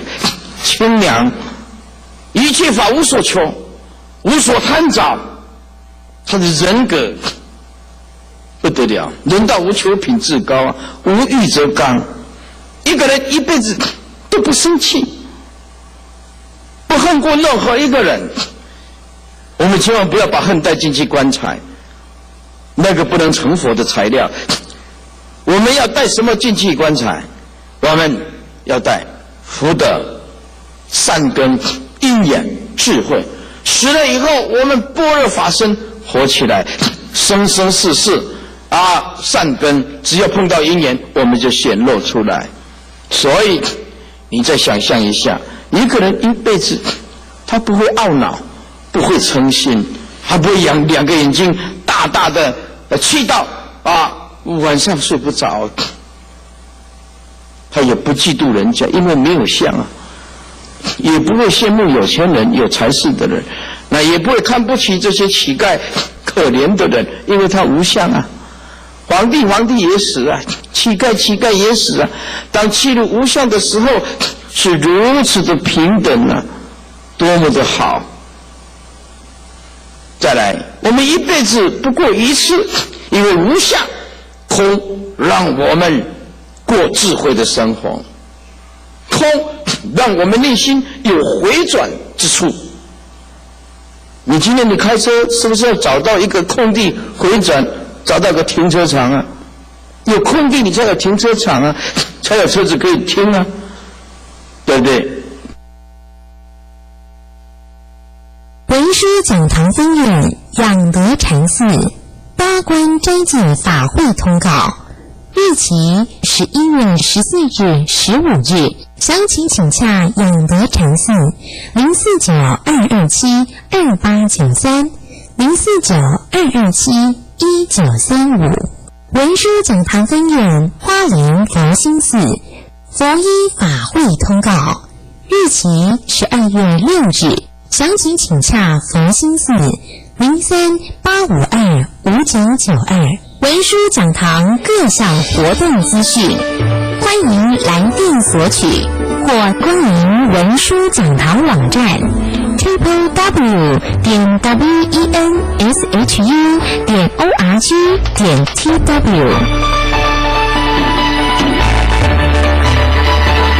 诸位，我们的妄想太多了，证得空相空性以后，我们的妄想慢慢的止息，我们不再自我煎熬，不再自我设限，因为那个都是万法唯心限量的境界。诸位，执着起贪嗔痴也是过一天，不执着放下也是过一天，执着放不下煎熬自己叫做惩罚。那你为什么要过这种日子？佛陀最后讲了2句话：心无所住着，此人成大利。心没有任何的住着，没有任何的住着，这个忍辱不得了，这是大利益的。意思是任何一个人能够体会到空无相无念大极灭涅槃，当下就是这个修行人得大利益。何以故？他有具足摩诃的般若。所以从现在起，出家众在家众都要自我境界提升。以前常常欺负别人的，现在不可以。以前口业不清净的劈头就骂的，批评人家，从现在开始不可以，要负因果的。同时你造业什么都带不去，但是这个业是随身的，但你临命终的时候你什么都带不走，就带了这些恶业，何苦呢？所以我们佛陀在交代我们，如果菩萨摩诃萨想要成就无上正等正觉，必须从初发心开始，一切无义尽断，财色名食睡尽断，毫不保留，彻底断除。当然，这是指出家众才有办法了。在家居士因为有家庭所以如果你今天你的老公死了，那么就恭喜你咯。你躲在门后偷笑，终于断气了。台湾话讲的，讲民族嘛，今麦足好修行的，我今麦足好修行的好，那么如果你离婚了，哇，那太恭喜你了，太恭喜你了。为什么我以前没听到佛法，现在听到佛法了，自己一个人，太好了，太好了。我以前呢要去拜佛念佛参加法会都得偷偷摸摸，现在没有老公了，特好，或者是也没有老婆了，特别好，特别好。没有老公老婆很麻烦哦。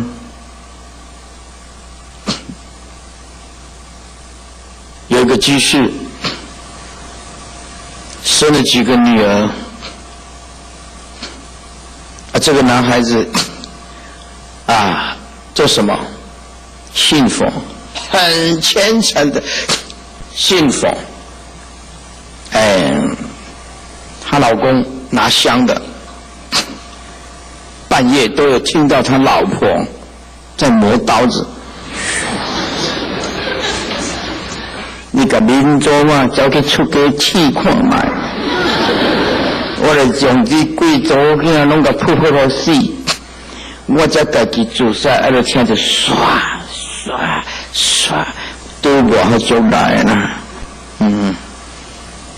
迄做囡仔看起来水水，牙起来是假的，人还酷呢。真正是假做，迄是真正讲真的。所以师父你要讲下，It's true， 这是真的。我叫来讲的这是真的。人家法师甲技师若知影，迄个人伊会暗笑讲，这师父讲的这真正有影。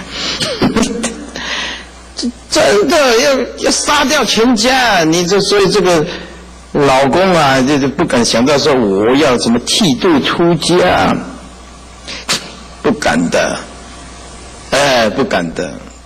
所以不是每一个人都能支持修行的因此出家有出家的修行方法，在家居士有在家居士的修行方法。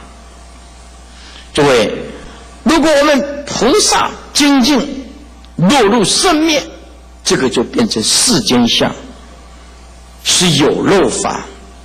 如果我们修行达到毕竟空寂的无相，无论是布施、持戒、忍辱、精进、禅定、般若，这个叫做出世间相，这个一定要弄清楚。精进有两种相，夹杂着烦恼的有相的，通通叫做生灭世间相，就是精进有相。另一种达到空无相无业空无自性，这个叫做出世无相精进相。这个菩萨的精进勇猛，一定要修无相的精进，因为众生都早已有漏，没有办法通达到无漏。好，接下来就是禅一个警语，是适合一切出家众、在家众听闻，要听祖师大德的话。我先把它念一遍。参禅警训这么说：做功夫不怕错，只怕不知非。纵然行在错处，若肯一念知非，便是成佛做主的基本，出生死的要路，破魔王的利器。释迦大师以外道法一一正过，只是不坐在窠臼里面。等一下会解释，将知非变舍，知道不对就放下，舍就是放下，4个字。从凡夫直到大圣地位，此意期待出世法，在世法中有思念处，只消各知非变舍，便做得一个净白的好人。若抱定错处为是，不肯知非，纵是活活现前呢，救他不得。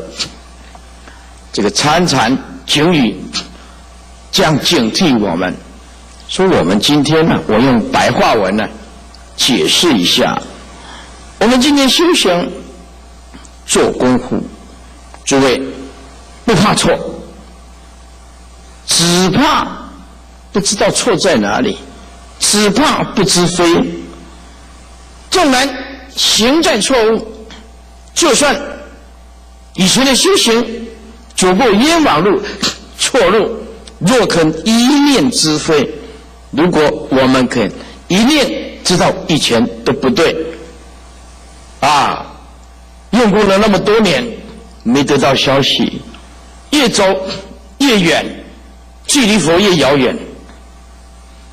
所以只要一念知非还有救，这一念知非就是成佛做主的根本。知非必改，出生死的要路，这个是超越生死最重要的。改过并不可耻，除非也不是卑劣。改过除非是大丈夫的行为，知错必改，善莫大焉啊！能走对路，当然是恭喜了。但是万一走错路，就要下定决心，一念知非便改啊！这是破魔王的利器啊！怕的就是说，坚持自己的无知，不听佛陀的劝告。释迦牟尼佛以外道法一一都证过，也就是释迦牟尼佛对于外道，因为还没有成道以前，对外道都去参过，都知道外道不究竟。佛陀知道这个不可以陷入外道的巢窟里面、巢臼里面、窠臼里面。窠臼窠一个蟹，一个果那么臼就是一个白，但是呢，它中间有个缺口，好像白色的白，但是中间裂开来这窠臼。也就是说，佛陀参访过无数的外道，发现他们心外求法走错路了，绝对不会掉进去错误的陷阱。佛陀就是做到这个。佛陀刚开始也是参外道，知非便舍，舍就放弃，直到我们走错路了就放弃。从凡夫一直到成就无上正等正觉，就这4个字，就是世间法也是一样知非便舍也是一样啊，何况是出世间法呢？出世间法也要做到这样子，知道不对，赶快放下，还来得及呀！你总不能把这个不对的东西一直带到棺材里面呢？那么什么是对，什么是不对呢？依佛陀所讲的究竟正法，它就是对，不是佛讲的，依外道讲的，或者依个人想象的自创品牌的，自己创造出来的，依法正法不相应的，佛根本就没有这样讲过，弄了一些很奇怪的东西出来，佛也没这样讲过，那就是不对。很简单的，善巧方便的终究处，还是要让众生得解脱，那是对，这种善巧方便是对的。善巧方便最后就是要引导众生走正路，这个善巧方便是对的，这只是一个过程。但是问题是，善巧方便以后摸不着门的，一直带，一直弯，一直带，一直弯，那完了，那完了。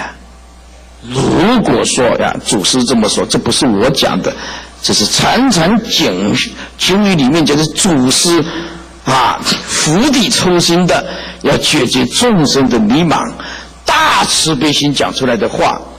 最后祖师这么说：若抱定错处为是，不肯知非变舍，纵然是佛现前，也救他不得。如果说我抱定这个错误，还把他认为是对的，不肯知非辨识，也不愿意知道错，也不愿意放弃放下，纵然佛菩萨现前活佛现前，也救他不得，救他不得。这是最后讲经前最后的一个交代。那么我们时间剩下15分，我们还是要感谢一下大家。以下念到的请大家无论如何要给他多多鼓励。感谢许多大力支持本次法会的法师比丘比丘尼，谢谢。因为这个鼓掌免税的。佛菩萨教导众生要有随喜的心在义讲破声甲吹了，这个有抛耳抛耳的来呢感谢总指挥徐玉光总干事三宝护持会每一位发心的居士大德。此次法会各组的组长，感谢陈正武居士，感谢杜一英居士，感谢林丽华居士，感谢吴美珠居士，感谢汤贵图居士，感谢苏吉勒居士，感谢江莲英居士，感谢许英福居士，感谢林美玲居士，也感谢陈楚兴居士，感谢杜红艳居士，感谢裴信居士。那么在这里我也感谢魏淑如居士，非常的感谢。感谢全体发心的义工，谢谢。此次法会庄严到场，插花组的全体师兄师姐，谢谢。感谢摄影组张居士、贵阁小钟、陈耀昌师兄，谢谢。感谢音响组音艺音响邓云鹏居士，以及所有默默护持赞助本次弘法大会的发心者，在此一并感谢。最后再次感谢2天来为我们主持法会的事宜圣台法师，还有感谢陈淑玲居士，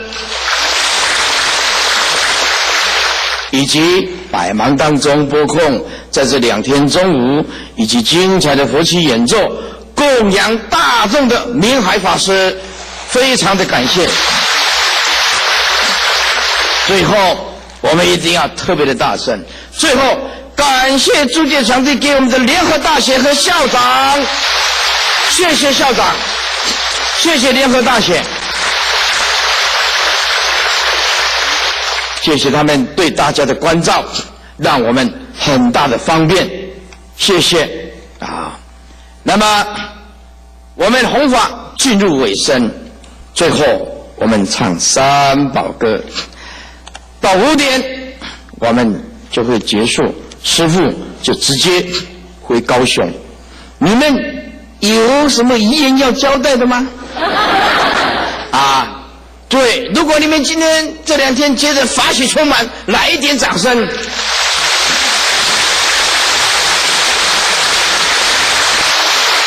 谢谢。万法都是这样缘起缘灭，最后祝我们苗栗如来的正法永远的兴盛，预祝我们苗栗佛教大兴盛，能够解救无量无边的众生。我们有一年苗栗再见啊！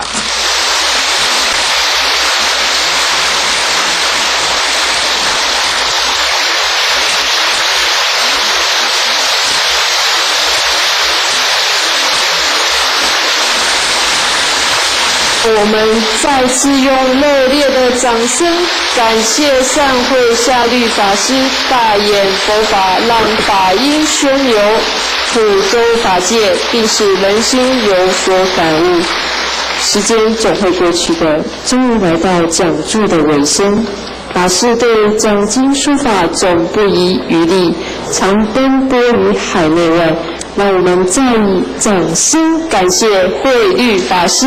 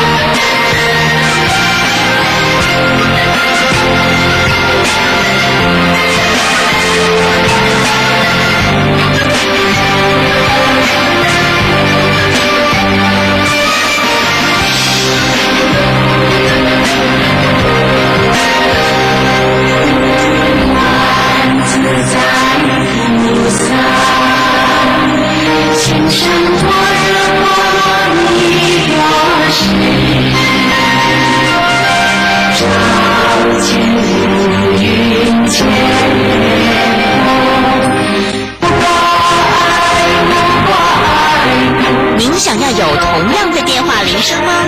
告诉你一个好消息，现在法界之歌 CD 内的38首歌曲已经能够在 eMoney、远传、台湾大哥大等各家电信公司及数位点子多媒体公司网站下载喽，让绵绵佛号深深为您祈福，下载铃声不止法界。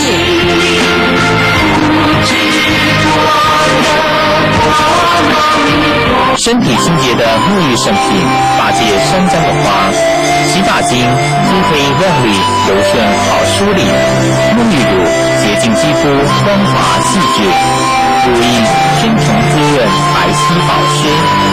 发界山楂的花是您居家保健的好帮手。发界山楂的花系列产品，每套3瓶节原价880元，货到付款。订购专线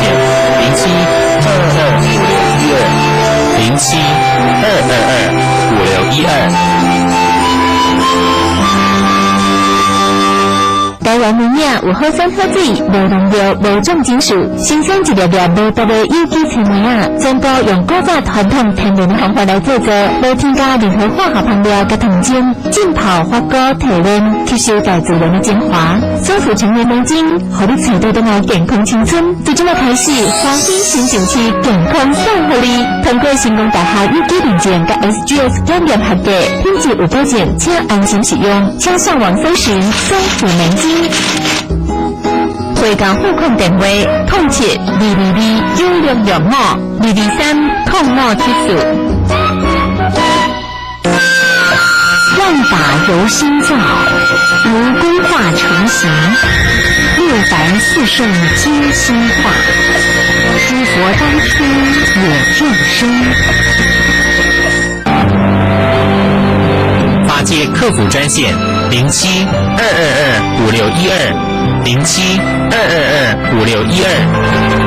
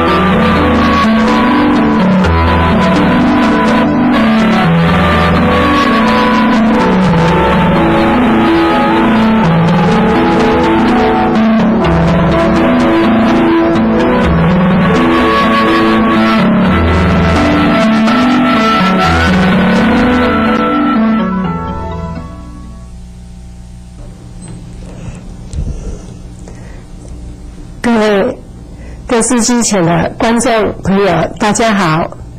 今天我们小女儿要来示范的是送花请斜行。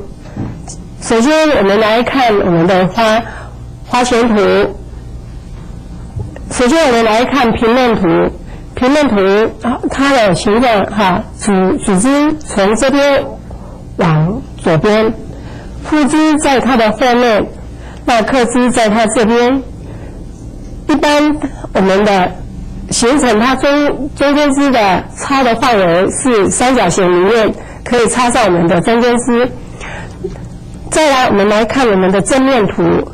正面图它的主枝就是从它前面往70度往前面，在45度左边。那副枝在它的后面没有规定。客枝呢，它是50度。往前面30度往右边，形成它一个正面图的图形。那么再来呢，立体图，立体图就它看起来就是比较立体的感觉。主枝、副枝、客枝形成它一个不等边的三角形。那在它的不等边三角形里面，我们可以插上它的中间枝。我们的倾斜形在前几集已经有大部分有示范过了。那今天我们再重新示范一次，让各位能更深刻的了解。那可能在在这个图形大家已经看了好几次了哈，应该可以更清楚的。好，那假如说在图片上有什么不清楚的话，等一下我会一一的再示范讲解，谢谢。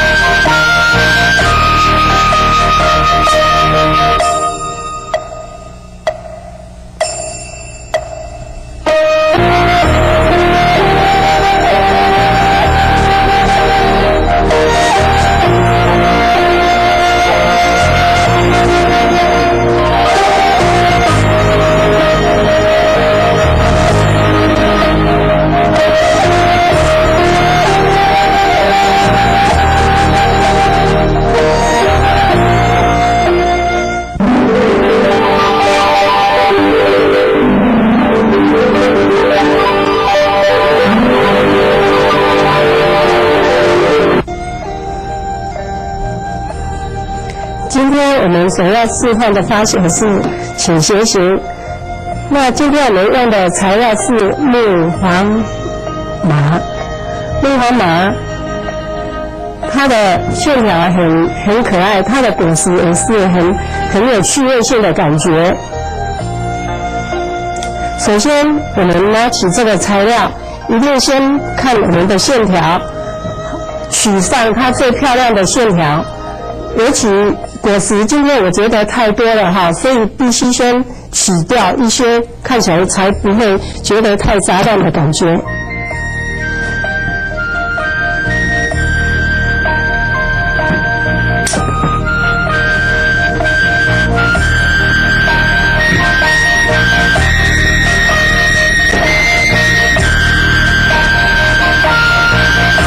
因为这种树木呢，到目前我们在我们的市面上很少看到这种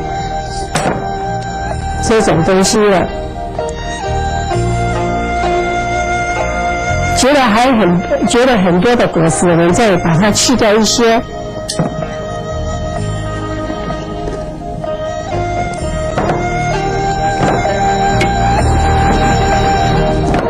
因为假如果实太多的话，看起来比较没有那么有趣味性，所以我们先把它去掉一些，看起来有一点松松的感觉，看起来更有趣味性。有时插花，我们你要取它的趣味性，插起来的话就觉得比较生动活泼一点。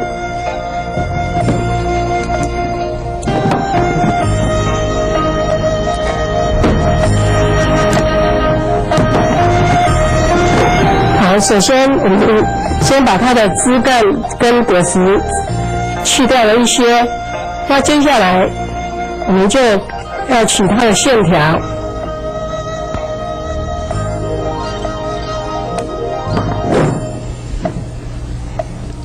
先把它的这个枝干把它先弄好一点，看我们的线条，这样是不是觉得在插花上比较漂亮一点？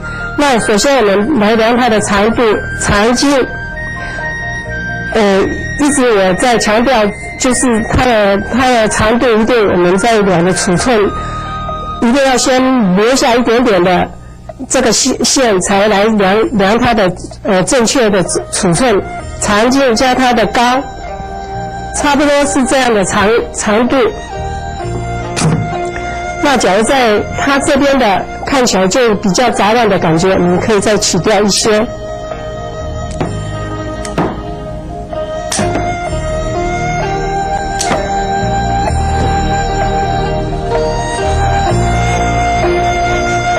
因为很少看到这一种，所以看起来蛮有趣味的感觉。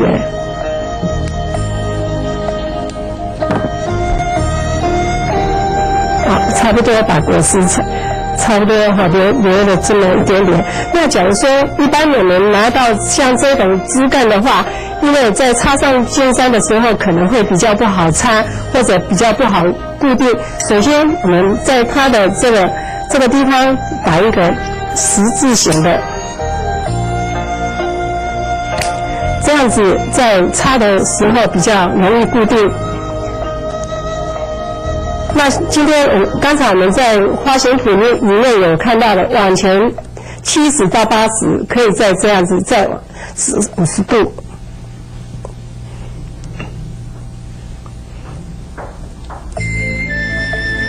差不多这样的线条。那护枝呢？护枝我们来取上一个比较枝干比较不那么多的，果实还是很多，所以我们可以先要去掉一些。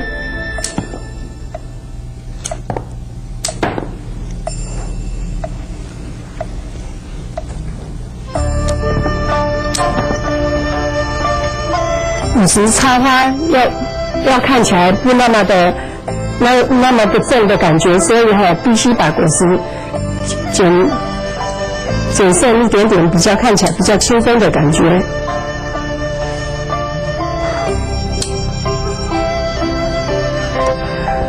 我们护枝也是它的1/2，那1/2，首先我一直有强调，所以我们这个一定要量，不能从它这边量，一定要往这边量。它的1/2就在它这边。假如说枝干比较小一点的，我们就不用说再强调再剪，在它的中心再剪上一枝。它的脚跟可以在它主的后面往后面这边倾，但是它的倾斜型主枝它没有一定的限制，所以呢，它可以很自由的在它的背后上插上。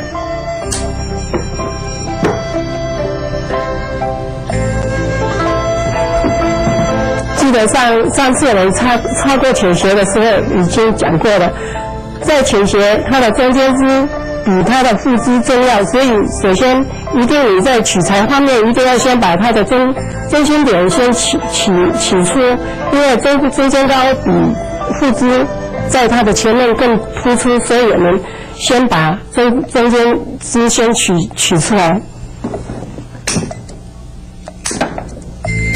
那中间枝的长度不是它的1/2以上，但中间枝的线条一定比较阿挪，都是的不要很僵硬又很直线的，一定要先把它的枝干选出它比较最漂亮的立体的感觉。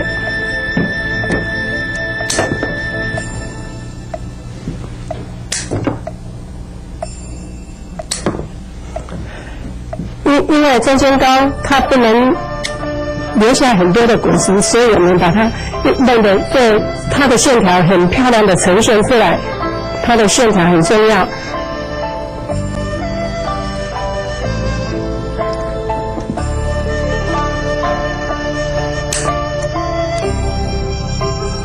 那一般呢，在插这个有枝干的东西一定要切斜一点的，这样在尖山上面它所要插出来的比较好插。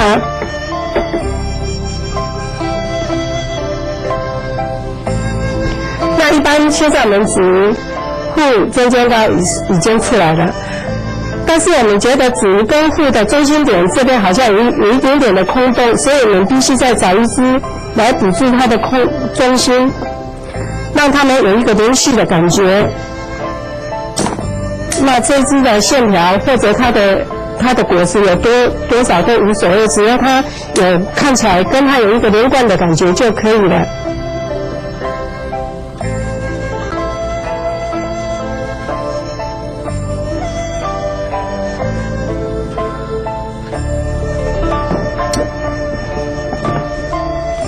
那因为我们这边还有一枝这样在主枝的下面，所以本来我们每一种的花材在它的它主枝的下面一定要再补上一枝，但是今天我们这边正好有一枝这样的弯曲又很漂亮的枝干在这边，所以呢，我们下面这一枝就不用很刻意的再去插它。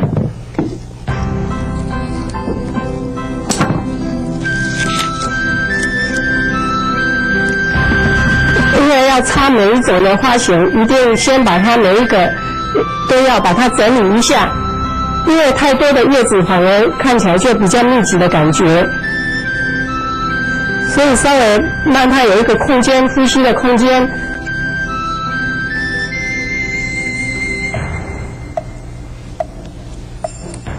那这支的高度也没有限制，但是总不能比它刻枝长。那刻枝也是它的1/2，所以一定不能比它高。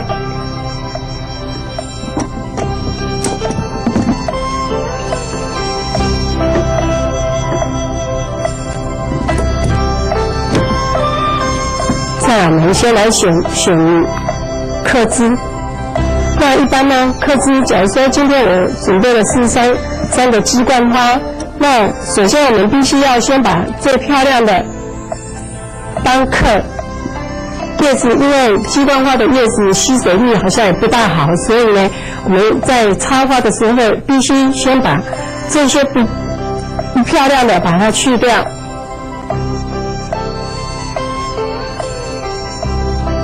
每一朵花，每一个叶子都要很细心的去把它整理，才能呈现最漂亮的一面。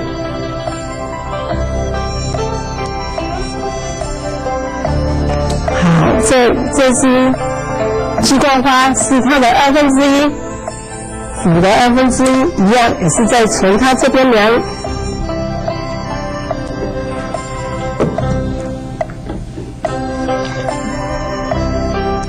那它在这边往前60度、30度过来，它的位置在这边。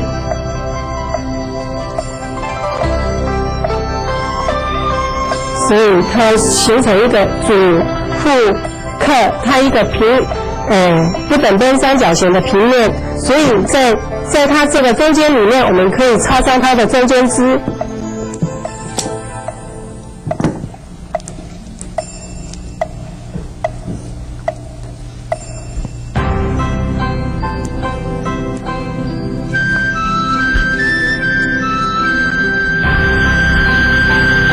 鸡冠花的颜色很漂亮，它的色调很艳。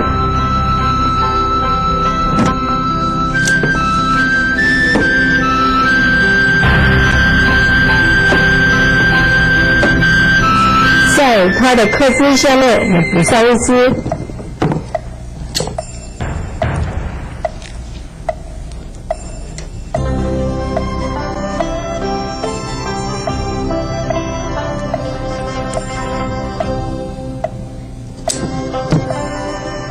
因为在刻枝的范围里面，我们可以形成它一个块状的感觉，所以它这些是补助它主枝的中心点。那今天因为它的色泽跟白色的很艳，所以我们再来补上它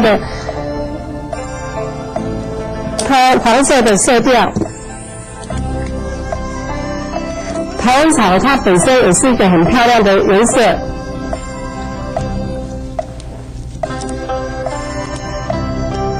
所以呢，它可以补在它这边的线条，也可以，因为中间枝只要你在前面，你觉得说你要补在哪一边，它没有一定的规定，只是在你的主副客的中心里面都可以补上，所以这一支呢，就随便你们要怎么插在哪边都没有硬性的规定。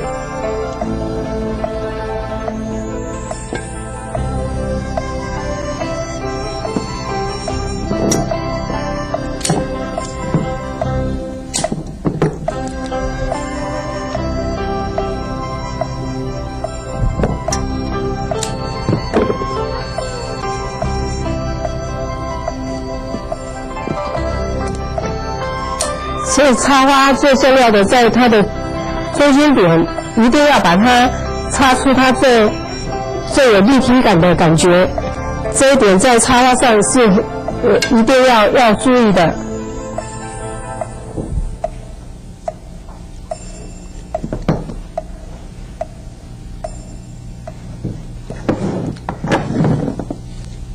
接下来我们来最后的补充我们的阳齿。一般因为今天我们这个木麻黄它没有叶子，所以我们必须用叶子来补上它的空间。所以一般阳齿我已经擦了好几次了，都有跟各位解释过，一定要先把它折的它的线条漂亮一点，这样你擦起来的整体才能呈现它最漂亮的线条出来。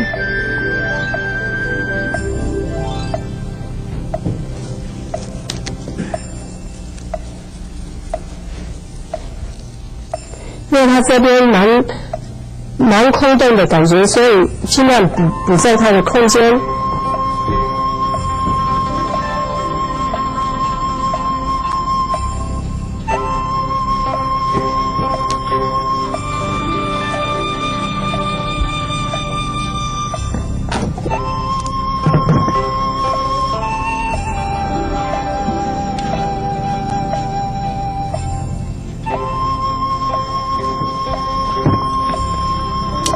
尤其你们在擦的时候，在前面都可以注意到它的空间在哪一个比较该补上的，你们就很随意的可以补上它的空间。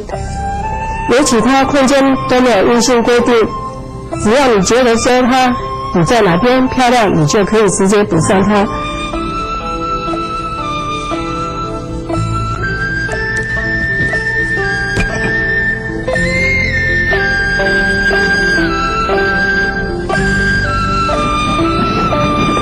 那现在大部分是这样将近完成，但是一点点小细节的，我必须跟各位再讲解一下。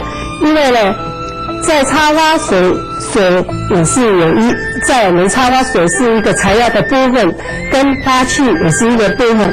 那假如说那个花器跟花的搭配，也是由我们自己去搭配。今天假如说你觉得我的花是比较暗一点的，我们可以用比较青色的花瓶。那假如说我今天的花色比较淡一点的，我们就可以用暗一点的。所以呢，在各方面的搭配就是由自己去搭配自己的喜爱。尤其因为呢，这只是在搭配颜色的，是由我们自己来搭配的，所以颜色是由我们自己去决定的。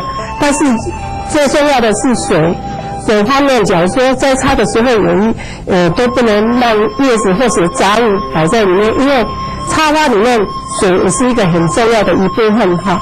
那今天我再从头再讲解一下，这个组织是长茎加它的半，对不起，是长茎加它的高，那副枝是它的1/2。客枝是它的1/2，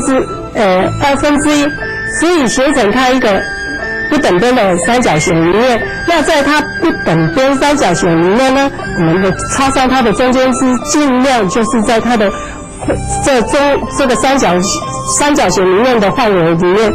那其他我们的中间这个就随意我们自己去搭配我们的这三个点的里面，所以我们要很平衡的去插上它。长短只是在我们的主副课里面去搭配它的长短。那当然今天我们这个中间高就是不能短于它的1/2，可以比它长也无所谓，因为个人的看法。假如说你今天中间高要比主枝长也是无所谓的哈。那其他的这些呢，假如说你喜欢只是自己的搭配，自己的想法，自己的构图，因为呢每一个自己做的范围，尤其我们要插一盆花，就是由我们来构图，要怎么来插，今天我要买的材料要怎么来处理我今天所要插的这一盆的什么形状，还还看用什么花材来搭配它的颜色，这个是最重要的。那尤其我觉得插花最困难的就是它搭配花材是最困难的。以我自己的经验，我觉得一到花店看到那么多的材料，一时要选哪一种来搭配，这个是一个很大的学问。那当然呢，就是由我们自己经验，要慢慢的去学习，并不是说一两日就可以学习我们的色彩。所以呢，我觉得插花并不是也是几天学而已，一定是要很努力的去观察。去看书或者去观摩，这个种种的，都要注意，种种的哈，都必须去注意的。那我们今天就在它这盆花里面的，尤其我是用的是瑶尺来补出它的空间，但是记得，并不是说今天我用这个瑶尺，你们以后就是去花店。一定要搭配这样子，并不是这样子的，因为呢，搭配这个叶子，只要你觉得哪一种的比较适合你自己的喜爱，就可以去搭配，并不是说我今天这个你一定要按照我这个形状来插，也并不一定这样子。所以呢，我就建议各位就是去尝试也并不一定说你一定要按照这一种材料。尤其像这种材料，一般在市场上可能要买，可能买不到，因为这个都有专人到去采，所以呢，这一种又是很少的植物所以呢，可能在一般你们要在市面上可能比较难一点，所以讲说有喜爱花的，最好是到花店去选你们最喜爱的东西，可能会比较多一点。那我们今天我介绍的这一本是浅学学，是不是大家有概念或者有喜欢？假如说有不喜欢的，那我就很抱歉。希望说我能把我最好的一面呈现给各位。今天我的示范就到此结束，谢谢。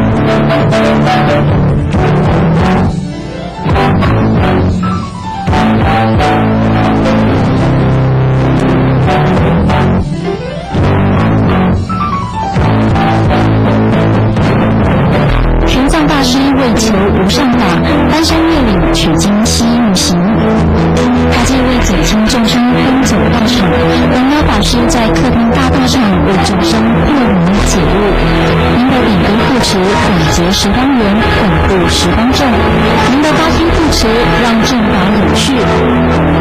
平藏心法界情，取经就在法界客厅大道场。划拨账号41956780，户名法界弘法通讯社。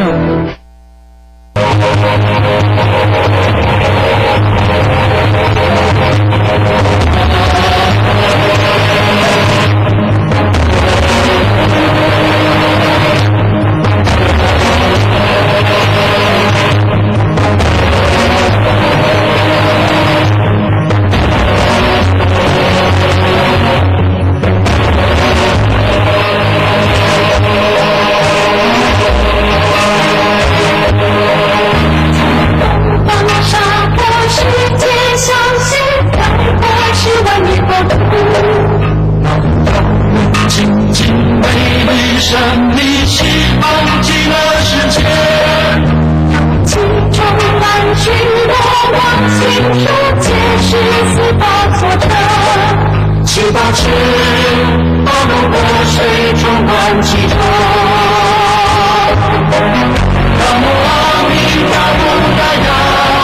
身体清洁的沐浴圣品，发界山楂的花，洗发精，肤黑亮丽，柔顺好梳理；沐浴乳，洁净肌肤，光滑细致；乳液，深沉滋润，白皙保湿。发界山楂的花是您居家保健的好帮手。发界山楂的花系列产品，每套3瓶皆原价880元，货到付款。订购专线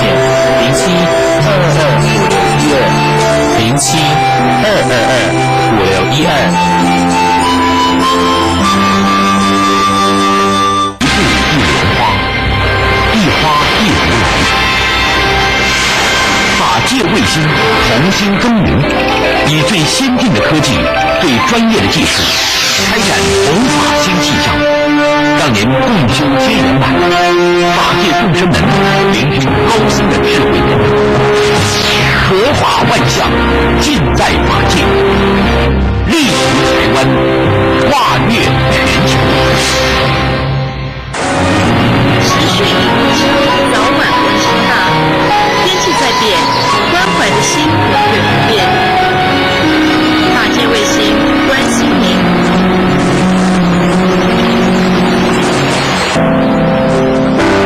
愿我生生世世不离六度，永续菩萨脚步，在顺境中警惕自我，在逆境里勤勉向上。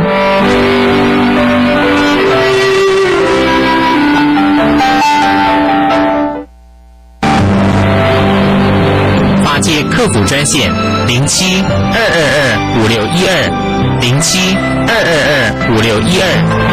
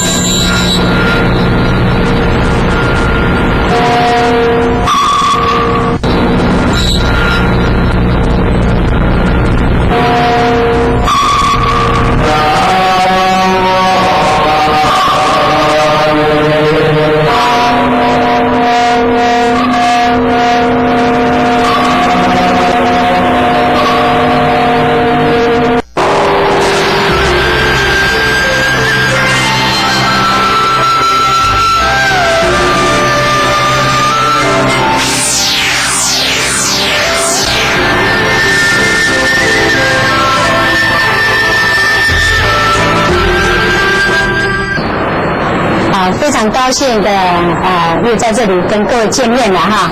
请放掌。那今天呢，我们仍然继续上一回所讲的还没有教各位正式的打第二段锦。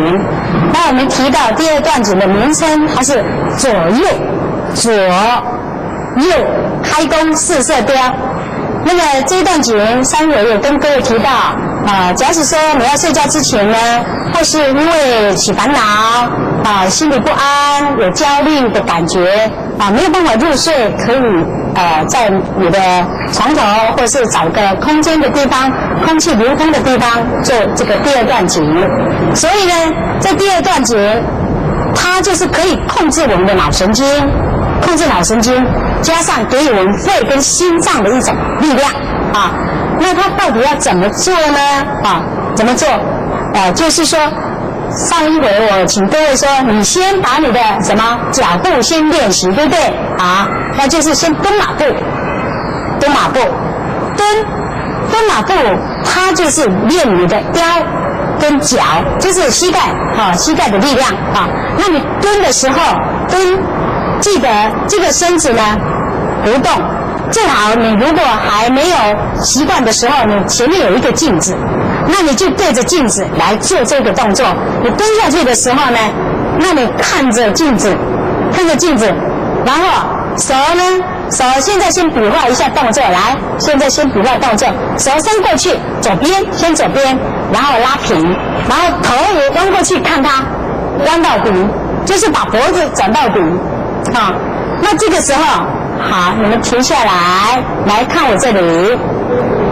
要记得这一个手呢，有很多人的状况会把手放在这里，就没有平的，要不然就是把这个肩提起来，是这样这样状况就不正确，先站起来这样你怎么样呢？就要把这个地方叫手臂，对不对？手臂的地方跟你的手肘，这个地方叫肘，对不对？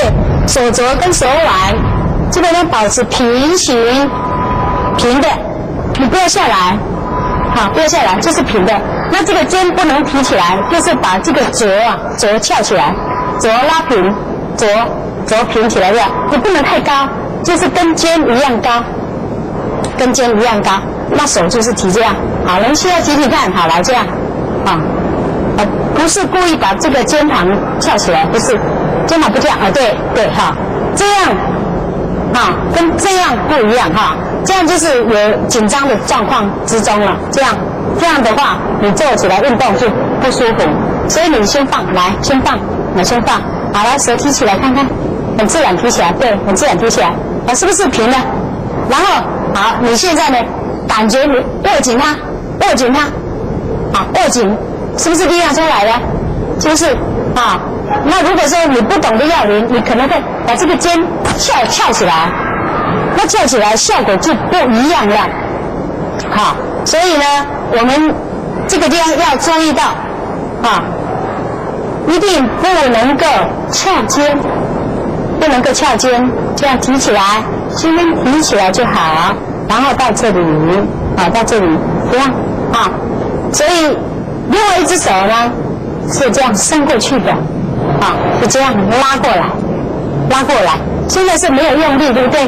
没有用力那真正的做的时候是怎么样真正做就是说，当你这样，就是等于这里有一条弦，我们要打弓箭，对不对？把弦这样慢慢的拉，你不可能弦这么快让人一下子就抽过来嘛，对不对？不可能，所以你要了解弦是很紧，而且必须用按力，慢慢的这样拉过来。当你这样一拉的时候呢，这个时候气就充满在丹田，然后就会给你的肺跟心脏加以力量，是这样所以这里面呢，你要注意的只是这个手，等要换边的时候呢，换这边也是一样。这一个手你就轻轻掀起来然后到这里平，保持平，这个手不要弯这个手掌不要弯进去，因为你弯进去弦就弯了嘛。那你想，以我们学佛的人来说，你这样一射，眼睛睁开眼睛，睁大眼睛，也是眼珠子运动哈，然后朝着这个洞射进去，射出去。要射什么东西呢？我们要射什么东西呢？我们要用观想，我要射那些烦恼魔、五阴魔那些死魔、病魔，我要把它怎样？把它射过去，让它怎么样？消灭掉它。有时候你这样用一股这样用一个意观想来做这样的一个运动，是相当怎么样？相当好啊！那现在我们来重新做一次哈。对了，在这里再提到就是说，假使你有事情让你太兴奋了，你没有办法睡觉，你睡不着觉，这个时候你记得就是做这一招。那你要做这一招，是不是一开始就做第二招呢？不是，你一定要做一个基本动作立场、甩手，2个基本动作一定是每一招一定要做。上一回已经提过，假如说你是肠胃病，你要治你的肠胃，加强肠胃方面，那一样，第一段紧，第一个立场跟甩手做完了，再加上这个第一段紧。那现在我们如果说你今天因为可能是考上了第1名那或是有其他的事情让你非常的兴奋，你睡不着觉，那你现在呢就必须先做立场，做完了以后呢，然后就做甩手，甩手做完了，然后再怎么样？再开始做第2段紧，再做第2段紧。如果说你今天是因为要治失眠的，那你就做第2段紧，或是你感觉你的心力不足，或是你感觉你的肺部不足，或是感觉你在爬楼梯很喘，脚很酸，没有力量，这个时候你务必就是要怎么样？要加强这一招。那现在呢，我们重新来做来蹲马步蹲马步。那这个吸气换气在哪里吸呢？我慢慢的做，那你们各位注意慢慢的看。吸气的时候在中间，你会感觉从中间这里拿起的弓箭，然后朝左边先射，就这样慢慢的拉过去，然后就整个头转到底。这个时候呢，气充满了整个身。就整个细胞活络起来了，这个时候你吸气，然后屏住呼吸，完了以后再放松，松的时候呢，就是手挥舞到原来的地方，脚都不能动不起来，然后再换边，再吸气，然后再拉开来，用力屏住呼吸，这个时候你要幻想前面有很多不愉快的，我尽快把它射掉、消灭掉。像我们要射掉五阴魔、烦恼魔、死魔、病魔这一类。那再回来，记得那个手肘不能往下垂，对，平起来。来再一次来，我们再站起来。但是在这个中间假使说你只有做这一招，你要放掉千万要切记。那今天我们的时间又到了没有办法讲完。那好，我们下一回来我们再来加强这一招那今天就到这里为止谢谢各位收看。法界微信的节目丰富，敬请按时观赏与指教。如果有任何意见及讯息告知，请拨洽服务专线093-274-6405或07-224-3668。